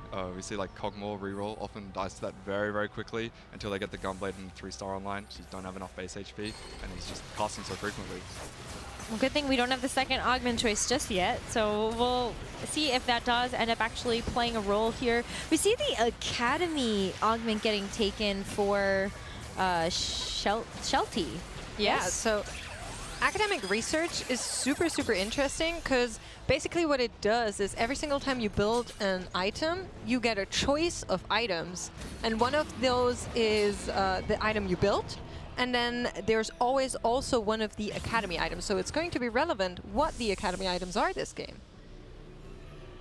And what academy champions you might find also on the carousel here, trying to go into the vertical academy, especially so in stage 3 and 4 if you're able to find early Heimerdingers, early Jaces as well. Now we're seeing them up there. So Jolt Gauntlet, Infinity Edge, and Adaptive. We saw there was already a JG built onto the Lux. There was only a D-Claw on the frontliner there, so it doesn't have the Adaptive just yet. Yeah, it's a little bit awkward having the JG-I interaction because it means you have to go for those duo carries. We're not playing in set 4 anymore. They don't synergize that well together. But, Ezreal's a really good secondary carry. You can hold on to the IE, and if you can push levels, eventually you can maybe even just throw your extra items onto the Corki and then duo carry it with Heimerdinger, and then ideally we're eventually getting towards Jace. Especially if you get, an Academy emblem as well? Corki Academy! I think it would be great. But yeah, I think that Ezreal has actually gotten a little bit better. I think he ends up being a little bit more of a playable unit, whether it's going to be in the Academy line or even just a part of Rebels. I actually don't hate having him as an item holder for even Jinx later. Yeah, I think Ezreal's a really, really underrated carry, not just because he's powerful, but because he holds onto both of the carry's items. So a lot of the times when you have excess swords, greeting for blue buff on Heimer is good, but if you need the Archangels as well, like getting that many tiers could be quite difficult. So players will settle for Shojin on Heimerdinger, and then they'll want to slam AP items, but they'll also want to slam AD items. And so there's a lot of games where you'll get that, Shojin IE, and then you just put it on your Ezreal before you get your upgraded Corki and Heimer, and he's the best of both worlds. He holds onto everything. Looking at Texas spot across the board there, has a Rageblade already slammed, a Warmogs, and a Sunfire. Could be angling towards that Rageblade Zoe yet again, finished 4th despite the huge low rolls in that game 2. This is a player who's on 9 points, needs roughly a 4th or a 3rd to make it through to the next round. Maybe Rebels is one of his comfort comps. That being said, Kyun picks up tower defense again. We saw it from him in game 1. And I'm sorry, Kyun, but you're a bit of a high roller because he picks up another good emblem. It was Sentinel in game 1. It's Rebel in this game. So at the very least, I think there'll be 2 Rebel players, which makes that roll down a little bit harder in terms of finding the almost free Alawi 2 and Zoe 2. It's so scary when it's on the dummy as well, because then it's so much easier to get to that 10 Rebel, because you can actually hit it on 9 without needing to actually play the 10 units if you can manage to get hold of a spout on the carousel. But his spot's looking really, really strong, so sometimes, you know, if you're playing Rebel from ahead in the tempo, you won't be very likely to pick up the spout from the carousel, but who knows, maybe the other players might let it through if they're playing for their best interest and don't really need it. Kyun's been kind of the lobby slayer, though. I think if anybody has been paying attention to how Kyun has been treating the rest of the lobby, I think you look at that and go, maybe we should make sure that Kyun does not get these Giga Big spots. He's been holding a lot of units that have made it really difficult for other people to hit. Yeah, and I mean, we saw that in the previous games as well, where he's just run away with it in the first one. Yeah. Here's the extra items, making good use of the Violet comp. I told you that we need both items on the Violet and the Draven, and really like the fact that the LW is on the front line, even though it's most likely eventually going to get moved back to the Draven, just because you want to triple item stack someone to get as many kills as possible. And, you know, with access to the well, near infinite removers, I'm sure they'll be able to get a lot better items later. And this is, I think, something that you really have to understand when you have one main item carry. Even if an item doesn't make that much sense on the unit, it's not the BIS, you have the chance to be flexible. You want to put all the items onto that unit at the beginning and then eventually move it off. I think it's even more apparent with units like Darius, for example, which he can hold so many different items. I've had the weirdest combinations in Stage 2. I've seen a lot of AP items on Darius. Yeah, just Darii. I'm not really sure what the plural is there, but definitely a unit that likes to hold a lot of different items. But we're already getting the next set of augments after this round. And I'm curious on what beholds after that round. Sterix augment, potentially. I can see the double Sterix on Yeah, that would be pretty good. Be pretty careful with that. I've seen a caster on this desk today say stuff like that and then have it happen. So you hold power here tomorrow. Do hold power. Usually it's the other way around. From my experience casting, oh, this is a guaranteed first. Uh-oh, the other person hits us. Never mind. Well, I think it happens to all of us. Will be golden augments coming on. Jingso actually gets an opportunity for the tower dummy defense 2. It doesn't take it. A little bit risky. Already locked into the line, so just doesn't want to take that. And you don't want to gamble? No, not at this point. If I'd made it this far, I'd be very, very scared to be gambling. And you know, the Runins is pretty good on Draven, but already has access to the double Rageblade.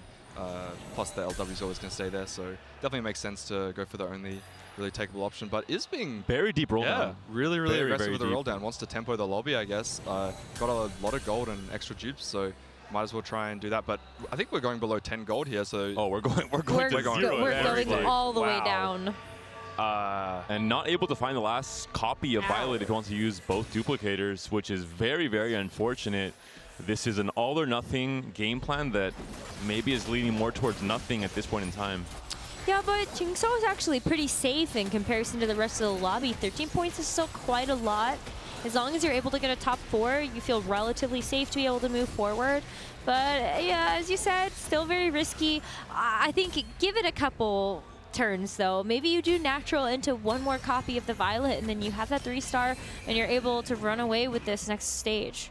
It's a little bit awkward though, holding on to the extra copies of Vanda means that building the econ back up after hitting those 3 stars is going to be quite difficult if they still want to go for the Vanda 3. So hopefully for their sake they can hit very quickly, because otherwise it's going to be not until stage 4 that they actually build their econ back up. And there is the Violet 3.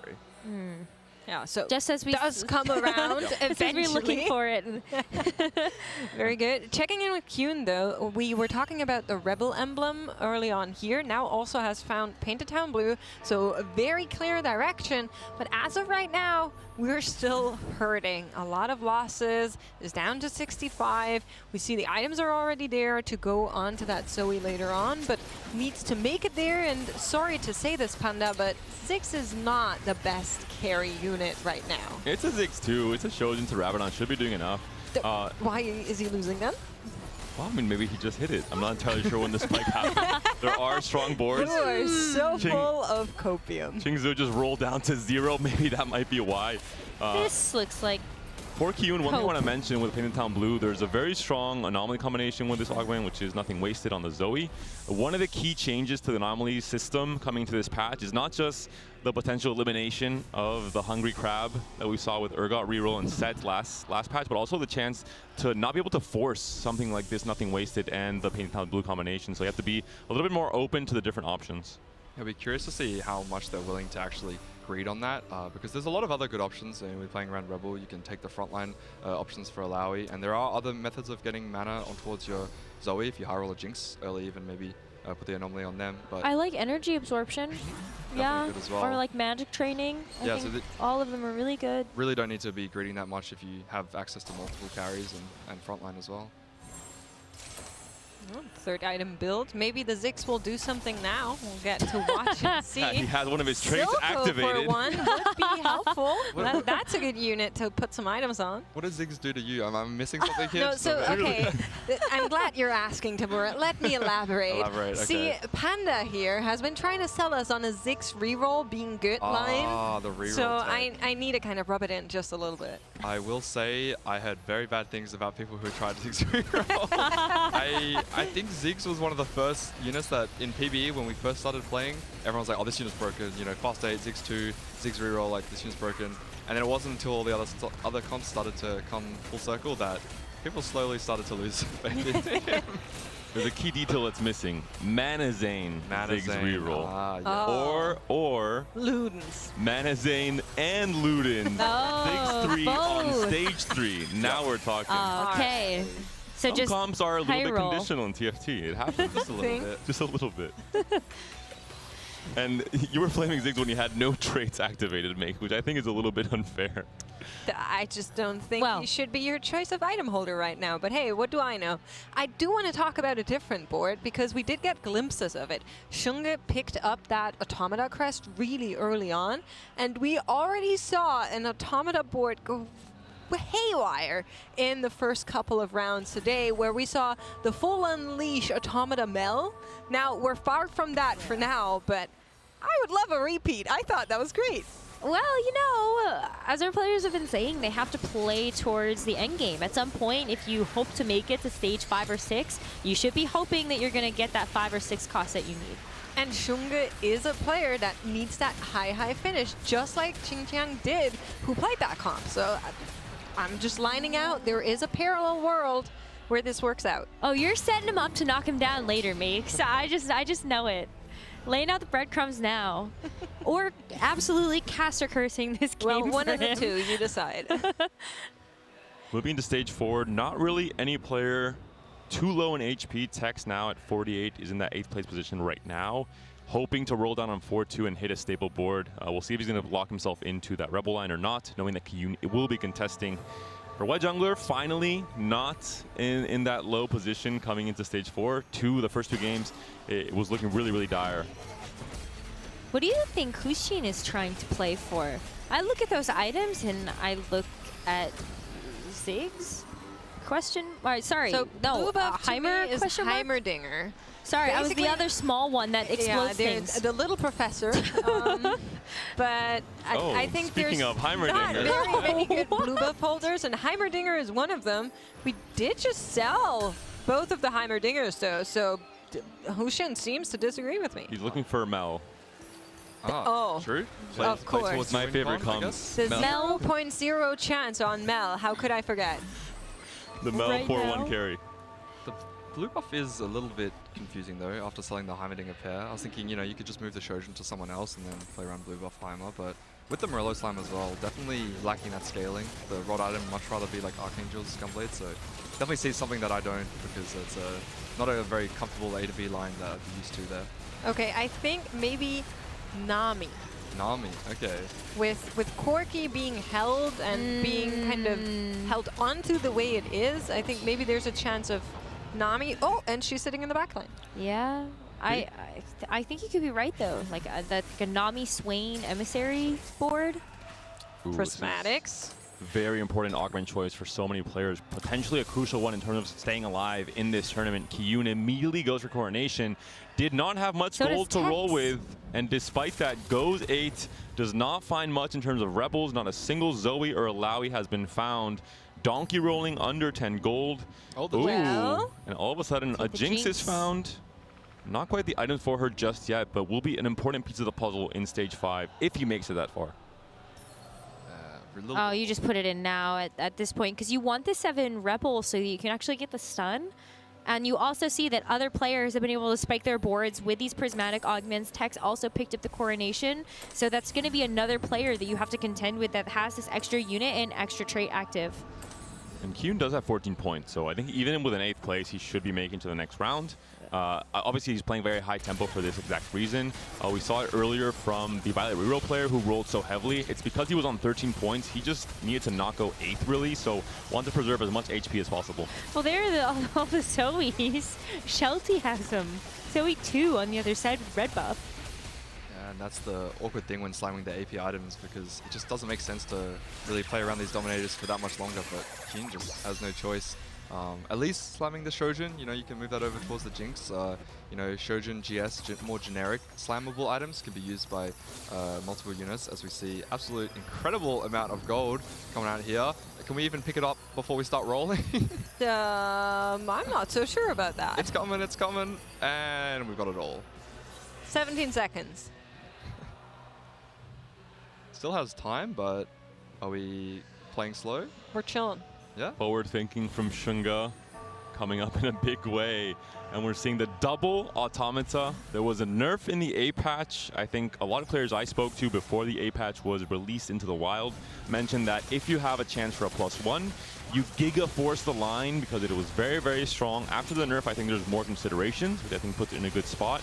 But we've seen it performing at a high level once you're able to assemble the 6 automata especially. Yeah, it's just a little bit scary after the nerfs. Sometimes if someone else, you know, happens to get any access to the Ornn items, then they'll just hard force the Nocturne from any of the 3 ranged options. So you got to be careful about that as well. We'll be seeing a level 9 at 4-5, I have to imagine, from Shunga, trying to go for the max tab, trying to find maybe a few key units like the Malzahar, maybe even in the carousel here. Yep, very, very scary though, dropping very low HP, but if they can hit the board relatively quickly, then I think they have exactly what they need. Shunka's able to pick up the Mordekaiser though, so now you get the Dominators in alongside the Blitzcrank. So that's kind of nice to have. And we are already seeing a 6 cost on one of our players' boards. It will be the Mel for Chung Zhao, a player who we mentioned earlier has to just not go 8th. Mel is very good at doing that and making sure you have that extra life, that extra bit of placements when it comes to finishing 6th or 7th, which should be enough to make the next round. She's also itemized. She has the blue buff and also the Gunblade. Helps finding the copy early because you're able to index more into what she needs and really itemize her properly. Gotta love it.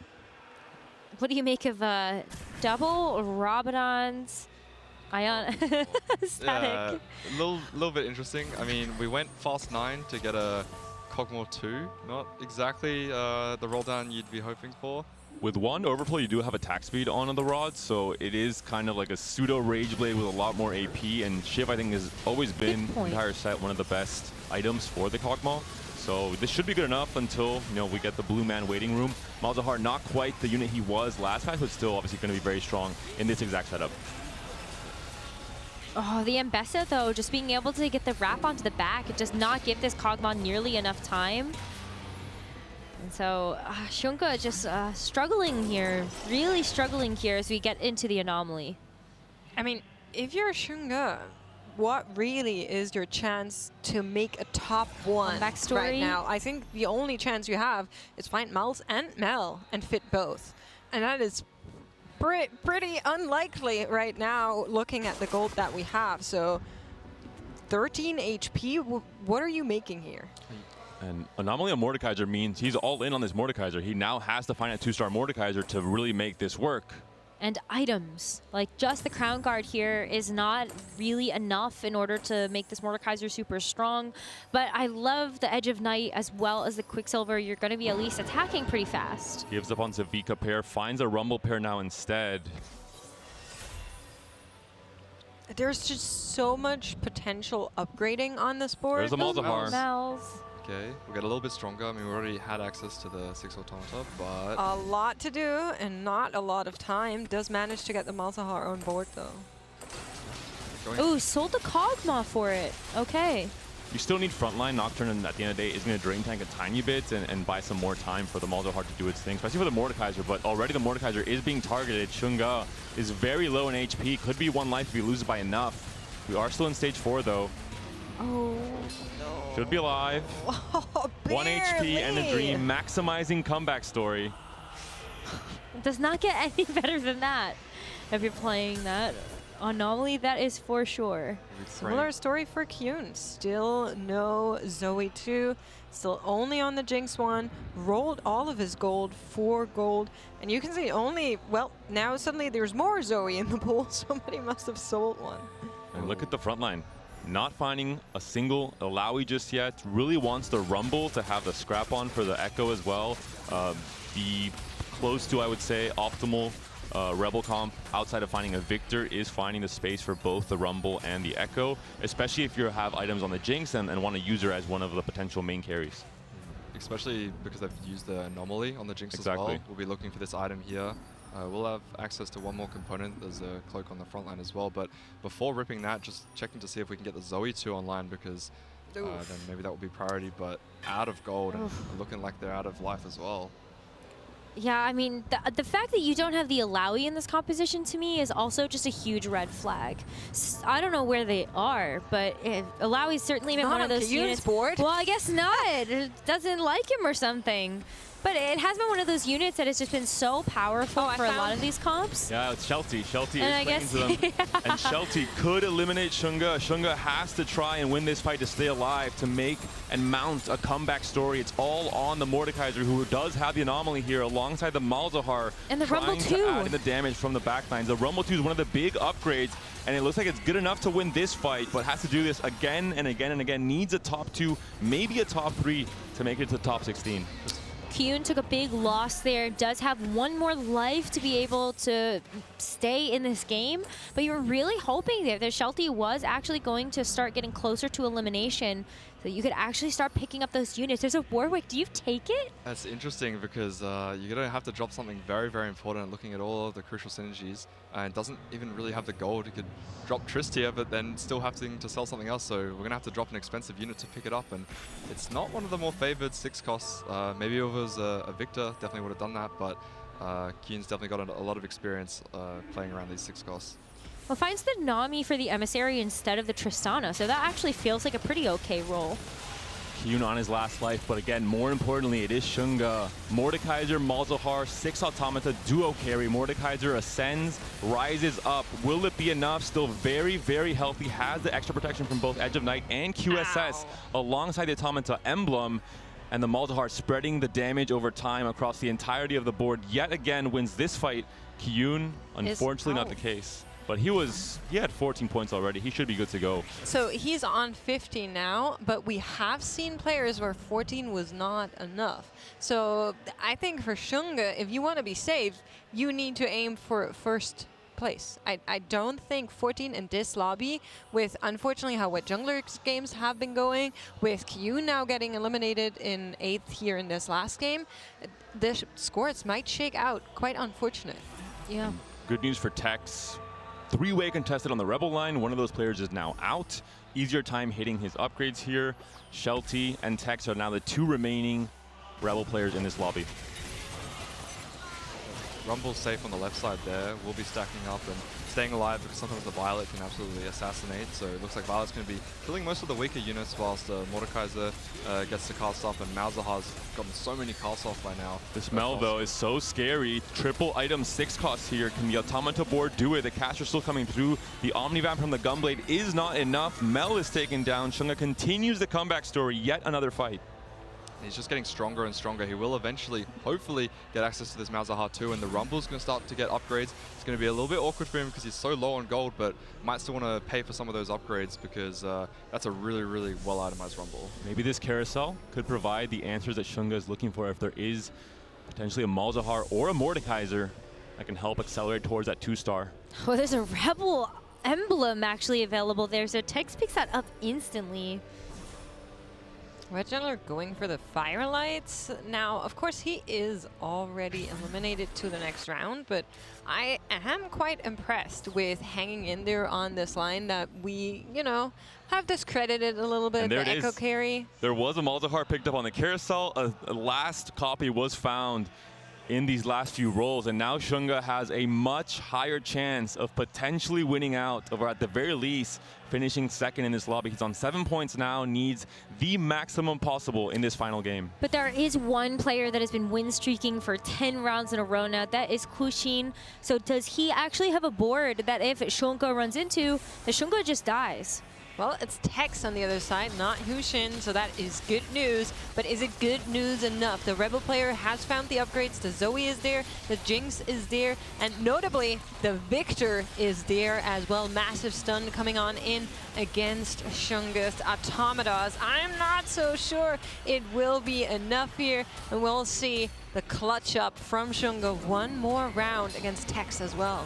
It was a really cool interaction, though, because I think people finally get a chance to see that come together. The 7 Rebel stun as well as the Victor stun gets to stack on top of each other. So basically, your enemy board is always going to be stunned.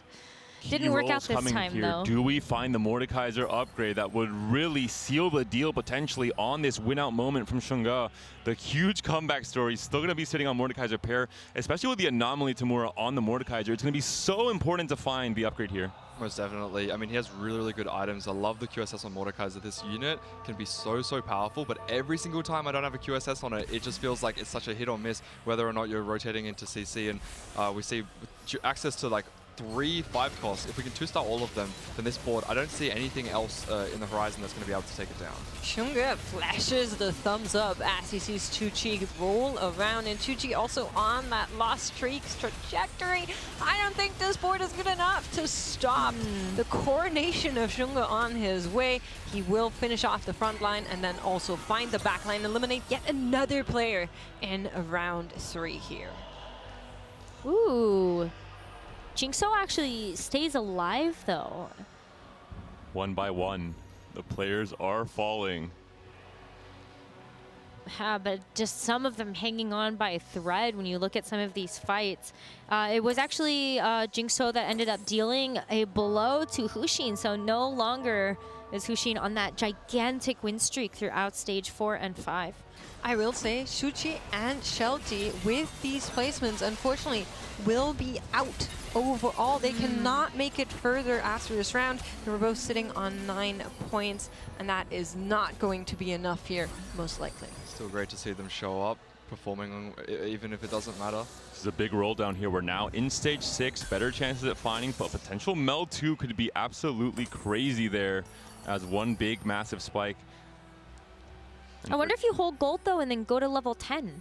Yep. Right? Increase your odds even more for Tex. Depending how strong you are, that could be the option. Mordekaiser 2 has now been found. The comeback story is maybe coming to fruition from Shunga. What a crazy game. We saw him putting the anomaly on a Mordekaiser 1 with a single item in stage 4, knowing that he had to risk it all if he wants to become the win-out player in this game 3.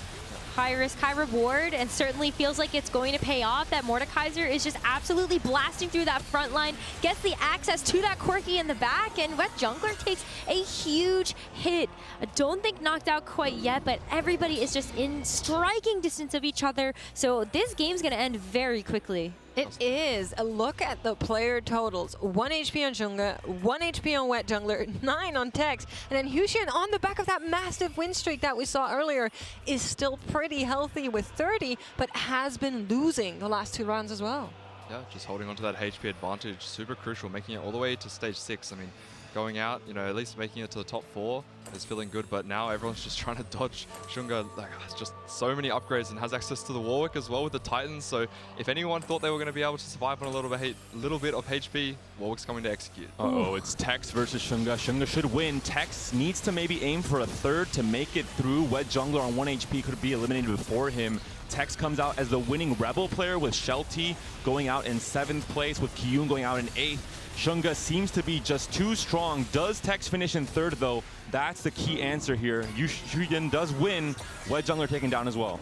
Yeah, I mean, Xunga was already winning versus Tex. Even with that Mordekaiser 1, that QSS was so important, as you were saying, and the double stuns from the Rebel 7 and the Victor, just not enough to save Tex. Very unfortunate matchmaking for him. So we do see our final 2 players as Tex does secure that 3rd place. And I believe Tex went 5-4-3. Should be enough to make it through. We'll see once the math is added in if there's any tiebreakers as well potentially in this lobby. I think Hushin, though, like going up against Xunga, I just think Xunga is on a victory lap at this point. What a appropriate anomaly to pick up in this final game. Really saying, you know what?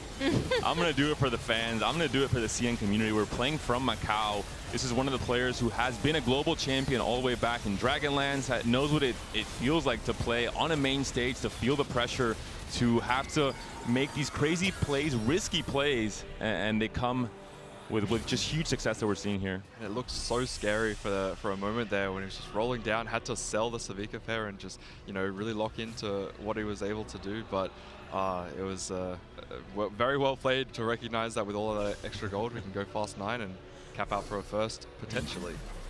Xunga just walking around waiting to see what his opponent wants, and the one step ahead of him doinks it. And has the Rumble 2 as well, which is making it very hard because there's not many other Rumbles left in the pool, but it looks like all the gold's gone anyway, so not able to afford it anyway. Maybe just looking for a 6 cost to potentially change the board, but already has access to that Mel, but doesn't look like it's been enough, and those 5 costs really need to be upgraded if there's going to be any chance at beating Xunga. And both players looking for the same last upgrade, the Jace 2. Neither find it, contesting each other on that final unit. All right, Hushin against Xunga one more time. The comeback story off Xunga needed that high finish, that first place to really solidify advancement in these rounds here. And you can just see this massive Mordekaiser as he stomps through this entire board, and Xunga claiming his throne in this 3rd round. And what a well-executed game. We saw the graph there in terms of the HP total, really showcasing what using HP as a buffer, as a resource means in TFT. You're able to greed, you're able to push 9, play for the highest cap possible, identify what exactly you need to have happen. A Mordekaiser 2, so you put the anomaly on the Mordekaiser knowing that if I have any chance of winning this game from the spot he was in, that's exactly it. And everything works out in his favor, finds a Malzahar 2 off of 1 copy on the carousel as well. So really identified how to capitalize on a potential high roll.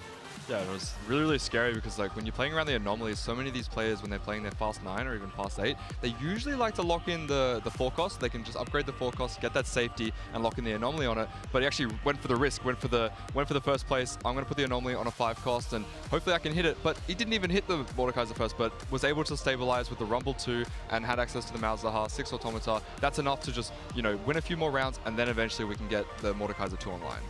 I love it. It's been so much fun to be able to see all of our players, especially when we were taking a look at this being our round of 32. I mean, to find yourself in this stage of competition, knowing like you've got to sweat it out for this final game of the day, and he was so stone cold, just sitting there, understanding the assignment and being able to navigate that. That's so impressive. It absolutely is. And I mean, I think Shunga is one of the players that we are expecting to clutch up. Couldn't play in the previous set, but is here now and just showing up so greatly. And we are getting a look at the total points there between all of our players. And it looks like the tiebreaker might come in at 15 between Tex and Q. Ooh, and that's so important because Kyun did end up getting a first place in our lobbies, right? We have and 3 Shunga. players on 15. Whoa. I think the tiebreaker might be total tournament points, so looking at the day one, that might be relevant as well. So this is that's going to be close. Everything matters. Every single placement in this tournament could be relevant, and that's the case here. We heard it from Dobbs when he was here on the cast. In only 3 games, it's very often that you see ties happening in that 3rd to 5th place mark. Wow, so Huxin being able to get that 2nd place is such a big sigh of relief because you knew that you were going to miss out on the 15s and the tie break, so you're just good. I've made it. That's going to feel very good. At the same time, though, Kyun going into this game with 14 points, thinks an 8th is enough, gets 15 off of that, and now finds himself in a 3-way tiebreaker. That is painful. And that was the unfortunate situation with Rebel. He could not move out of his comp. He's locked in because of the tower defense. I called it a high roll early on, but I changed my mind the moment that you see both Tex and Shelty trying to play for the same line. We saw the roll downs for all 3 of those players was not looking very good. They didn't find the Zoe 2s, the Alawi 2s for cheap. They can't push 9 with a lot of gold. They can't roll for the Abyss anomalies. They can't find the Jinx 2 to capitalize. Yeah, I mean, he did a good job to hold on to the correct units. We saw a lot of the Rebels were actually upgraded, had the Echo 2 and the Jinx, so those are the units that you want to use to stabilize yourself. But if none of the other people who hit the Alawi 2, the Zoe 2 are dying soon, and that was the case, then you're not able to hold out for long enough. And that's exactly what we saw, and unfortunately just out in 8th because he wasn't able to find them early. It's going to happen a lot, though. I think a lot of people, as we've seen the tournament meta develop, have identified these are going to be the safest compositions. When I'm only playing for a top 4 right now, I just got to try to go for things that look like it's going to be the easiest path to that victory. But then you also have these players that have identified this is the first place I need. This is the 2nd place that I need. High risk, high reward play. I think we're going to see a lot more Chem Barons as we take a look at the next round of competition as well as we get our players set up for that. I am so curious who's making it from the other lobbies. I'm trying not to think about it. we are getting glimpses of it, right? There's basically stationed all the way over there where Tidal is playing, and I'm, of course, 2-time global champion. You'd like to know. I'm very curious on how that's going. It's a lot. I've been walking around and sort of watching, and I can see some really big crowds actually gathering around some of those stations. Originally, I thought the K-pop group might be back, but I actually walked around and I realized, no, it's players that are fighting for those top 16s. This last game is looking very intense. And when, there's 512 or 256 players playing at the same time, everyone's playing. You can't just be watching everyone else. But as it slims down, there are 100 hungry TFT players trying to learn the new tech, trying to root for their friends that are going to these stations, the key stations where the games are still going on, and trying to find out what's going on. Is my friend going to make it? Is, the player from my region going to make it? So there's just so much on the line as we narrow it down from top 32 now just to 16. We started with 512 players yesterday. That's crazy. Especially if you're interested in so many of the different players, like you can't keep up with all of them when it starts out, but as it does start to narrow down, the players are finding their favorites, and it doesn't even matter if it's someone from your region. If you watch them a lot and you really enjoy their content, or you enjoy watching them in previous tournaments, you can see the players are really invested, or almost leaning over the barricade because you can get so close to them. The backseat gaming. Yeah, the backseat gaming. IRL. Exactly. Yeah, it's been amazing to watch the crowds of people that are just cheering for everybody, but I think it's been amazing to see how these games are going to finish out. We definitely see how activated people are, but we do have an interview on stage with Chingso, so we're going to go ahead and throw over to that with Candice. 欢迎来到我们的赛后采访，我们邀请到的是青州选手来接受我们的采访，先有请他跟大家打声招呼吧。大家好。Okay, we're here joined by Qingzhou, and this is the very first tournament that he attend. 所以我想问到他的是，他在这里打比赛，尤其是在舞台上和在台下打比赛，会有什么样的不同的感受呢？ Because the very first game that first tournament that he attend. So what's the difference between play on the stage and play in a station? 这是我第一次比赛，还是挺紧张的。 I'm pretty nervous because it's very first tournament for me to play. 那接下来下一个问题想问到他的是，因为他在第2局的登顶阵容当中，他是使用到了非常有创意的阵容，同时也拿到了崇高冒险，所以他当时是升级了列娜塔和魔腾之后呢，赢得了比赛。所有的解说都在夸赞他这一套阵容很有创意性，同时也想问到他拿到这一个海克斯，会觉得更有帮助还是更有挑战性呢？So you got an exalted adventure, and you then got the creative board. Achieve that game, like game 2. After winning game 2, do you consider those augment helpful or challenging? 我觉得吧，对我帮助更大，因为当时我已经有了一个利口，然后崇高冒险的奖励，很容易让我拿到第一。 I think it's more helpful because I already had the Nico, so I got that augment. It's very helpful for me to win the whole game. 那接下来下一个问题，因为即将要进入到了下一轮，还不知道对手会是谁，但是将要打4局，所以他比较想要遇到哪一位选手呢 ？So we're going to head into the next round, and it's 4-game round. Who do you want to play against in the next round? 我希望决赛能进决赛吧，希望能碰到李洛老师。 I wanted to get into the final 8, but as the next lobby or later, I wanted to meet against Li Luo, the player. Okay, thank you very much and congratulations. 那我们3个采访到此先告一段落了。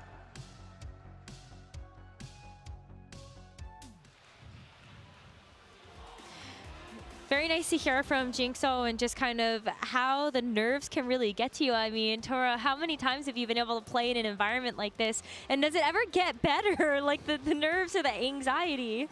It definitely gets better like on the day, like after the first couple games, definitely gets better. But in terms of like every next tournament, like a couple months later, a year later, I feel like every time you come back to this environment, the pressure's higher because now you're a returning player and the expectations are higher and the pressure gets higher. So some people deal with it well. Everyone has their own little secrets, but definitely for a first time in a LAN environment, it's got to feel really rough. It's tough. We can hear all of the players kind of like cheering for their favorites, I think, and so that's been very exciting. But the crowd as well, we've definitely had some big moments where people are cheering and supporting everybody. But we do have a couple of other interviews with some of our other players on the Never mind. We will hear from them in just a little bit. I was getting ahead of myself here. I will say, from everything I'm hearing, there's a lot of tiebreakers that are coming in this round. And I kept laughing earlier when you guys were talking because he was standing right behind our cameras. And I read it and I was like, serious. Yes, very serious. Well, if you're looking, you know. Again, that's reach what out. Double Up is for. Oh my God. So I actually had somebody in one of my games recently using the lobby chat and they're like, I am looking for girlfriend. Like, what am I missing? Bold? What am I missing though? Like, is that a thing? Is that normal? Does that happen in your games? I think it depends how you define normal, but by it's a TFT strategy. players' standards, I've read this a couple of times.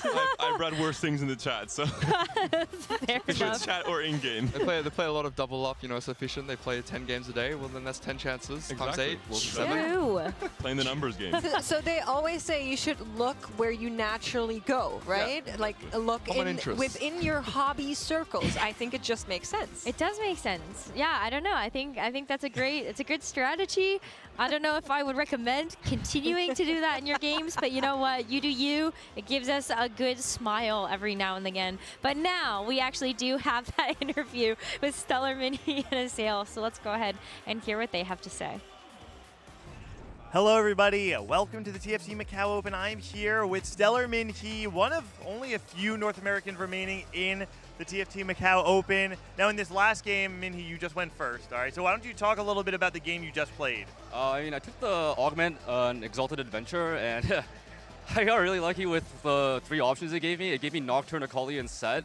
So I had, basically, I was going to play all 3 of them on my board anyways, but I didn't find any Nocturnes, so I just hit Set and Akali, so it was fine. But, it gave me a lot of options, because last time I played this, I had Tristana Urgot, but I didn't hit Urgot and I just died and bled out. So this time, because I had like 3 options in my comp, it was all good because like even if I missed one, then like I hit the other ones. Now, the lobby you're in, it's round of 32 now, so it's completely stacked top to bottom. What's it like to be playing alongside some of the highest level of international players? I mean, throughout this tournament, we've basically been playing like roughly the same lobbies. Like, I've played with Bintum and Ironbog at the end of yesterday. So it's basically like we ran back the same lobby essentially. So I mean, like as of now, it's like not that big of a deal because like I already did that yesterday, you know. Now, there's only a handful of North Americans remaining in the tournament. What is it like for you to be representing your region in an international field like this? It means a lot. Like, I wish my friends could have made it through because 4 of us came in today. Me, Showtime, Bosso Skills, and Weijin. It sucks that all 3 of them got eliminated, but to be the last one, like one of the few ones remaining, I'll try to do my best to represent NA well. Now you're getting close to the finish line, right? Top 8 is within your sights. What would it mean for you to make it into the top 8 and play on day 3 of the Macao Open? It would actually mean a lot because I haven't made a final lobby in anything, not even in NA. The furthest I've been in NA is the penultimate lobby, so top 16 in like a Tacticians Cup. So being able to make top 8 would really I guess it would give me more motivation to grind again because I was considering taking this set off. I mean, last set I also took off the first 2 Tacticians Cups and only played in the last one because I was just busy with real life stuff. So maybe if this goes well, I'll put more time into the game as well. All right, well, it's within your sights, but the job's not done yet. So good luck on the rest of the tournament, casters. I'll send it back to you. Great to hear from Stellar Minhee and also about just like the tournament experience at the Macao Open. I think we also experienced this at Vegas. Tamura, you're out on the floor. You've casted a lot of these players. You've also played alongside them before. So like what from your perspective does it feel like to be amongst so much international talent? Oh, it's surreal. It's just, it's so weird walking. Like you see someone, you're like, oh my God, it's them. And then five Wait, you meters didn't react that way when you saw us though. No, but the first time, no. Oh, I'm getting caught out. I was excited to see. I remember the first time we met you in Vegas, and then I got my interview, and I was very, very happy. I had a big smile on my face. Okay, it's enough. I said hi to Tamura, and he said, wait, who are you? I'm getting gaslit. Well, before you get too gaslit, we do have another interview we can throw to. So let's actually hear from Azael this time. Sorry, Gangly, and also the Soju. Hey everyone, Azael here with Soju at the Macao TFT Open. We are here on day 2. I know you went out earlier than you wanted, but how have you been enjoying the event? It's fun. It's my first time in Hong Kong or Macau. I've been having a good time. Are you going to take any opportunity to like tour around Asia at all? You know, I know a lot of people try to go to Japan or try to go to Korea, try to go somewhere else in China. Yeah, I mean, a bunch of my friends they set up a trip to go to Japan after, but I'm kind of excited to just go home and stream some more TFT. So I kind of declined on the Japan trip. I'll be flying home right after, so. Going straight home, back to the grind, back on the stream. You're co-streaming here as well throughout the event. How has that been? Like, do you enjoy co-streaming more? Do you enjoy when you're just like grinding solo queue and streaming normally? Like, what kind do you like? I mean, I think an event like once a year, I mean, I don't mind just sitting here co-streaming. And it's kind of cool like watching friends play, just watching impressive players. I don't know, it's nice to chill. And I mean, I am kind of rooting for my friends, but I'm also like sometimes rooting for my friends to do poorly. Yeah. You don't want your friends to do better than you did? I mean, everyone did better than me, but I mean, like now like Setsuko's in the top 16. I think Kyun's still playing as well. I actually don't know how Kyun's doing right now, but either way, I'm so excited to see who wins, and I hope NA wins, but there's only like 2 players left, so. Who do you think is the best player at the event? Like, if there's one person you had to pick, I know a lot of people always talk about Tidal because he's 2 times world champion. Is there anyone that you've been really kind of just like blown away by? I think there's this one Chinese player like Xuan. He got eliminated because he went I think he had like 5 firsts in his first 6 games. But I mean, it's a sample size of 3 and it eliminates top 4. So he got out, but I think he was really good. So I was talking to Frodan earlier. Frodan was on your coach stream last year. He's on your coach stream this year. Both times you didn't do so well. Could it be Frodan? Oh, I mean, last event I feel like I did okay, like no co. I think I was like 50th out of 500, which is like pretty okay. I mean, this time the only people I beat were the people that didn't show up. Yeah. But, I mean, it's not Dan. I mean, I kind of came in just trying to have fun. I mean, I wanted to win, but I guess I'm not like too bummed out. But it's not Dan. Don't worry about it. All right, cool. Well, thank you very much. Appreciate your time. Hope you enjoy the rest of the event. Soju cracks me up. I think he's probably like, just the culture around him, the language, like his mannerisms. I love it. Dude, the sentence, the only people I beat were the people that didn't show up. Which is true. I do love. It's not wrong. It's still an insane thing to say. I do love he is, I think, the face of TFT, and for good reason. Has a chance to go to Japan with some friends and says, no, I just want to go back to grinding, improving on maybe the mistakes he had in the day one, and just trying to become better at the game and grind and really play it for the end of the set instead of the start of the set. Yeah, he's got his priorities straight. Yeah, love to see it. Oh, is that what you're about to go back and just go home? And I'll be honest, when most of my team and my friends were eliminated, there was a couple of people bringing out their mobile, TFT mobile. The best part is you could just log into your PC account, mobile account, same thing. Log straight back in. We're close enough to host. We can just queue it up again. I mean, you guys are used to playing on strange ping anyway, so it doesn't really matter. I'm playing on an A ping right now. Yeah. It's actually not that bad, I gotta say. But yeah, Soju, just the co-streamers, it's been really amazing to be able to see their setups. Soju and all the other co-streamers actually do have their own cosmetics. I believe they all actually got their own emotes made specifically for the TFT Macao Open. So very cool to be able to see what everybody got designed for them. The bird's nest. And yes, and you can collect them as drops if you watch some co-streams. So pretty cool tech there. If you haven't gotten some of these, my favorite personally is the one from AJ Walking, because it's just a little legend with the number 8 and a thumbs up, and that's me. I love it. I have to go with Soloka Song. I think it's the most appropriate. The moment I saw it, I immediately knew it was Soloka Song. I think it's just very, flavor correct, I would say. Yeah. I mean, the bird's nest is good too for Soju. That's true. That's true. Very good. Lots of bird's nest memes. Love it.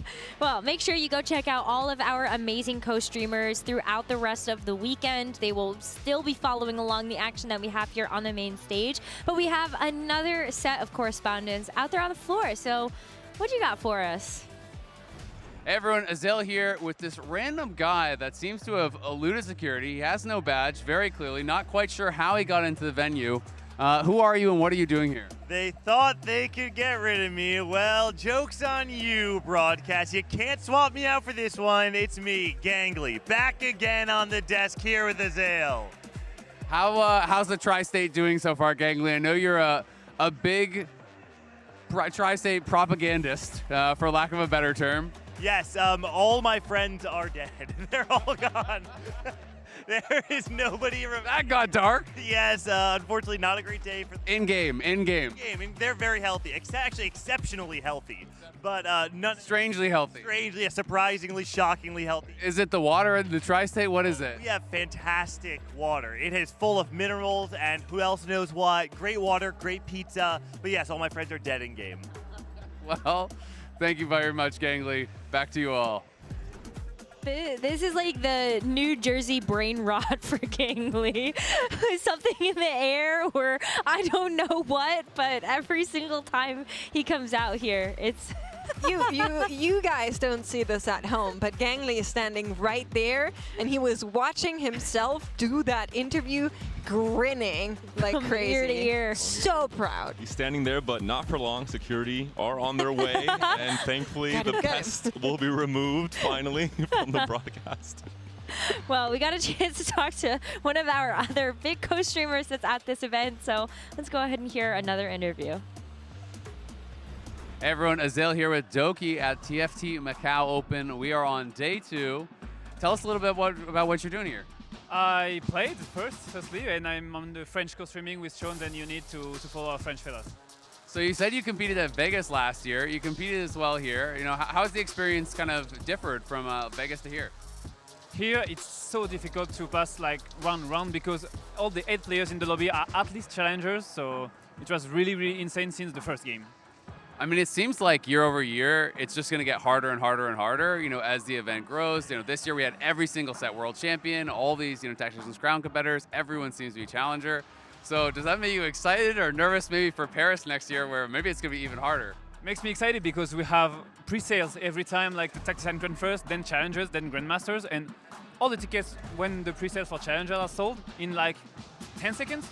So I'm really, really excited for Paris, and of course, because we have some French players that can't be here. I'm thinking Voltarix, who made it to World 5 times and can't be to events like this, so I'm really, really excited for next year. I mean, it seems like there's a really strong group of French players and French community around TFT. Do you think that maybe we'd be able to discover like some unknown French players, next year at the Paris event? Because that was something that was really cool last year at Vegas, was we had players, like Humbug coming up and like Ashamu and stuff that people hadn't really heard of. So do you think maybe we'll see that in Paris next year? I think, yeah, because study groups are emerging in France, and people like Tom Jedusor, who is actually top 32, weren't even playing competitively since I think set 8. So I think there will be some new upcomers here. That's awesome. Well, thank you so much for your time. I'm really excited to see how it is in Paris next year, and hopefully I'll see you there. And maybe going further too. Yeah, I will compete, of course.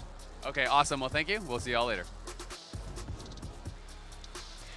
I love that Doki is here. I love the emergence of these big study groups. Doki was saying still they're rooting for the French players that are left, so hoping that Jedusor Wright is going to be able to make it through. He is the last remaining hope for EMEA, especially. We saw White Jungler back-to-back 8ths in the first 2 games in this very, very competitive main stage lobby. Could not make it. It's really up to Jedusor, a player that we saw make a resurgence around the same time as White Jungler, one of these new wave players, young players, really hungry to prove themselves on the international stage especially. So I will say it is a player that has a little bit of an evil name, so to say, because it's a play on the French name for Tom Riddle. So maybe there's some secret tech, who knows? I was thinking if there's any snake comps in this set, but I don't. No, but I was going to say it must have really paid off in Magic and Mayhem last set. Yeah. See? Oh. Big celebrations on stream. Cassiopeia, yeah, reroll. It's time, baby. There you go. Surely that's what he's going to use to make it through to the top 16. I mean, if this happens, I don't know. I would love to see it. I feel like that's like a comp that I've never seen a Cassio 3. Like now that I'm thinking back. I've seen it on PBE. PBE, yeah. Okay, goodbye, Ziggs. Cassiopeia is my new best friend. Yep. Wow. Well, it's been amazing. We're still waiting for the final couple of games to finish out there on the floor. But I want to go back to a point that Doki was making about study groups, though. I mean, Tamara, how has it been for you all to prep for this event, and kind of what did that look like? How much of the community was coming together? Yeah, definitely. I mean, because I'm a part of a team, so it's everyone in the team, but people don't hide tech. Like in OS, if you're all a part of OS and you want to study together. Shout out to Team Juno. Team Juno, yes. It just makes sense to communicate with everyone who's willing to listen and talk, and it usually just involves a lot of VOD reviews. Looking at someone else's games to figure out their mistakes. It's a lot easier to spot someone else's mistakes than spot your own. And so, you scratch someone's back, they'll scratch yours, and you just have a group setting, watch lots of VODs. And then a lot of times when people are bored, they'll just be in queue. Queue times in OS sometimes get up to like 30 minutes, so it can be quite bad. So whilst you're doing that, then you might as well just watch someone else in Discord. So I'm usually always in call with someone, and I'll be watching their stream, and then they'll watch mine. Do you think there's a problem with study groups becoming too big and there being too much noise, for example? Where do you draw the line in terms of quality over quantity? Yeah, definitely. A lot of people like to study. They'll have like 3 people, like they'll not study, not super sweat, but they'll have like 3 people streaming, 8 people in the call, and they'll all just be kind of bouncing ideas off of each other. I can't play under that environment. If I'm in a call, it has to be like 3, maybe 4 max if like the 4 people are relatively quiet, and it's usually just one person playing at a time. I think anything over 5 is ridiculous, and it's really hard to get everyone's thoughts because there's just too many cooks in the kitchen. That makes a lot of sense, though, because it's also still a solo game at the end of the day, so you need to make sure that your head is clear enough for your own thoughts, while also making sure that you figure out what the best techs are going to be. Tamara, thank you so much for your time. I'm so glad we got a chance to have you on the desk. How have you been enjoying Macau? I've been enjoying it a lot. I've been having so much fun at the event, and I'm still looking forward to traveling around more of Macau, and I'll be going off to Hong Kong as well. Ooh, what's your favorite part that you're looking forward to for the rest of your trip? Oh, don't ask. Don't ask. I was gonna say the food for sure. Like, I've already eaten a lot of food here, and yeah, love it. The local cuisine is amazing. I love pretty much all Asian cuisines, I feel like. And yeah, I've been having a lot of fun there. And there's a unique mix in Macau as well with the Portuguese cuisine as well, so it's really interesting. Yeah. All right, well, Tamara, thank you so much. I hope you enjoy all of the food. I hope we get a chance to also see you again soon. And thank you. Thank you. Thank you, Tamara. All right, everybody, we're going to be taking a short break. And when we come back, we will hopefully have that next game ready for you very shortly.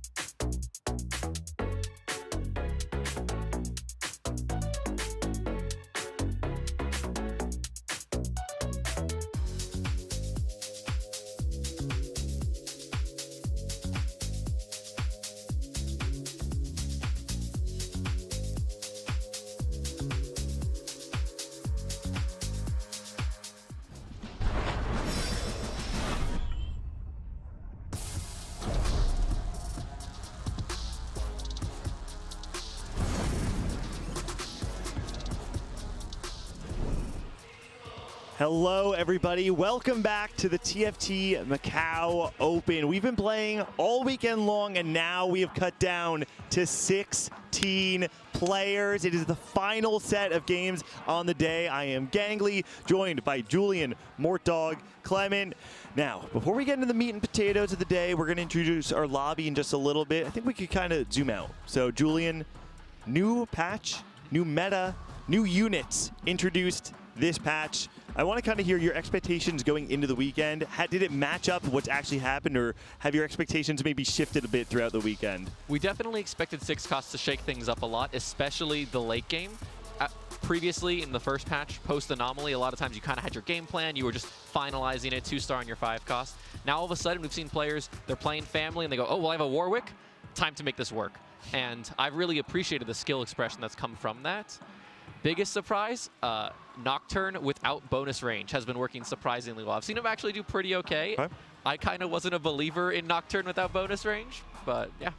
I feel like sometimes in TFT it's very easy to kind of simplify the things that are strong as like, oh, they're broken, right? And more, something you talked about yesterday that I loved was there is a puzzle with 6 costs where, yes, they can be warping. There can be times where people are bailed out by 6 costs, but there also are some times where people are maybe baited a little bit, thinking that it's going to just auto win them the game.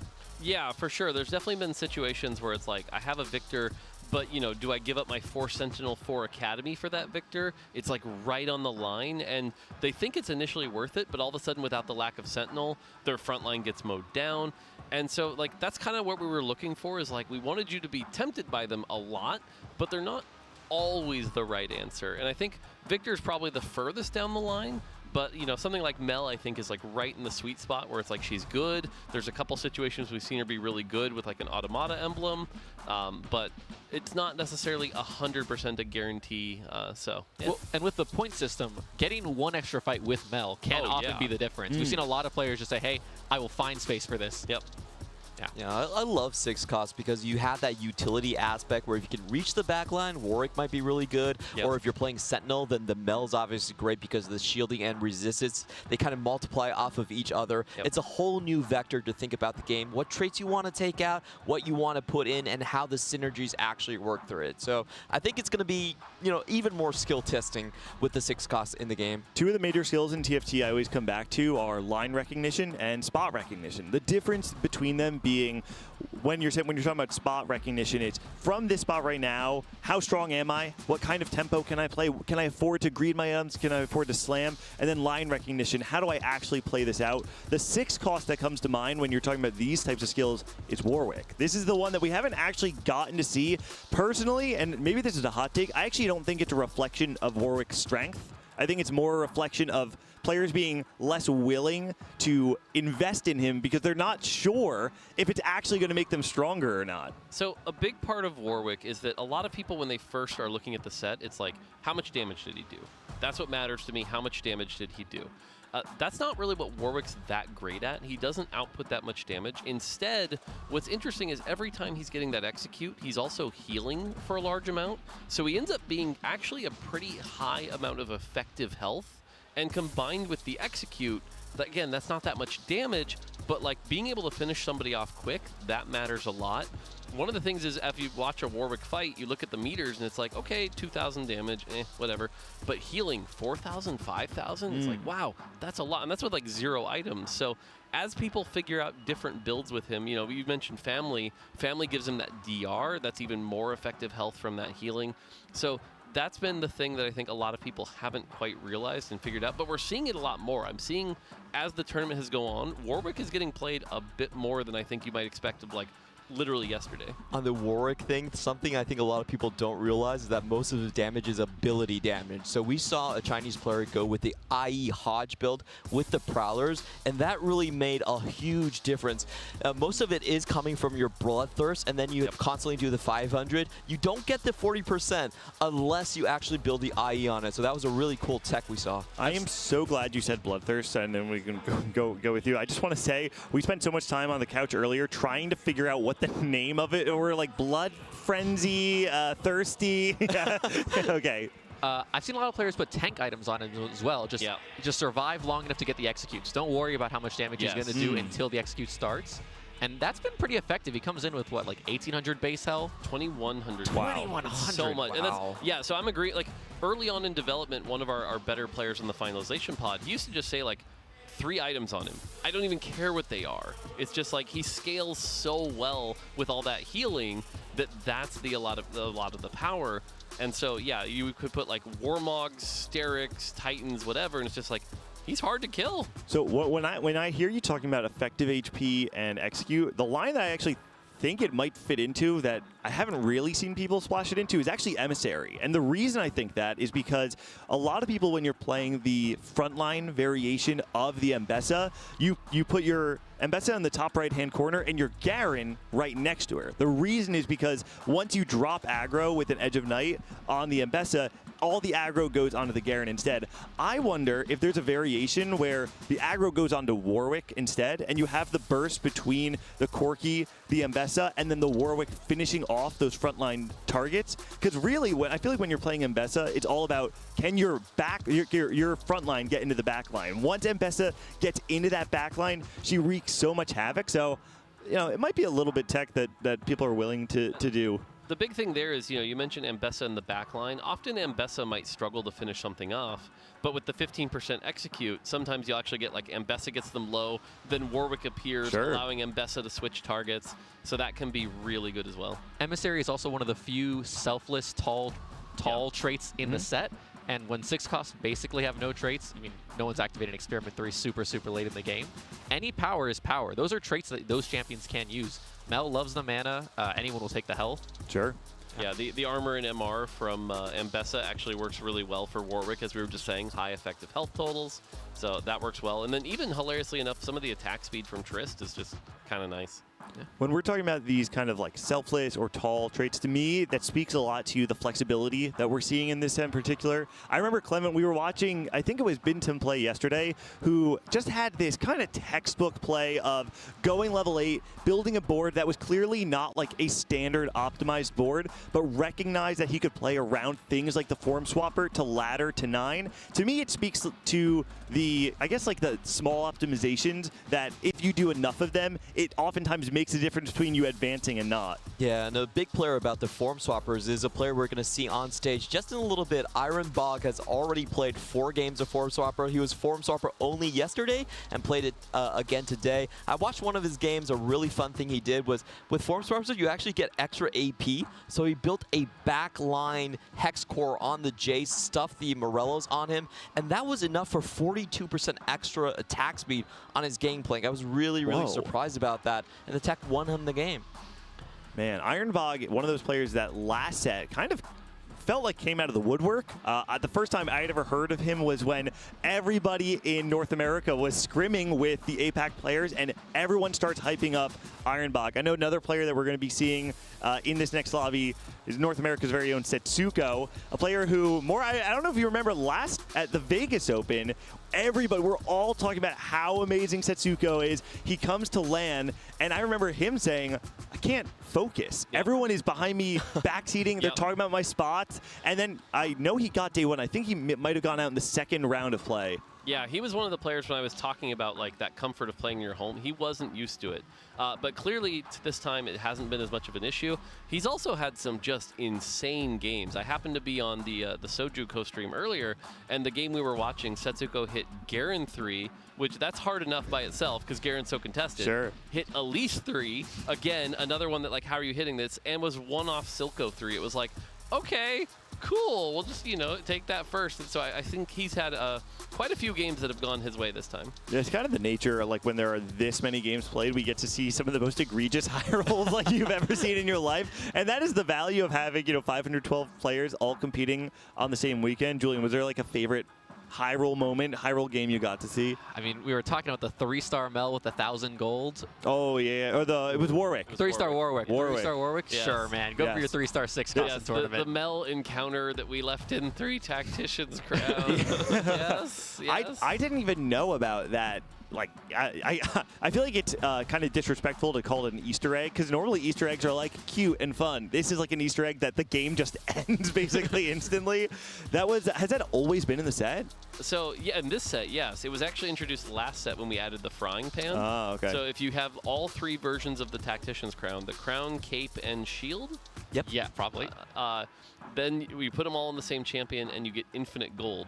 And so what happens is, and like I said, I'm probably going to fix this next week, but the Melon counter, the Radiant Blessing, there's a 1% chance you get 3 Tactician's Crowns.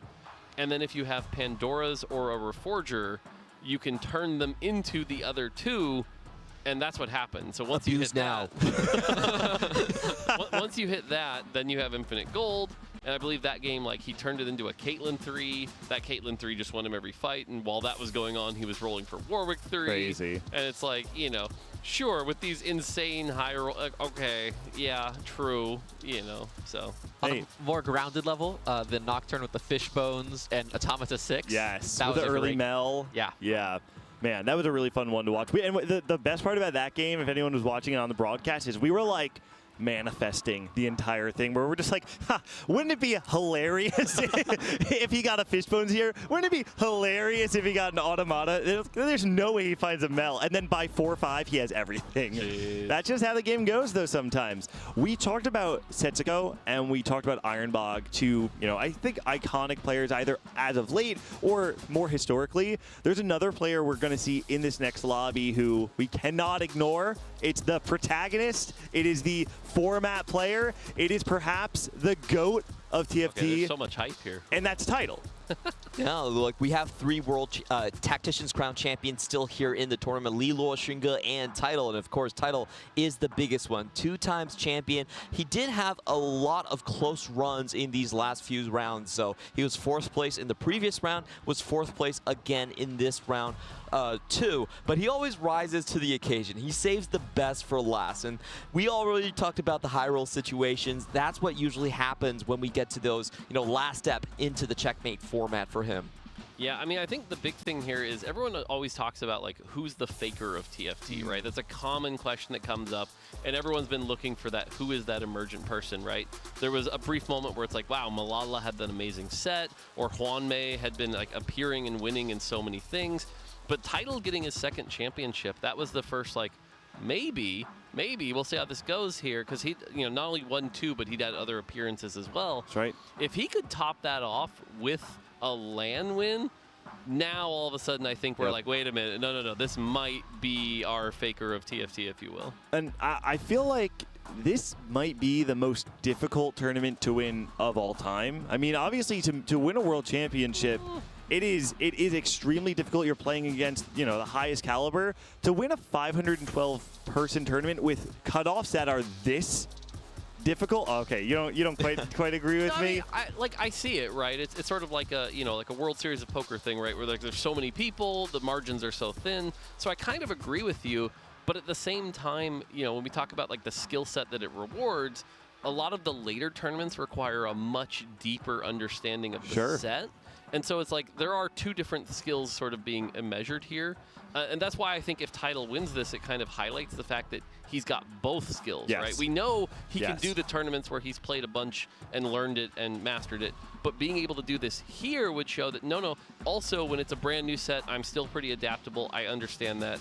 And I think that's what matters, but I don't know that I would put one over the other per se. It's more like they're just 2 slightly different skill sets. I think it's like innovation at the early start, finding the edges that nobody has seen, and the other one is really optimizing what everyone already knows, but taking it a little bit further. And I would say Tidal actually does go into the second camp a little bit more. Whenever we saw him pick augments, they were always Inseclitic. He's very, very familiar with the stats, and now we know the stats are, you know, not necessarily there, so we can see if he can do the other side and find other edges. I don't know if that's fair to say he's familiar with the stats, because like we saw Tidal play a lot of augments in previous sets that we would call bad, you know, and had like pretty low stats. If anything, Tidal is familiar with where they're good and where their opportunity matters, and so I think like he's one of those players that had played lines that you wouldn't expect and done very well with them.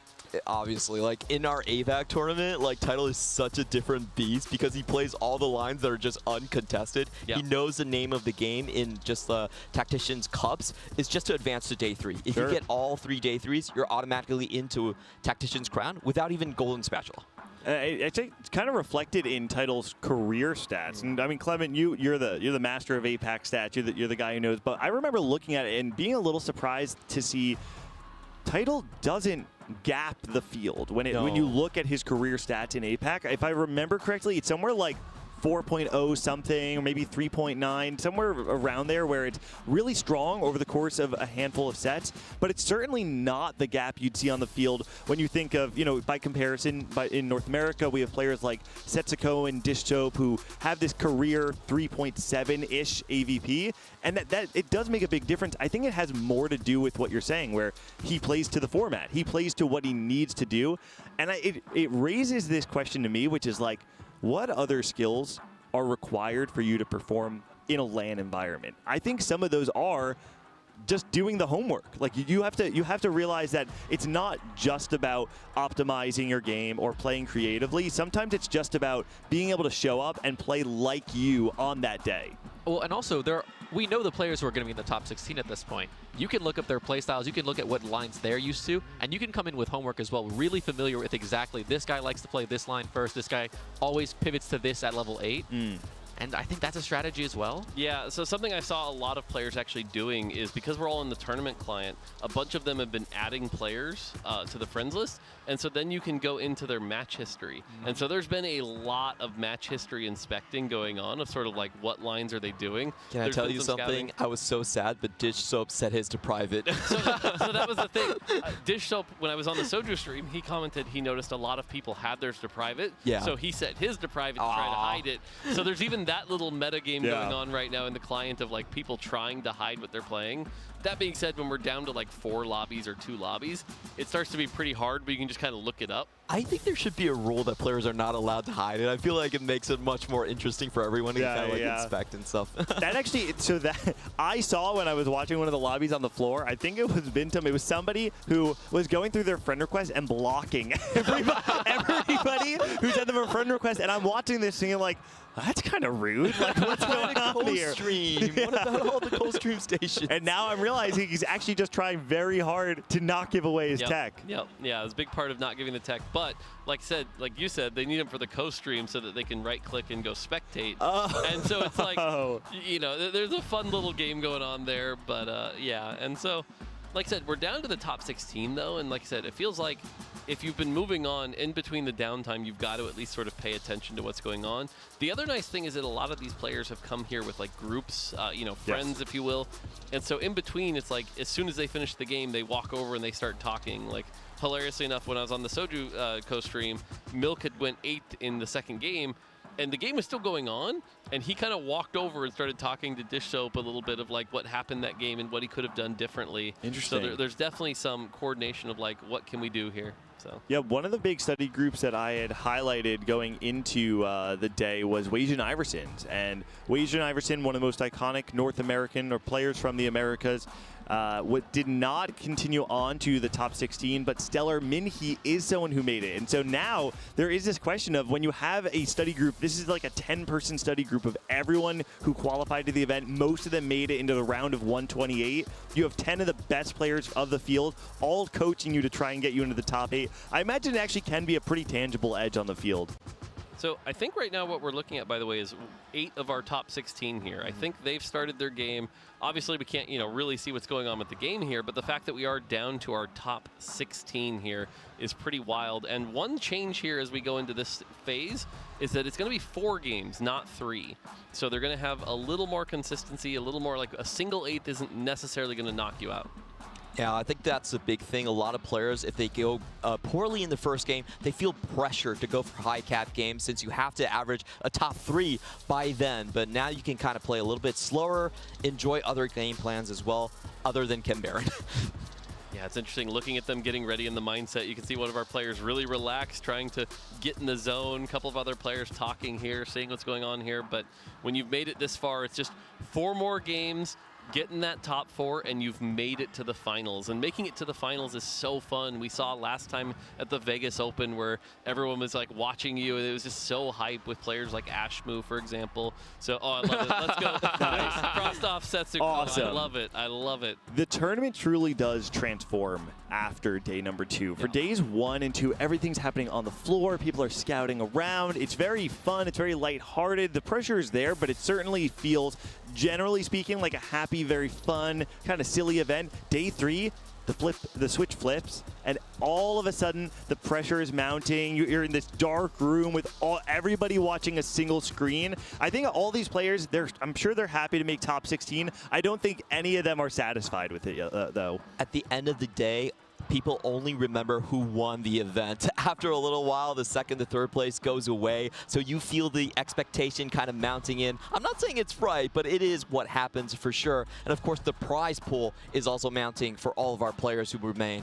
See, I mostly agree with you. I will say I think there's still moments like, we talk about like Ashmu or like Kevin Parker. There's still some memories that happen from that final lobby. But certainly if you don't make final lobby, nobody remembers who went 9th. Yeah. And so like that's why like right here, going 9th here would feel so one step bad. away. If you've gotten this far, getting into that final lobby is just such a big boost. I think that matters so much. Something that always stands out to me in TFT players is the ability to take a low roll game and ignore the variant part of it and just look at your agency in the game. I was speaking to an Americas player earlier who had a really hard game, and immediately after coming out of it, despite the fact that I thought it was pretty low roll, the only thing they wanted to talk about was how they can improve, what they could have done better. When you're playing in the top 16, I think that's kind of what you need to do. You have to take it one game at a time, and you can only focus on your agency. I think at this point, it's pretty fair to say any of these players are capable of winning the tournament. The only way that you can put yourself in a position to win is by playing at 100%. But it's so hard to play at 100% in a game like TFT. Well, and not just that, but we talked about the LAN. Yesterday was a brutally long day. I was talking to a few of the players who were like, I was here till like 1 a.m., 2 a.m., went back, tried to eat something, sleep, wake up, and then came back because they were immediately wanting to study, right? And so a lot of these players, they started their day today at noon, but may have been studying beforehand. And so that energy is starting to run out a little bit here as we, hit the evening part of the night. Are you tired? Are you starting to get exhausted? Typical tournaments are like, what, 6 games a day? Normally, yeah. And so right now, this is game 7 already, but as you and we're just getting started. You got 4 more to go, so 10 games can be pretty brutal in a single day. And plus travel, and it can be a real endurance test for anyone involved. And every game becomes even more important, right? It's not like you can have your most important games at the beginning of the day and then it's okay if you calm down. Every single game will become even more mountingly important. We can see right now the players are loading in, though, getting ready to get into game number 1 of the top 16 of the TFT Macao Open. Here's our lobby. Setsuko, Zhao Qi. Oh, we have the Jinx encounter starting off game number 1. Cuddles. That's going to be Crab. That's going to be a lot of extra resources. We've seen throughout the tournament that usually means some pretty capped boards here. Combine that with whatever augments we get. This is where we see some of the really powerful boards come together.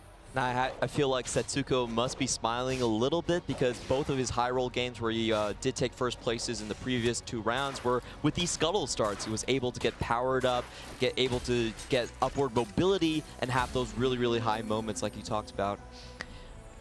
Yeah, we'll have to see what happens here. Generally, the openers seem pretty chill, right? Everyone's sort of getting their gold, likely probably getting to 10 so they can start building economy. The thing to watch out for is there any interesting drops, right? Do we see like a 5-item start? Do we see possibly a high econ start? Any of those things that can be slightly off the norm. And so that's the thing you'll see probably right about here, which orbs come out. But if it's pretty standard, then like I said, we're usually just waiting for the augments before we start really seeing what direction we're going here. The other thing that is very interesting, because this is a Crab Ray variation, right? This isn't Scuttle Puddle, right? I think they were dancing, right? So I don't think so. Wait, is it? If they're dancing, it's Crab Rave, right? If they're dancing, it's Crab Rave. Yeah, yeah. So I actually missed it there. If it is Crab Rave, then one thing we saw yesterday is players are a bit more likely to posture into the melee bruiser lines because you need to have carries with Omnivamp that can survive against the Crab. We saw a game on day one where, what was it, three players eliminated. You're right, it is Crab Rave here. So Crab Rave, stage 5-7. Like you said, 3 players were eliminated one day, so definitely something to be looking at here. And it looks like it is a standard opener, just going to be the 3-item, typical economy as we head into the augment. Figure out, it's just going to be a silver, actually. So this is where, when you have a Scuttle Crab into silver, it actually sort of generalizes back to a pretty standard game. The big difference, though, is you do have that initial economy, and that's going to allow you to build up to that 50 gold a little quicker. But it's not going to be quite as inflated as even a gold or a prismatic game, obviously. We're going to see Lee Luo, one of our world champions here, starting off directly on, Crab Rave map with the melee opening already, Titan slammed.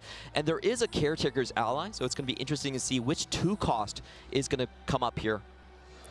There was definitely another family or another player holding family units, and that's expected. I think on 2-1, lots of people want to be open to the idea of playing around family, whether it is for reroll or even just for tempo. Yeah, you can see, by the way, and you have to forgive me, I forget the name of it, but 3 players taking the augment that ends up giving you 4 item components as your champion starts. Eye for an eye? Yeah, that sounds about right. But that augment considered to be pretty powerful, considering for a silver augment over the course of the game, you're getting +4 components. If you think about like the grab bag, the gold augment, that's +3. So getting 4 from a silver, very good here. That's going to put their end game board at a pretty strong state. And it is going to be titled with the Camille out from the Caretaker's ally. Not the strongest one in the current patch. If this were last patch, I think you'd be thrilled. This patch, I think it actually, interestingly enough, I think you're immediately going to be tested in one of those things we've been talking about, which is that you have to be able to play creatively. You can't just kind of default to like a standard line. And so now Title kind of is back up, his back up against a wall to see what kind of line he can play with the Camille, because he can't just rely on the 3-star Camille carrying him to the end game. Yeah, that being said, one of the things about Camille is obviously last patch she was much stronger. Really good situation that she was so strong that you could force it. This patch, she's nowhere near that strong.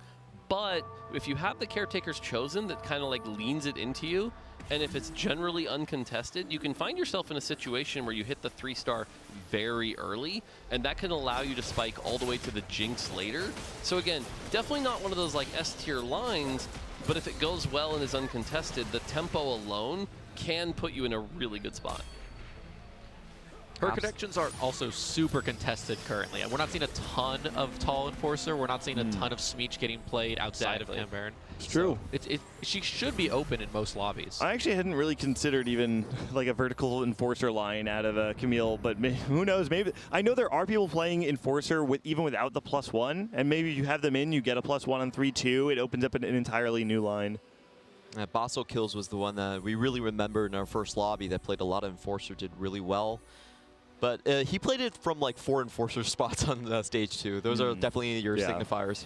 The other thing to note here is Title is currently at the gold lead at 39.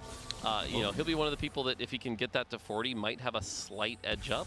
And so, it could be just like straight up just fast 8. Get the Camille's along the way and just play that to, again, be a little bit of extra board tempo rather than commit to like the 5 ambusher line. Qingzhou already with the Rebel line here. This is one of the players I'm really interested in seeing because we saw him take an Exalted Adventure and actually win out in our previous lobby. 2 of the players to do so. Definitely has a creative flair in his play. Yeah, taking a look at the scores here. Setsuko right now on a win streak. We've got one other player from China on a win streak as well. So 2 players win streaking as we head into the carousel.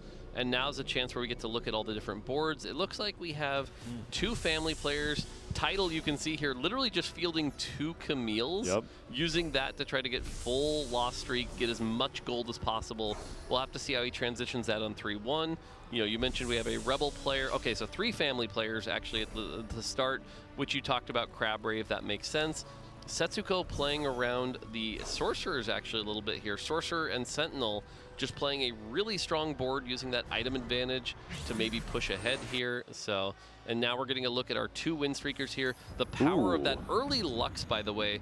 I think Lux was a champion that at the start of the set people thought was pretty bad, but a lot of our high skill players quickly realized just how good she was in the early game. That shielding combined with that guaranteed 1 hit that would, even if they lost, would usually get some kills. And then combined with the fact that you have the Nami early, that emissary bonus, it's going to allow for extra mana generation. So this spot with Setsuko, if these 2 boards were to match though, the one thing is the Dragon Claw Darius is going to be so hard to get through.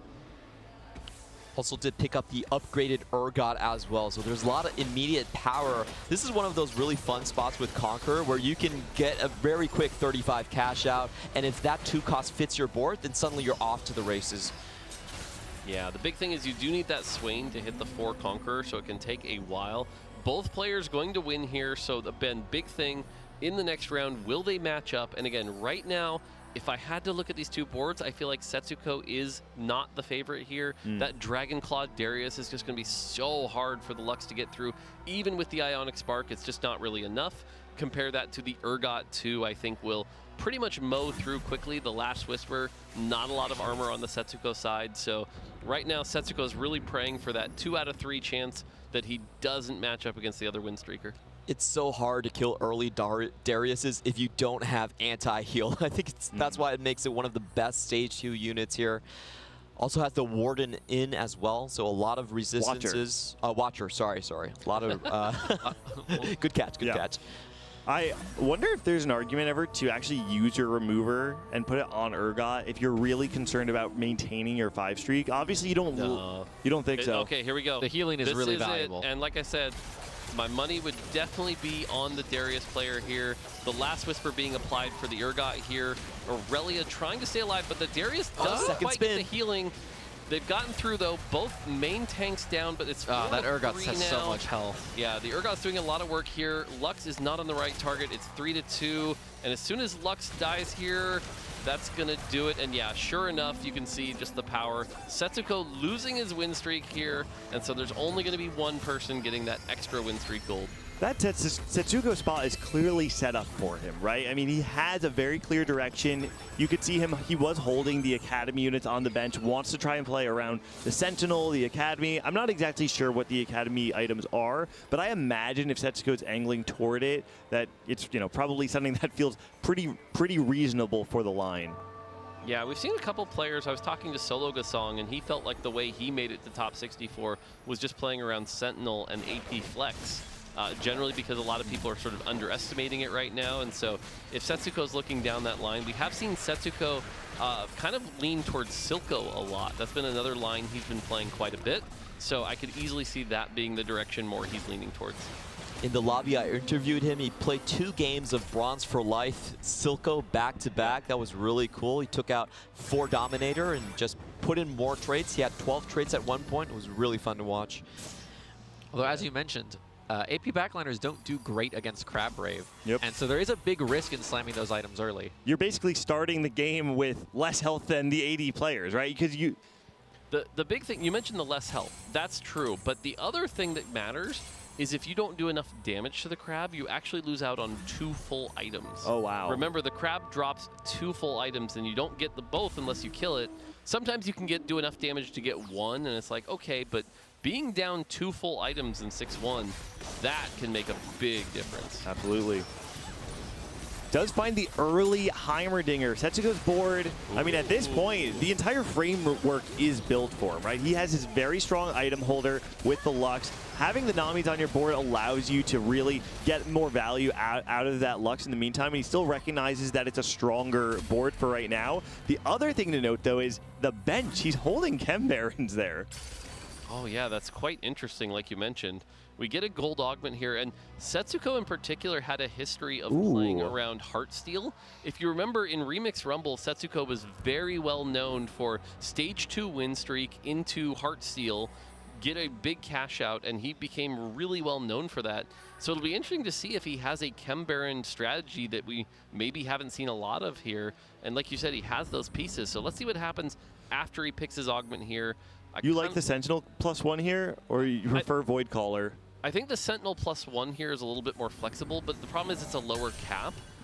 So, you know, you probably end up in like the 4 Sentinel, 4 Academy line that can become one or the other. But again, if he goes that route, it kind of forces his hand. And we know he's been leaning towards the Silco. Now, that being said, you look at the setup, the other avenue he could go is the, you know, Sentinel with the Renata.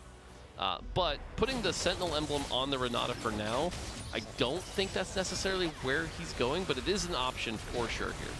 I mean, the big thing when I see this is you now have a Renata 2 who's going to be shielding your front line, and you get to play 4 Sentinel on 3-2. Yes. And being able to hit those breakpoints in the mid game, it does spike your board extremely hard, even if it's just for a handful of rounds. Yeah, there's enough removers at this point where you can slam a Sentinel emblem and expect to eventually get it off without too much risk. Yeah, in particular, things like 4 Sentinel, 4 Bruiser are really good early when there's not a lot of damage, so it's pretty hard for a lot of comps to get through that front line. And then combined with the Renata shield and the Lux shield, that is just so much effective health. And I do want to point out something pretty cool here. We have Category 5, and the first sponsored item coming out from Academy is also a Runan's Hurricane. So those two things can chain together. Might be some cooking here if he wants to go for the Ezreal. We'll see. How often are people playing Ezreal with like a double Runans? I'm actually not very familiar with Ezreal reroll build. I can't imagine that Runans is like a core item in that build, though. Well, so the big thing about Academy you have to understand is like using the sponsored items is just so much damage amp that it is okay to play suboptimal items, right? Like Hurricane's not going to be optimal for Ezreal, that's true. But an Ezreal with 2 or 3 sponsored items, who cares what it is? Sure. That'll still crank. So like an IE Hurricane Ezreal could work. That being said, looking at where he's going here, this feels like a Twitch game. Yep. Another thing Runans provides is some level of range for Ezreal. Ezreal's mostly single target, and so if he does play double Runans, Guinsoo's Ezreal, it could mean he gets some free kills he otherwise wouldn't have gotten. Although I do agree with you, this does look like a Twitch game to me. Yeah, I mean, the fact that he's like holding the Nunus, these are pretty good standard Twitch items. So. Ooh, wow, some real premium 4 costs off the carousel here. Mbessa, Garen, and Corki, all of which are core units to multiple meta boards. Yeah, we see Ironbog take the Mbessa here. This is also a chance where we get to look at our augments, see if anything jumps out here. Nothing really jumping off the page is amazing. The thing to note, by the way, I wanted to call out Tidal is at 6 Camille's right now, is at level 7. Not a lot else really strong there, but has been able to win a few rounds here, and so has got to be pretty close. Yeah, we can see here, as at 7 Camille's, really needs 1 more Camille to guarantee this to be the 3-star Camille. Is able to find the Garen, so that's going to be a little bit of a bump here. Playing around the double Camille, I like this. Also, take a look. Okay, first thing, I love Tidal has slammed every single item that he has gotten all game. Really heads-up play in the way that he's planned out the items he's gotten. The other thing is he streaked the first 3 rounds of this stage. And I love that. I love when players are able to say, hey, I'm going to loss streak all of stage 2, but I recognize once I win, I need to do anything I can to continue the win streak. This is where it lives on a knife's edge, though. Tidal opts to not roll on 3-5 to say, I think I'm still strong enough to continue my win streak. And we're seeing it come to fruition right now, able to take out Lilu's family board. If we're gassing up Tidal, I also want to mention the Ionic Spark Slam. I love that slam here. For those who don't know, Camille will do magic or physical damage depending on which the opponent resists less.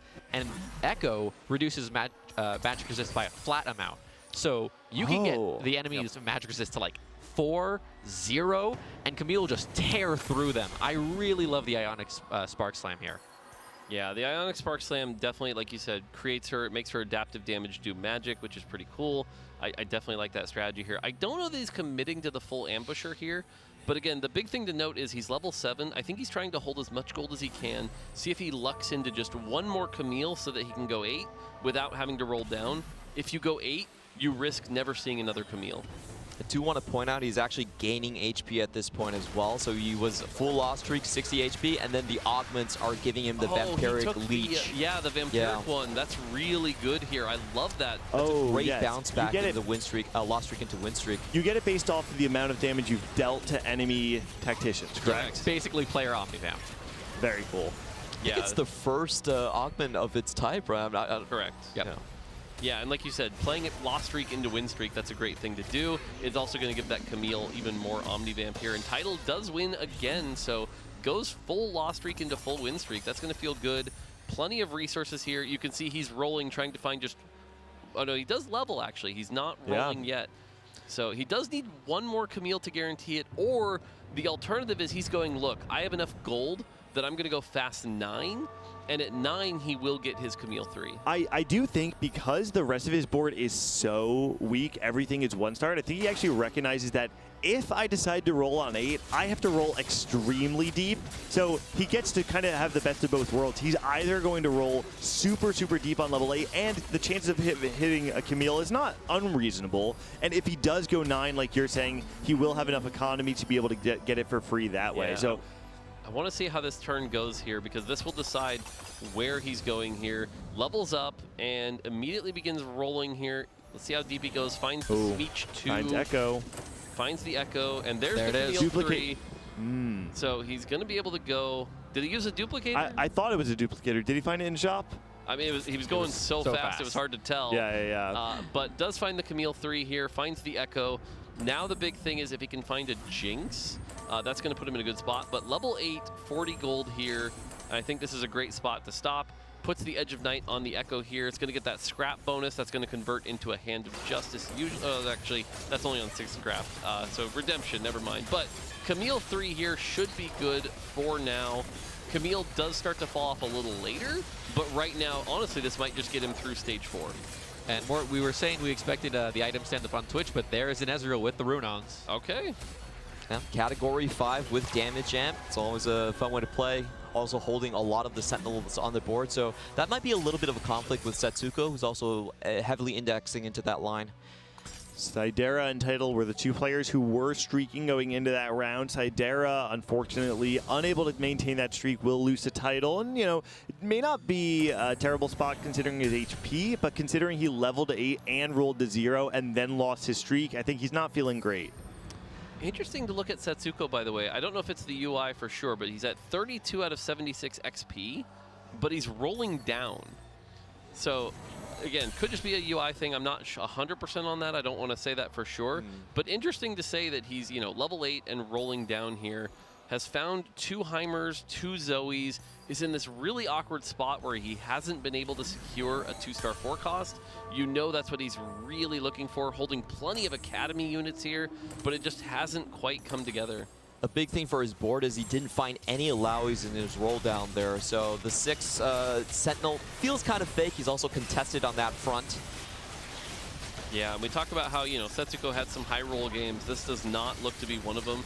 The good news is he's at 69 health. He's got plenty to work with here, so not too bad, but having to roll all the way to 0. And yeah, we can see he is at 0 out of 76 here, so yeah, levels to 8, rolls it down. Wait, is he actually trying to hit Lux 3 on 8?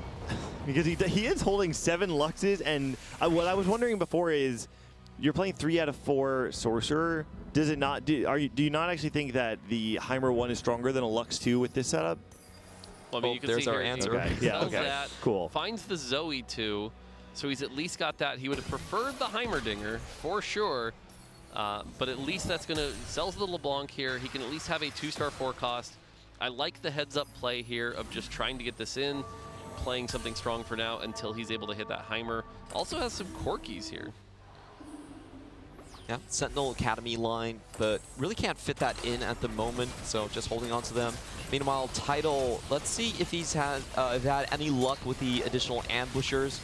Okay, does have the Echo, 2 Echoes on his board currently.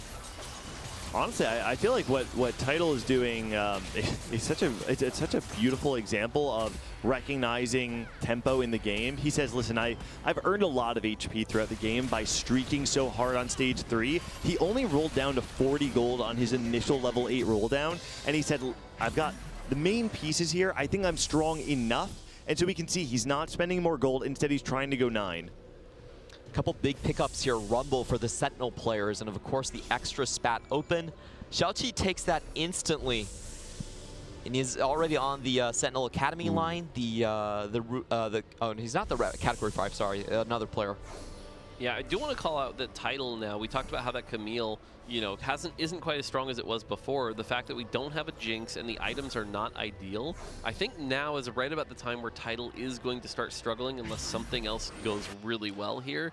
So that's something to be worried about. At least bought a lot of health with that Omnivamp, but right now, not necessarily a favorite to win the lobby. Now you look at this board though, that's a Jinx with some very powerful items.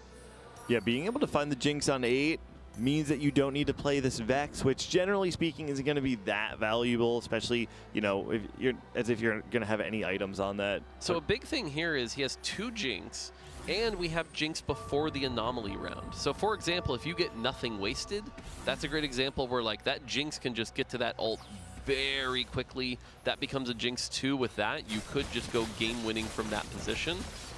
But, you know, you've only got so much gold here to roll for the anomalies. So, you know, what are the other options you're looking for? And then the fact that you haven't hit the Zoe 2 is a little scary. But yeah, look at the damage. And again, still a Jinx 1, but that's a lot. If this becomes a Jinx 2, this could be a game-winning position. Yeah, with so many players playing Alawi and Zoe right now especially, I do think there is a lot of value in betting them. Hey, I can eventually find this Jinx 2 versus putting an anomaly on Zoe and getting stuck there for a long time. Players really want to find that echo when you're itemizing the Jinx because just the 2 ambusher gives you a 100% crit rate, and that makes the world of difference if you're playing for that, you know, Jinx big rocket across the board.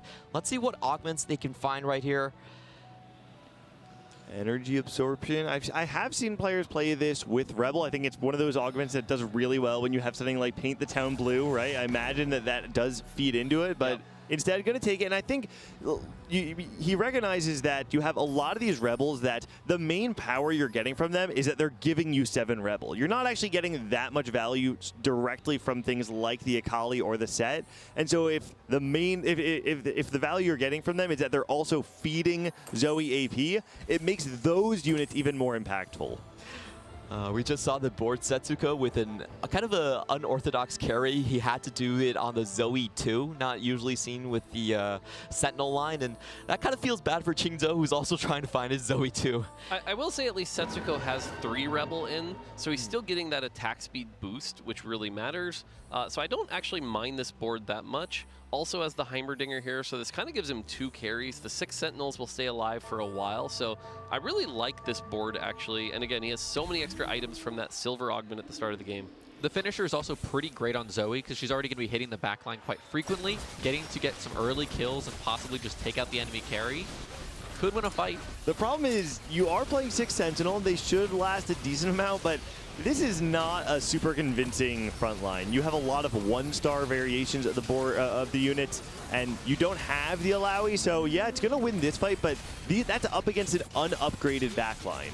So one of the things I think goes underappreciated though is that 6 Sentinel gives armor and MR to the entire team. So even things like the Zoe and the Heimerdinger are just getting a little bit of extra survivability that can keep them alive from backline splash and win some of those big fights. And this is kind of the new thing that Tanner was talking about in our previous castle. A lot more players are putting their anomalies onto the Mbessa. And we saw invisibility now on that one, able to win out the Duke because there was no damage coming in from the other side. I was wondering what was going on. I didn't realize invisibility Mbessa. Yeah, Rumble just kind of stood in place. Yep. Yeah, interesting. Iron Bog, I got to give credit here, playing around this backline gangplank. Definitely a champion we haven't seen a ton of this set. Clearly saving items for something like a Corki or Twitch, but being able to play that for now, playing a lot of these silver bronze traits and doing really well with it, in a decent spot at 48 health here. But the concern right now is this where you start to fall off?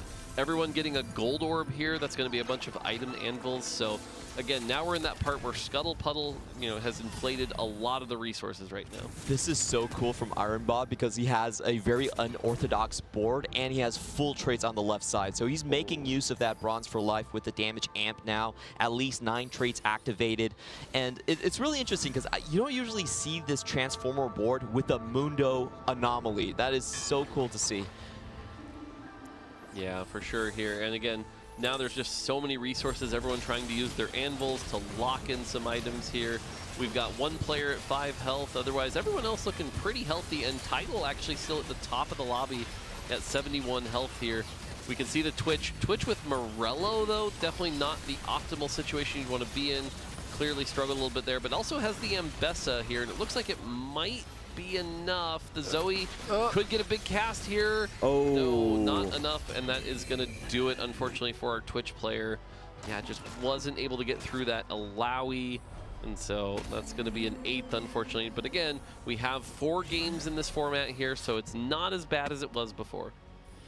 There's 4 CN players in this lobby that we're spectating. 1 of them out. 3 still there to carry on the torch. See if how well the hometown heroes go. Taito has found a Victor, by the way. Very, very valuable on this board.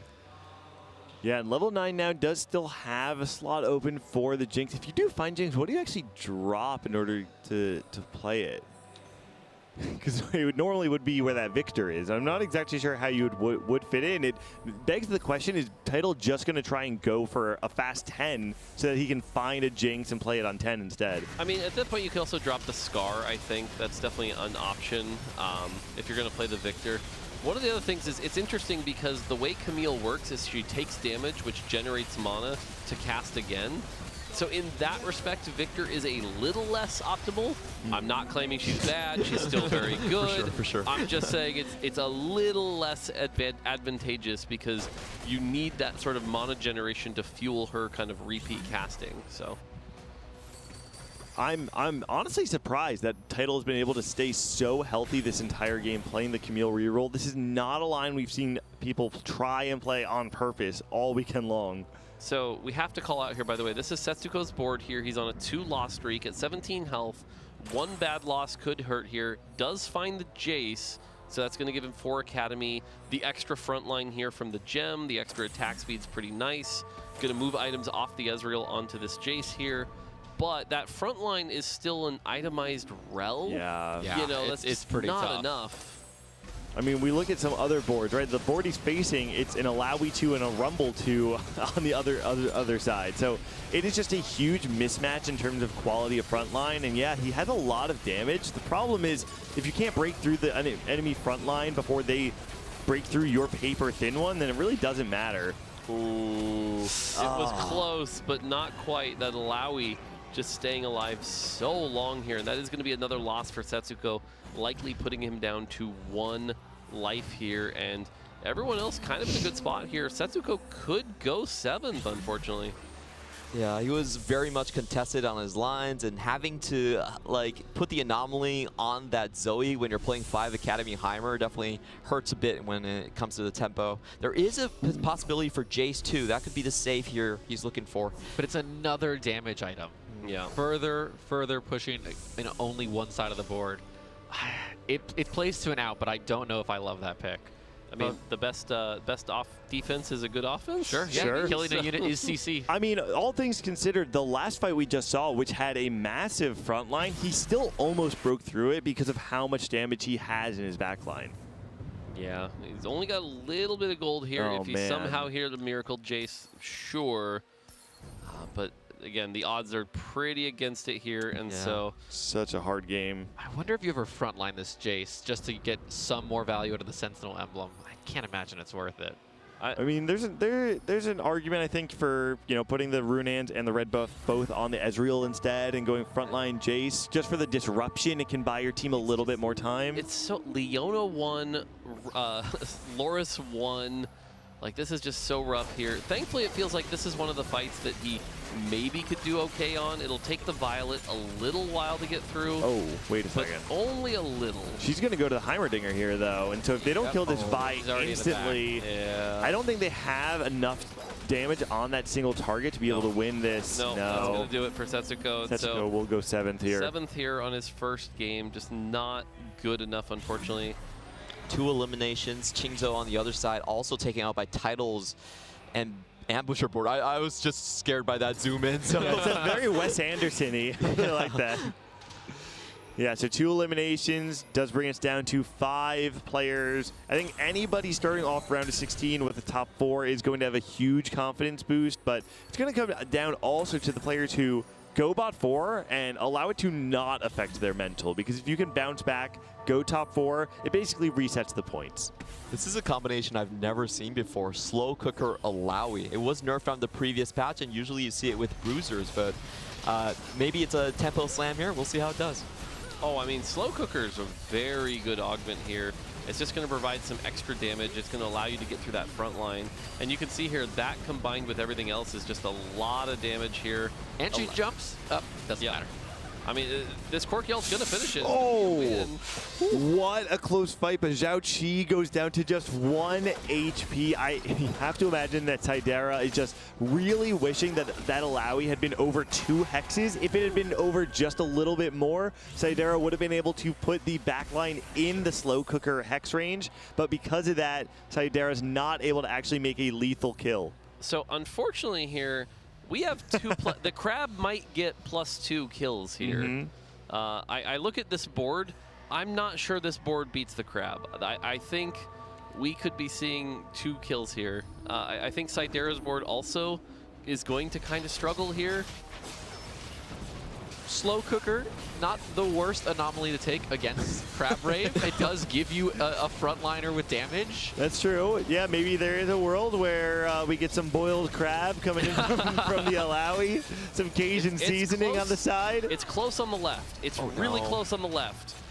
I think the Alawi can do this.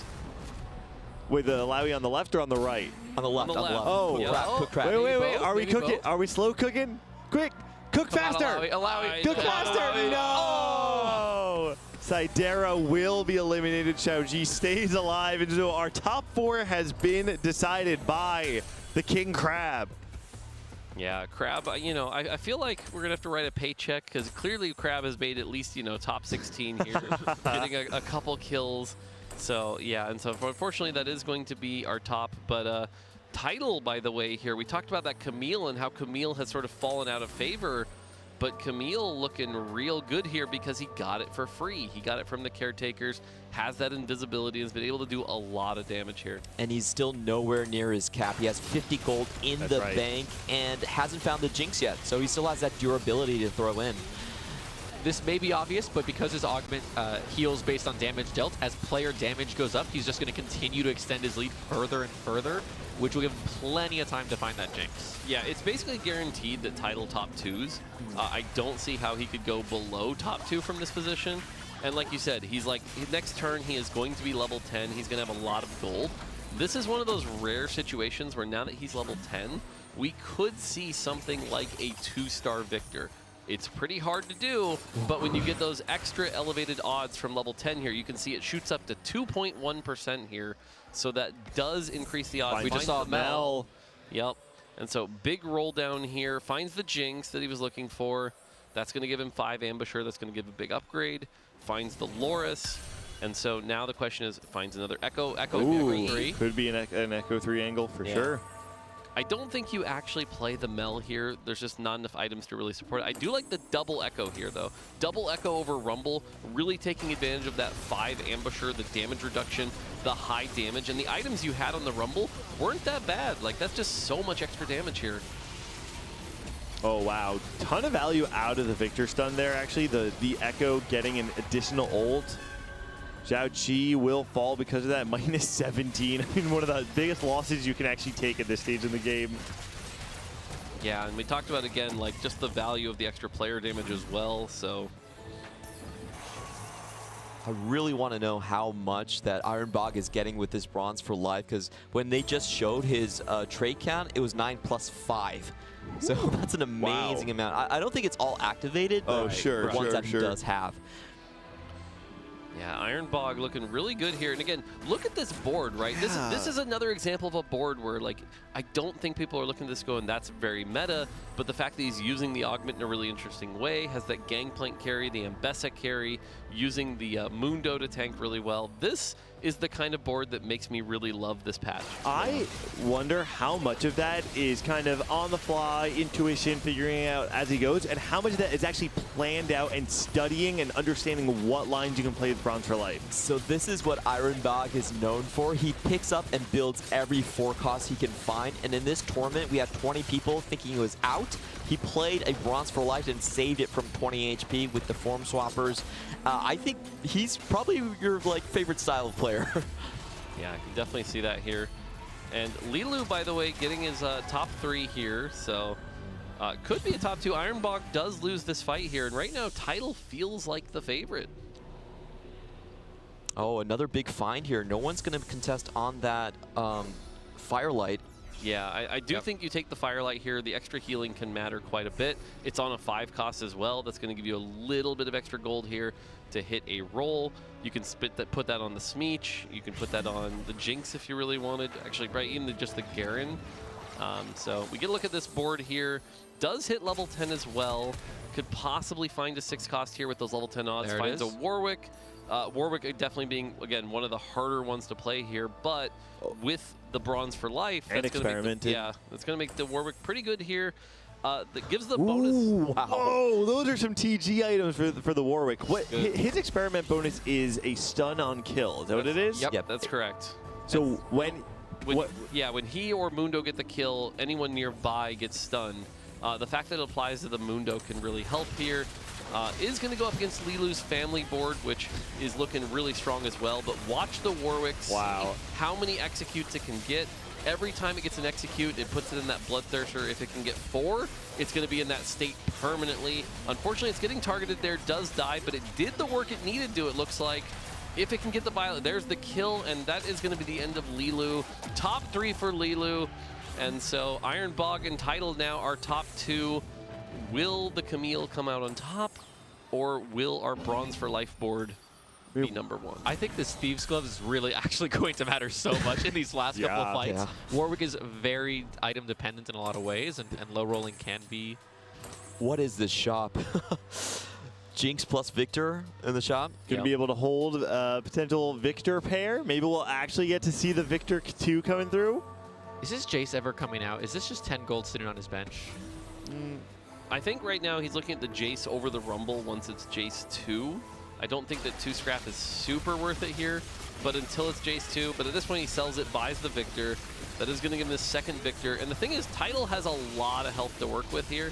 Even if he doesn't win this fight, that is going to put him in a situation where he's got a lot of time. And the thing to note here is if this fight doesn't end the game, which it's looking close. Very close. I don't think it quite ends it though. I don't think I don't think it's enough. So now we go into stage 7. And again, at stage 7, the odds go up a little bit as well. And so what that means is we could see, again, that Victor 2. Now, this is also Crab Rave, so they do have to fight it again. But in the rare times where you get to this point, you're usually strong enough that you kind of just burst it down. Sure. And this is not as big a deal. Just a quick quiz for you game designers out there. Does the execute actually work on the Scuttle? Yes, it has a health bar. Okay, nice. Yep. And the crab does not get any stronger between stage 5 and stage 6, so if you're beating it the first time, you're beating it the second time. So current odds for our 6 cost is 2.28. Both of these players on level 10, so I want to see what it actually goes up to. That is a max cap Rumble. That was the final upgrade he needed. Finds Warwick. Oh, is that Victor 2? No, that's Victor pair for Ironbog as well. So both players sitting on the Victor pair. Warwick 2 coming in through for Ironbog. And that could absolutely be the difference maker. But take a look at the TG items. Instead, takes him off. Wow, look at those items on a Warwick 2.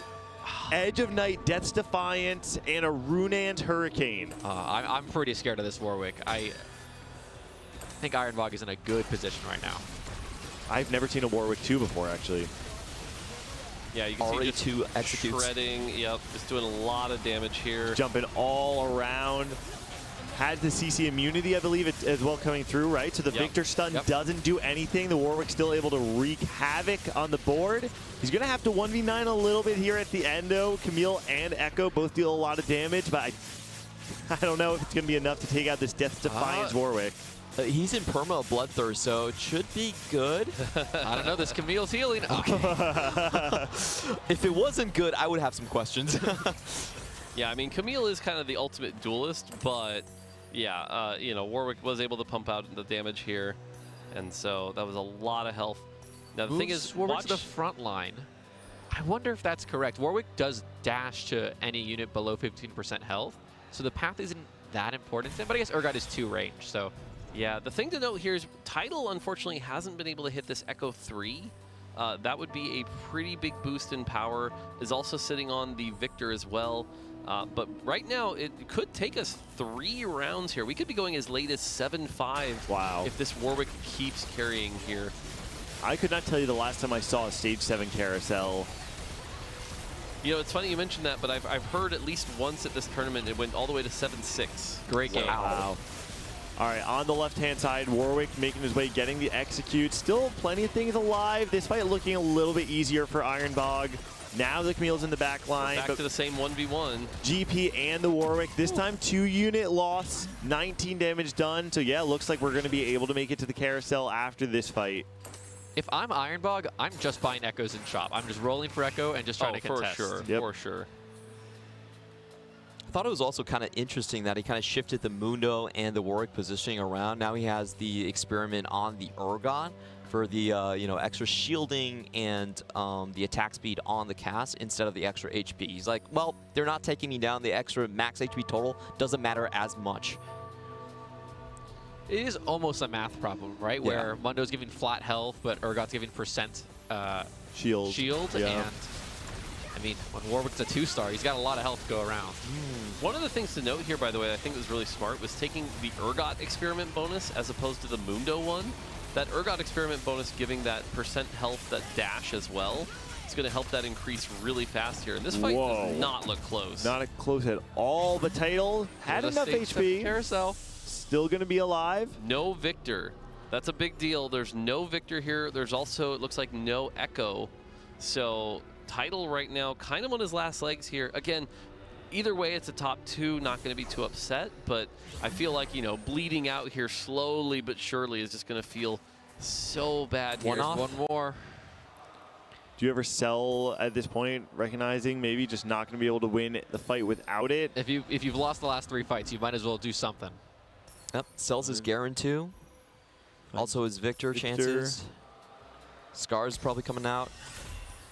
At this point, I think you just got to start selling. But yeah, I mean, even if you sell too much and don't hit, it's Good plays from both of them. This was still a great game. For sure. I mean, we got to see some expertly played TFT from Ironbog, really showing that you don't need to have a rigid composition that you're playing on level 8 and 9 to succeed. He played something that I would consider some of the hardest variations of TFT, and in the end, he was rewarded for it and was able to play this very, very high cap Warwick. Expertly played game by Ironbog. I'm really happy. He is kind of the hometown favorite here. It does reside in Macau for the most part, so it does have that sort of, you know, resting advantage coming in today. But for him to be able to play his style and win against Tidal, one of the most sought-after players here, I think it's a huge confidence boost for someone that just started competing in the previous set. Oh, last set was his first set actually competing. He's competed in set 11, but it was kind of on and off. Set 12 is when he went all in, and he made it to Tactician's Crown that one. You know, there's that phrase, if you want to be the best, you have to beat the best. And I actually feel like if you're someone like Ironbog and you want to kind of write your name in the history books of TFT, there's no better person to take the first game of this round off of than Tidal. And I think he's showing here he didn't just beat Tidal. The way he did it was such a creative and difficult to execute composition, and it shows that this is why he's made it to the round of 16 to begin with. It's a really cool playstyle. The way he does it is he takes any forecast, but then you have to out-level your opponents. That's the big critical thing. And Bronze for Life in this set is basically tailor-made for his playstyle. You get a lot of additional units in. We also saw the mentorship, which is why I think the Warwick went into the front line, gave that boost to the Rumble. Very nice touches. Does take the win. Yeah, so looking at the replays here, we got Setsuko unfortunately getting knocked out here by that Violet, ended up on the back line. Zooming in here, you know, at least he's taking it in strides. Does get 7th here. Moving on, we've got, you know, some of the quirky mirror matches here, and we saw the power of that slow cooker Alawi just providing a little bit of extra damage, allowing them to get to the back line sooner. That final cast here, that quirky cast, knocking them out and getting the kill. Just not quite there by 1. But again, those quirky mirror matches looking really strong here. And unfortunately, our Crab, our star of the show, gets another kill. I think that's like his 4th on stage so far. So does get knocked out. It was really, really close. Doesn't get a double kill though, so makes it through. And then we see here, you know, the Victor doing really well, stunning, and then the Camille. The Camille just being able to slowly chop through with that Ionic Spark, walking up to the back line here, and just gets through, going to be knocking that out, getting us, you know, unfortunately knocked out. And again, Camille, one of those champions that we thought had kind of fallen out of the meta, but was able to play that really well.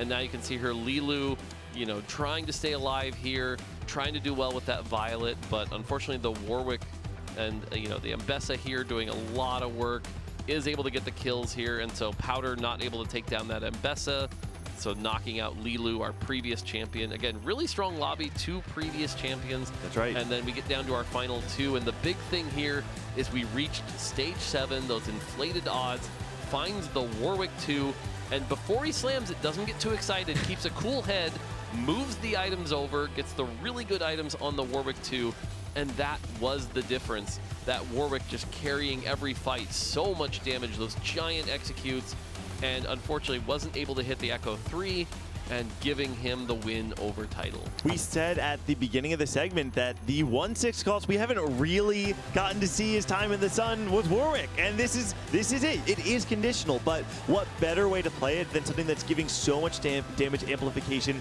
playing around multiple melee bruisers, being able to move the items on. It's situational, but when it works really well. And we talked about how valuable it is to just keep Warwick alive. Edge of Night and Death's Defiance are pretty good items to keep a champion alive. That's right. Now, Julian, thank you so much for joining us for game number 1 of the round of 16. We're going to let you go in just a second, but for now, we're going to let you guys watch a quick little interview with Philip and Jukyu. A wise man would ask, why are you on the ground? But a wiser man would ask, who is on the ground with him? I'm here on the ground in the Double Up tournament of the TFT Macao Open with 2 of my homeboys, Philip and Jukyu. Jukyu, the retired rank 1 of North American Double Up, and Philip, his friend who's playing with him. Philip, Double Up, not your common ground. How you feeling going into the tournament? I'm just privileged. I got to play with Jukyu, the GOAT of Double Up. This is a real Bronny James Jr. and LeBron James moment, so I'm just happy to be here. Jukyu, talk to me. What does it feel like to be playing with Philip in a tournament like this? I mean, it's a great privilege. Philip is a great player, and, you know, I always think, like, solo players make great double players, so I'm just here to play the best double we can. Okay, can you actually tell me what skills go into Double Up that are a bit different than solo play? I think for Double Up, you really have to be looking at your win conditions. There's less of a gradient in the outcomes, so you just have to know what your, like, target placement is, 1st or 4th. Just take your pick. Like, don't try to play 1st when you're not strong enough to go for 1st. All right, Philip, I won't keep it too much longer. Break it down. How's your spot looking right now? You feeling like in 1st place?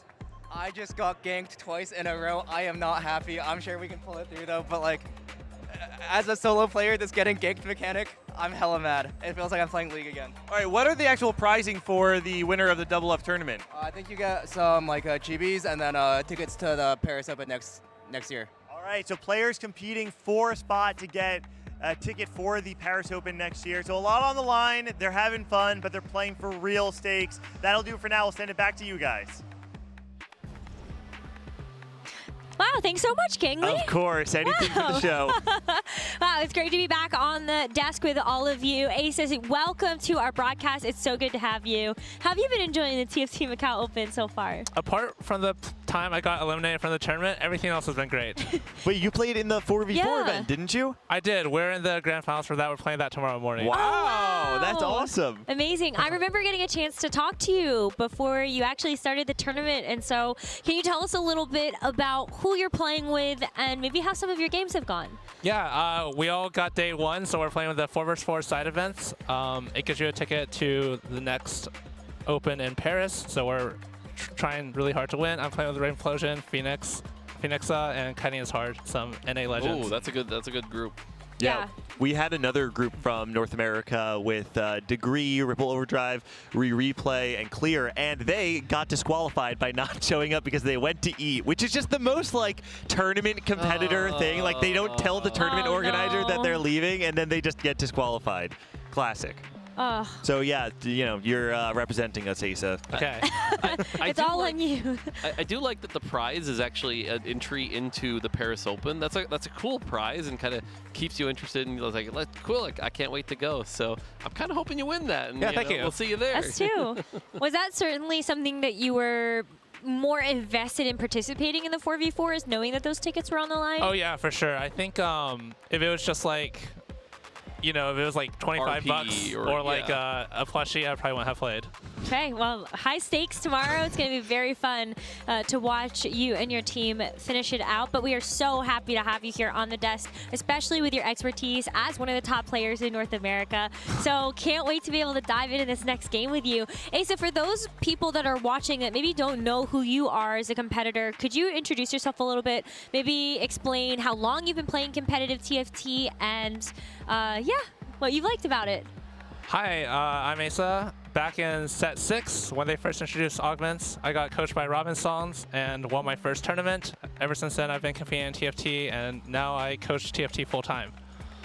That's right. On my own site.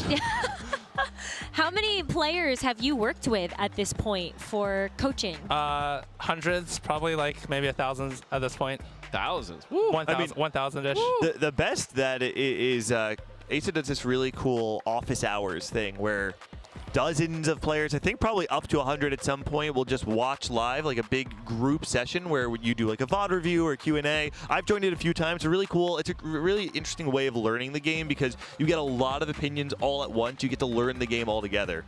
Yeah, that is fun. I mean, we got a chance to talk to Tamara about that a little bit.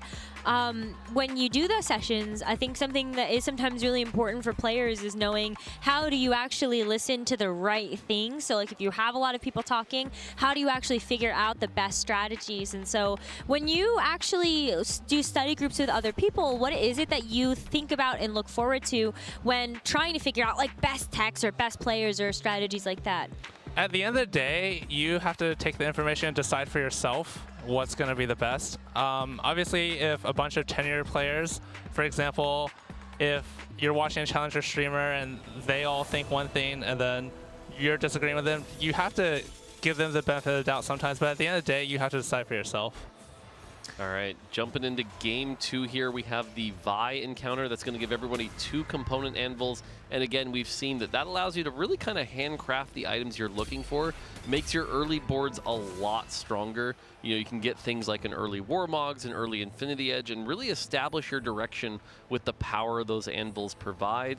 So we'll have to see how the augment plays out. But again, that gives you a lot of extra direction, really giving you the items you want rather than just being stuck with what you were dealt.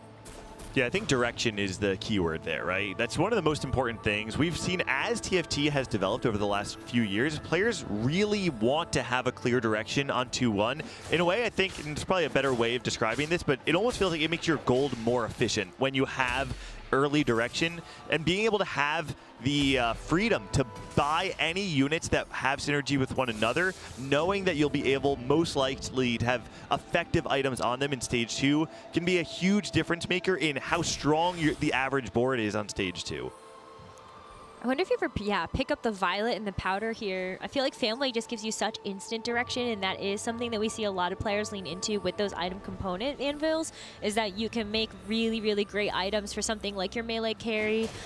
Make sure that they're going to be perfect, because sometimes you do need those perfect BIS conditions in order to make those champions work. Yeah, I think we've seen, though, that Ironbog tends to prefer more that sort of like level 8 style.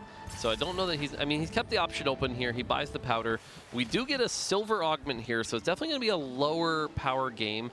That being said, we see a couple branching out here. Branching out can give that direction as well. We see 2 Caretaker's Alley is already slammed. And power up from Tidal. Tidal up getting power up. Ironbog getting that branching out here. So what's really interesting is so far 3 of the augments here already establishing direction. Now 4, we see another Caretakers here. So 3 Caretakers chosen, really establishing the direction.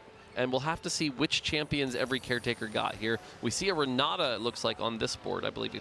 I want to call out Setsuko taking iron assets. So when you look at everybody else's augments that they chose, all of the value you're getting is kind of a drip value, right? But Setsuko gets all of the value right now, and between the additional component anvil you get from Vi and one more from iron assets, to me that says Setsuko is probably angling to try and win streak on stage 2.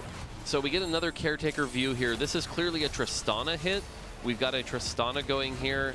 So that, again, very locked into that decision. Tristana is something we haven't seen a ton of, but when it works well, it's been working very well here.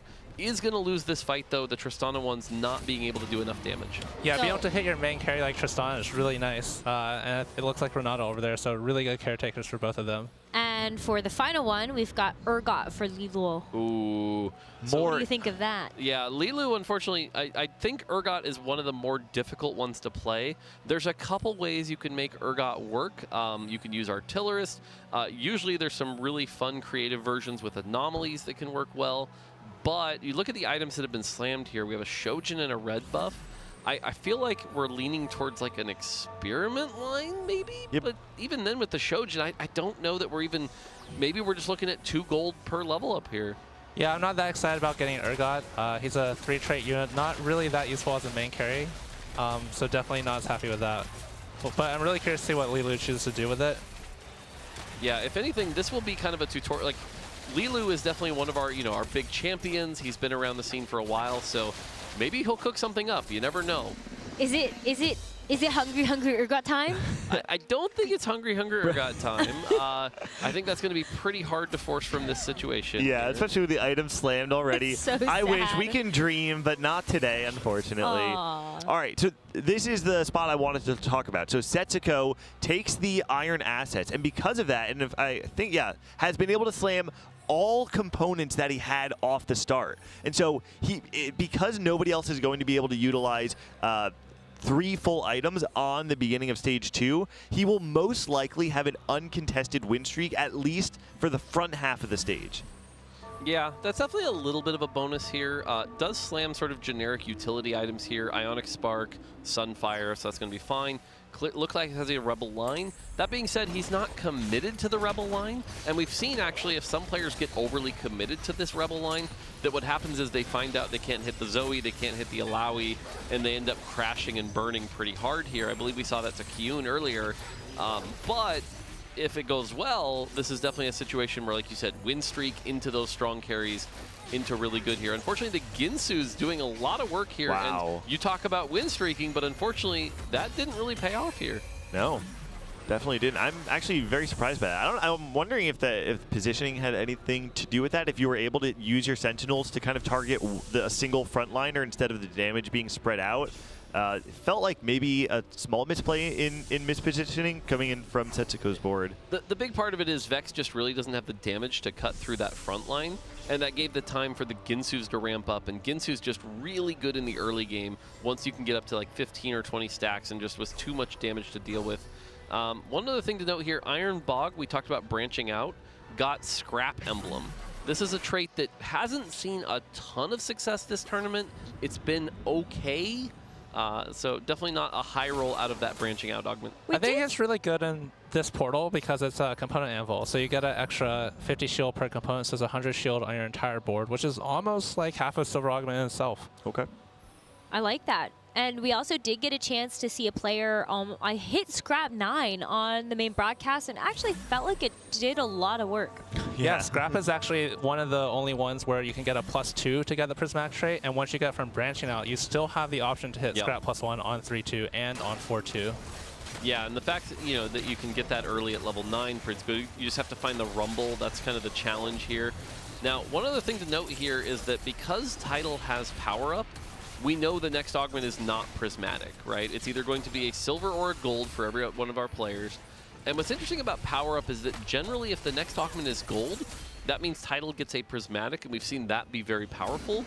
But if the next augment is silver, that means Tidal only gets a gold, and generally that means that ends up being not really that big a boost. So Tidal kind of at risk here to be almost down on augment, essentially. I was going to ask if you knew odds of what the potential for a gold, silver versus a gold was when seeing it on Okay, 2-1. so don't quote me on this. Please don't at me later and be like, you were wrong. But I believe on a silver start, it's close to 25-75. Okay. 25 silver, 75 gold. Okay. Again, I might be off. Please don't quote me on that. But I know it's not 50-50. It's not like that because gold is usually just so much higher generically. So generally, it should work out for title. But there's a chance that it doesn't, and I think we've all had those games where you start silver, and it's like, aw. So. Especially on a no portal. Yeah, yeah. No portal, no encounter. Into silver, it's like this game's little basic. We have talked a lot all weekend long about the value of posturing. When you load into a game and you have a clear opener and you're trying to say to other people, like Setsuko, for instance, has this very clear Rebel line, not only does it make you stronger, but it encourages other people to not contest you, which is super valuable, especially when you're trying to play any sort of level 8 comp. Yeah, I think Setsuko is also very open to Black Rose as well. He does have the Rebel units right now, but he was holding Morgana on bench as well. We know he's been leaning up very heavily into a lot of those Silco, Black Rose lines. Yep, yep. They use a lot of the same items. They both want Spark, Sunfire, and Shojin, so it's kind of just whatever 4 costs you hit. Maybe you hit Elise and Garen, or Silco, of course, you go towards Black Rose. Maybe hit Alawi or Zoe, you go towards Rebel. Yep.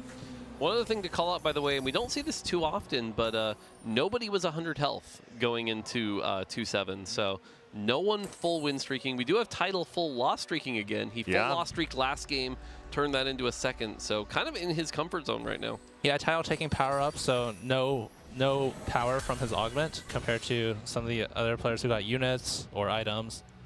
So you tend to loss streak when you don't have anything from your 2-1 augment a lot of times. Yeah, turns out having no power causes you to lose sometimes. That's I like weird. that. Yeah. Wow, no wonder why Golden Egg is so bad. Wait, Golden Egg is bad? Wait, maybe it's a skill issue for me. Something I really love watching when it comes to top players in TFT is their ability to recognize whether you're actually able to, when you lose your lose streak, actually hard force a win streak from the position. And if it's not possible, figuring out how to salvage that spot. I think usually the best spot, we see it a lot when people are playing 2-cost reroll, where on 3-2 you tend to snap the loss streak, you stabilize really hard, you roll deep, you try to streak through the rest of the stage, make up the econ, and pressure the lobby. But when you're trying to play something around level 8 comp, personally, I find it really hard to actually force a win streak on stage 3 once you've snapped your loss streak. Yeah, there's a couple of things you can do. You can either just try to take your econ advantage and then go 8, like 4-1. Okay, this helps too. Being able to get a prismatic augment when everyone else has gold, That right? makes up a lot of the difference there for losing out on that first augment. Yeah, it goes with coordination here, which I think is a nice, safe pick. Wow. It's pretty solid here. It's just going to get +1 to his army size, as well as that Tactician Crown, which now provides, I believe it was a bunch of attacks, 30% attack speed, 30% AD, and 40% AP. So pretty good generic item that you can slam on someone like, say, a Vi later or something like that. That works pretty well. Yep. It's going to be able to carry around this Vex too, and so now kind of up a little bit of prismatic power, but overall this board does not look particularly threatening. I'm not looking at this going, okay, he's about to win streak. It's like, it's an okay board. Yeah, I think coordination is his best choice there. I agree with it, but it's not great in his spot because he already has 3 backline items. It gives you a 4th backline item, so he's not getting as much value out of it as you normally would. When you're playing the AP lines, I actually don't know how to get the most value out of the like the buffed up Tactician's Crown. Generally, I feel like you see it more with like the melee bruiser stuff, like both Mbessa and Vi get value out of the AP and the AD. I know people talk about Twitch also being pretty valuable. In my mind, I actually don't have like a go-to when you're playing the AP lines. I think you don't need to use the AD and the AP. You can just use one or the other. Really what you want is another good carry that can use those items. So for example, if you're playing the Rebel line and you can put this on a Jinx and a Zoe, you want to itemize 2 of those units. If you're playing Black Rose and you have like Silco and LeBlanc or something. Maybe so, Mordekaiser even or something like that too. So I mostly agree, but what's interesting is if you think about it, like, let's say you're only using the AD, right? It's 30% attack speed and 30% AD. When it comes to like item stats, like that's just okay to bad. That's about a craftable, yeah. It's like IE without the crit part. It's like it's kind of bad. It's not a ton. That's why I think if you can end up with someone like a Vi, right, that can also use the AP for like the shields, that's where you get a lot of really good power from that. I personally think it's better on backline just because the melee items want some defensives in their items. Yeah, could see that too. Yeah, a lot of different ways you can use it for sure. Yep. So Jing Zhao is playing the long distance pals, and this is an augment I felt like used to be super popular back in the day and kind of fell off for a while. This set in particular, though, I feel like has kind of come more into the spotlight. It does tend to present some like positioning tricks, though, that can oftentimes make late games fight a little bit harder to play. I find this augment really annoying to use, but it's definitely very powerful when you have all your... When you're playing a comp that's investing a ton of resources into 1 or 2 units, such as Violet, you're investing a ton of resources into Violet, so long distance is really efficient for that comp. Yeah, big thing to call out here, by the way, is we have 6 Tristanas already. The sooner you can get that Tristana 3 to start building stacks, the higher the cap you can reach here. And really good items on this Tristana. I love the IE Collector. That's going to give a bunch of extra crit. That's going to be really powerful here. We finally get our artifact, by the way, from our silver augment here. Prowler's Claw, Rapid Fire Cannon, Trickster's Glass, Ludens. Not a lot of really amazing choices here, unfortunately, and it feels like we're either going to see Rapid Fire Cannon or Trickster's Glass. Wait, hear me out. Prowler's Urgot. I was going to say. Prowler's IE Urgot. We could. All right, never mind. I was with you. I was like, same brain cell. We could have it. I'm curious what they go for there. I think Trickster's was buffed this patch. I think it's really good now. It's only a 10% mana increase from 30% from the previous patch. Yeah. Fortunately, it's the rapid fire cannon, though, onto the Ezreal. Yeah, the Rapid Fire Cannon is an interesting choice here. There aren't really a ton of great users in the early game that aren't really melee here. And so right now, sort of playing around this like Scrap and Artillerist is at least going to get the win, but you know, the nice thing is it's only a silver augment, so worst case, your silver augment being a high attack speed item, that's not that bad. Yeah, they already have the Infinity Edge, so synergizing it with the attack speed, the AD from the Infinity Edge, and the attack speed from the Rapid Fire Cannon is pretty good. Yeah.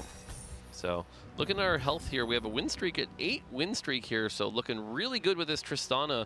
1 Tristana off, but the nice thing here is you have caretakers, so you're not actually 1 Tristana off. You are 46 XP off. So that Tristana 3 going to get locked in pretty quick here, running 3 Conqueror, and I feel like this might just be, we're kind of going for the Emissary line. This spot is looking amazing. Tristana is, I think, the only infinite scaling unit in this set that I can think of right now. So when you can really win streak and you get that scaling, you just keep on snowballing out of control. The rich get richer. Zhao went 4th in the last game, so top 4 in the game 1 of the round, and already very clearly in a position to try and secure top 4. I mean, like Ace is saying, oh, it's looking like a top 1 to me. Yeah. You're scaling infinitely, and you're streaking for the entirety of the game except for the first round with a unit that is extremely selfish in the way she wants to play the game, right? Tristana doesn't actually need to have a lot of kill threats. She kind of just wants things to damage but not actually kill. And look at the board. How many other things on this board are actually getting kills? I think it's probably not many at all. Yeah, this Tristana is going to have a humongous cannonball at the end. I really love how the design team made the cannonball bigger every time she gets a kill. It's really fun at the end of the game. How big can it get? We might see a very big ball. That's very cool. I've definitely seen it very big here. And so, yeah, it's going to have Tristana 3 next turn. Did end up losing, by the way, to Tidal Silco. And so that actually might spell a little bit of trouble for Setsuko, who we know was leaning possibly towards that line. Setsuko, by the way, though, is at like 85 health here, so he's feeling good. We get some big roll downs here. We see the Renata comp on the right side. Yeah, we do find the Rumble. The Renata on the right side, still not 3-star here, so kind of struggling with that a bit. 4 Emissary now for Zhao Qi. Finds the Mbessa, has the rest of those units there. Just needs to get the Nami in. Everything else coming together now. Able to play the Artillers, 2 Artillers, 4 Emissary, and then still has a couple flexible spots left on this, which is great because you have a stable board now. You have your core for your level 8 board, and it's probably stable enough that you can kind of chill here because of the Tristana. Yeah. And I think maybe it depends on if you natural any more impactful pairs. I imagine maybe if you find like a Garen pair, you feel more inclined to roll, but you're winning all of these fights, and this feels like Zhao Qi's just going straight to 9. Hitting this Rumble is also a huge high roll here. Having no anti-heal gets provided with that Rumble. It's also just a really strong unit, does a bunch of damage. I normally don't like being like, oh, it's a totally a first from this spot and whatever, but like this Tristana board situation is really good. This is like I would say they might average in the ones from this spot. I mean, let's agree like 1.5. You know, like, in the ones. Yeah. So like it's either the ones or the twos. Yes, very good spot though here. We see Setsuko right now still in that Rebel board, hits the Heimerdinger here, so could go the Sentinel line. Definitely kind of playing that AP flex that I had talked to Solo Gasong about. Gets the Heimer in here, doesn't find the Zoe. Yeah, it looks like Setsuko really wanted to play Soko with his items, but he's flexing Rebels as well as Heimerdinger, so he's just, trying to take all the outs he has because, of course, obviously he doesn't have Soko, so you gotta take what you can get. Yep, and on the flip side, Tidal able to find a pair of Silcos, and so now Setsuko kind of has to decide how he wants to play out the rest of this game. This looks awfully similar to what we actually saw him play in the first game, although this time he actually has the Rebel +1. So this does change it. Last time we saw him playing around the Zoe and Heimer duo carry with a Sentinel front line. This time around, though, he can actually just pivot straight into the vertical Rebel and utilize 2 different AP threats in the back line. I have to laugh a little bit because we couldn't quite see the view, so we're like, I don't know what he's playing. By the way, he took 4-2 Rebel, so I wonder what he's playing. It might not be the Silco. A lot of times you want Silco with 2 Shojins, but it's actually good in Rebels as well because you can put one on Zoe and one on Jinx eventually. Yep. So definitely the Rebel line here. Lilu kind of playing. That's a Mordekaiser too. Yeah. That is insane. Wow. Oh, wow. That is, Mord 2. And no Silco. Yeah, I mean, it's still a Mord 2. It has the death cap on it. That's something you just put in the anomaly and say, okay, cool, great. Sure. Yeah, happy. for sure. Yeah, it's interesting though, Mord right now kind of struggling. We haven't really seen a lot of Mord 2s do a lot of great work. Ranged Mord can do really, really well, but because Conqueror's not really something you're seeing a lot of people play like 6 Conqueror, Mordekaiser only does well in like the Dominator lines, but that's where Silco's more the big star and he kind of ends up tanking.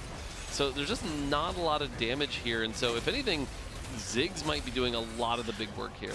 Yeah, I think Mord really excels in this setup when you have units to protect him, like the Scion stun, the Elite stun. If he can get a Quicksilver on this Mordekaiser, it's definitely going to be a menace. Yeah, and so now some of the things to talk about here is Iron Bog, who won last game, kind of struggling a little bit here with the Scrap comp. We talked about how Scrap hasn't really been performing that well. And so, unfortunately, kind of in a tough situation. Tidal also slowly not hitting that Silco too. And so if both of them don't do well this game, we have a situation where the standings really start to even up. There was a frying pan that was picked up by Qingzhou. Yep. Doesn't have... Probably looking for a pit fighter. Yep, okay, makes sense, yeah. One of the ways to cap out the family board, being able to go higher in the vertical than pit fighter. We saw the RFC being utilized by the Nocturne. Yeah, the pivot to Quick Striker there is really fascinating here, trying to roll for the Nocturnes. We'll have to get a look at that board a little later here. We get a look at this board here where we finally have the Violet 3, the Draven 3. It came online a little late, but does have that emblem. If he had a Reforger, could try to get towards that family. But unfortunately right now, like you said, probably going towards Pit Fighter. This is some scary positioning. If you are up against anything that could potentially wrap around the right side, your Draven is always going to die very early and can actually allow you to get into the Violet and then make sure you don't get the gem proc and then eventually make your way back up to the Violet. It's also kind of annoying with long distance. The Violet is not attacking the same target as the Last Whisper on Draven or the anti-heal, so we can only see some of the downsides of that positioning with the long distance fouls. Oh, so close. Is able to get the win here, and unfortunately that puts them down to 2 health for our 8th place player here, and Iron Bog at 20 health as we go into the anomaly round here, and we're starting to see what people can get here. And again, not a lot of gold to roll too far down here. Is going to lock it in pretty quick here. Mage armor got a nice mage armor on Mordekaiser. I think is a really good augment. Anomaly. Normally you aren't able to take this, but you actually has a spot for it. Yeah, this is one of those anomalies. I actually feel like you don't typically have like a super clear spot for it, right? We're not seeing a lot of the vertical sorcerer, which in my mind is like a, you know, a spot where it makes sense. So pretty cool pickup, something we don't get to see too often. Yeah, the big thing to call out here is, you know, you've got that Dominator that's going to give you that more AP every time you cast. Ooh. But typically because Mordekaiser is monolocked, he usually only gets 1 cast, maybe 2 if you're lucky. Yep. That being said, because we have the death cap, there's at least a little bit of extra power here. Did you guys see the Titanic Strikes pickup for the Draven? Yep. So I love that it addresses the problem you were calling out with the long distance pals. You can actually have that damage applied to what the Violet's actually attacking. Yeah, Titanic Strikes. Draven also does 100% of his damage through his auto attack, so he's getting maximum value from Titanic Strikes, something that no other unit really in the entire set does. Twitch comes close, but he has the experiment damage that it doesn't work on, so it's actually the perfect thing for Draven. Yeah, no, this is, again, we talk about Nocturne being playable, and having an artifact definitely does help. That being said, I'm not personally a fan because without something like the Fishbones, you still find yourself getting stuck on that front line. And we saw it there, right? The Nocturne just not really doing enough damage to get through it. Unfortunately, we do have our 8th place player getting knocked out. Just really seemed like it was a rough game for him. Okay, I've been watching this tournament. Isn't it kind of sad when they zoom in on the guy who lights just turn died? off? Yeah. It's the drama, Asa. So Hushin, actually, you know Okay, what? as someone who played in the tournament, I just know like every time I die, they're gonna zoom in on me. And I'm like, yep.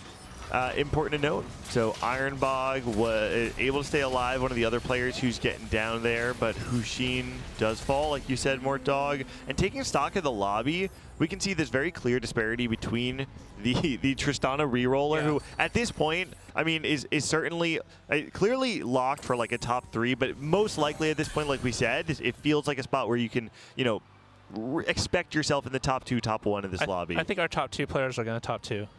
Yeah, I mean, the Tristana, you know, we're starting to get to that point where that ball is really huge, doing a lot of damage. But I like the fact that they took the Anomaly and didn't put it on the Tristana. They're like, look, this Trist is doing plenty of damage. It's fine. Instead, taking giant-sized and putting that on the Garen. Smart. That Garen Emissary bonus going to share that health with people nearby, just buying even more time here. And now we get our top 1 and 2 here. So this gives us a preview of sort of where we're at right now and where everything's going here. Yeah, there's going to be a pretty impactful fight. And what you're saying about the Garen giant size, the Tristana has a rage blade, so he actually wants the fight to go longer. He doesn't need more damage. More frontline translates to more rage blade stacks and more damage. That did not look close. No, it either. didn't. It didn't. And the But thing Lulu is, does have more gold. True. Yeah, I think it could change, but that particular fight did not look very close. Lilu has more gold. He's still on Ziggs carry. But the other guy has that gold big generation Tristana too. ball. The big Tristana Oh, ball. I agree. He has something. He has something greater than gold. That is a huge ball. So you know. Other thing about the anomaly for the Garen there is it actually kind of band-aids the board, because if we saw on Zhao Qi's board was all 1-star. The Garen was still 1-star, and in that fight in particular, the only thing that really matters is the uptime for the Tristana, but uptime for a backliner generally just means a strong front line. Zhao Qi also had really synergistic items with a giant size because he only had resist items. He had Gargoyle Stone Plate, Vow, and I think even Shroud. So no HP, or very little HP from those items. So giant size is perfect to round that out on the Garen. We actually did get a chance to see a pretty big upgrade getting made to Lilu's board as well. Ended up getting, I think, like a 2-star Garen, was able to slot that in instead, found a Jace, just adding in a couple of extra big 5 costs are going to be really helpful for when they eventually match up against each other again. Yeah. Now, I know we're talking about how our top 2 are pretty decided, but the big story here instead is, like, look at our 3rd through 7th here. This is actually a tight battle. You know, Tidal was kind of struggling for a bit and is now finding himself in 3rd place. Setsuko seems to have stabilized pretty well. Meanwhile, on the left here, our family board has really struggled and might end up going 7th place here. The Nocturne we talk about with the artifact looking okay, but again, just getting stuck on that front line and just not doing the damage needed. So I want to see who Sidera is actually fighting against. It is Tidal. So the name of the game right now is that ignore those top 2. You can assume that you're going to lose to them on average whenever you play them. What you can't afford to do is lose to the other players that are in that 4 through 6,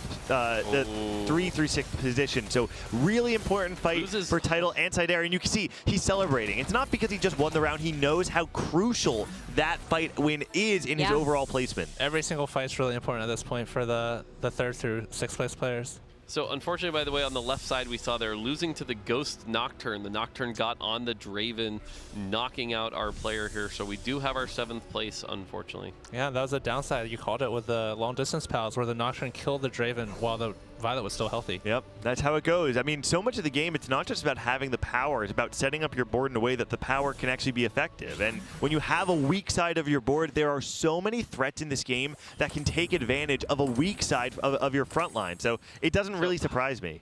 So again, we were talking about the stories here. Both Tidal and Setsuko lost. So now if we go, if you look at those health totals, it's like everyone's in that like 12 to 15 range here. So again, the battle of 3rd through 6th here, incredibly tight right now. You have to hope you don't hit anybody in 1st or 2nd. Like, if matchmaking has to go your way. Everyone's just praying for matchmaking. Setsuko, you can see still on the Zoe 1, never able to upgrade that. Despite the fact that you have this Heimerdinger, there's just so many damage threats on the other side, and you don't have that raw power that comes from having the upgraded Zoe. Well, good for Setsuko, though. I think this is a Ghost board, so maybe this is going to be a little bit of breathing room for him. I don't know if it matters, though. This is looking like a scary board on the other side. I was hopeful. Let me have my hopium. Actually, no, it wasn't. It was a real board. That was Ironbog's board. He was sitting there. Yeah, he was unfortunately, just it looked like 2 players out here, and it looks like Setsuko is going to get 6th place here. And so now 2 bot 4 finishes for Setsuko. This might be the end of our NA hope. He's going to have to really turn around. The good news is he has 2 more games, but those 2 games need to be like 1st and 2nds. They need to be really good performances here. And so we do have our top 4 here. Lilu is falling off here. So you mentioned, top 2. Lilu kind of struggling a bit here, and Ironbog on the up here with this 6 scrap comp. Again, scrap not something we normally see a lot of, but Scrap doing okay. Yeah, Lilu didn't have the Soko 2 last time. Oh, he's on Malzahar 1. That's actually... Yeah, he can't find his backline carry. He still has a decent bit of gold, though. Yeah, and meanwhile on the other side we have a Jace 2, more, the Corki 2 doing a lot of work here, and that Scrap Shield buying so much time here. Unfortunately, the Omni Vamp on the Mordekaiser keeping him alive for a long time here. The Scrap Shields have worn off at this point, but it is enough damage, and Lilu takes another loss. So. But you can kind of see what, like, we've talked about this a couple of times, the ways that you can itemize the Mordekaiser. Gnasher's Tooth maybe not necessarily being one of the most impactful I like it a lot, actually, you can put on it. Right, I don't like it as much as being able to have some type of Omni Vamp on top of what Mordekaiser already gives you, and you could see the Mordekaiser's really struggling from that. Yeah, there's definitely some itemization choices here. Gnasher's not too bad. The big part about Mordekaiser, unfortunately, is that either way, he's still kind of front to back.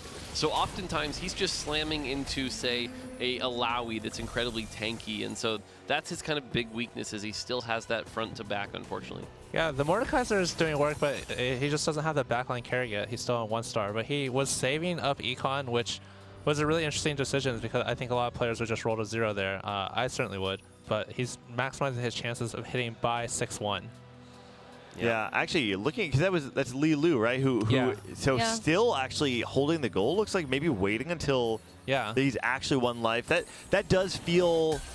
Okay, here's the concern, right? Is that if you sack this round and then you play Zhao Qi after, there's a high chance even with the Malzahar 2, you still lose the fight. Yeah. It actually might have been a more crucial fight. My guess is that he might have known because of the matchmaking that he's playing against Zhao Qi right now and says, if I roll down, even if I hit, I'm probably not going to win. I need to win the next fight, so I'm going to get the 3 gold interest right now, give myself 1 additional roll to try and find Malzahar 2. Anytime you break your econ, you make yourself stronger for that round, but you're weaker for the rest of the game. Yep. A lot of times in the end game, you actually are just doing that a lot because every single fight matters. But he's really playing for his strongest endgame board. So I think that's Tidal. Yeah, Tidal goes out in 4th place, but still a top 4 here, right? So we're at a 2nd and a 4th here. Those are still very good scores here to make it onto the next round. Lilu does finally hit the Malzahar 2 and the LeBlanc 2 here, so has some damage. Again, Malzahar much weaker than he was last patch, but also has the Mordekaiser 2, the Garen 2, and so this is sort of that Black Rose comp that was really strong last set. That being said, goes up against this scrap board, and again, that scrap board has so much healing and the 4 form swapper just providing so much utility. Jace knocking around the Scion here. Scion heals back up, but look how fast that Scion is just gone, deleted, and so Now, unfortunately, it doesn't really give Malzahar much time to get those dots going. That's just so much survivability. Things are on the Malzahar. Mordekaiser going to go down here, and that is going to be it for Lilu here, going in 3rd place. I did want to ask, how important is it to actually have your LeBlanc on the same side as a lot of your damage, right? I think it's actually really important because she only hits 4 closest targets, and it's basically like 20% or so damage amp effectively on that target. So it's really important to have the LeBlanc hit the same target your Mordekaiser and your Malzahar is saying. So a little bit of a mistake by Lilo is kind of unfortunate, but I mean, TFT is a hard game, so. Yeah, I mean, realistically, looking at how the fight played out, I'm not sure it would have made that big a difference here. When we talk about scrap boards, again, scrap not really a popular trait throughout this tournament, but we look at this situation as just so capped right now. The fact that we have so much extra health. We talked about it early, how it was from the Vi Anvil and the extra components, and then the 4 form swapper with the Jace really in the back line here. But unfortunately, it just can't really deal with the huge balls that Tristanas are throwing out here, and Tristana doing so much damage. I loved watching the Corki lure the entire team into the corner and then just dip. he runs away, everything else dies. And classic ADC. And so the rest of the team dying for their sins. That's right, that's right. So yeah, at this point, Ironbog, I think, has kind of hit as strong as they're going to ever get. Yeah, this is critical mass, and I don't think it's ever going to be able to beat Xiaoqi. I mean, the Tristana is just doing so much damage at this point, so. The Garen is huge, like, there's so much time. Everything on this board is huge. The Garen, the Tristana shots, yeah, the Poro. And if you can somehow win a handful of fights, you also have the out on the other side of him having 6 Mbessas. Oh, did he just sell one? He just sold another Well, Mbessa he got too, Mel. right? So now, hang on a second, you got your HP as a resource, Mel can cast 12 times, and so you still couldn't beat him. There you go. I mean, we called it earlier, right, that Tristana 3 with really good items coming online so early, the Garen, so seems pretty unlikely here. It is gonna win this so fight. big. It's going to win this fight, though. This is not the end of the game quite yet here. Garen is not going to be able to take out this Gangplank, I don't think. Are you sure? I don't know. Oh, okay. Here we go. Just like that, Zhao Qi. It's a 4 emissary Garen, so he got a lot true. of It gets extra damage. bonuses Right. from Tristana and Vesa, and even Nami. 2 top 4s in a row, I believe, for both of those players, right? Ironbog taking the first game, and now Zhao Qi going 4th and then 1st. Both of these players putting themselves in a great position to make it into that top 8. Remember, 4 games in this final round. It's not the 3-game cutoff that we've seen. And so those players that are at the bottom, it's not over for them yet. No. You still have a chance to come back. No, but it does put us in the situation where, because it feels like it's very split right now, the top doing well, the bottom doing well, Game 3 is the kind of situation where if you're on the bottom and you, like, then you're out. And we end up in this situation where, like, going into Game 4, there might only be like 5 people still in contention, which then creates a really awkward lobby where, like, people are playing spoiler, and it's a very odd situation here. Well, Hu Xin is like out, I think, at this point. That was 2 8s back-to-back. Yeah, you see I think point totals 2-5-5. So having someone like Ironbog go 1-2 and someone like Hu Xin go 1-1 means that, generally speaking, the threshold's going to be inflated, right? Is it that what that? Oh, actually, Other no. way around. It'll be lower, Yeah. yeah, because the points are going to be, there'll be more points at the top, meaning that The rich 4th get place richer. spot is going to be the spot up for grabs going into those top 2 games, which that is really good for someone like Setsuko, who, despite only being at 5 points, is actually now able to compete for that 4th slot. So if we think about it in the simplest terms, right, its average is 18 to move on. Okay, You know, so because it's 4.5 times 4, it's going to be 18. And so if you're at 5, that means you need 13 points in 2 games, right? So Very doable. That sounds it's doable, but it's hard, right? Like Easy for Setsuko. Sure. And again, very top heavy, very bottom heavy. So right now it feels like if you're someone at like that 15, that 13 already. Now that being said, how many times today have we already been like, just don't go 8th, just don't go 8th.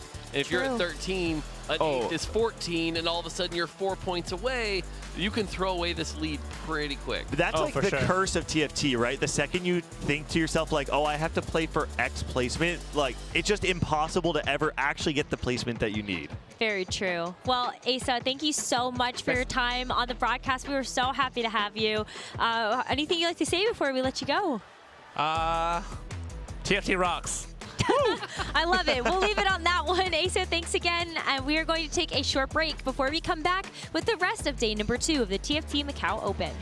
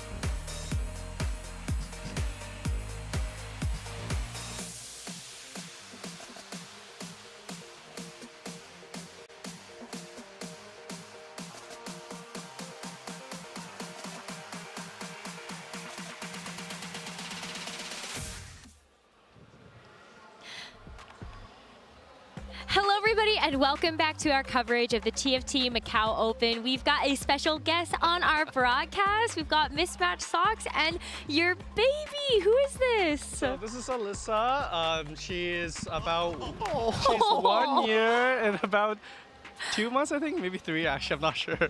Oh my gosh! And this is your second kid, right? Yes. Oh, And so cute. go ahead. Sorry. No, just so cute. I was gonna say she's actually a huge TFT fan. I've been prepping in the hotel, and every time she comes by, she tries to click on the units like on the little screen. She tries to tell me what to buy. Well, now you have to play on iPad so that she can pick for you. I should. Oh my goodness. Yeah, she's very precious. That's the tech. Well, Socks, you were competing in the tournament this weekend, right? How'd your run go? I went. I got knocked down round 1. I went 6-6-3. I'm not gonna say it's any one baby's particular fault, but yeah. Oh, so cute. The next generation of TFT gamer right there. They'll get them in for about set 48, and we'll be good to go. It'll be my child versus Sox's child in set 48 World Final. There you go. There you go. It now. I also wanted to say that she's Soju's probably youngest fan. You know, I put Soju up on the TV a little bit. She loves Soju, so. What does she like about Soju most, do you think? That's hard to say, but you know, Soju's got a very wide range of reactions. Sometimes, like, it's really, he's a really good entertainer. He'll go from from laid back and suddenly be like, it's really funny. So yeah, Soju's really funny. He plays peekaboo with Alyssa. He doesn't know it yet. I'm torn because on the one hand, you know, watching TFT young, that's great. On the other hand, Soju this early, I don't know. You know. He does drop a lot of F-bombs, but I don't know about this. I mean, that's just the real world. We all he's do also he's also teaching her the alphabet actually, because one of his favorite letters to teach is G. G. True. I was gonna say also teaching her a second language, Twitch Soju speak. Oh. You know, so you got very important. You've got it all. Oh, well, Sox, Alyssa, thank you so much for joining us. We wanted to make sure that we said hello to you, but we'll go ahead and let you go. Is that okay? Alyssa, can you say bye-bye? Can you say bye-bye? Bye-bye. Bye-bye. Perfect. I love it. Oh, so cute. Adorable. You really hit the prismatic orb with this one. You really did. So cute. Bye-bye. Amazing. Thank you, Sox. On the whole time. Oh, so cute. Bye-bye. Oh, she turned around. Oh, come on. Are you kidding me? There's so much cuteness on the broadcast today. Oh my gosh. Amazing. I'm so glad we got a chance to have Sox as well as his kid. Sox has had such a beautiful family, such a beautiful story in TFT, so I love that we get to celebrate that.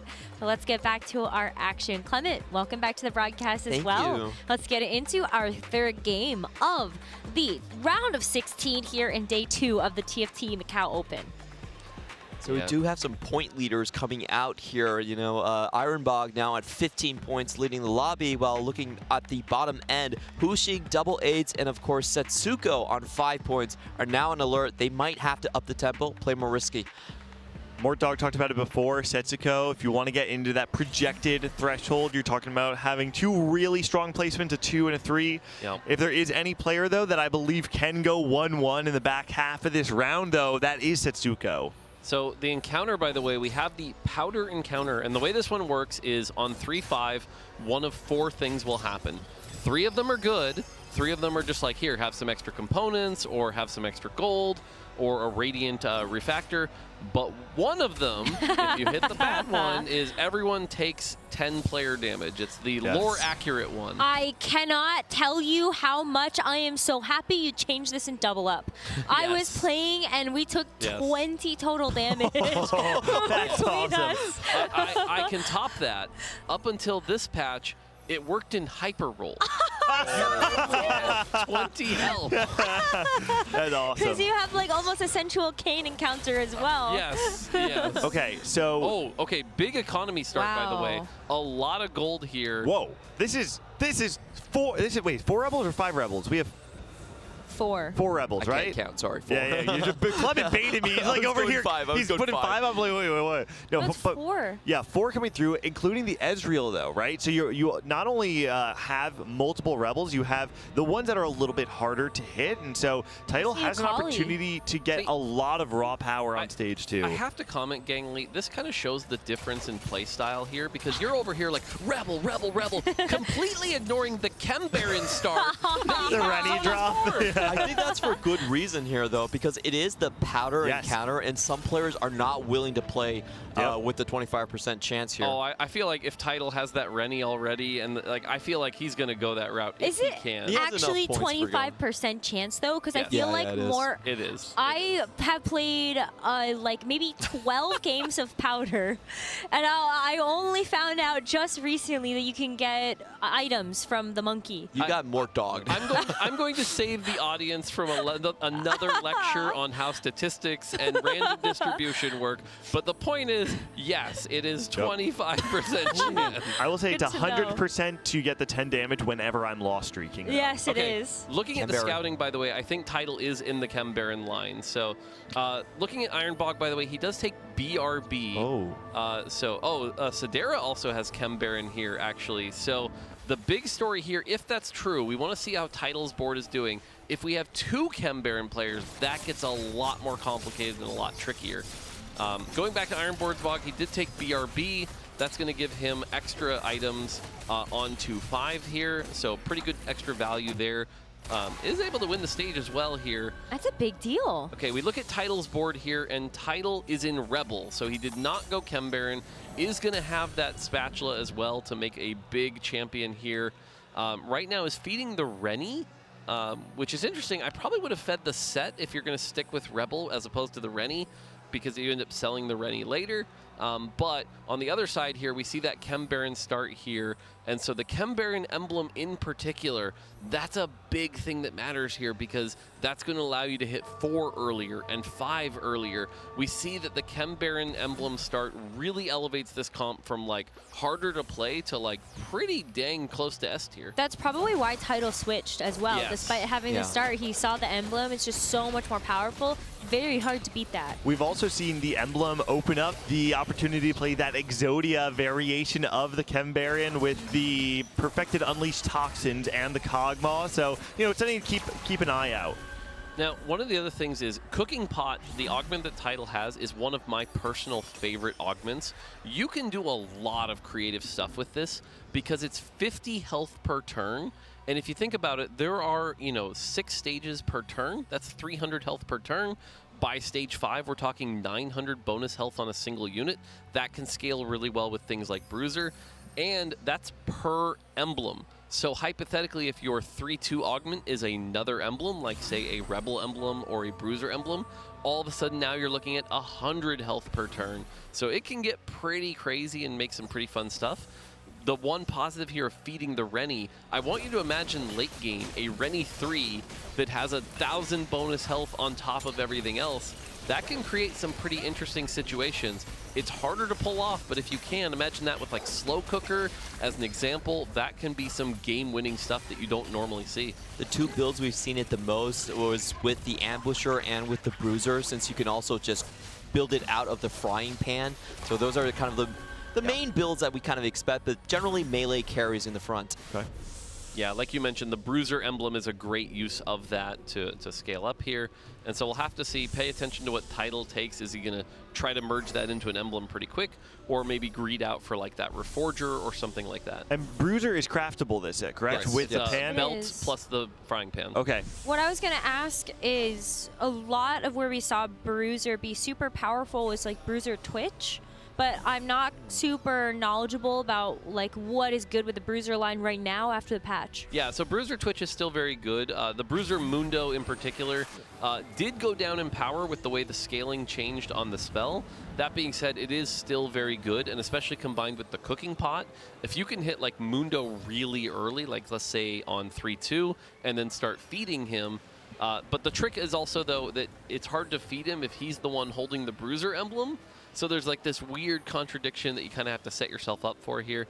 Speaking of gold, by the way, this is 50 gold on 2-5. Has kind of played open fort here, sold a lot of units, but is very rich from that high econ start.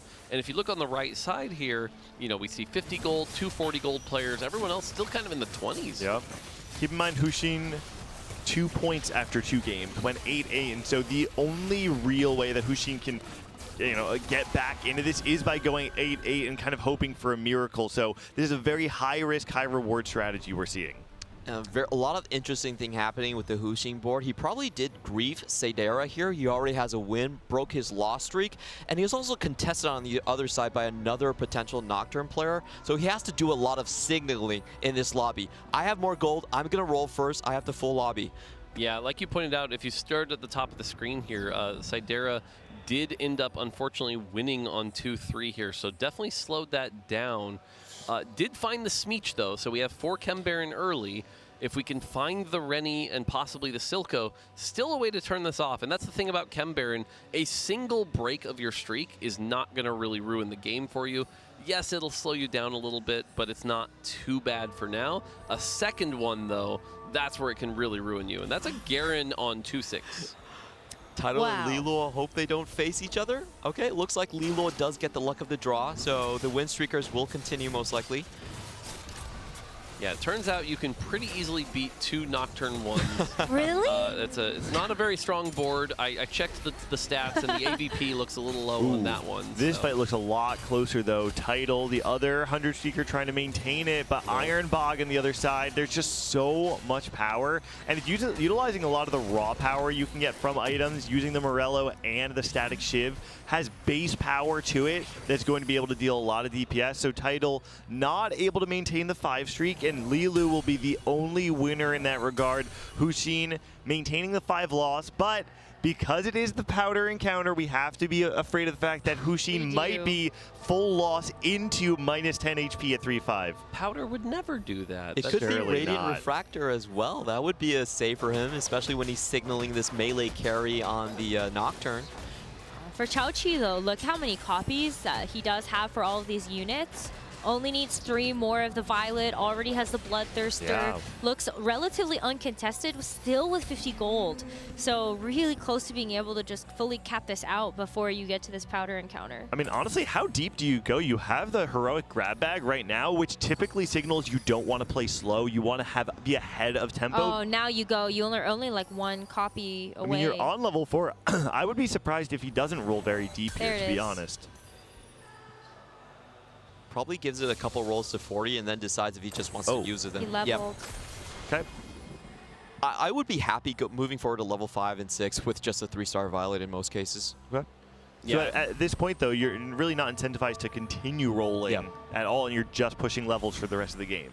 Yeah, and I think the big thing to note here is it was an economy game, so everyone's economy is really good. If you stay on 5 too long, you'll fall behind pretty hard. Oh, this is really interesting. Will Hushin change directions? Now Setsuko, who also needs points and can't pivot because he needs a high cat, is also on that Nocturne line. Whoa, well, so many Nocturne players. Yeah, you can see here, I don't think anything's going to be able to kill this Violet here. So Setsuko is going to take a loss here at level 6, is going to go back to 40 gold at least, but definitely not the matchup he was hoping for. And so waiting to see if Lilu's still continuing his win streak. As we head into the next augment here, will it be gold or will it be something a little bigger? We're going to get a gold one here, so gold, some pretty standard choices here. Pit Fighter Crest is definitely an interesting option. Is going to slam that pretty quick. Yep, and that's going to be some extra power. Going to be able to make sure your Violet gets a little bit more healing and a little bit more true damage amp. Looking at some of the other augments coming in here, Setsuko, I believe, taking tower defense, which is really interesting to take on 3-2 because you've already kind of gone a line, so we'll have to see what that turned into. Lilu going to be taking the extra burn damage from the red buff. Tidal going to be taking Epoch, some extra power there. But yeah, kind of the big story here, I think, is Setsuko with that tower defense. What trait did he get? This does try to gamble. Yeah, exactly. It does feel a bit desperate. He took Prize Fighter and has on the bottom half of the HP. He's not looking to cash that much out from his augment choices here, so he does need that hit to be very influential. Worth noting, Tidal did slam the Bruiser emblem, so we're definitely looking like a Bruiser Mundo. He's not worried too much about the, who he's feeding right now. He's feeding it to the Nunu. It's just sort of extra health for the team, 50 health per turn, but he's not worried too much about concentrating it all in one spot. And is going to use Epoch to hopefully hit level 8 on 4-1, use those free rerolls to try to hit the Mundo, the Twitch, and play around it from that position. I'm usually pretty happy to play Bruiser Twitch just because usually nobody picks up on my Twitches or Mundos, so it's kind of the most open line in the meta currently. Lilu, by the way, I want to call out here, has 7 Ziggs. He's not playing Ziggs reroll. It's not like he's trying to force this, but is holding 7 Ziggs. There's a world where we just kind of natural into this. And so, if so, I think has a pretty good spot for it here, especially using the extra HP from the Garen. But yeah, very bronze for life trait structure here. Yeah, the perfect with, synergy. You know, out the bronze for life part of the equation, but you know, is a tier away from really good Ziggs items. So we could actually see a Ziggs carry game. On the other side, though, we do see 5 Chem Baron. Was able to find the Rennie, not the Silco, though. 3-3 at 175 is okay. The health total, though, 59, definitely a lot lower than you'd want to be. I got confirmation on the emblem as well from what Setsuko took on the dummy, and it's Watcher. Watcher emblem. That works out okay because he was already in Automata, so it's not too bad. So I don't know how much value it's like. It's something that like it doesn't ruin his game, but it does not feel like a bailout to me at all. No, certainly not. The big thing here is the 2 players that need the points on this reroll, both of them have actually collided on the same composition. I don't think there's a lot of room to pivot for either Setsuko and Huxing. Yeah, you're right. Yeah, the fact that they are contesting each other, that is going to put them in a really bad spot here. And we could, like I said, it feels like we're in a situation where we're going to wind up where our top 4 players might just be dominating really hard. All right, the monkey is here. See what happens. People are hoping for Radiance on that reroll. And for the Chem Baron, please no minus HP. Please no minus. The monkey didn't explode, but turned into 4 item components. All right, so this is going to give people a lot more items to work with. Now, that being said, it is 4 random items, so you don't always get what you're looking for. I've seen this sometimes be as bad as like 3 armors and a cloak. So it can be pretty high variance based on what components you get from this encounter. And Sidar is putting some items onto his board right here, which is, you know, always a kind of a risky thing when you have a Smeech 2. I hope he's done his scouting. This board can actually win sometimes accidentally. Yep.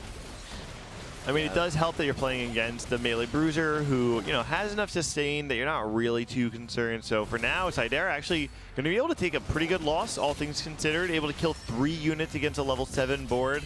So, you know, the problem is the HP is a little bit lower than you generally would want, and so Sidera kind of has to try and kill units each round. So we're getting 55 per turn, and we're at 285 right now, which means really to hit that, I believe we need 5 more losses. Ooh. And unfortunately at 42 health, I don't know that you're going to make it to that 500 breakpoint here. You could try to cash out at 400. You could also try to win streak, but unfortunately Sidera I don't think is looking really good with this Chem Baron spot. I'm wondering, do you just cash out at 300? Usually 400 can win you the game, as we've heard from Kiyun earlier as well. Okay. And 300, you do that if you're playing Renata reroll and you find something good. Yeah. But what I've heard from players is generally it's about what the items are. If they're the Silco items, then you take them even at 300. That's probably your best bet. Okay. Interesting. So yeah, something to keep an eye on for sure. That's important then. Yeah. Lilo, though, able to maintain this win streak the entire game until right now, where unfortunately the Ziggs will not be enough to break through Huxing's Nocturne board. And despite, we also should note that Huxing able to find the Mbessa. Really core part of enabling these quick strikers, largely because when you have the frontline Nocturne, what's really important is that you're able to break through the enemy front line. What often happens is that you need to have 2 carries on the same side that are able to break through the enemy team's weak side. We can see that's what the positioning is right now. Both the Mbessa and the Nocturne trying to break through the right side of the field. And it's amazing because you have Pandoras. So you actually got all of those components, and you're just able to make them into really great items for both of those carries. Yeah, for sure. The value of Pandora's goes up a lot because of that here. I'm a little surprised, actually, that you Pandora's into double Titans, to be honest. I feel like Titans on Mbessa in particular is something that isn't quite as good. It's not quite as good, especially just, you know, Mbessa really wants to be able to deal damage to that front line. She has a lot of disruption. The AD percentage of her spell just got buffed. And so if you can actually have things like Giant Slayer or Crit on her, she can deal a lot of damage, even to upgraded front line, and really help the melee Bruiser out. Or the melee Nocturne, excuse me. All right, so we're at 340 here. If we lose this one, we're at 395. So that does mean 3 more losses to hit 500 here. But unfortunately, 34 health, 3 losses might just kill you or put you insanely low. Could you lose and then win? Or no, 4 more losses, sorry. We're at 6 Or Chem Baron 400, right now, right? right? Yeah, so we're isn't it 70? Oh yeah, so It that's is going to be 70. 70 That's still per loss. 3 more losses though. It does mean that you'll have the 400 cash here, out right yes. now, which, So I mean, at check. this point, it looks like you probably need to take it as long as it doesn't just ruin your game. But we And I have don't to even know if you have add any it. options from there. You usually just want a lot of tankiness and hope that you high roll into Silco perfect Chem Baron items. That's okay. kind of the play here. But he's going for red blue buff. Oh, this is such Unleash so good. Toxins. He pushed. There is one bailout here. If he finds Savika, Savika is 7 Chem Baron, 7 Chem Baron is 100. So if he could somehow find Savika, found a Jinx, found a Malzahar, I feel like you just keep fishing for this. This is a I need points play. I feel like Vaultic Saber and Unleash Toxin is actually pretty good. Both of them were Silco items. Yeah, the challenge here, he also has the duplicator I want to call out here. Yep. So, and he has a lot of items, but you have to lose 2. Actually, wait. No. He's at 410. He can go 70. That'll put him at 480 and then win. Yeah. That's the other option he could do here. Now, that being said, we're like win without your Chem Baron. You know, But he does have the duplicator, right? So if you find Silco 2, you can upgrade that front line maybe. There's a world in which you maybe, depending on how matchmaking goes, you can sneak out a win for sure. On the other side, by the way, we do see Lilo did find that Ziggs 3. So we're seeing our first Ziggs 3, I think, mostly of the day that I've seen. So cool to see. Sidera does lose, so we're at 480. Now the question is, can he pull out a win to get him to that 500 mark? Or does he crash and burn and go 8th? And if he goes 8th, he's only at 8 points right now. That probably knocks him completely out of competition. It doesn't really matter if you have the Savika, I guess, right now. You might as well throw it in. So you get the HP, right? The HP's really valuable here. Specifically for cashing out, right? Yes. Because now you have the upgraded Silco, and what you really just need is time for Silco to stall. No, I think the Savika was a big high roll here. That's a lot of extra health for his team here. This fight is going to make it, like, you can see the anticipation. His hands are ruined. He's ready to go. Oh, this looks very winnable. Extremely winnable fight. You can see the Mbessa and the Corki both trying to break through the left side, but there's a lot of tankiness there. Really just matters whether the Mbessa will go to the back line or stay toward the center of that front line. You can see she moved backward into safety. Silco is ramping up. The Mbessa and the Corki are both still alive, though, but they're both on the front line. The Mbessa falls. That's it. Okay. Watch the player cam. This is, all right. We've hit our 500. This is, again, where Chem Baron really takes off. And the fact that you have 7 Chem Baron is so much health. The question is, what perfected item does he get? As long as it's not the destabilized Chem Tank, that's the thing you don't want to see. It ends up being a little weak. If we can get something really powerful for the Silco, that could be a turnaround into a first place. I do want to point out he does have the Chem Baron emblem and the blue buff for the Kog'Maw ready already. So he's looking just for that, you know. I think it's less that, but it's certainly like you can definitely do it. Like that's the Exodia. It's certainly an option. I think at this point it's just let's see what that perfected. He does find. Virulent virus. No, this was perfected the Shimmer Bloom.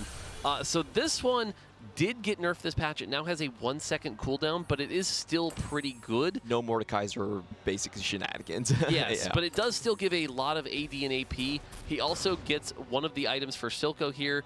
I think you don't put that one. The Unleash Toxins 2 is really good here. It acts as a replacement Shojin, as well as some extra power here. Now, he does kind of have double Shojin, which feels pretty good. He's going to move the items to the Mordekaiser, and this feels like a very strong board here.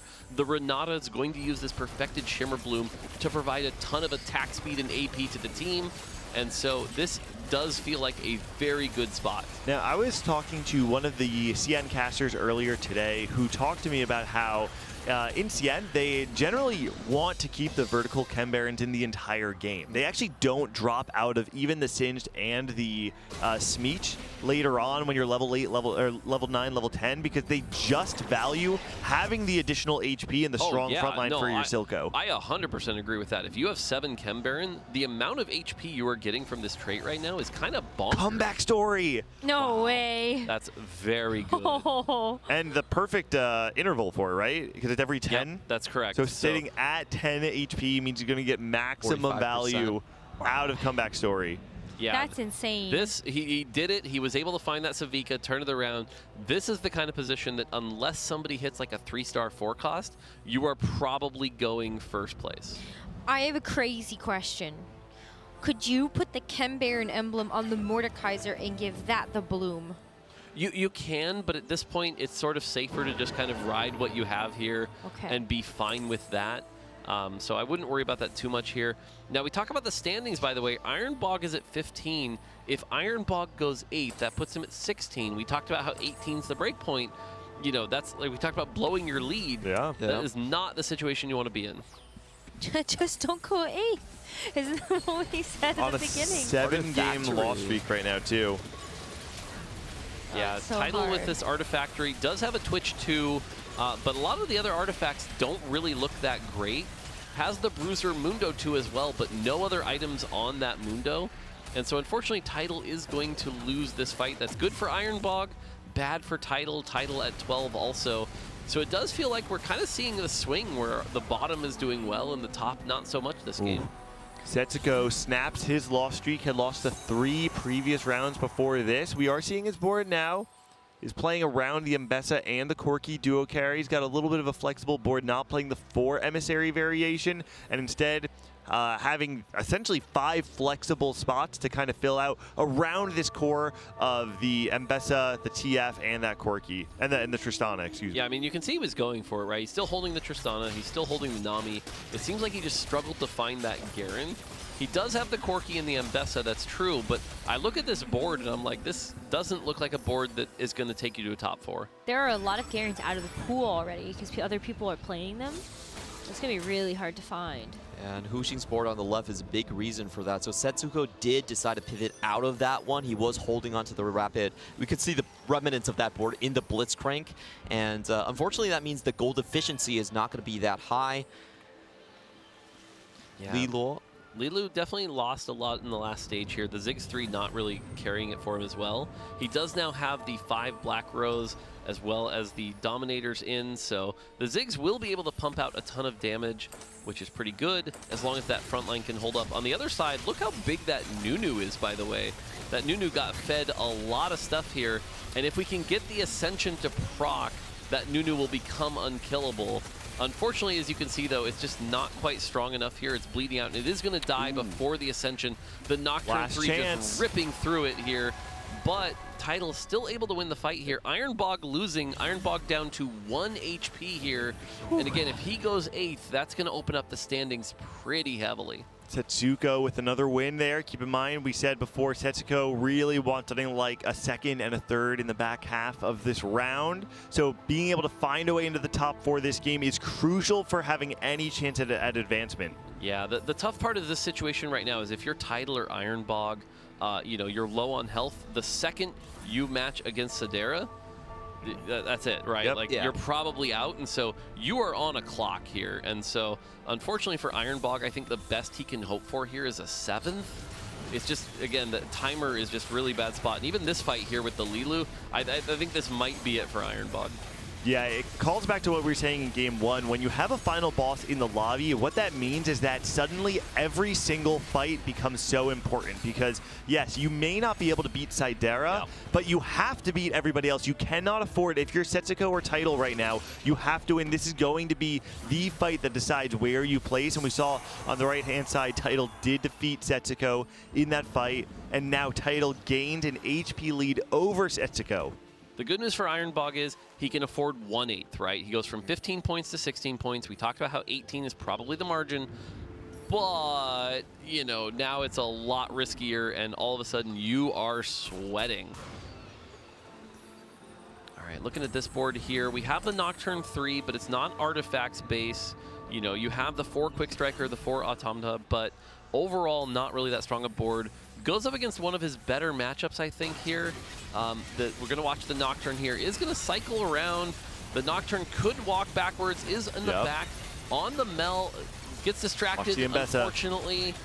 The Mbessa goes backward, which means the Nocturne will go toward her instead of the Corki. Now the Corki gets a little bit more time, but no, eventually the Nocturne does catch up to the rest of them, and at this point there are too many threats. Nocturne will be able to take this fight. I have to call out, by the way, the Anomaly last chance there. That's what saved the Nocturne. You saw the Nocturne die and then go back to full health. That made a massive difference here. So really creative use here. And unfortunately, Setsuko goes out in 7th.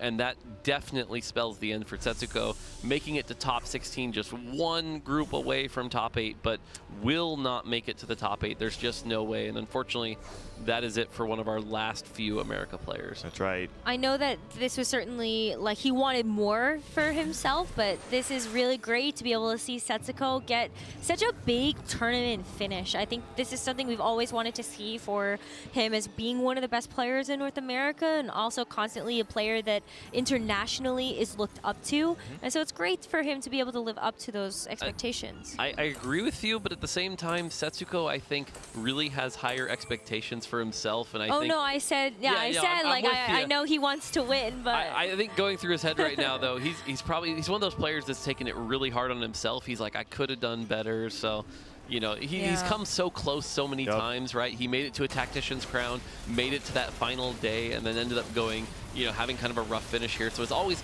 just so close here. That's right. Now we are seeing on the left-hand side, Hushin's Nocturne board is going to fall. I believe with that will be the end of his run. So Hushin going 8-8 in the first 2 games. This time around looks like probably going 6th. So Hushin alongside Setsuko, their run will end here. But we still have a handful of players competing for those middle slots to try and get into that legendary top 8 into tomorrow.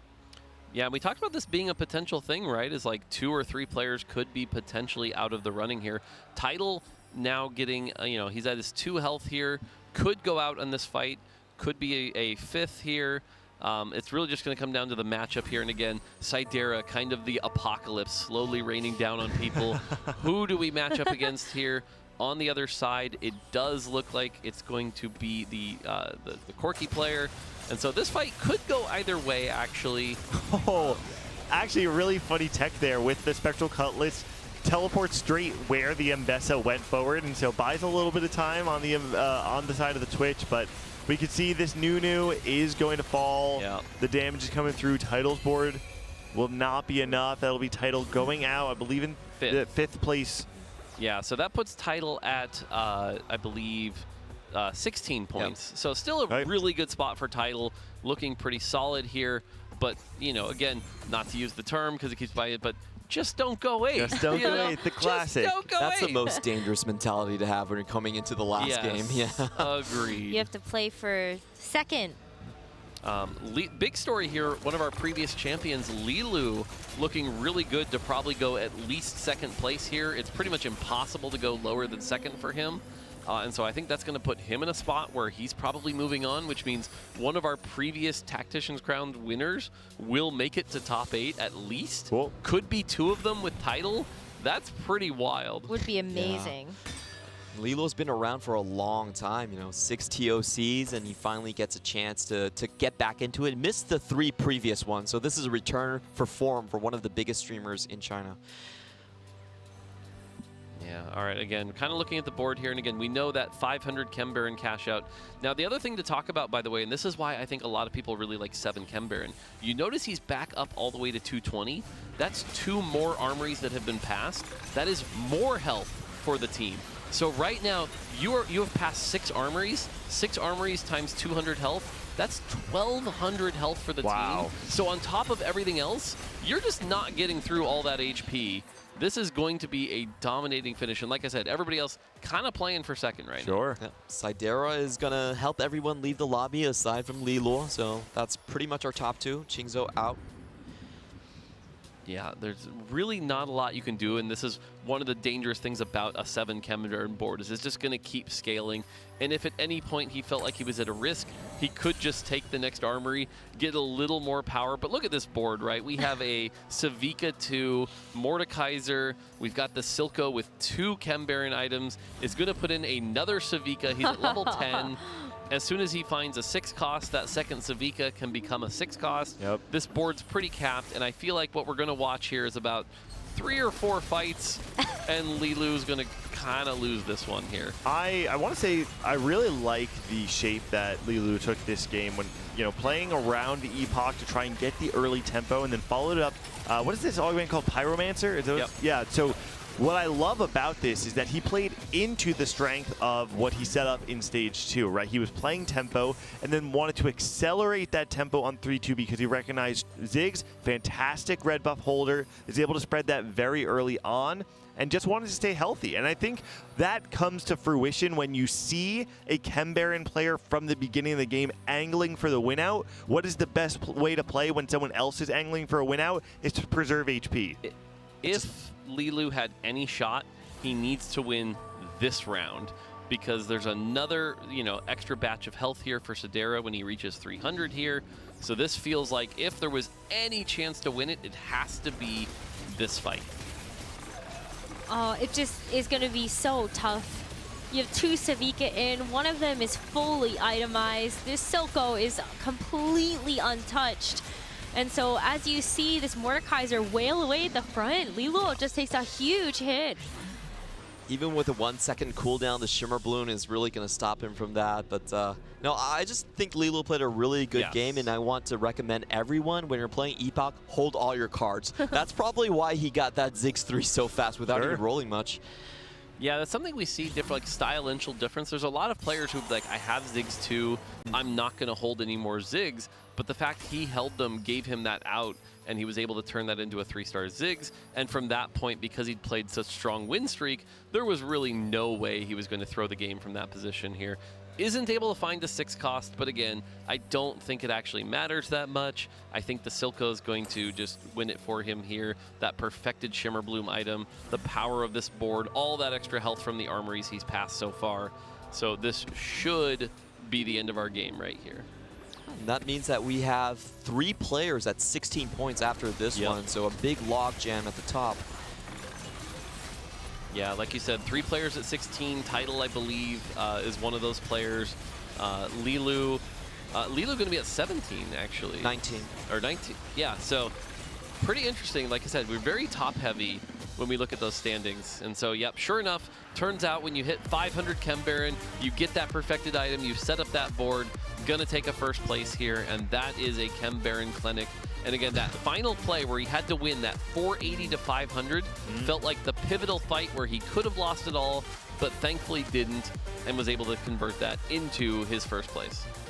Major credit to Sidera as well, just one of the last bastions of hope for Brazil coming in here, also carrying the hopes of the rest of the Americas as well, because we have combined shards. We are going to claim Brazil and Latin America for this one. And I think we should recognize Sidera going into this event said, regardless of how the cards fall, this will be my final competition in TFT, which is, listen, okay, I know it's the TFT thing to say nobody ever truly quits. Short for that to happen. No one ever truly quits TFT, but it says something about the mindset. They're saying, regardless of what happens, I'm happy with how I've done. I'm proud of my career in this game. Sidera is a big part of the Brazilian scene, and it's so great to see, if this is his final event, the way it's turned out. Okay, so now we have to talk about the points here, right? We have 2 players at 19, Lilu, and I'm going to mispronounce Xiaoqi. So they're probably moving on. We've got 3 players at 16, Sidera, Tidal, and Ironbog. That's 5 players, and there's only 4 spots here. And I gotta say, I mean, when you look at the, I guess, heavy hitters, the favorites of this, Sidera is not one of those. Sidera is very much an underdog. I think that has, punched very much above his weight class in many people's eyes. To be able to take out someone like Ironbog or Tidal in that 16 place, or the 16-point placement, it has huge implications for the statement you can make in this final day. It has been 10 sets since Brazil has actually made a top 8 in the global sort of like championship region there, so it would be huge for that community to be energized as well. First time, it'd be the first time since the first ever global championship in TFT. Yeah, I think the big thing too is, like, again, we talked about how Tidal having a chance to maybe become sort of like that big, prestigious, finishes here. Him going 9th here would feel really bad. That'd be a pretty disappointing finish here. So all of a sudden he went from sort of a comfortable position to top 4 to now he's got 4 other players he's got to place ahead of to make sure that he can move on, right? Those other 2 players at 16 have now become his biggest enemies. He's got to outplace them here. And so now you kind of need a top 4, right? Like we talked about, this isn't just not go 8th. Right. This is going to top 4. You're not playing for 18 points anymore. You are competing against 2 other people directly in your lobby, and the name of the game is how can I outplace those players? Yeah. So you got to keep your eyes out too, like if we're actually going to see anyone holding units, maybe trying to grief. Right. We talked about 18. The way the points are distributing out, it could be as high as 20. Yeah, absolutely. And so all of a sudden, like I said, they go 1, 2, 3, right? Exactly. Like you're going to need a lot of points here. And so this final game, we have a couple players out, but that top 5 spots is pretty close. And even the 219 players, if they go 8th, there is a chance they don't make it. So there's still a lot of action here between those 5 players as far as how that's going to go. It's very exciting as we get ready for that final game. There's also the other lobby that is happening off of our stage, and so I want to give a little bit of a brief update on how that's been going as well. Just to go from maybe the bottom to the top, Haruru is going to be in 8th place right now with 8 points after 3 games. Shunga is at 9 points in 7th. You might have to help me with some of these. SHIQUZ. Sichu is going to be at 12 points. Obo is at 12. Oh, that means I haven't heard Minhee yet. So that means Tex is in 4th at 15. Jerusor also has 15 points. Stellar Minhee is in 2nd with 18. Wow. And then Meng Chenyu is at 19 points to lead that lobby. Pretty surprising set of scores, I think, if you're looking at that other lobby. I think a lot of people, if you look at the, I guess, level of play there, I think a lot of people would be looking at players like Junga and Haruru as 2 of the favorites in that lobby, and to hear that they're at the bottom and all of a sudden but players like Minhee and Tex, I think, were underdogs by many people's consideration, still keeping the hopes alive for the Americas. And if you listen to the bottom points, it's 8 and 9. So if they want to catch up, that's very difficult to do. It's not just You're pretty much well. out at that point. Yeah, you have to also pull them down as well. Yeah, I think the big story there, again, we talk about our previous champions. Zhonghe, unfortunately, probably not going to be able to make it. So that does leave Lilu and Tidal as our champions that can make it to that final slot. All in this lobby. Can't believe we actually we could have had 3 global champions in the top 8. Almost had 3. Wow. So really close. wild. It'll be really cool that we at least have one, especially, I mean, to have just the story of Tidal being the first ever 2-time global champion, the international champ. I mean, he won the MSI hosted by CN a couple sets back, and now also to potentially have a LAN win under his belt. He is the player in TFT alongside Double 61 for the argument of like the GOAT of the game, and this is just another trophy to put in his case. Yeah, I mean, we talked about how Tidal or Lilu, but the good news is one of them must make it. So we definitely have one champion making it. The question is, will we have 2? And who, who and where will the cards fall when it comes down to those 8 players? I'm stoked. I think it's been a phenomenal year for everyone so far. I love that we are getting a chance to kick off the Into the Arcane set with this, but we're also sort of putting an end cap on the 2024 calendar year as it comes to TFT esports. And so I don't know. It's kind of like sad. We're almost at the end of our day today. No, because tomorrow we are going to be rejuvenated. We're going to be. It's going to be a day of adventure. I do want to say, when we were looking at that last shot, it's like all the lights are down. It's just the colored LEDs on Tidal. It's like the red, the blue, and all I could think is Clement saying like the protagonist. You know, he really does have that energy, and I'm just imagining like this is his chance. The format player rise to the occasion. Tidal potentially making the run of the year, being able to rival some of the greatest in esports history, getting the LAN win to follow up after the global championship. This is it begins with greatness. Wait, what's the line? This is not the first time though that you've like hyped this up, and then like I just don't want to hear all this, and then he goes 8. I know. You're right. Yeah, you gotta Please don't do this. All right. Where's Pokigam? I'll talk about something else. No, you can talk about Stellar Minhee. Yeah. We can talk about Stellar Minhee. We can talk about the off-stream lobby. No, but I think in general, when you take a look at this being able to potentially also launch a player's career for the set. Remember back to the TFT Vegas Open, Malala had not won a major tournament yet, found himself in the final lobby of the Vegas Open, won, and then he had the most legendary set performance we've seen out of any TFT player. That could happen again to someone else. See, that's the thing I'm really interested in. I know we're hyping up like our previous champions like Lilu and Tidal, but the reality is we have a couple of, you know, like literally 7 or 8 other players here that are really trying to make a big name for themselves, right? Like someone like Stellarman, he has never made top 8 at a tournament ever. And so to make top 8 for the first time at an event like would Macau, be massive. Absolutely. So it looks like we've loaded in, so I think we're going into our 4th game here. And so the question is, what encounter is it going to be as we go in? And right now we talked about 5 players still in the running, 4 spots as we go in here. You can see those point totals. Who's going to make it into the next round? So main characters of this game, Lilu, Ironbog, Tidal. Perfect timeline. This could be a comeback. Echo's telling us that. This is going to be triple prismatic party as we go into our final game of the day. This first augment choice especially is going to be incredibly important to decide everyone's fate. I think a lot of people think of triple prismatic and they think like, oh man, this is really high variance. There's a lot of crazy things that can happen. You could definitely make the argument though that playing triple prismatic opens up a lot of lines that are not viable otherwise. And it's one of the most beautiful parts of TFT. It's the knowledge check. Have you done your homework?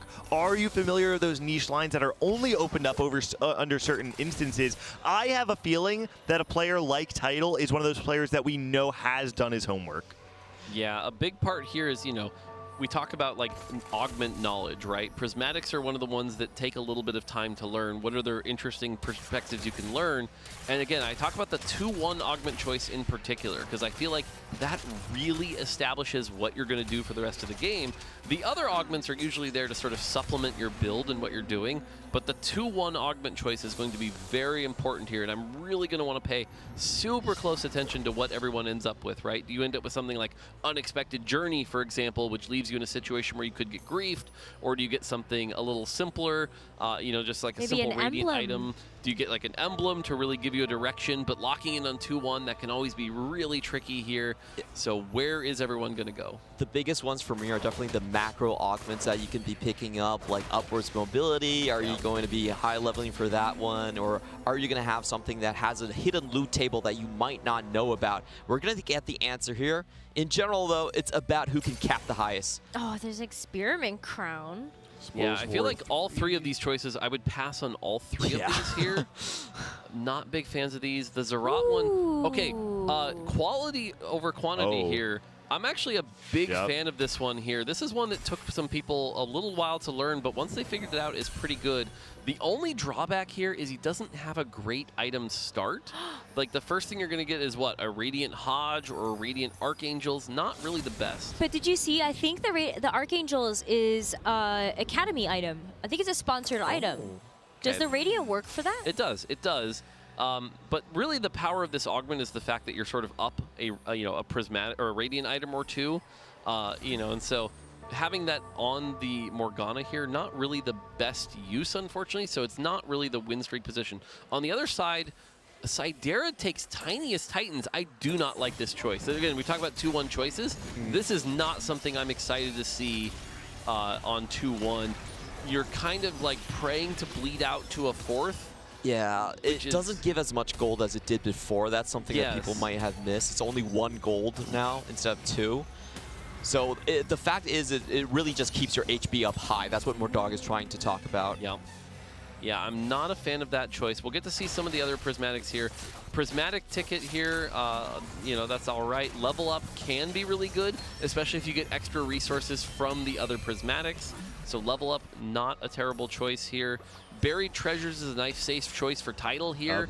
The nice thing about Buried Treasures is you're going to be up so many items compared to everybody else that you can actually use this to win streak. So I like this choice from Tidal. I think this is a great decision here. Setsuko with Conqueror, not that that matters too much. Ironbog here with, I believe that is a hard commit, so we'll have to see what he plays. And then nothing else jumping out here. But again, Sidera feels like the one I'm the most worried about here. Hard commit got... Chemberry. There's no way. Is that what it got? It did. Yeah, it's Ken Barron. It is Ken Hard commit So he Ken gets Barron. Savika early. Wow, You get- this is... Are you happy about I this? don't think so. I think you're very not thrilled with this. Yeah, like he doesn't really need to go for a super risky strategy given his point total here. So, and he's also known as more of a tempo player.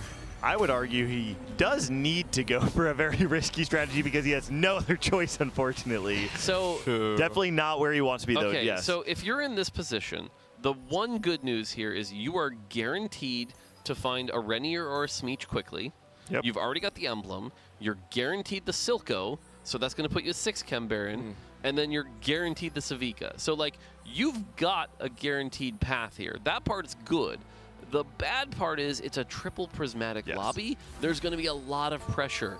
There is one really clear bailout, I think, which would be Tiniest Titan on 3-2.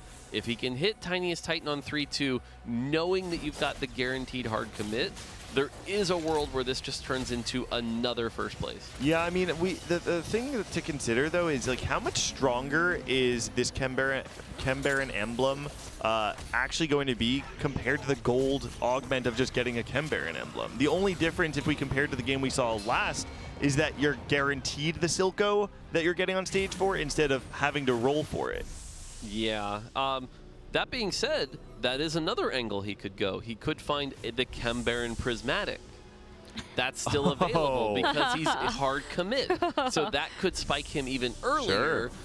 So there are some options. Now, that being said, do I want to waste 2 of my Prismatics on Ken Barron emblems?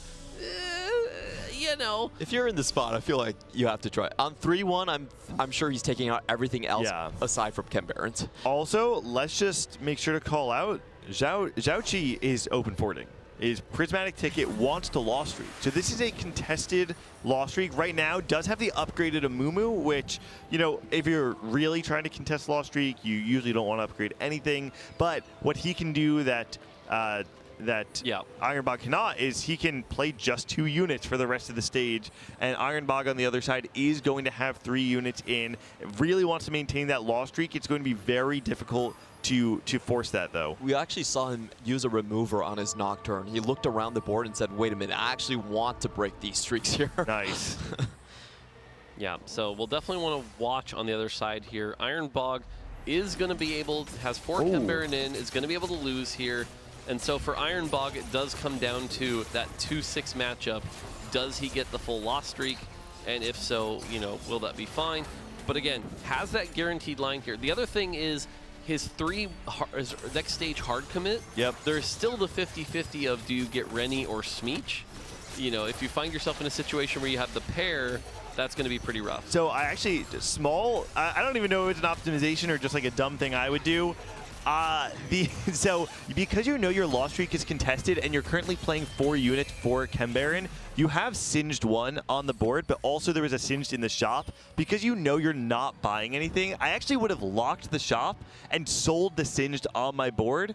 So that, yes, you would have gone down to Ken Barron, but it means that if you had played Zhao Qi, you still could have lost the fight. I actually think that because you have 4 units on the board versus 2, you're like guaranteed to pretty much win that, even with bad positioning. I know we switched views, but the last view showed there were 3 players on a 4 loss streak, by the way. So wow, this is a situation where, again, our Ken Barron player really needs to be careful to not match up here.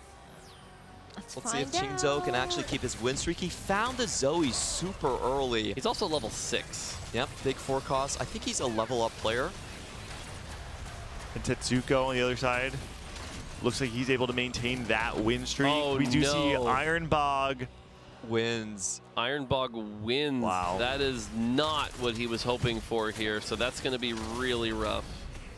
Again, you can usually afford 1, but that makes it a lot harder. Just like Saidara did early in stage 2. Exactly. You can see here the Nocturne 1 here. Oh, man.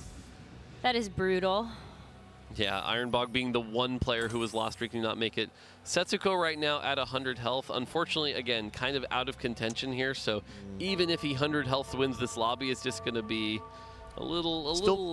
He's playing for prize money, though. I mean, that's something to consider. Granted. Yeah, and it does come down to, I believe, total event points. So Setsuko, of course, may not be able to advance, but still has stuff on the line. Yep. He's going to be playing to win this game. And I just like watching full win streak conquerors. The catch shots are so much fun looking at that. Very fun. Also, is this also not just the most TFT thing where it's like as soon as you're eliminated from contention, Right, you then you start winning, you get of the high roll opener that you can like play the game a little bit more freely.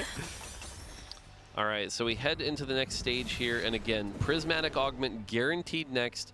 What is everyone going to use to get their advantage here? Artifactory would be huge here for Title. That's kind of like the 1-2 combo with the extra items there and giving you all the extra stuff. How playable is 6-Scrap without an emblem? Because it's harder.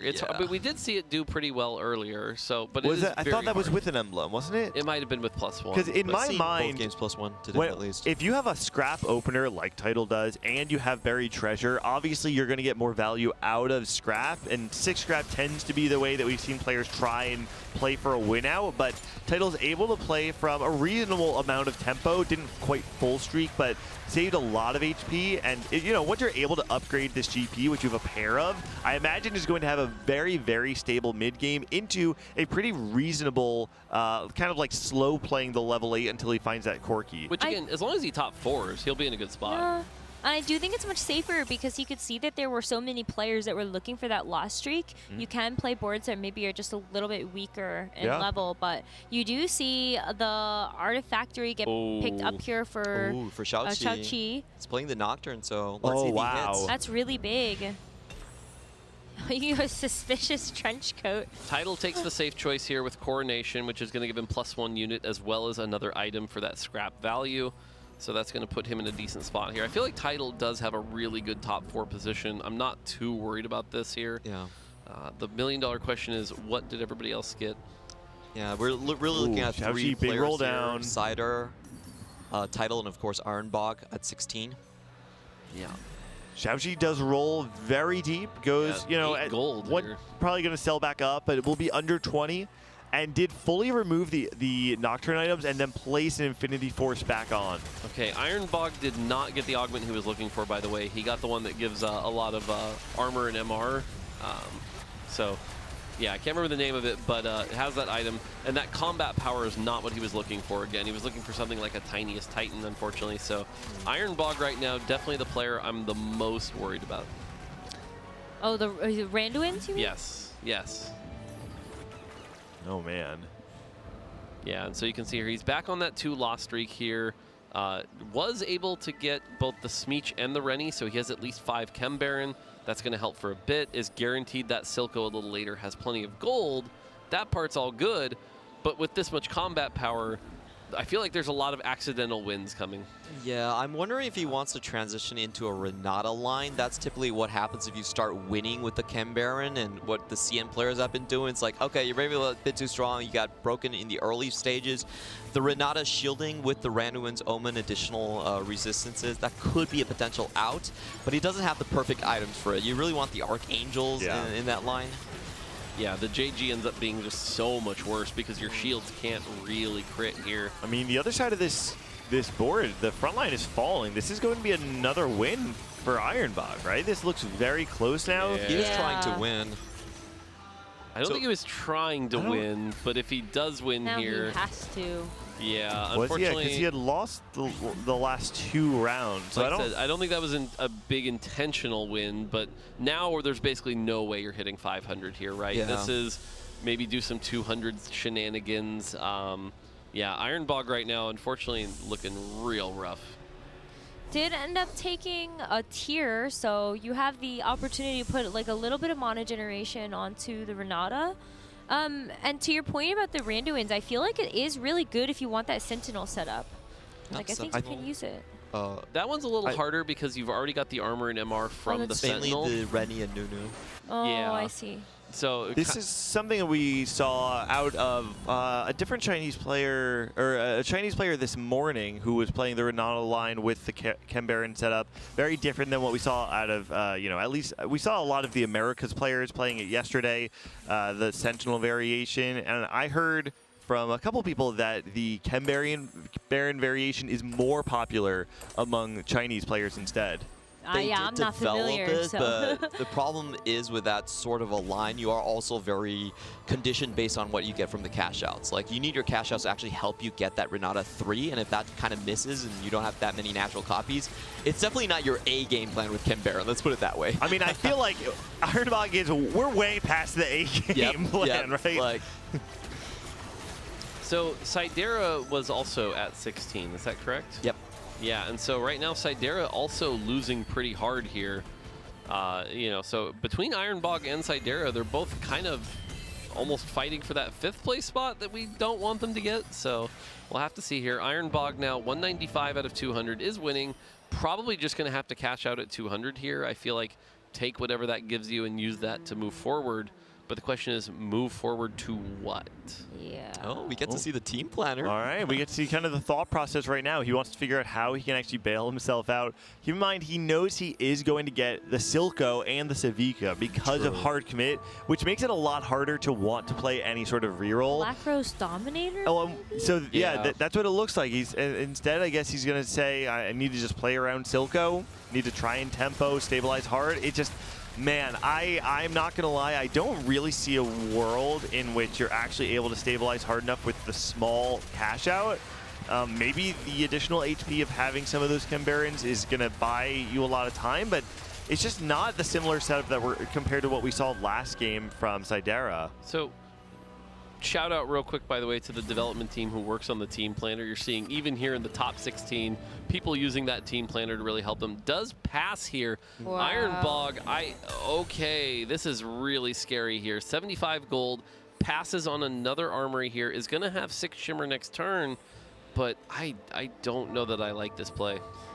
Okay, I think he's maybe trying to like... Stabilize on 8 and hope you get a good anomaly that doesn't cost too much gold. That's kind of the game plan for him. The good thing is, it doesn't look like he's contested on the Black Rose Silco line, so I mean, you can definitely stabilize and go forward. So, unfortunately, we're going to have the Silco in next turn, and we'll have 1 loss that will bring us just short of the next cash out. So we'll actually need either a second loss or another win after that.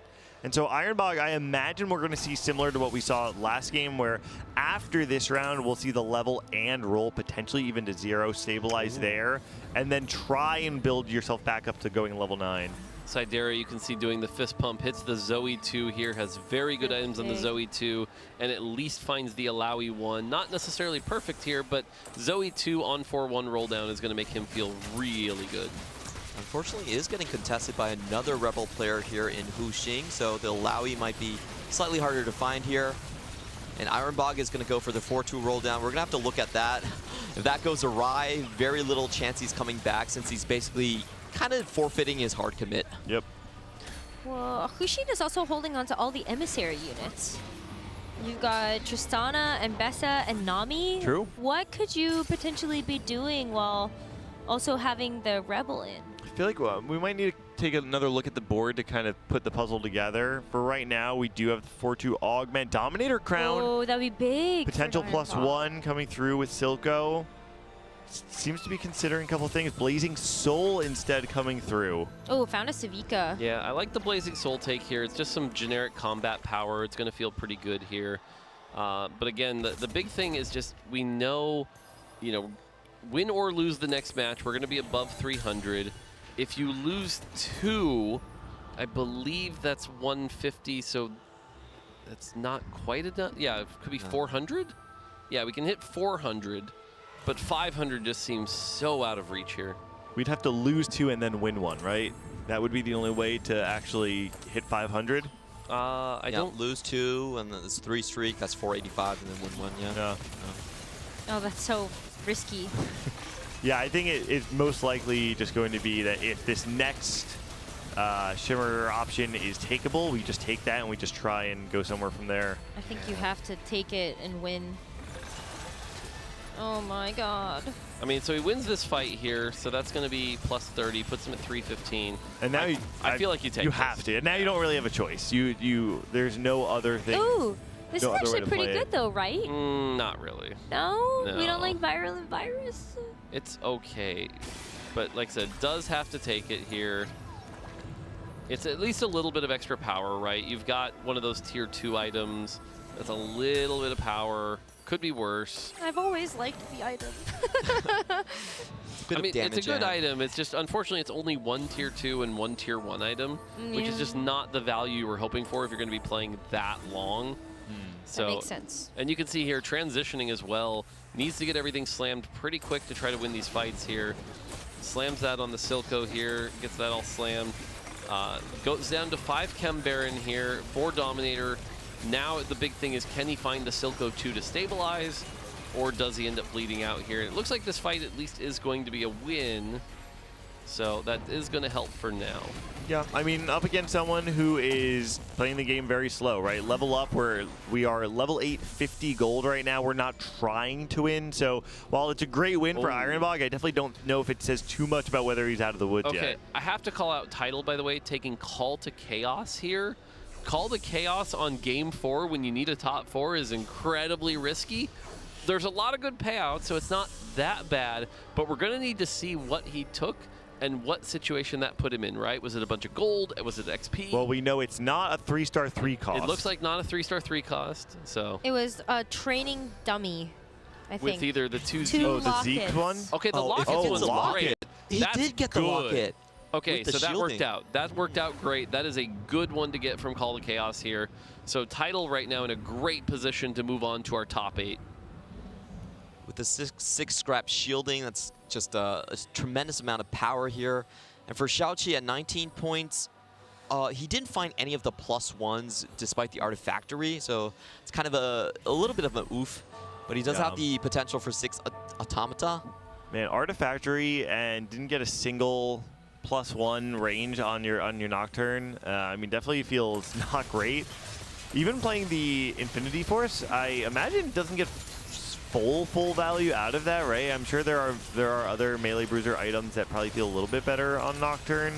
But yeah, I mean, obviously it's not looking great. HP is not too hot either, and so you get a win here, but this doesn't really look like a win out angle to me. Lilo had the Jinx emblem, so 2 Rebel players out there contesting. Sidera, one of them. That's going to be a big question. Magic Expert, he's looking for something in the like Nothing Wasted. Fireball, I think, is a fine choice here. You're spending a lot of mana here, and so you're going to be able to proc that quite a bit here while scaling up that Dominator. That being said, we are still stuck on the Silco 1. And so did lose the last fight. We're at 17 health here. And again, really he needs a top 4. Like, we're not looking for a 7th or a 6th here. We're looking for a top 4 if Ironbog wants to make it into our top 8. Does get a 5 cost in the LeBlanc in. So taking out 5 Chem Baron, and let's see if he swaps in the Mouse, maybe? No. 4 Chem Baron, 4 Dominator, 3 Black Rose here. And so, yeah, but again, Silco 1 is still the thing that's really making me nervous right now. Yeah, Silco 1 definitely doesn't have enough damage to really break through a lot of different boards. And right now we are seeing pretty cool setup from Setsuko. It's actually a Loris 3, right? Is he playing a Loris 3? I was like trying to figure out if I was seeing everything correctly. It's like surely it's not a Loris 3. That was so close. That was very close. So Setsuko falling there, but only 2 off of GP3. Should be able to find that at some point. I didn't see how much gold he has though. At 16 gold, so pretty low econ, but has the PvE round to buy a little bit more time. This is a pretty impressive board, by the way. 6 Academy, 6 Sentinel. You've gotten all those extra emblems. You're pretty tanky here. You've got the Heimerdinger. I'm assuming one of the sponsored items is Archangels here. It is, yeah. It looks like you see the border. Yeah, so it's Archangels, Dragon Claw, and IE. So he has 6 sponsored items with 6 Academy in, so that's a lot of power that he's finding. This is a fantastic set of Academy items. They work perfectly for those units. And we do have to point out, Qingzhou might have that chance to sneak in. A very slim chance, but it is there. Yeah, the only way that could happen is if Ironbog plus another one of those 16-point players go 1-2, or sorry, excuse me, 7-8, yeah, and then Qingzhao would have to actually go first. So, pretty unlikely. Yeah. Oh, okay, there's the Silco 2. That's big.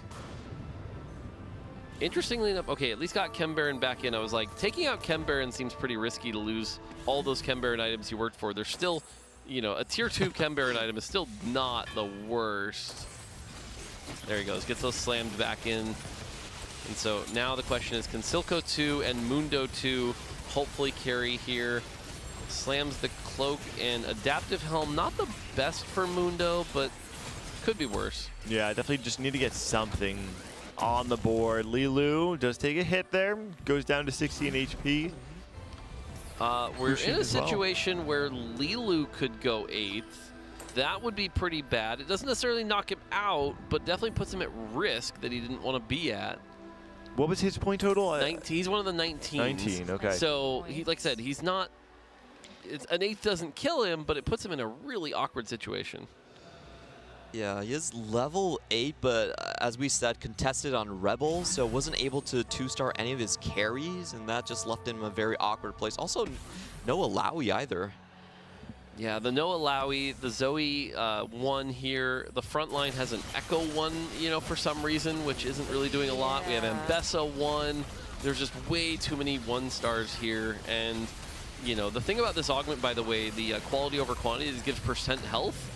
Well, percent health on 1-star units is not very good here. And Lee, like I said, he might go 8th here, which puts him at risk that he did not want to be at. And it's a shame because I actually really like that line of playing the quality over quality over quantity. Yeah. Quality over quantity. When you're playing something like the Rebel that gives the base stats, it's similar to Emissary in a way where even though you have these units that could be considered like the trait bots, you get a lot of value on all of them. That's a Jinx 2, by the way, and those Jinx 2 items are massive. Those are very good Jinx 2 items. When that Jinx casts, that team kind of got to go boom. Yep.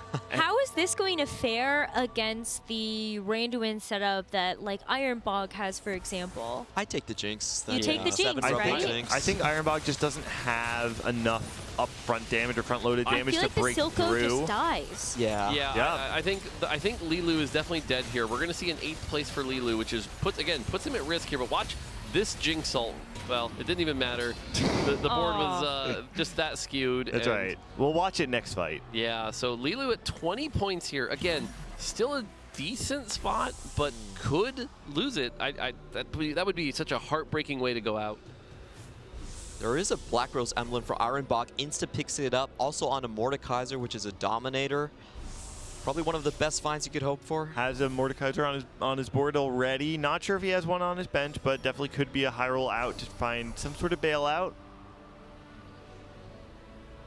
All right, looking at this, Setsuko, by the way, I believe took the capped out augment here, so allowing him to roll and find the Loris 3, the Swain 3, things like that. So the blue buff coming in for this Jinx. We've seen this deck many times throughout the weekend. Having one less auto attack coming in for each of those casts means that with so much damage, we're actually going to get to see the Jinx cast in many of these fights. This is so exciting. All 3 of our 16-point players are still in the running here in the top 5. Right.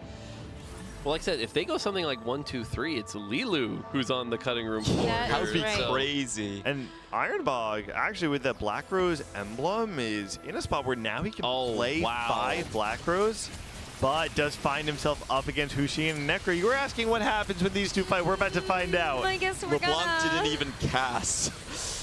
Oh, Jinx is about to fire off a giant rocket. Oh, no, yeah. One more ult comes through. Wait, the stun is huge! Oh my god! But okay, but he's still alive. He's still alive. Yep. 6 HP. But He's that got was one more crazy. life. I actually thought this stun would have stopped the damage long enough. Wait, hold on a second. The HP totals are such that, hear me out. Ironbog wins this fight, and now if Sidera or Tidal take a hit there, I mean, it's essentially Sidera against Ironbog for that slot right now. If Ironbog can win any of his fights and hope that someone like Hushin plays Sidera on 6-1 where the base player damage goes up, there's very much a world where Ironbog actually takes this over Sidera. That would be insane. But this is also an incredibly insane board. That's a game playing 3 with a Conqueror's emblem. Yeah, I don't know if this is the board you want to be playing if you are, you know, in contention. This GP has so much damage, and you have the front line, but I just don't know if you're actually making it to the back line before it kills everything. The monstrosities! They did it! Wow. Huge Massive win. And let's see, Sidera loses to Qing Zhao, which means he still has Hushin in his rotation. And on 6-1, Sidera may actually play. It's going to be Sidera and Ironbog essentially playing heads up for this final slot in the top 8. It's so scary that Hushin's going to be the decider in this one for a lot of them. Yeah. Sidera 3-way contested on the Rebel. Let's take a look at his board. Still on the Laui 1. It's very unfortunate. And again, we have to talk about Ironbog and Sidera here, both at 16 points. Both in a situation right now where if they get knocked out, they are below Lilu's 20 and will likely go 5th place, which would mean not making the final day. So Ilaoi too? Okay. I feel like if they match up here, that would be just perfect here to see who gets that last slot. Poetry in motion. Well, Warwick comes through. Not no the 6 cost you really want to see though. In order to play, you would. I mean, you would drop the Echo. You can drop the Echo. You lose Ambusher, but I think I would take that trade. Yeah. It is just a Jinx 1, but you really, I guess you really do want to try and rely on that damage. I We'll would have see. taken that trade. Oh, are they playing each other? Head to head. They are. It's heads up. This is it. Winner takes top 8 here. This is going to be the most important fight here. The Silco's slowly building up. The the front line is falling. They're already in the back line. Nope, that's the Jinx ult though. The Jinx ult, the Zoe doing big here. It's just down to Silco. Oh, Ironbog falls. Look at the reaction. He knows. Sidera makes it to the next day, and that decides our top 8 from this lobby. The top 4. Ironbog, unfortunately, not going to make it. He's going to be our 5th place player, and that fight was the deciding factor. I don't know if you all can hear it, but we can hear the Brazilian fans in the crowd screaming for their representative taking that 1v1 against Ironbog, and what a crazy fight. Came down to just a split second for either board. It was a really cool comeback of that banking mana with nothing wasted Zoe. We thought the front line was already done on the side for Sidera. He was able to push through. Now it's the trifecta Setsuko in front of him. The Jinx ult was just so much here. And Sidera at this point really not too worried at this point. Like I said, the outcome is pretty much decided here. And so Sidera is going to have enough points to move on. Tidal also going to be one of our players that's moving on. Lilu we talked about as well. So we're going to have 2 champions who have made it to our top 8. And so, yeah, like I said, 4 players moving on. That's going to feel really good. And unfortunately, like I said, Ironbog just one matchup away, but it just wasn't enough. He was essentially giving up his first prismatic augment. Didn't really matter that much. A little bit of HP, but nothing else than that. And he still had to roll a fair bit even for his uncontested Silco too. It was a long time before he found that. For Qing Zhao here, this is just a I want to finish on a good game. Yep. Had Talk 10 about some points, prize money. so yes, prize money's a big deal. Same thing with Setsuko. I love that both of them are still putting their best foot forward to try to get some prize money here from this final game. I actually love Setsuko's board. It's so much fun. Trifecta with Loris inside as part of the equation to fill out the 3/3 cost that you want to get the buffs in. It's really creative. Of course, with the Conqueror started well. Naturals over to the 4-form stopper. Really nice. And Setsuko may not have had the run that he wanted in this top 16, but ending the day strong. But the real celebration comes in the form of the 4 players that have moved on into that top 8.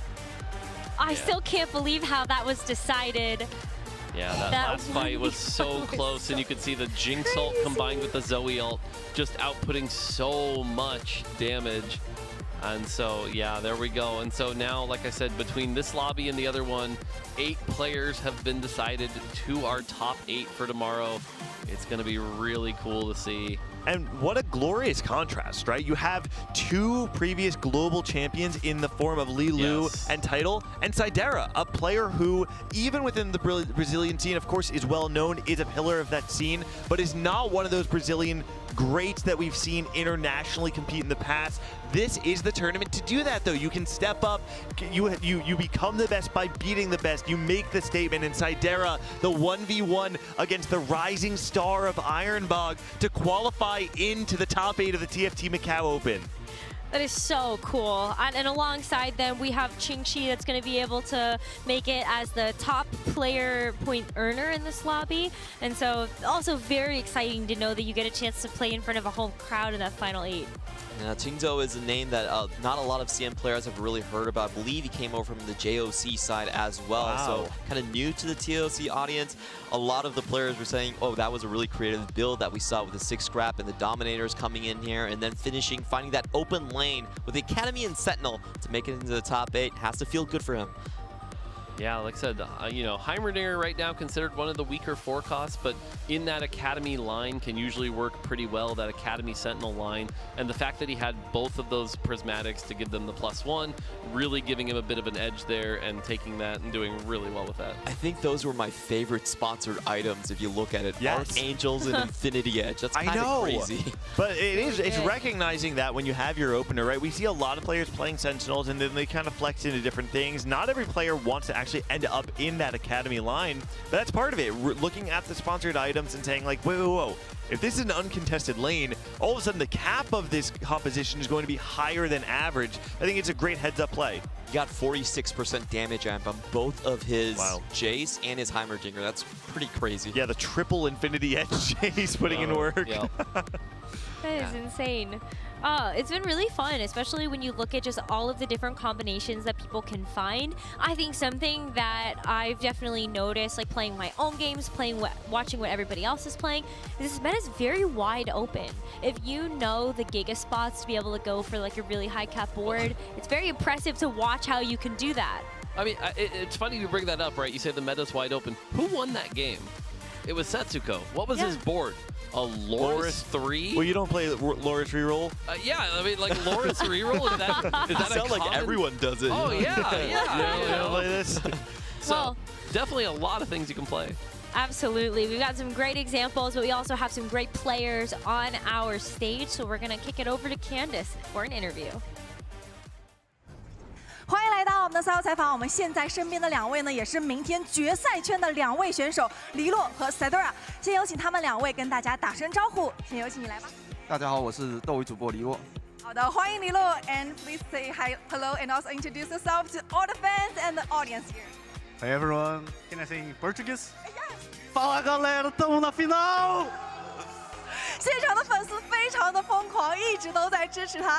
当得知他能够拿到这一次的决赛圈资格的时候，现场已经沸腾了。那首先要问到他们2位的就是从512名选手中成功脱颖而出，能够进入到明天的决赛圈，现在是怎样的一个心情？So you guys just get to the final 8, and also you compete from the 512 players all around the world. How do you feel right now? 现在有点小激动，然后有点期待明天的比赛。I'm very excited and looking forward to tomorrow's final day. I feel awesome. I never dreamed that I would be in the final, so I don't know. I pretty good.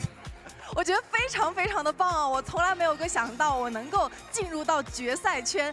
感觉到非常的棒。那接下来想问到2位，因为打了这么多天的比赛，这么多轮的比赛，有没有让他们印象非常深刻的选手呢 ？Is there anyone that impressed you the most from so many rounds, from so many games?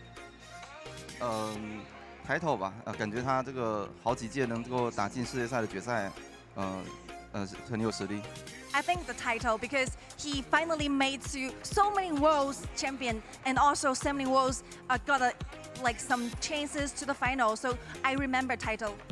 The same answer. I think title was the most consistent player in all lobbies that I played with him. So I can't wait to beat him again. Beat him tomorrow. OK， 但是我同样的也是觉得是 title， 因为在这么多的比赛当中，我觉得他还是非常有实力的选手。我期待在明天的决赛当中能够打败他。那接下来想问到两位，因为明天决赛圈即将要开始了，两位的自信心等级又会是多少呢 ？So tomorrow is the final day. What's your confidence level? 有80%的信心。I got 80% confidence level. I think like 50 or 60%. 我觉得我应该是5-6成吧。那最后也是再一次恭喜两位能够进入到明天的决赛圈。接下来就让我们有请明天决赛的选手登台亮相。And now let's hear it for our final 8. Welcome.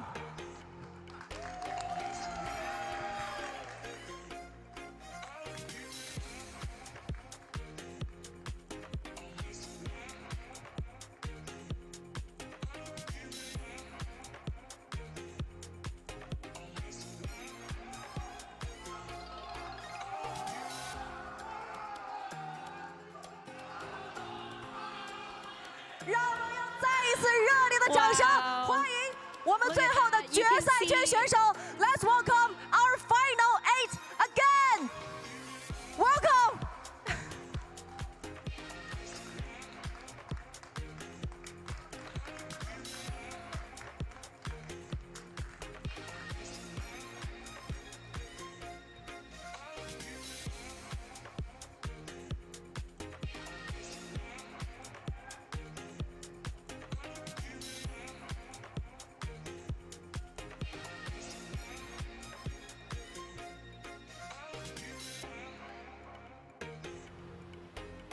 Wow, so exciting to see all 8 of our players for the final day of competition lined up there on the stage. We've got Ming Chenyu, Stellar Minhee, Jedusor, Shichu, Saidera, Xiaoqi, Lilo, and Tidal that will be taking the stage for tomorrow's competition. What a star-studded lineup. It really is. No, star-studded is absolutely the name of the game. I will just say, though, I mean, listening to that reaction, hearing the Brazilian players come together, cheering for their friend, it gave me chills. You know, there's something about the energy in this room. It's electric, right? All around us, you can feel just the passion. The people are so genuinely happy. They might have fallen early in the tournament, but it doesn't matter because now you get to live through those who have made it and you get to cheer on the final day. This is just, I mean, it's the peak of TFT. I'm so happy we get to be here for it. I love what we saw there was them like putting Saidera up, and you could see the layering of history right there. Ego Illusions coming in, Dobbs coming in, INTZ, a big team right there in Brazil. Always there for the pillar of the community, and then they raise a new star up to represent Brazil. Also in our top 8, we don't have any of the regions missing. All 4 of the big ones are here. What more could you ask for a finals like this? So many storylines, right? Yeah, and I mean, you know, we talked about how you overhyped the title, but you know what? He made it. Perfect amount of hype. Perfect amount of hype. I feel like now you kind of heard it there. Like everyone's kind of gunning for him. He's kind of the main one. But we also have Lilu, the other big champion that's been doing well before. So 2 champions making it is pretty wild. We have our top 8, and I am excited for what's going to happen tomorrow. And you said Chitu was one of the players that also qualified, correct? You said Chitu? Chitu-X, right? Was one of the players who qualified? I don't think so. SHIQUZ. Xiaoqi was the one. Xiaoqi, okay. I did make a mistake earlier. Qingzhou unfortunately wasn't the one. It was Xiaoqi. Okay. Did advance. Well, I mean, when you're talking about the layering of history, I just love seeing like this contrast of like the global champions that we see, this kind of new blood, and then there's the kind of like almost this like midway of that. You have players like Jedusor. I think it was Jedusor, right? Yeah. Who is someone who is a staple in the EMEA community, has been able to qualify to the Tactician's Crown previously, but this time is actually making it to the finals, to the top 8 of this tournament. It has been an incredibly long road to get here for our players. It's only these 8 that get a chance to stand above the rest. But let's take a look back to see who has come before them, because we had 512 players entering into the competition to start out the weekend. After 2 full days, you can see our standings for our first lobby that we had off stream in the top 16. Wow. A lot of points coming in from Meng Chen Yu here, going top 4 in all 4 games, second, fourth, second, first at Stellar Minhee. And look at the even just the distribution of this. 3 different regions all in the top 4 there. Minhee qualifying for their first ever top 8 at a tournament, and what a tournament to do it at. Yeah, definitely. Looking at the scores, we talked about how Stellar Minhee in the top 32 went 1-1-1. Yep. Yeah. Getting 2 more firsts. Wow, here. you're right. So that is 5 firsts in 7 games. That is incredibly impressive, and so I think he's someone that you got to look at as a big threat for tomorrow. Could be playing that really well here. And then obviously the lobby we looked at here, we talked about how it was going to be close here. Tidal coming out on top despite everything with 22 here. Then we got 21, 21, and Lilu with 20. And Ironbog so close, but again, that one fight just swinging it the other way gets 19 points. And even if it had been one more placement, I believe Ironbog had finished below, Hushin in the same round. They both fell in the same exact round. Ironbog might have actually been able to take out Lilu on tiebreakers potentially too. So, I mean, just a heartbreaking finish for Ironbog, but I think he's a player that we should be giving love to. I mean, really has been a hot commodity coming up in TFT over the last 2 sets. And listen, getting 9th place at a tournament like this, of course, it's not going to feel good in the moment, but one day you'll reflect back and say, that is something to be proud of.